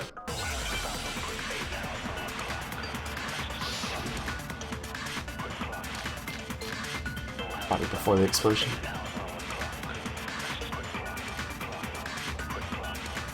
By covering the body with the tarp, the killer prevented it from getting wet. So the reason the tarp was only dirty on one side is because the sprinkler got that side wet. But the underside of the tarp, it was totally spotless, right? It's because that side was protected from the water. Since it was facing down toward the body, of course it didn't get dirty. Body before the explosion. That's the one. Remember, the blood on the body hadn't dried yet. Yakio even warned us not to touch it to avoid getting any blood on us. By covering the body, the killer prevents. So the reason that is because the spring. But the underside, it was totally. It's because that side, since it was facing down. Of course it didn't get dirty. Gotta No, that's wrong.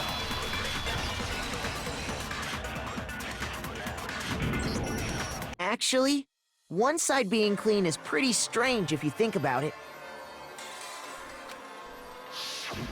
Because the blood wasn't dry before the body got blown up, right? Byakuya said it himself. Not to touch it, or you might get some on you. If you put a tarp on a body in that state, it absolutely would have gotten blood on it. Well, maybe the culprit washed it, so nobody would know they'd used it. If they had, they would have washed both sides. Just washing the one side wouldn't hide anything. Oh, yeah, true. More than that, what if the very blood we saw on the body was meant as a kind of camouflage? Huh? The blood was camouflage? What if, after the killer used the tarp to avoid the sprinklers, they then covered the body in blood that didn't belong to the victim? You mean someone else's blood? Where would they get something like that? I know! They could have grabbed some of the blood packs from the nurse's office. That's what Hifumi did, right? When he pretended to be dead? No, that's not what happened this time. The killer got the blood from right there in the garden. Got blood from right there in the garden, right? Which must mean... I got it! Could it have been chicken blood? What? Chicken blood? When I checked the chicken coop before the murder, there were 5 chickens. But after the murder, there were only 4. So, you're saying someone killed a chicken and then covered the body with its blood? Man, that's messed up. Killing a living thing just to do something like that is awful. They should have at least eaten it. I wonder if the killer had to get the blood from the scene so they wouldn't be spotted walking around. Anyway, there's no denying that a chicken went missing, which provides a basis for my theory. Perhaps, but even so, there's one thing that still doesn't make sense. You said the culprit used the tarp to avoid the water and then covered the body in blood, right?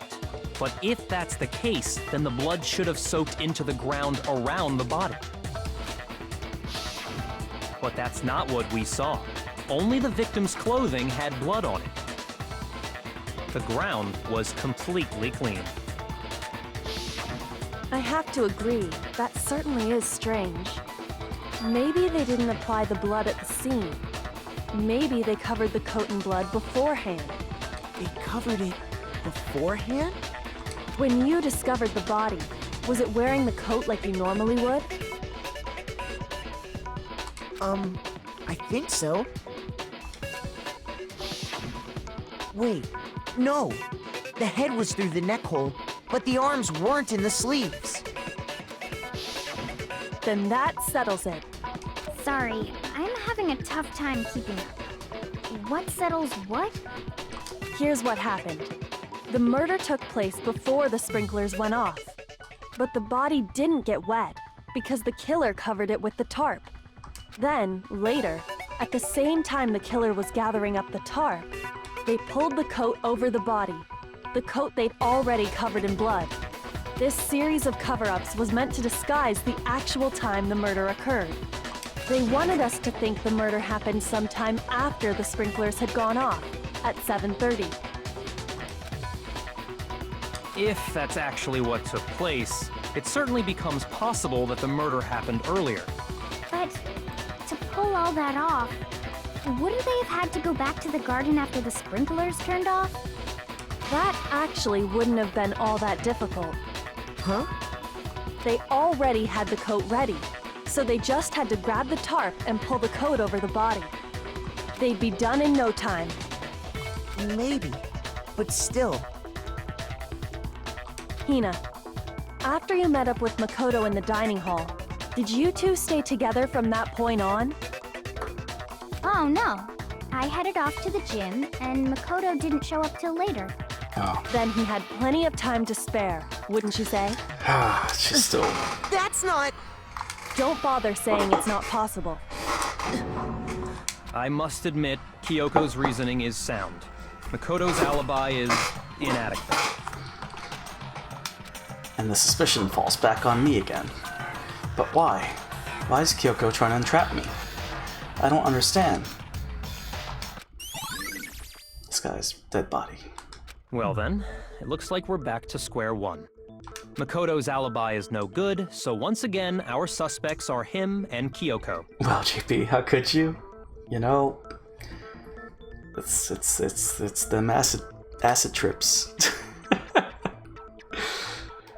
Gasp. For serious, man? Which one of them did it? Hey, why don't we let luck decide? Let's flip a coin. 50-50 odds. Oh! See? Pretty good idea, right? No, not that. I just remembered something super serious. Well, don't just stand there. Out with it. You know that knife we found all black and burnt? The one we found stuck in the body before it exploded, right? According to the Monokuma file, the knife went all the way through, from front to back. So, what about it? I'm pretty sure I'd seen that knife somewhere before. That's what I thought when I first saw it. I just remembered. It's not looking good for us, Gus. Listen, more important. Now that we have the knife, what are we gonna do with it? Can't let Toko keep it, that's for sure. We don't know what she might do. I don't want it anyway. So what to do? Why don't you hang on to it, Makoto? Huh? Me? It's the knife we gave to Makoto? You don't seem surprised. You must have noticed earlier. Yeah. Well, of course it isn't. You did it, you murderer. Then why did you hide that fact? It's not that I hid it. It's just... I couldn't be sure of what actually happened last night. Thought maybe I really did kill her. Suspicious! Very suspicious indeed. The knife we found stuck in the body came from Makoto. Now I'm totally convinced he did it. 12,000% convinced. 12,000? Considering everything up until now, I should be able to make it clear. I have to prove that I didn't murder anyone. I'm not the killer. Gus, I didn't do it. I'm not the murderer, I swear. Disguised dead body, exploded body, fragments near dead body. The knife we found lodged in the dead body. It's the same one we gave to Makoto. It really is, isn't it? I was afraid of that. If he did have that knife before, then that seals it. Makoto did it! Just because I had the knife once, that automatically makes me the killer? Well, getting stabbed is what killed her, right? So there's no question. You took that knife of yours and killed her with it. What a horrible man you are, Makoto. I don't know. What are we supposed to do? We already established that the coat was put on the body after the tarp was removed, which means when the knife was thrust through the coat into the body. The knife we found lodged in the dead body. Actually, second best boy, how could you? This is why you're second best boy and not best boy. poor Makoto.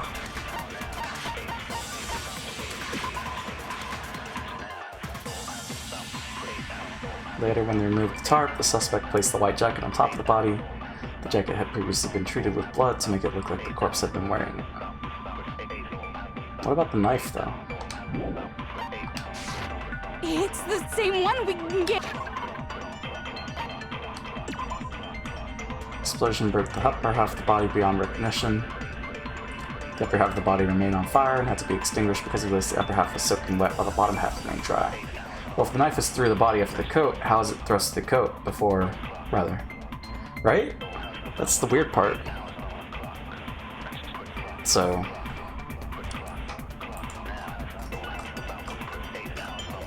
like, I guess it's disguised, right?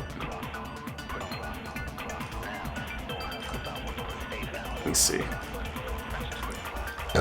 Excuse me. Just burpy. Burpy today.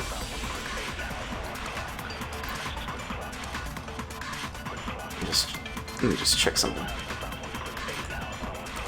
Okay. Let's go with the disguise to the body.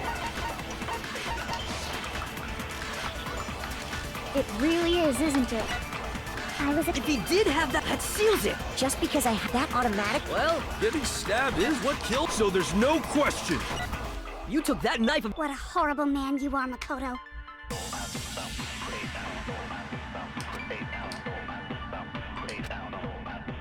The knife we found lodged in— It's the same one we gave to Makoto. It really is, isn't it? If he did have that knife before, that seals it. Makoto did it! Just because I had that automatic? Well, getting stabbed is what... There we go. No, that's wrong.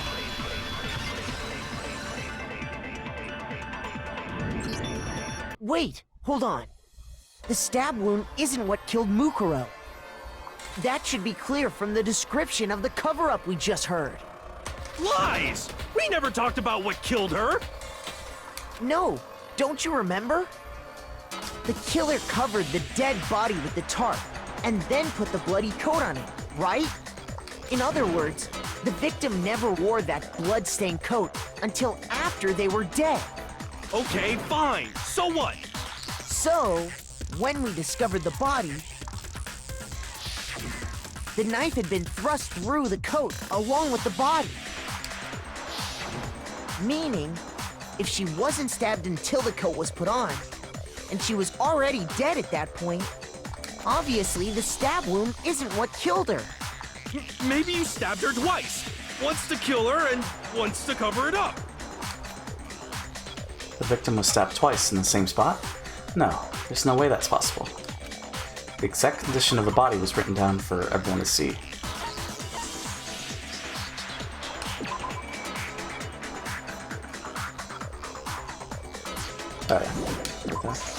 I got it!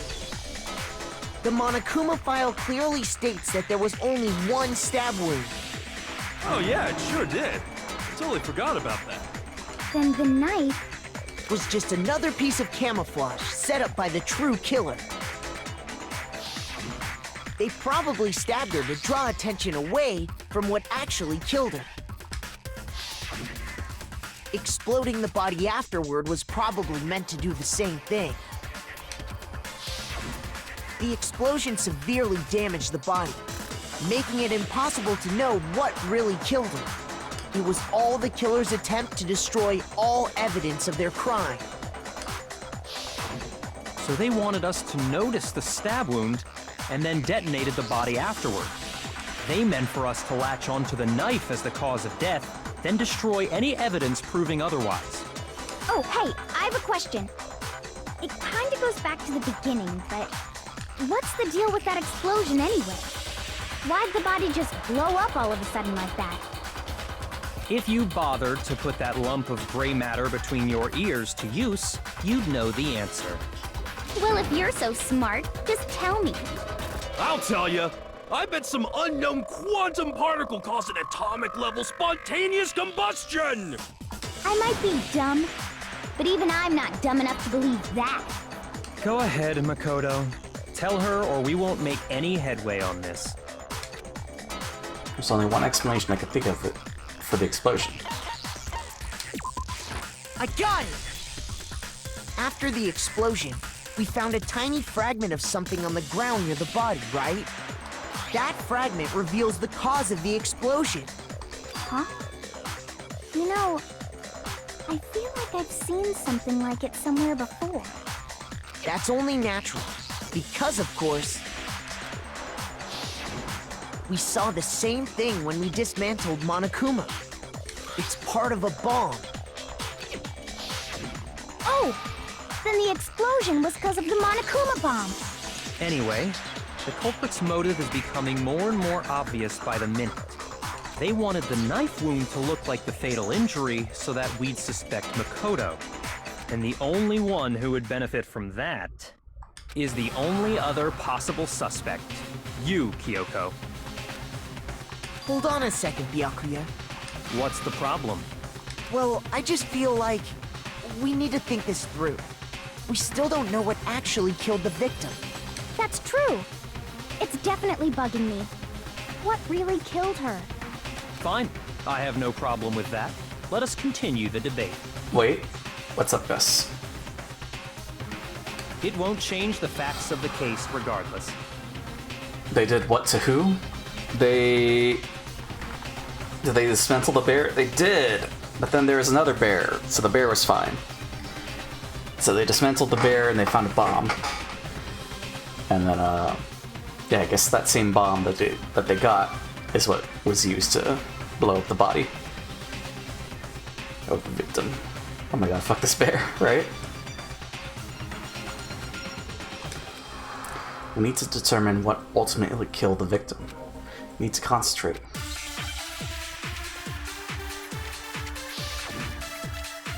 So, Monokuma File 5.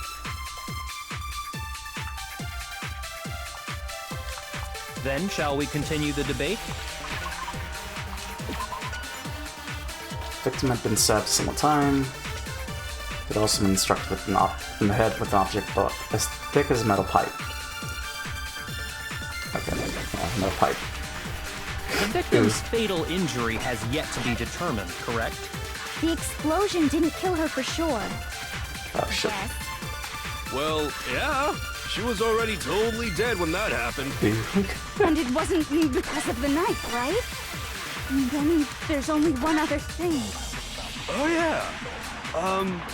According to the Monokuma file, that's gotta be it. There was evidence that showed she was hit on the back of her head. And more than that, the victim had suffered countless wounds across her entire body. The knife was a cover-up, and all those other wounds on her body weren't fresh, which only leaves... Then, shall we continue the debate? The victim's fatal injury has yet to be determined, correct? Gosh. The explosion didn't kill her for sure. Well, yeah. And it wasn't then there's a... Oh yeah. That's gotta be it. There was evidence that showed she was hit on... And more than that, the victim had suffered countless wounds across her entire body. Then, shall we continue the debate? The victim's fatal injury has yet to be... There we go. No, that's wrong.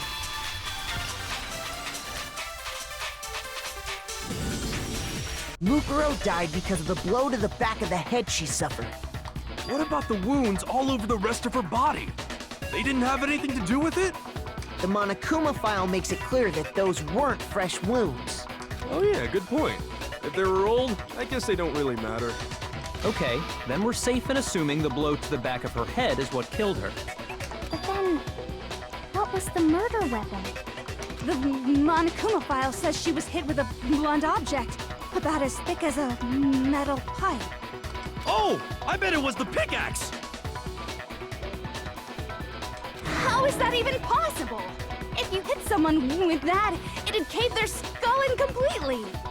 Well, maybe they held it the other way and hit her with the handle. Bro, I cleared my desk of all those papers and polish it now. It's so clean and clear. I'm so happy. I'm happy for you, Gus. I am glad. You get to rest. You get to relax before you have to, you know. Well, you know.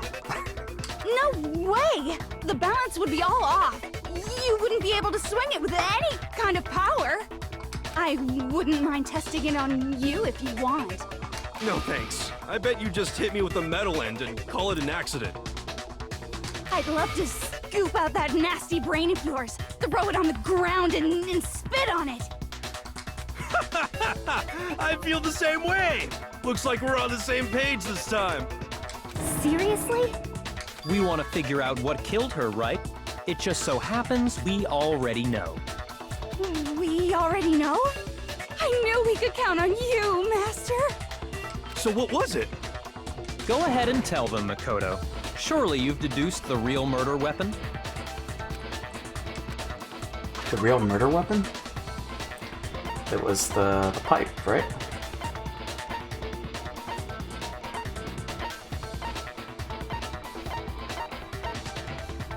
Titanium arrows?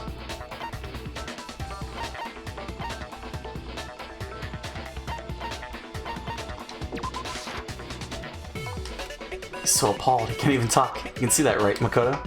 How do you know? Because that's always how he treats me. It's like we have a psychic link. I don't think that's it. Shoot!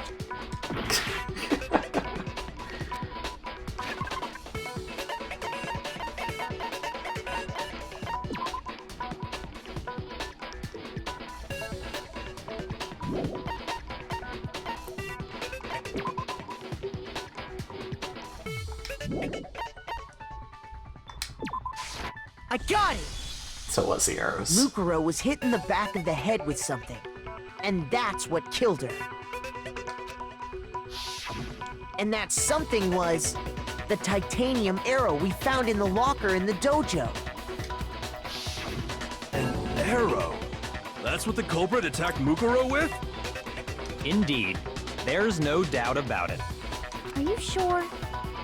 That sounds kinda weird. Hey! How dare you backtalk, Master? You have no right! I'm not backtalking anything. I'm just saying what I think. I don't blame Hina for doubting it, because there's one more thing about that weapon. One more secret.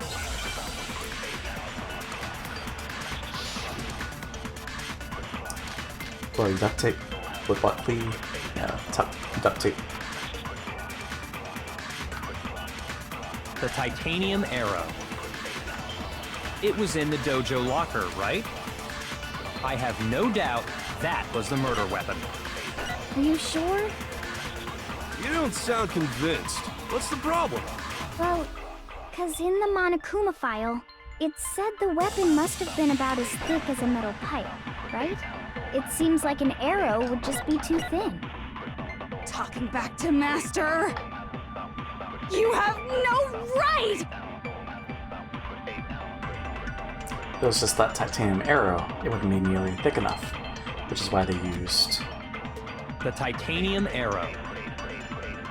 It was in the dojo lock. I have no doubt that was the murder weapon. Are you sure? You don't sound convinced. Well, 'cause it said the weapon must have been about as thick as a metal pipe, right? It seems like an arrow would just be too... No, that's wrong!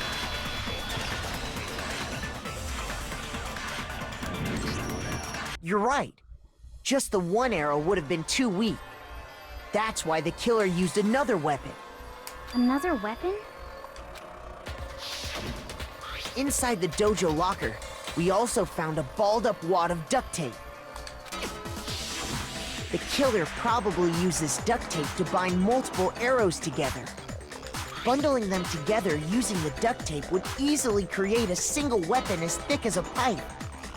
And that's exactly what the killer did. It's similar to Aesop's fable about the bundle of sticks. One stick is weak, but put them together and they become strong. It's meant to teach cooperation. Damn, that's harsh. How is it harsh? Are you even listening? Anyway, that explains the murder weapon. As for who the culprit is that stashed the weapon in the dojo locker, it was you, Kyoko. I've never been to the dojo. Oh no, you absolutely have. How can you say that with such confidence? Because we have proof, of course. Don't we, Makoto? What's the matter? Surely you don't intend to protect a murderer. You know what will happen if you do, don't you? If you cover for the culprit, there's only one thing that can lead to. The death of us all, remember? Of course I remember. Then show us. Show everyone the evidence that proves Kyoko went to the dojo. I have evidence? Evidence that Kyoko went to the dojo? Must be connected to that dojo locker.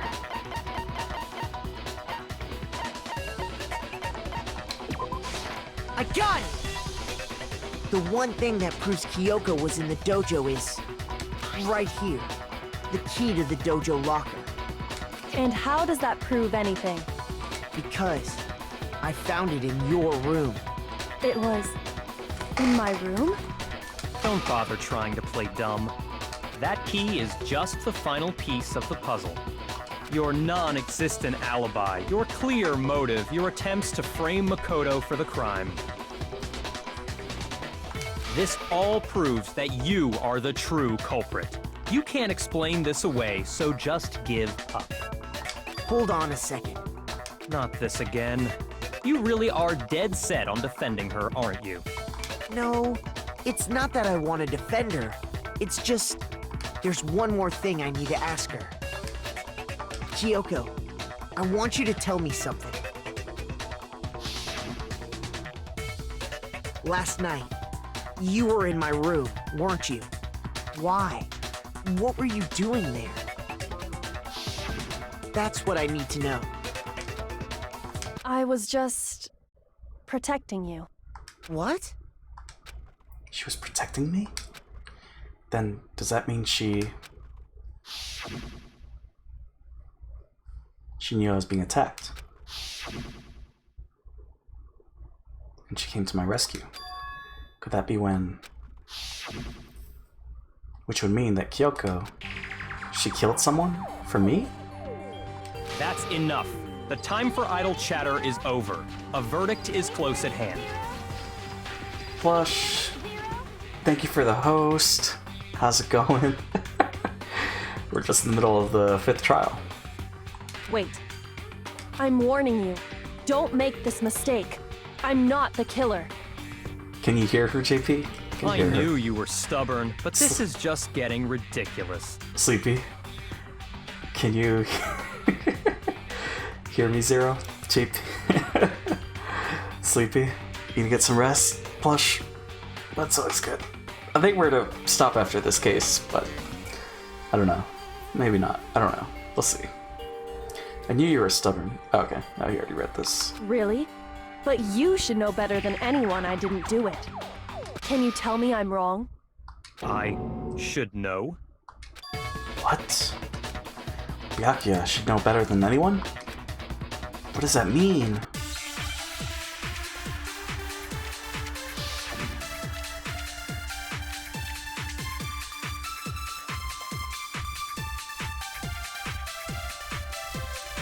Those words you just spoke. Oh, wait. What do you mean?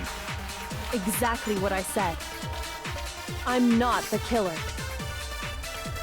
You should understand that more than anyone here. Byakuya, what are you hiding? Master would never hide something from me! There's proof that you aren't the culprit. Is that what you're saying? You stated a theory earlier. You said I hid the evidence of my crime in the dojo locker, and then left the locker key in my own room, correct? But could I really have done that? Okay. Okay. I missed this whole case because I was sleeping. I've given up on one of your stream. It's been saved now? Okay, well, hold on. It has been Gaku's face since the start of the stream. I think this is the one that has an alternate ending. Okay. Since Flesh mentioned this, save to enjoy both of those. Save now? Right now? Can't even see the stream? No, we're fine. I'll save now. I can't save now.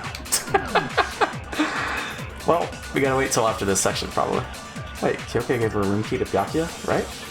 Which would mean... Those words you just spoke, what do you mean? Exactly what I said. I'm not the killer. You should understand that more than anyone here. Byakuya, what are you hiding? Master would never hide something from me! There's proof that you aren't the culprit. Is that what you're saying? You stated a theory earlier. You said I hid the evidence of my crime in the dojo locker, and then left the locker key in my own room, correct? But could I really have done that? Okay, there it is. Alright. Those words you just... Exactly. I'm not the killer. You should understand. Byakuya, Master would never... there's proof that you aren't the culprit. There we go. No, that's wrong.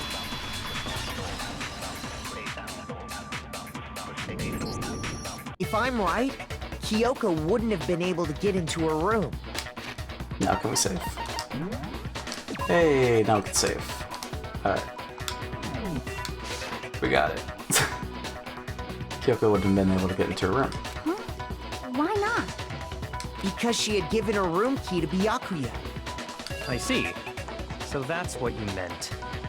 And if I had the key to your room... Then obviously I had no way of getting in. Without my room key, I couldn't have possibly put the locker key in there myself. Am I wrong? It would appear not. Then you're finally starting to understand. No, that's not actually true. There was a clear contradiction in what Kyoko just told us. An obvious lie. But this just isn't like her. To try and save herself with such a desperate lie. Ah, shit. Oh, right, because she has the key. Okay, save. Good. Yeah, we saved. We're fine. Does she really feel that threatened? Because she's the killer? Or is it something else? Is there some deeper meaning hidden in what Kyoko said earlier? If you vote for me, and I die here, the mystery of this skull will stay hidden forever. Which is why I can't let that happen.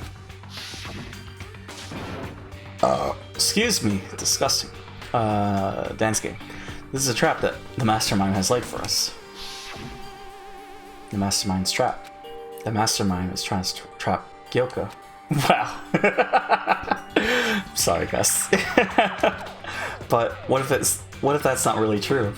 How could you, JP, you murderer? What could I do? What should I do? What should I... The Mastermind's trap? The victim was Makuro, and Kyoko killed her? Murder? Now you burp to add injury to insult? In my Danganronpa game? Who knew? What does Kyoko really know? What am I supposed to do? Kyoko's lie. I'm the only one. I'm the only one who knows it's a lie. I'm the only one who can expose it. But who can I trust? What am I supposed to do? The Mastermind's trap. If you spend all your time trying to avoid danger, you'll never move forward. We know the danger, but if that risk means solving the mystery, we have no choice. Am I wrong? What do I do? I have to decide right here and now whether or not to expose Kyoko's lie. Oh, is there like... Okay. Run away. No, running away isn't gonna solve anything. I have to decide right here and now whether... Expose it? Pursue the lie? There was a lie hidden within Kyoko's statement just now. Naked? A lie? Isn't that right, Kyoko? You said it. The burden of proof is on you. So let's hear it. Where's this lie, then? Exposed, Kappa. Kyoko is definitely lying. It must be because there's some other deeper truth she wants to keep hidden. Well, make your arguments. Kyoko's account. I didn't have the key to my room because I'd given it to Byakuya. There's no doubt about that, right? You are correct. So I couldn't possibly have gotten into my room. Okay, that's the one. Then, when we searched Kyoko's room, how else could the key have gotten there? Someone other than me must have put it there. That's the only explanation. Kyoko herself told me before the trial started. By the way, who have you spent free time with so far?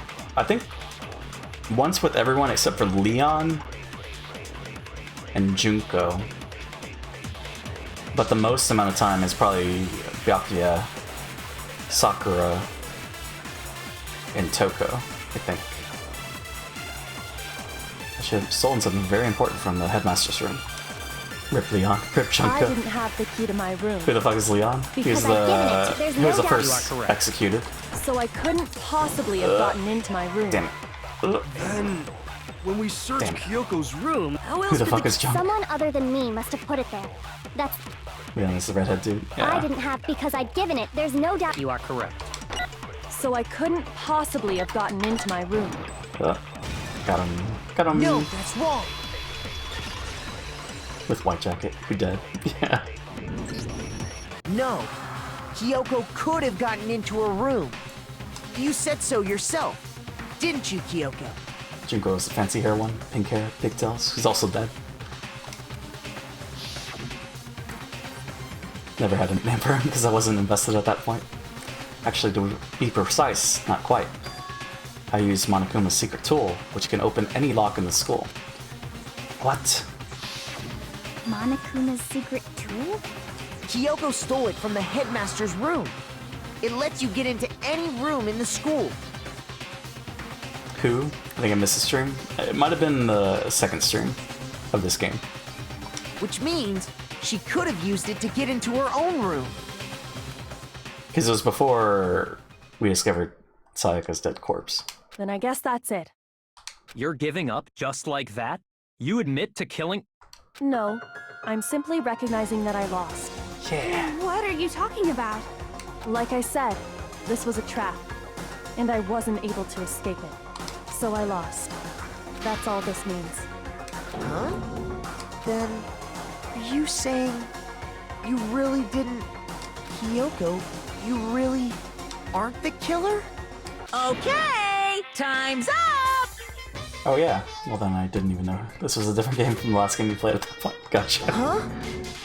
I'm sorry to say, but your time is up! All done, all finished. The class trial is all over. But that's ridiculous! Since when is there any... It's because you were late, so the trial started late and time ran out.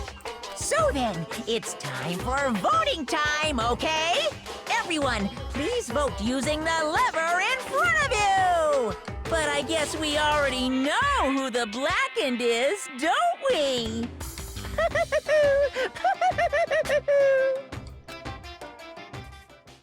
Okay. Well, let's see what happens.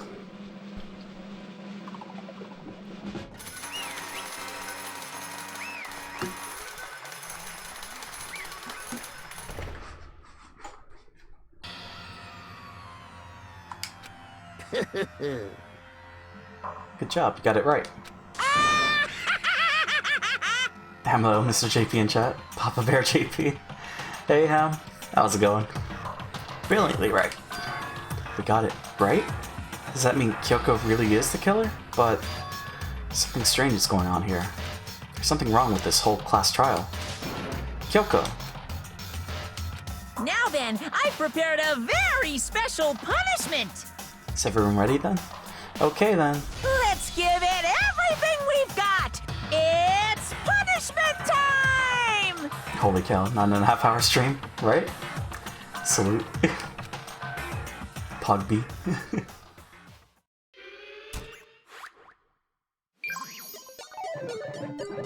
Well, how's she gonna die?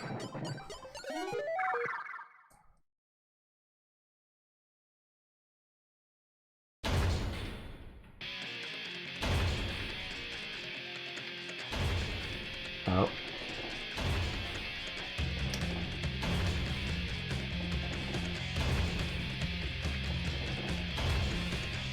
That's brutal.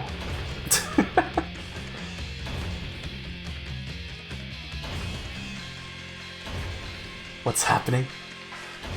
Kyoko's about to bite the dust.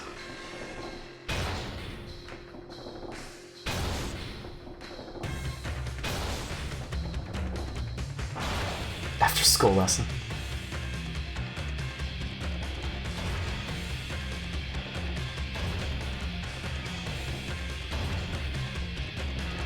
Time to look in suckathons. I want Ubu Hoopy so I can annoy Ray.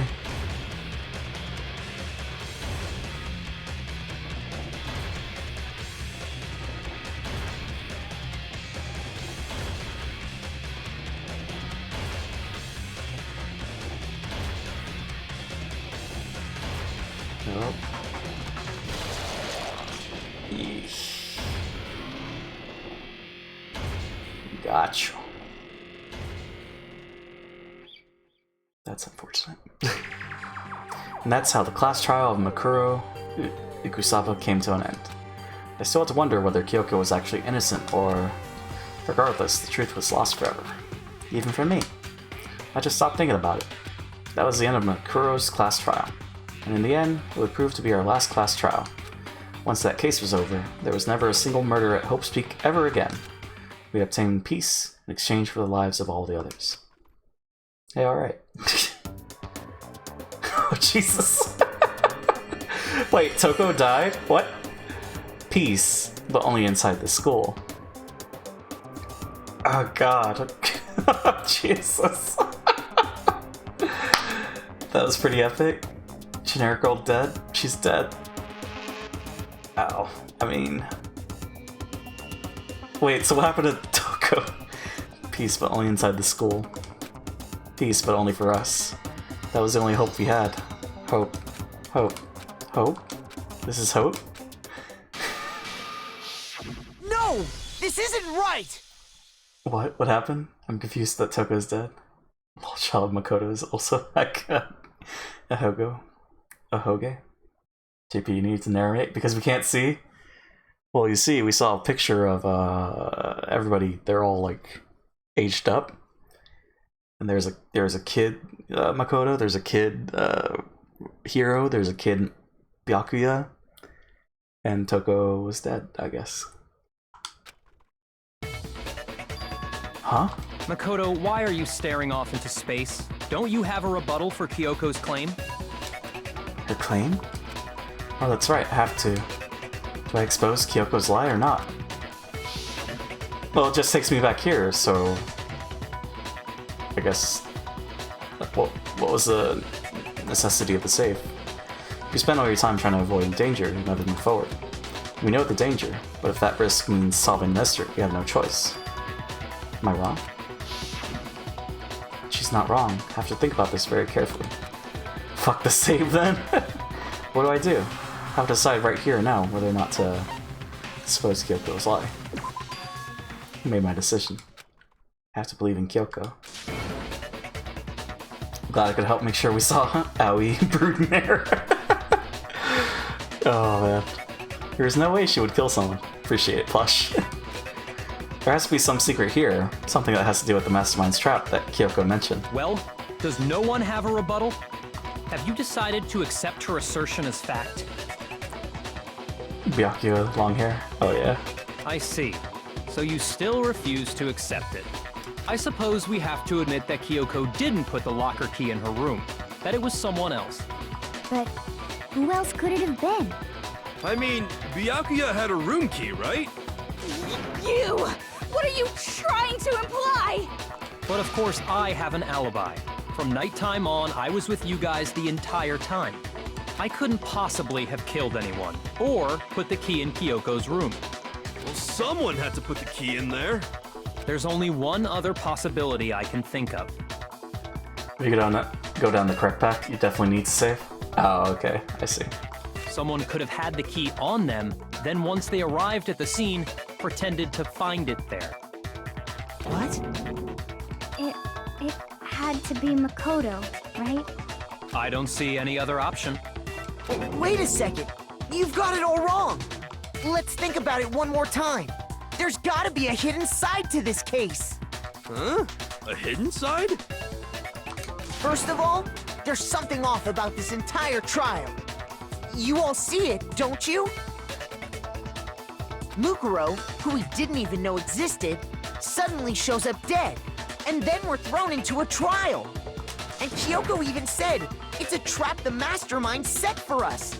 So that's why this has to be... Okay, time's up! What? Huh? Time's up! Class trial's all over! Everyone can stop talking now!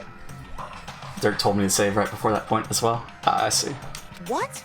Time's up? What do you mean time's up? There's no time's up. Since when have we...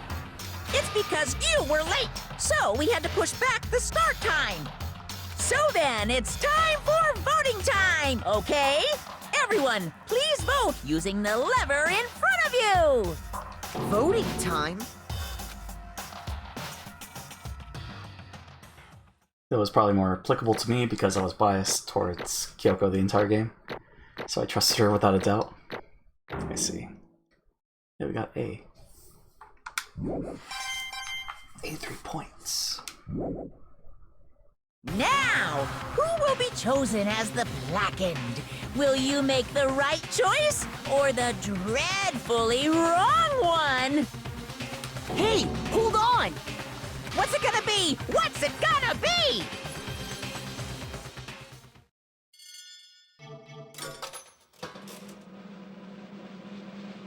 No majority. Okay.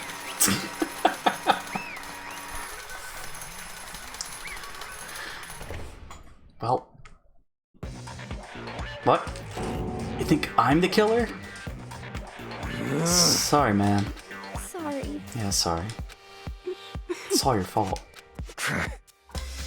Everyone, you're wrong. You got it all wrong. I didn't do it. Yes, indeed. Good job, everyone. Good job. Yep. Yeah, they got it right. No, I know that's not true. None of this makes any sense. This whole trial doesn't make any sense. Hey! It makes perfect sense. Shing! It's the same as always, and it's just like all the other class trials, and I'm gonna end it the same way. Thrills, chills, kills! It's time for your heart-pounding, positively thrilling punishment. Wait, why do I... Kyoko?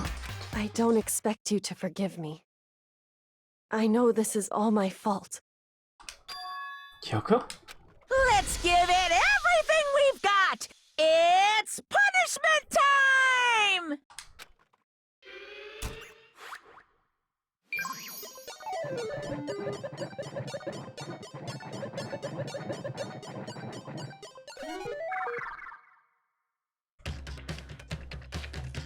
Do we get the same punishment? Do.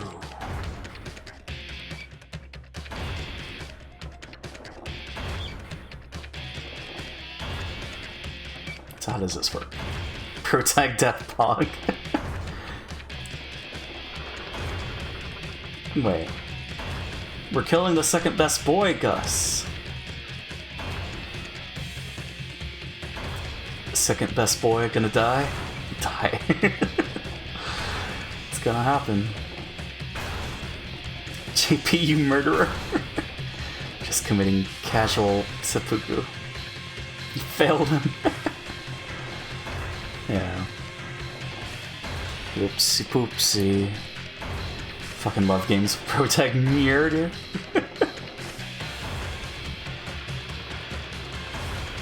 Oh, that's in Japanese? What? Talking about, what, reproduction? Oh my god, he's so skinny.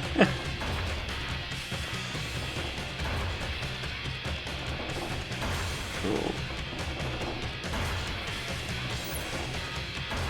Chihiro!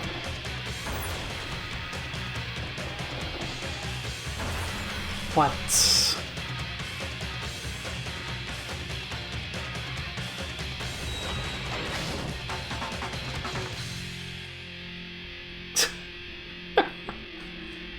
Well, the fall is gonna kill him, right? I mean, there's no way. What is that, Best Boy? It was Best Boy. Well, the computer. What? Huh? Huh? Oh, what a day to not have video. What's this? What's going on? Hey, was that? Yeah, it had to be. This is... Alter Ego. Alter Ego. 1080p poggers. Quality! Is this some stupid virus from that stupid guy? He must have planted it when he invaded my network. Damn it all to hell. I don't believe this. It would seem... Seems you finally made a miscalculation. No, you miscalculated from the very beginning. What the heck? Oh, is that? In other words... What I'm saying is, you shouldn't have underestimated us. Is it really quality if it's unwatchable? I mean, the bot is perfectly fine. But yeah, no, it does suck. I'm sorry. Humph, why are you talking like you already won? I barely felt a thing. It was a pinch, an itch. The stupid virus is gone now. Got it? And so is Makoto. Maybe I didn't get to smash him flat, but you're never gonna see him again. You're not sorry, JP. I mean, 5 years. It's always been like this. To waste away in a garbage-strewn pit. In a way, that's an even better special punishment. But it's still not enough. I'm still not satisfied. I'm still gonna bring despair to the rest of you. Bring despair to the entire world.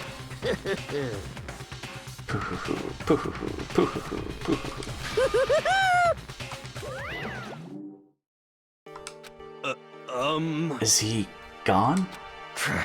Hey Kyoko, what's the meaning of all this? Just what the hell is going on? Calm down. You have something savage to say? Okay. But I'll refrain. Okay. I mean, you can let it out if you want to. It's okay, we're not the ones being trapped this time. In other words... Now it's the mastermind that's ensnared. What did you say? What are you talking about? Nope, it's fine. Going too far. Okay. So... You'll understand soon enough. Very soon indeed. The massive high school towers over all the other buildings in this bustling urban area. Huh. It's like the school stands at the center of the entire world. Huh. Hope Peak Academy. It brings in top students from every field imaginable. A government-funded school of privilege. They say that if you come here and manage to graduate, you'll be set for life. With hundreds of years of tradition, it sends the cream of the crop into the workforce every year. It was built to raise hope in the nation's future. It makes Hope's Peak a pretty fitting name. There are 2 things you need to attend this school. 1, you have to already be attending high school. 2, you have to be the very best at what you do. No ordinary student could enroll here. The only way in is if you're scouted by the school itself. And standing there at the gate of the ultimate school filled with the ultimate students was me. Huh?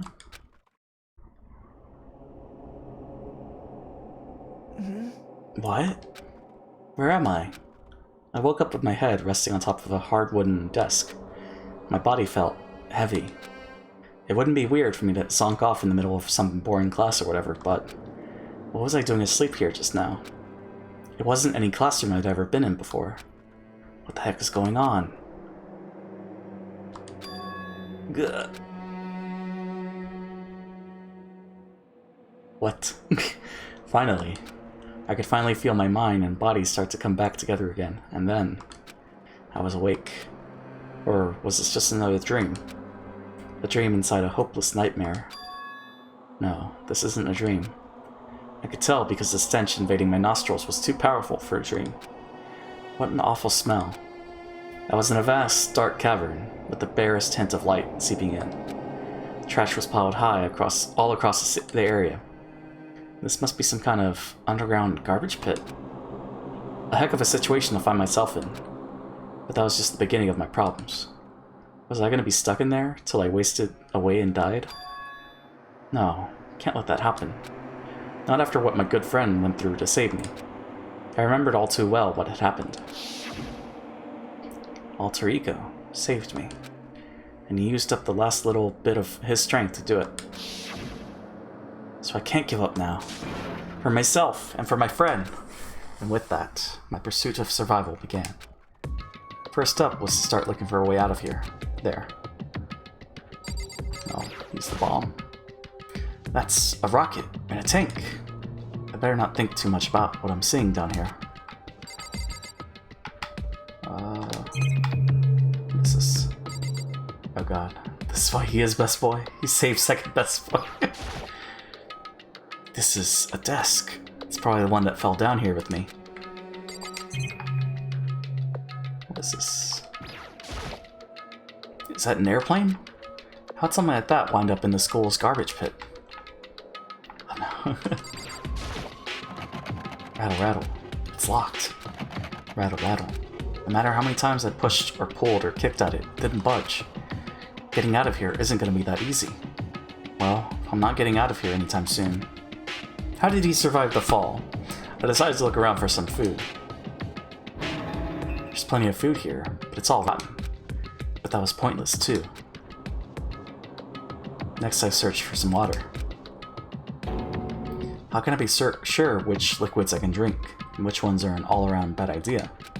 Again, pointless. I feel like I'm blocked in on all sides. That's still not enough reason to give up, because I'm still alive. As long as I'm alive, I'll never give up. After making that proud declaration, the next thing I decided to do was... cry. Go to sleep. My sleep was deep and uninterrupted. That was my only way to preserve what little strength I had left, after not being able to eat or drink. I can't be sure, but I think at least a full day had to have passed. And all I did was sleep and sleep. It was like I was waiting for some kind of sign to come falling out of the sky. However, what fell from the sky wasn't a sign, not exactly. Crunch. What the? The strange sound pierced my silent isolation, jarring me awake. As I watched, the pile of garbage jostled and formed an odd shape. Did something fall down over there? Something fell up from up above. What could it have been? Did a giant piece of trash just fall down here? I carefully stretched my hand out toward whatever it was that had tumbled down here with me. Just a second. A giant piece of trash? Rude. Before she even emerged from the pile of garbage, I knew who it was. What? It What? smells awful. What? This place smells awful. Okay. Kyoko! Indeed. You look like you're doing better than I expected. What are you doing here? So... Isn't it obvious? I'm here to help you. Glad to hear that, Kyoko. You've got a bit of garbage in your hair. Cup nudes. She came with nudes. She did. She gave her head a quick, sharp shake to get rid of the trash, then faced me again. Hey. First, I have something for you. Go ahead and eat it. We can talk once you're finished. Thank you. I snatched the bread and water that she was holding out for me. Within seconds, it was in my mouth and making its way toward my stomach. Phew, that really hit the spot. Now I've got all the energy I need to keep going. So, you still haven't given up then? Of course not. After all, the fact that I can keep going forward is about all I'm good at. Hmm? Well, that's not such a bad thing to be good at. But Kyoko, why'd you come to rescue me? So... To pay a debt. Or no, to atone. Atone? You... During the trial, even though you knew I was lying, you didn't say anything. So you knew that I knew. Indeed. But even though I knew, I did nothing to help you. I... Abandoned you. Don't say that. You didn't abandon me. No, that's exactly what I did. I abandoned you in order to save my own life. You were trying to save me, and I couldn't bring myself to do the same for you. However... But listen, not that I'm trying to make excuses, but there was a reason that I had to survive, no matter the cost. Why did you have to survive? It's true. I'll tell you. I'll tell you everything. The reason I have to survive... In other words... is so that I can do what I came to this school to do. What? I made up my mind to come to Hope's Peak Academy for one very important reason. So you have some reason for coming to Hope's Peak? Indeed. That's right. At least I did. Once. Once? Until recently, I've forgotten what it was. You forgot? But that's... I had no memory of what my purpose was. No memory? That's impossible. Huh? Amnesia? Then, is it really true? You lost your memory? Makoto. Do you remember Makoto? Do you remember the first thing that happened to each of us as soon as we arrived at this school? The first thing? Talking about when we fainted, right? I fainted, and when I woke up, I was trapped here. That's right. I fainted too, and when I woke up, I noticed a strange feeling of separation within myself. A disconnect. It would seem... Thinking back on it now, at that point my memory was gone. At that time, I'd forgotten. I couldn't remember why I'd come to this school. I couldn't remember what my ultimate ability was. But what would make you forget all that? Hey. Strange, isn't it? It's hard to imagine it happened by chance. It seems much too convenient. Are you saying you think you lost your memory because... Indeed. I don't think. I'm positive it was the work of the mastermind. They stole my memory. But why would they want to do that? There's only one reason I can come up with. Because of my purpose, and my ability. Somehow, they would interfere with the mastermind's plans. So the mastermind just stole them from you? However... And it could also mean, somehow, my memories may be connected to the mystery of this school, and the mastermind. Which is why I have to get them back. That's why I've been investigating things by myself this whole time. But if what you say is true, why didn't you ask the rest of us to help you? Why is that? If I did that, and we all worked as one, the mastermind would have noticed right away. Plus, there's always the chance that the mastermind is actually one of us. What? Correct. Well, don't make too big a deal out of it. It's just a possibility. But since it is a possibility, we can't ignore it, right? The mastermind, one of us? We should believe that, then of course she couldn't trust anyone around her. In which case, it only makes sense that she would look into her missing memory by herself. However... That being said, there was a limit to what I could do by myself. Which is why I asked you to help me. But why me? Because among everyone, you were least likely to be the mastermind. That was just intuition. But... I see. Your intuition was right, though. There's no way an ordinary kid like me could have been the mastermind. I understand. I should understand everything. My goal isn't to get out of here. It's to stay here.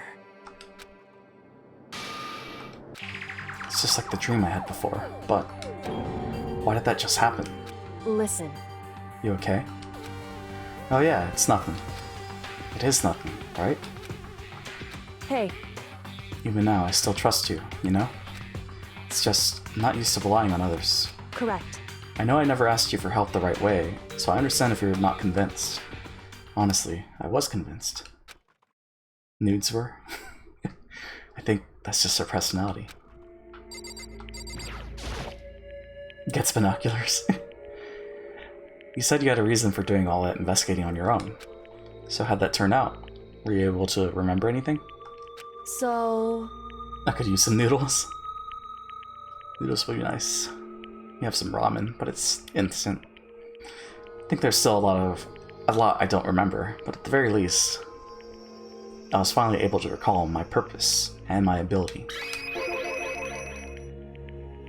Oh, BRB, gotta clean up some dishes. Sounds good, Ham. You mentioned your ability. My ability. What everyone should have known me for. I'm the ultimate detective. The ultimate detective? Correct.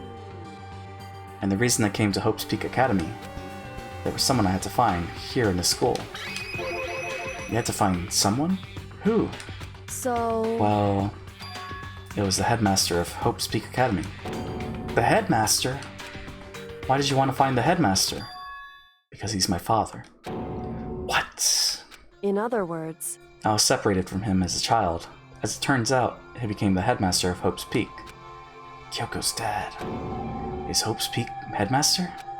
Then that explains when Alter Ego told us how he thought the headmaster was involved. I'll find a way. Huh? Huh? No matter what it takes, I will find the headmaster. No matter what? No matter the cost. So, No cost too great. Kyoko, what's going on? My memory hadn't come back at that point, but when he said that, I felt strange. It makes perfect sense now, of course, since my whole purpose for coming here was to find him.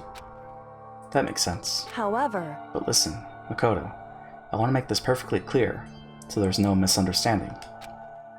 I said the headmaster wasn't the mastermind, but I didn't say that to protect him. I only said what I felt, based on what I'd seen when I snuck into the headmaster's room. Then, what did you see in there? So... The room had been ransacked. The shelves were a mess. The desk drawers dumped on the floor. The only conclusion is that someone who didn't know where anything was had been in there. You mean, the mastermind, right? It's true. That was my assumption, yes. And to confirm my suspicion, I decided to investigate the second floor of the dorms using the key I'd found. But why there? Because I also found this in the headmaster's room. This is some kind of map? Indeed. It's a layout of the entirety of Hope's Peak Academy. I found it in the headmaster's room, along with Makuro's profile and that key. The map showed that the second floor was home to a number of rooms meant for faculty use. Some of the staff must have had to stay overnight from time to time. I figured the headmaster would have some kind of private room there. I assumed that if that were true, that room would likely hold more clues, so I went to check. Correct. And that's when I finally remembered.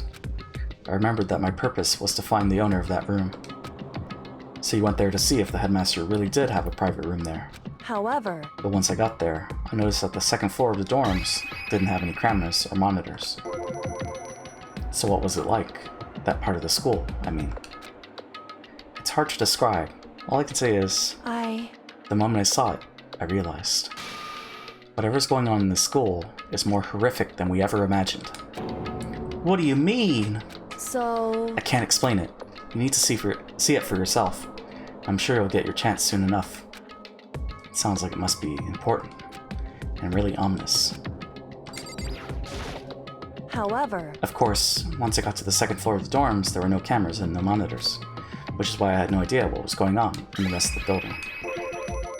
It has to do with Makuro Ikusaba, doesn't it? However... Just to be perfectly clear, I didn't kill her. And I know it wasn't you either. I know you're right, but that just means everyone but you and me had an alibi, so then who did kill her? Anyway...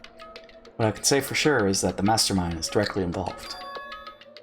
To begin with, the point of the class trial of Makuro Ikusaba was to get me killed. Get you killed? Indeed. I stole that key and disappeared, and in retaliation they wanted to draw me out and eliminate me. Correct. That was the point of the class trial. It was? The mastermind knew they couldn't interfere directly. You mean because of the school regulations? That's right. Exactly. With minimal restrictions, you are free to explore Hope's Peak Academy at your discretion. In other words... The mastermind is adamant about following the rules, and with that rule in place, they couldn't step in. Since they couldn't kill me themselves, they tried to use the class trial to do it. The mastermind couldn't step in because of the rules? That makes it sound like the mastermind themselves is somehow bound by the school regulations. Hey. There's one other thing I'd like to point out about the murder of Makuro Ikusaba. What's that? There was a point where Makuro may not have become the victim. It could have been you, Makoto. Me? I could have become the victim? Indeed. You know what I'm talking about, right? Do you mean... during the night? I can hear them, you know? The footsteps of the god of death. What? I can hear the god of death as he moves. That ability naturally draws me into cases, just like this. Anyway... Which is exactly what happened with you. I was in the dorms and I had a sudden sense of dread. I looked down the stairwell and saw a white shadow cross the corridor. Hey, Wu. Hey, Mr. Wu. How's it going? I gave chase right away. As I followed it, I saw the shadow go into your room. Correct. I ran into your room and I saw what was happening. I intervened immediately, of course. However... That wasn't the end of things, of course. I stopped them, but that led to... Whoever the mass assailant was, they ended up dead. Correct. And their murder was disguised, and the dojo key wound up in my room. It all has to be the work of the mastermind, in an attempt to use the class trial to eliminate me. So all this would mean that whoever killed Makuro is also the mastermind, right? Indeed. I don't have conclusive evidence, but that's what I think. But that's really bad if true. It means the mastermind can kill whoever they want, if they feel like it. Did you end up seeing the bad end? Yes. Wait, but doesn't that create another contradiction? The mastermind wanted to use the class trial to try and kill you because it couldn't interfere, right? Correct. You're right. That is a contradiction. And it's not just Makuro. They needed the class trial to kill me, but seemed ready to kill you in your room. Everything they did is a contradiction. So, what does it all mean? In other words... It means that the mastermind is the one who's been cornered. Huh? Makoto. Just a little more. A little more and I should be able to figure out the mastermind's identity. The identity of the other ultimate despair. The other ultimate despair? There's no doubt that Makuro was the ultimate despair, and that she's dead. Should I let this slide, Kappa? I mean, we're past that point, so... You know. But I don't think the ultimate despair is just one person. It's not? Indeed. If you think about it, the ultimate despair seems to implicate whoever caused that event. You're talking about... That's right. What happened a year ago. The biggest, most awful, most tragic event in human history. The tragedy? Whoever's responsible for that, they're the ultimate despair? It would seem... That despicable group whose only purpose and motivation comes from despair. Then they're... Indeed. Make no mistake. They're the root of all the evil that has forced us to go through this. Tragedy. Turning saints into the sea. That is the ultimate despair. And that is our real enemy. Chapter 5 end? What? Do we stop there? Do we continue? How much is left? Well, I mean, I guess I shouldn't ask. If anything, swimming through sick lullabies. See the Dream Island, Rocket present. 5 alive. Chapter 5 ending. Choking on your despair billies. Swimming through 6 alibis. So the mastermind caused 2020? It was totally them. Just look at all the despair we have. The ultimate despair. A group of people who caused the tragedy 1 year ago. Those same people put together this killing game and began broadcasting it around the world. The most desperately awful group of people ever. That is the mastermind's true identity. Our enemy has finally been revealed. But right now... Anyway... Right now we have to get out of this horrible place. Figuring out the rest of the story can come after. But it's just the price I pay. This despair is calling me. Open up your evil eyes. Yeah, you're right. Yoko, do you still have that one thing? Monokuma's secret tool that you got from the headmaster's room? Indeed. Of course I do. It's an absolutely vital part of ensnaring the mastermind. I would never part with it. And it can open any door in the school, right? That's right. That's right. Well, she said it. Then we should be able to use it on that door, right? Hey, Kyoko. We can use that key of yours to open this door, right? It's true. Let's find out. Kyoko took out the key with the Monokuma design on it and slid it into the keyhole. And then... click. Yes, it opened. Indeed. Now we can get out of here. Let's go. Sounds good. We quickly opened the door and made our escape from the garbage pit. Finally. We are finally free. But there wasn't even time to take a breath of relief, because the real fight had just begun. Chapter 6. Ultimate pain, ultimate suffering, ultimate despair, ultimate execution, ultimate death. Deadly life. After leaving the garbage pit, we found ourselves in a tunnel extending straight up like a chimney.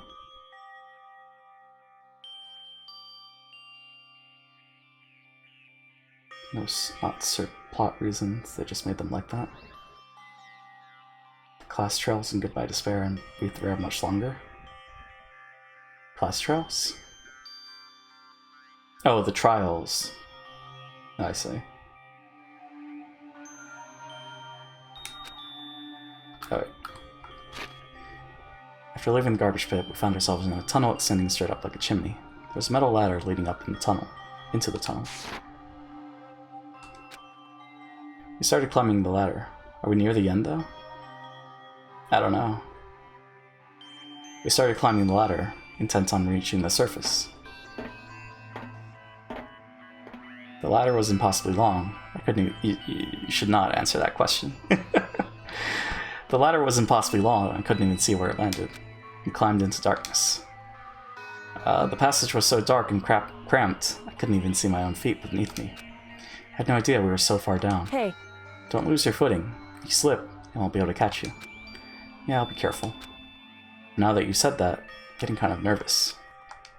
Maybe talking will help keep my mind off of it. So Kyoko, there's something I want to ask you. You said you're the ultimate detective, right? So how long have you been doing detective work? How long? So... Ever since I can remember. I come from a long line of detectives. Detective work is in my blood. There was a time when being a detective was considered a sacred duty. My family's always seen it that way. Then is your family famous? Wrong. Quite the opposite, actually. Even among actual detectives, many people haven't heard of us. But how come? It's like your family tradition, right? So... Right. Because we take pride in it. Pride. Indeed. Detective is neither light nor shadow. We represent neither justice nor evil. That is how we can uncover the absolute truth. We stand neutral in all things, and to do that, we have to stand separate from the rest of society.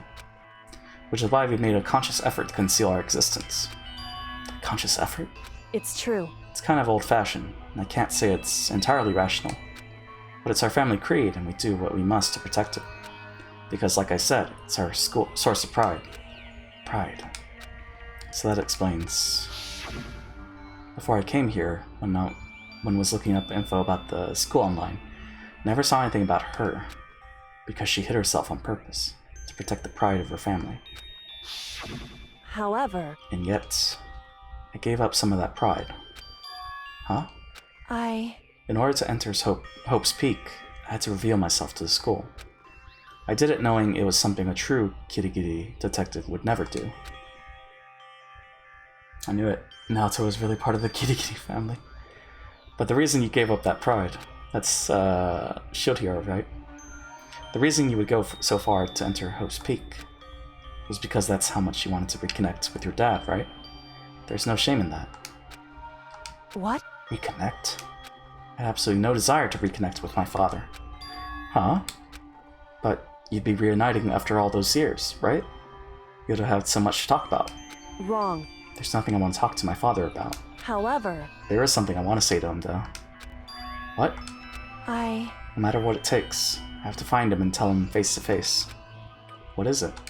So... I want to sever all ties with him. Sever? The last time I saw him, I was still very young. So I don't remember myself, but apparently he was extremely intelligent. He was in line to become the next head of the Kitty family. He was talented. He had a promising future. However... But he had no interest in detective work. So he cut himself off from the family. Not long after that, my mother died, and he simply ran away. He went to my grandfather, and they had a huge argument. And young as I was, he left me behind. I'm sure there was a reason for that. I'm sure your dad wanted to take you with him. Right. If that's true, then I need to thank him. Thank him for leaving me. Because unlike him, I take pride in the work I do. I take pride in my family name. So every last part of me is happy he didn't take me with him. If I'd gone with him, I never would have had the chance to become a detective. I was above Kyoko and on the ladder, so I wasn't able to see her expression. So I couldn't tell. I couldn't see how she looked when she said that. What she might have been feeling. All I could tell was that compared to her usual self, she was more talkative and more emotional. I don't blame him, you know? He had his own life to live. That's what anyone in my position might say, right? But it's not true. However... But there's one thing that I can never forgive. Really? So... The way everyone else looked at me. I was never sad about being left behind. Like I said, I think it was a good thing. However... But when the rest of my family looked at me, they saw something different. They only saw me as the little girl that was abandoned by her father. That's how they see me, even to this day. I was about to say that Kyoko's head pop-up was covering what's under her skirt. Then her head disappeared. And there it was. His shadow has been following me my entire life. I'm sick of it. I need him out of my life. I need to step out of his shadow. Correct. That's why I have to find him and tell him we're no longer family. In order to settle the past. In order to remove him from my life forever. I have no doubt he forgot about me years ago. But your family, to just cut him out like that. Wrong.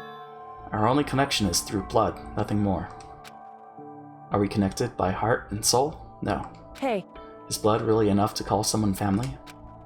Only connected by blood, not by heart or soul? I was so shocked to hear her say something like that. Didn't know how to respond. So instead, I said nothing. I just kept climbing the ladder in complete silence. And after I don't know how long, we finally reached the top. What a thrill. Looks like this is it. Indeed. On the other side of this door, Hope's Peak is waiting for us. We're back. That's right. Remember that hatch on the ground near the trash room? I'm fairly certain that's where we will come out. I unlocked it earlier, so it should open without much trouble. Well, here goes nothing. I reached my right hand up and pushed against the hatch. The hatch opened with ease, and so... Makoto has no ass. Looks like we're back. Whew. What face? But I can't believe how long that ladder was. I'm exhausted. Can't exactly say we're safe and sound, but at least we're out of there. Next you're gonna say Makoto has no bowl, Jeffy! Now we're back in Hope's Peak Academy. Kyoko, thank you. Never would have gotten out of there without you. Nothing's necessary. I was just returning the favor. Now, let's talk to Kyoko. So, now what do we do? I'm glad I didn't die, of course, but if Mastermind finds out... That's lewd! I'm worried about you, too. You helped me, so they might... Listen. You're worried? Yeah, of course. So then... Let's just get a concrete answer. Huh? In other words... Let's ask Monokuma if there's a problem with you escaping. Wait, that's... However... If we try to hide, it's only a matter of time till we're found out. And it's not like we can run away. As she said that, she pointed at the nearby surveillance camera. So you're saying rather than stressing out over getting caught, you should just give up now? Don't worry, what you think is gonna happen isn't. Because the Mastermind is the one that's ensnared. The Mastermind is ensnared? You said something like that before. What does it mean? So... The Mastermind stood exposed during the investigation into Makuro's death. There was a moment where the Mastermind let their guard down.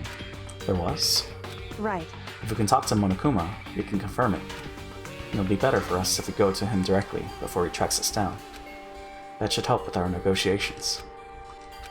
I'm still a little... super uneasy about this. But we don't really have a choice, do we? Indeed. Monokuma should be in the gym. Shall we go? Let's get going. You know, I love how it seems like the darker the game /show/anime, the more shitposty the fandom seems. applies to Danganronpa. More darker. Like killing bites, I can see that. Shall we go? Let's head to the gym. Goblin Slayer. Definitely applies to Goblin Slayer. Oh wait, you can do that. Cool.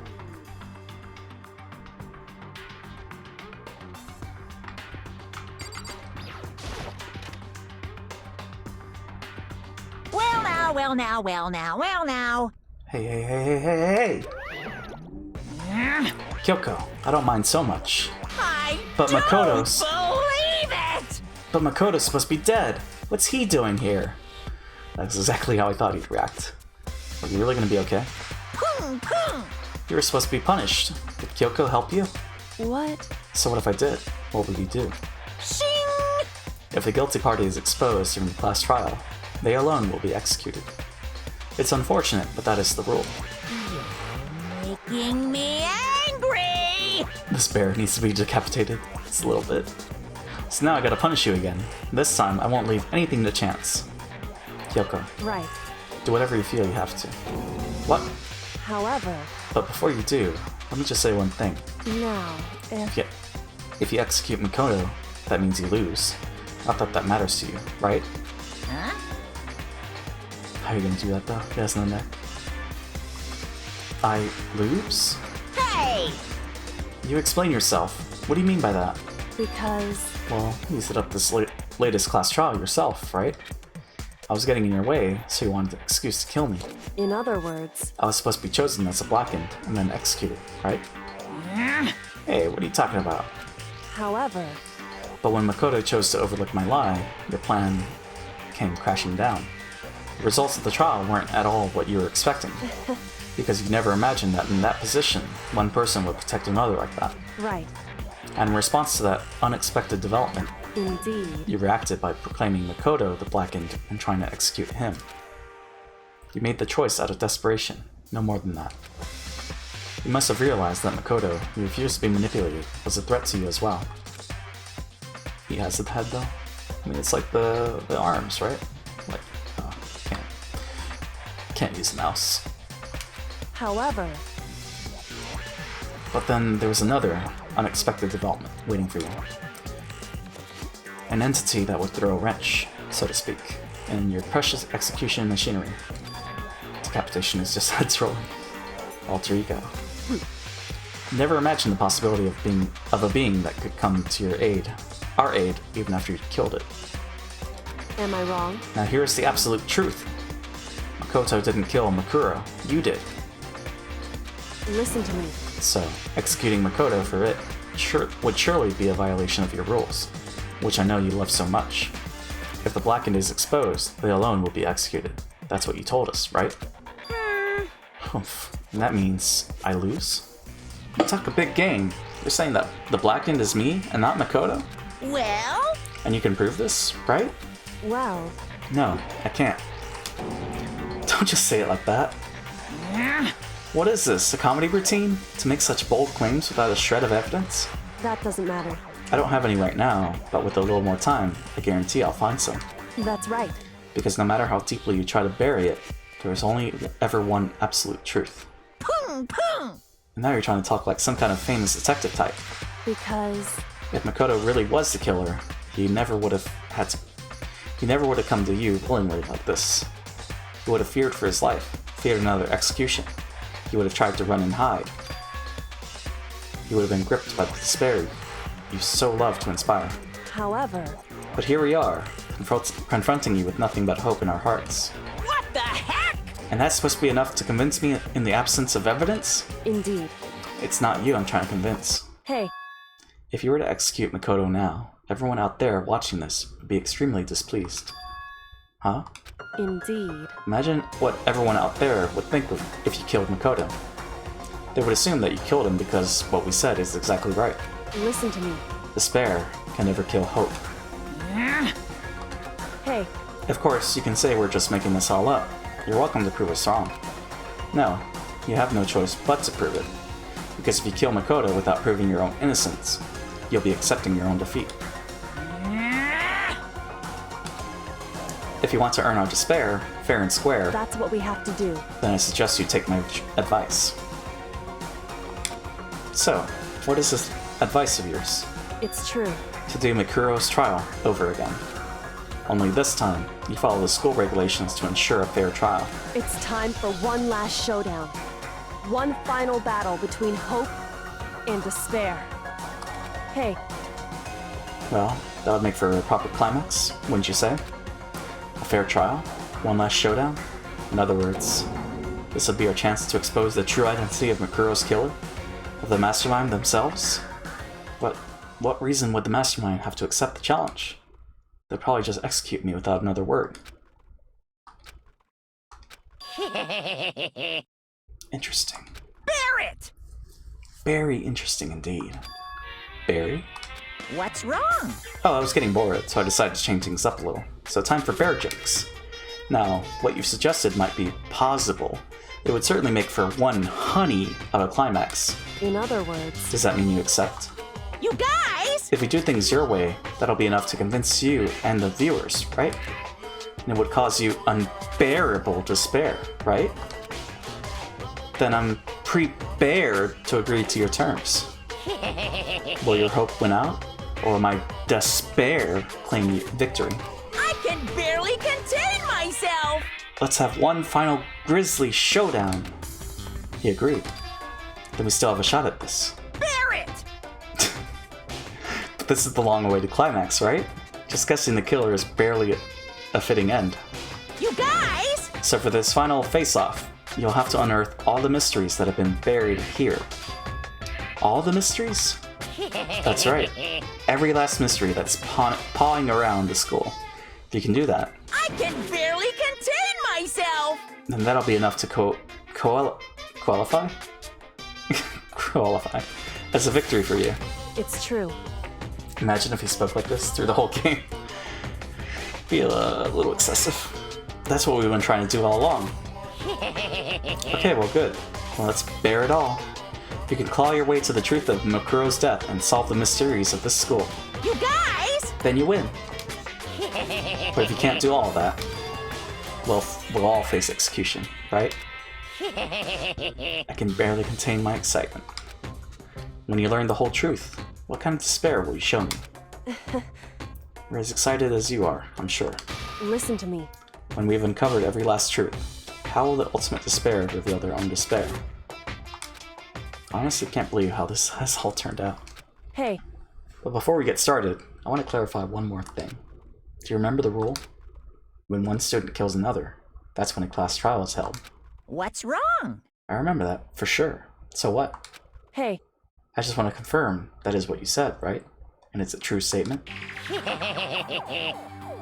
You don't have to be so suspicious. I've said it before, but it bears repeating. Everything is based on the school regulations, and having a trial for Makuro is no exception to that. Huh?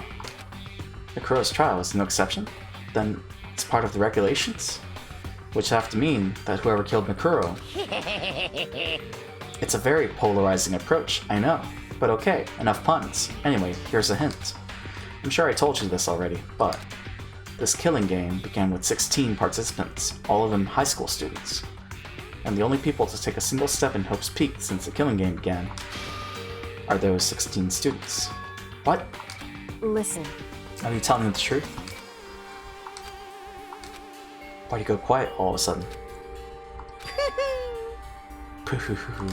Now I'm really angry! I'm done talking. I got nothing left to say to you. So get lost, would ya? Why so mad? Whew. He seems emotionally unstable. Hey! Leave me alone. Get out of here. Okay, I'm going. You're really gonna let me go? I don't even care anymore. You're all gonna get your punishment later anyway. I need to start getting it ready. A super duper extra special punishment. Overflowing with despair.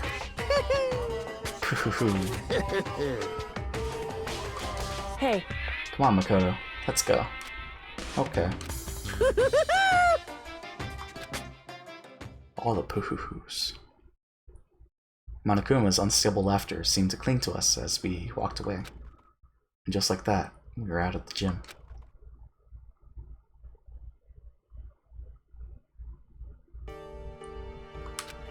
could hardly believe it, but somehow I ended up not getting executed. I still had my life, and we still had a chance. Overall, things turned out way better than expected. Once again, I was in Kyoko's debt.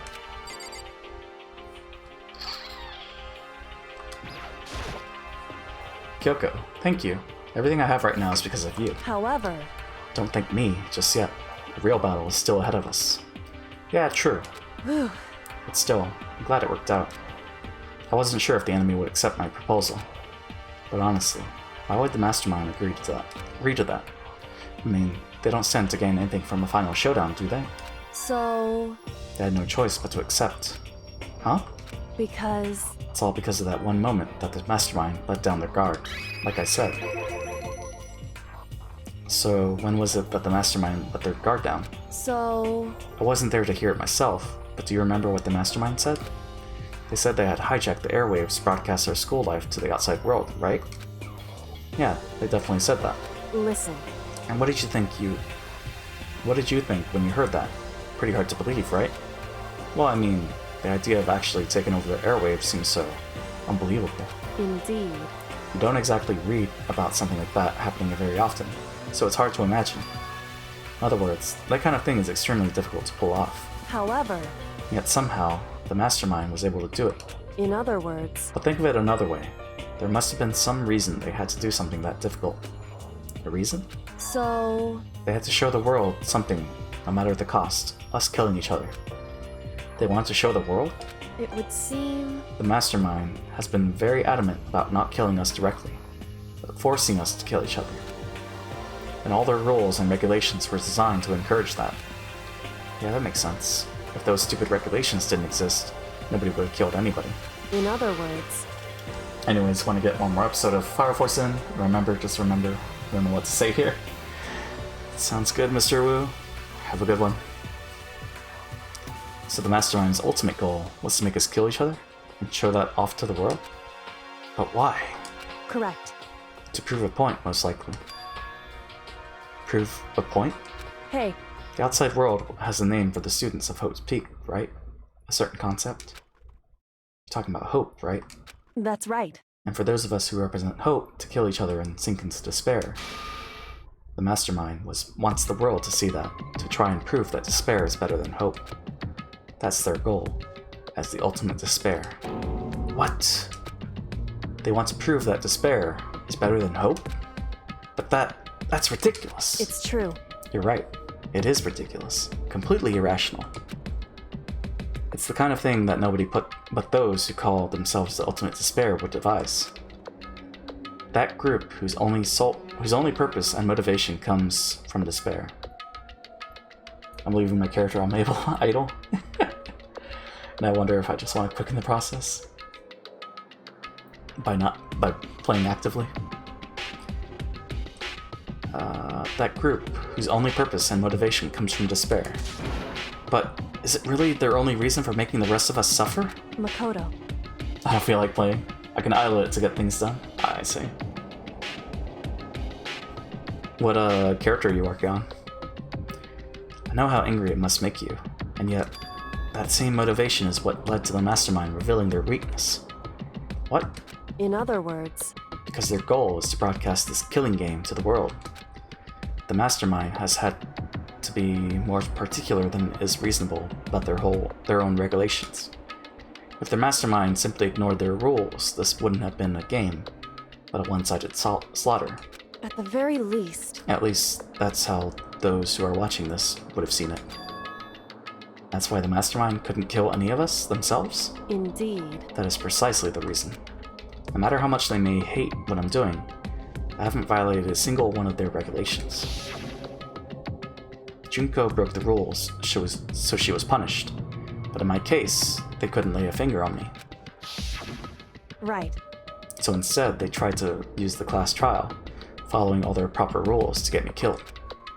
They began a trial that didn't have a right answer, then made me out to be the killer. But even that didn't work. It's true. Yes, thanks to you. And due to that failure, the Mastermind took yet another risk. They attempted to kill you instead, who also was not the killer.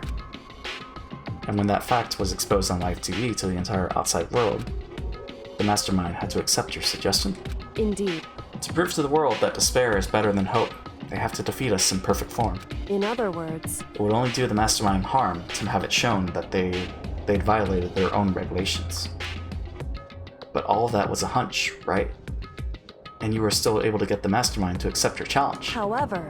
Well, it's only thanks to you that we got that chance, because you believed in me. Another path opened up. Still, I can't believe how much of the mastermind's thoughts and plans you were able to figure out. I didn't have the slightest clue. Wrong. In the end, though, I couldn't prove any of it. It was just my reasoning. Essentially, I was making a bet. Whew. But it looks like I got it right. This time, at least, I won the bet. She let out a quick sigh. I took it as a small sign of relief. To be honest, I haven't been that nervous in a long time. I totally couldn't tell you were nervous at all. You seemed totally confident from the moment we decided to go talk to him. Well, presenting a strong demeanor is a fundamental part of negotiation and persuasion, wouldn't you say? Plus, if I'd shown my uneasiness, that would have just made you that much more uneasy. Yeah, you're probably right. How pathetic. However... Anyway, we can't relax just yet. All we've done is earn another chance to fight. We have to win this time. Correct. Or everything we've gone through will have been for nothing. You're right. If we can't defeat the mastermind, it'll cost us our lives. There is no option except to win. Hey. But before we begin the final battle, we have to tell the others what's going on. True, but now we know who our real enemy is. All we have to do is work together with everyone to destroy the mastermind.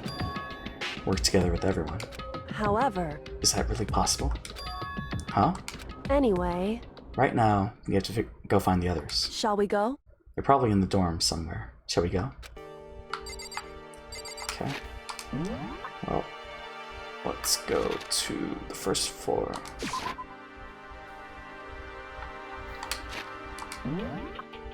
Is anyone... Oh, what? Second floor? Oh, you can't even go to the other floors. Well then. But before we do this, probably should do a 5-minute BRB. Just to be safe. So, un momento.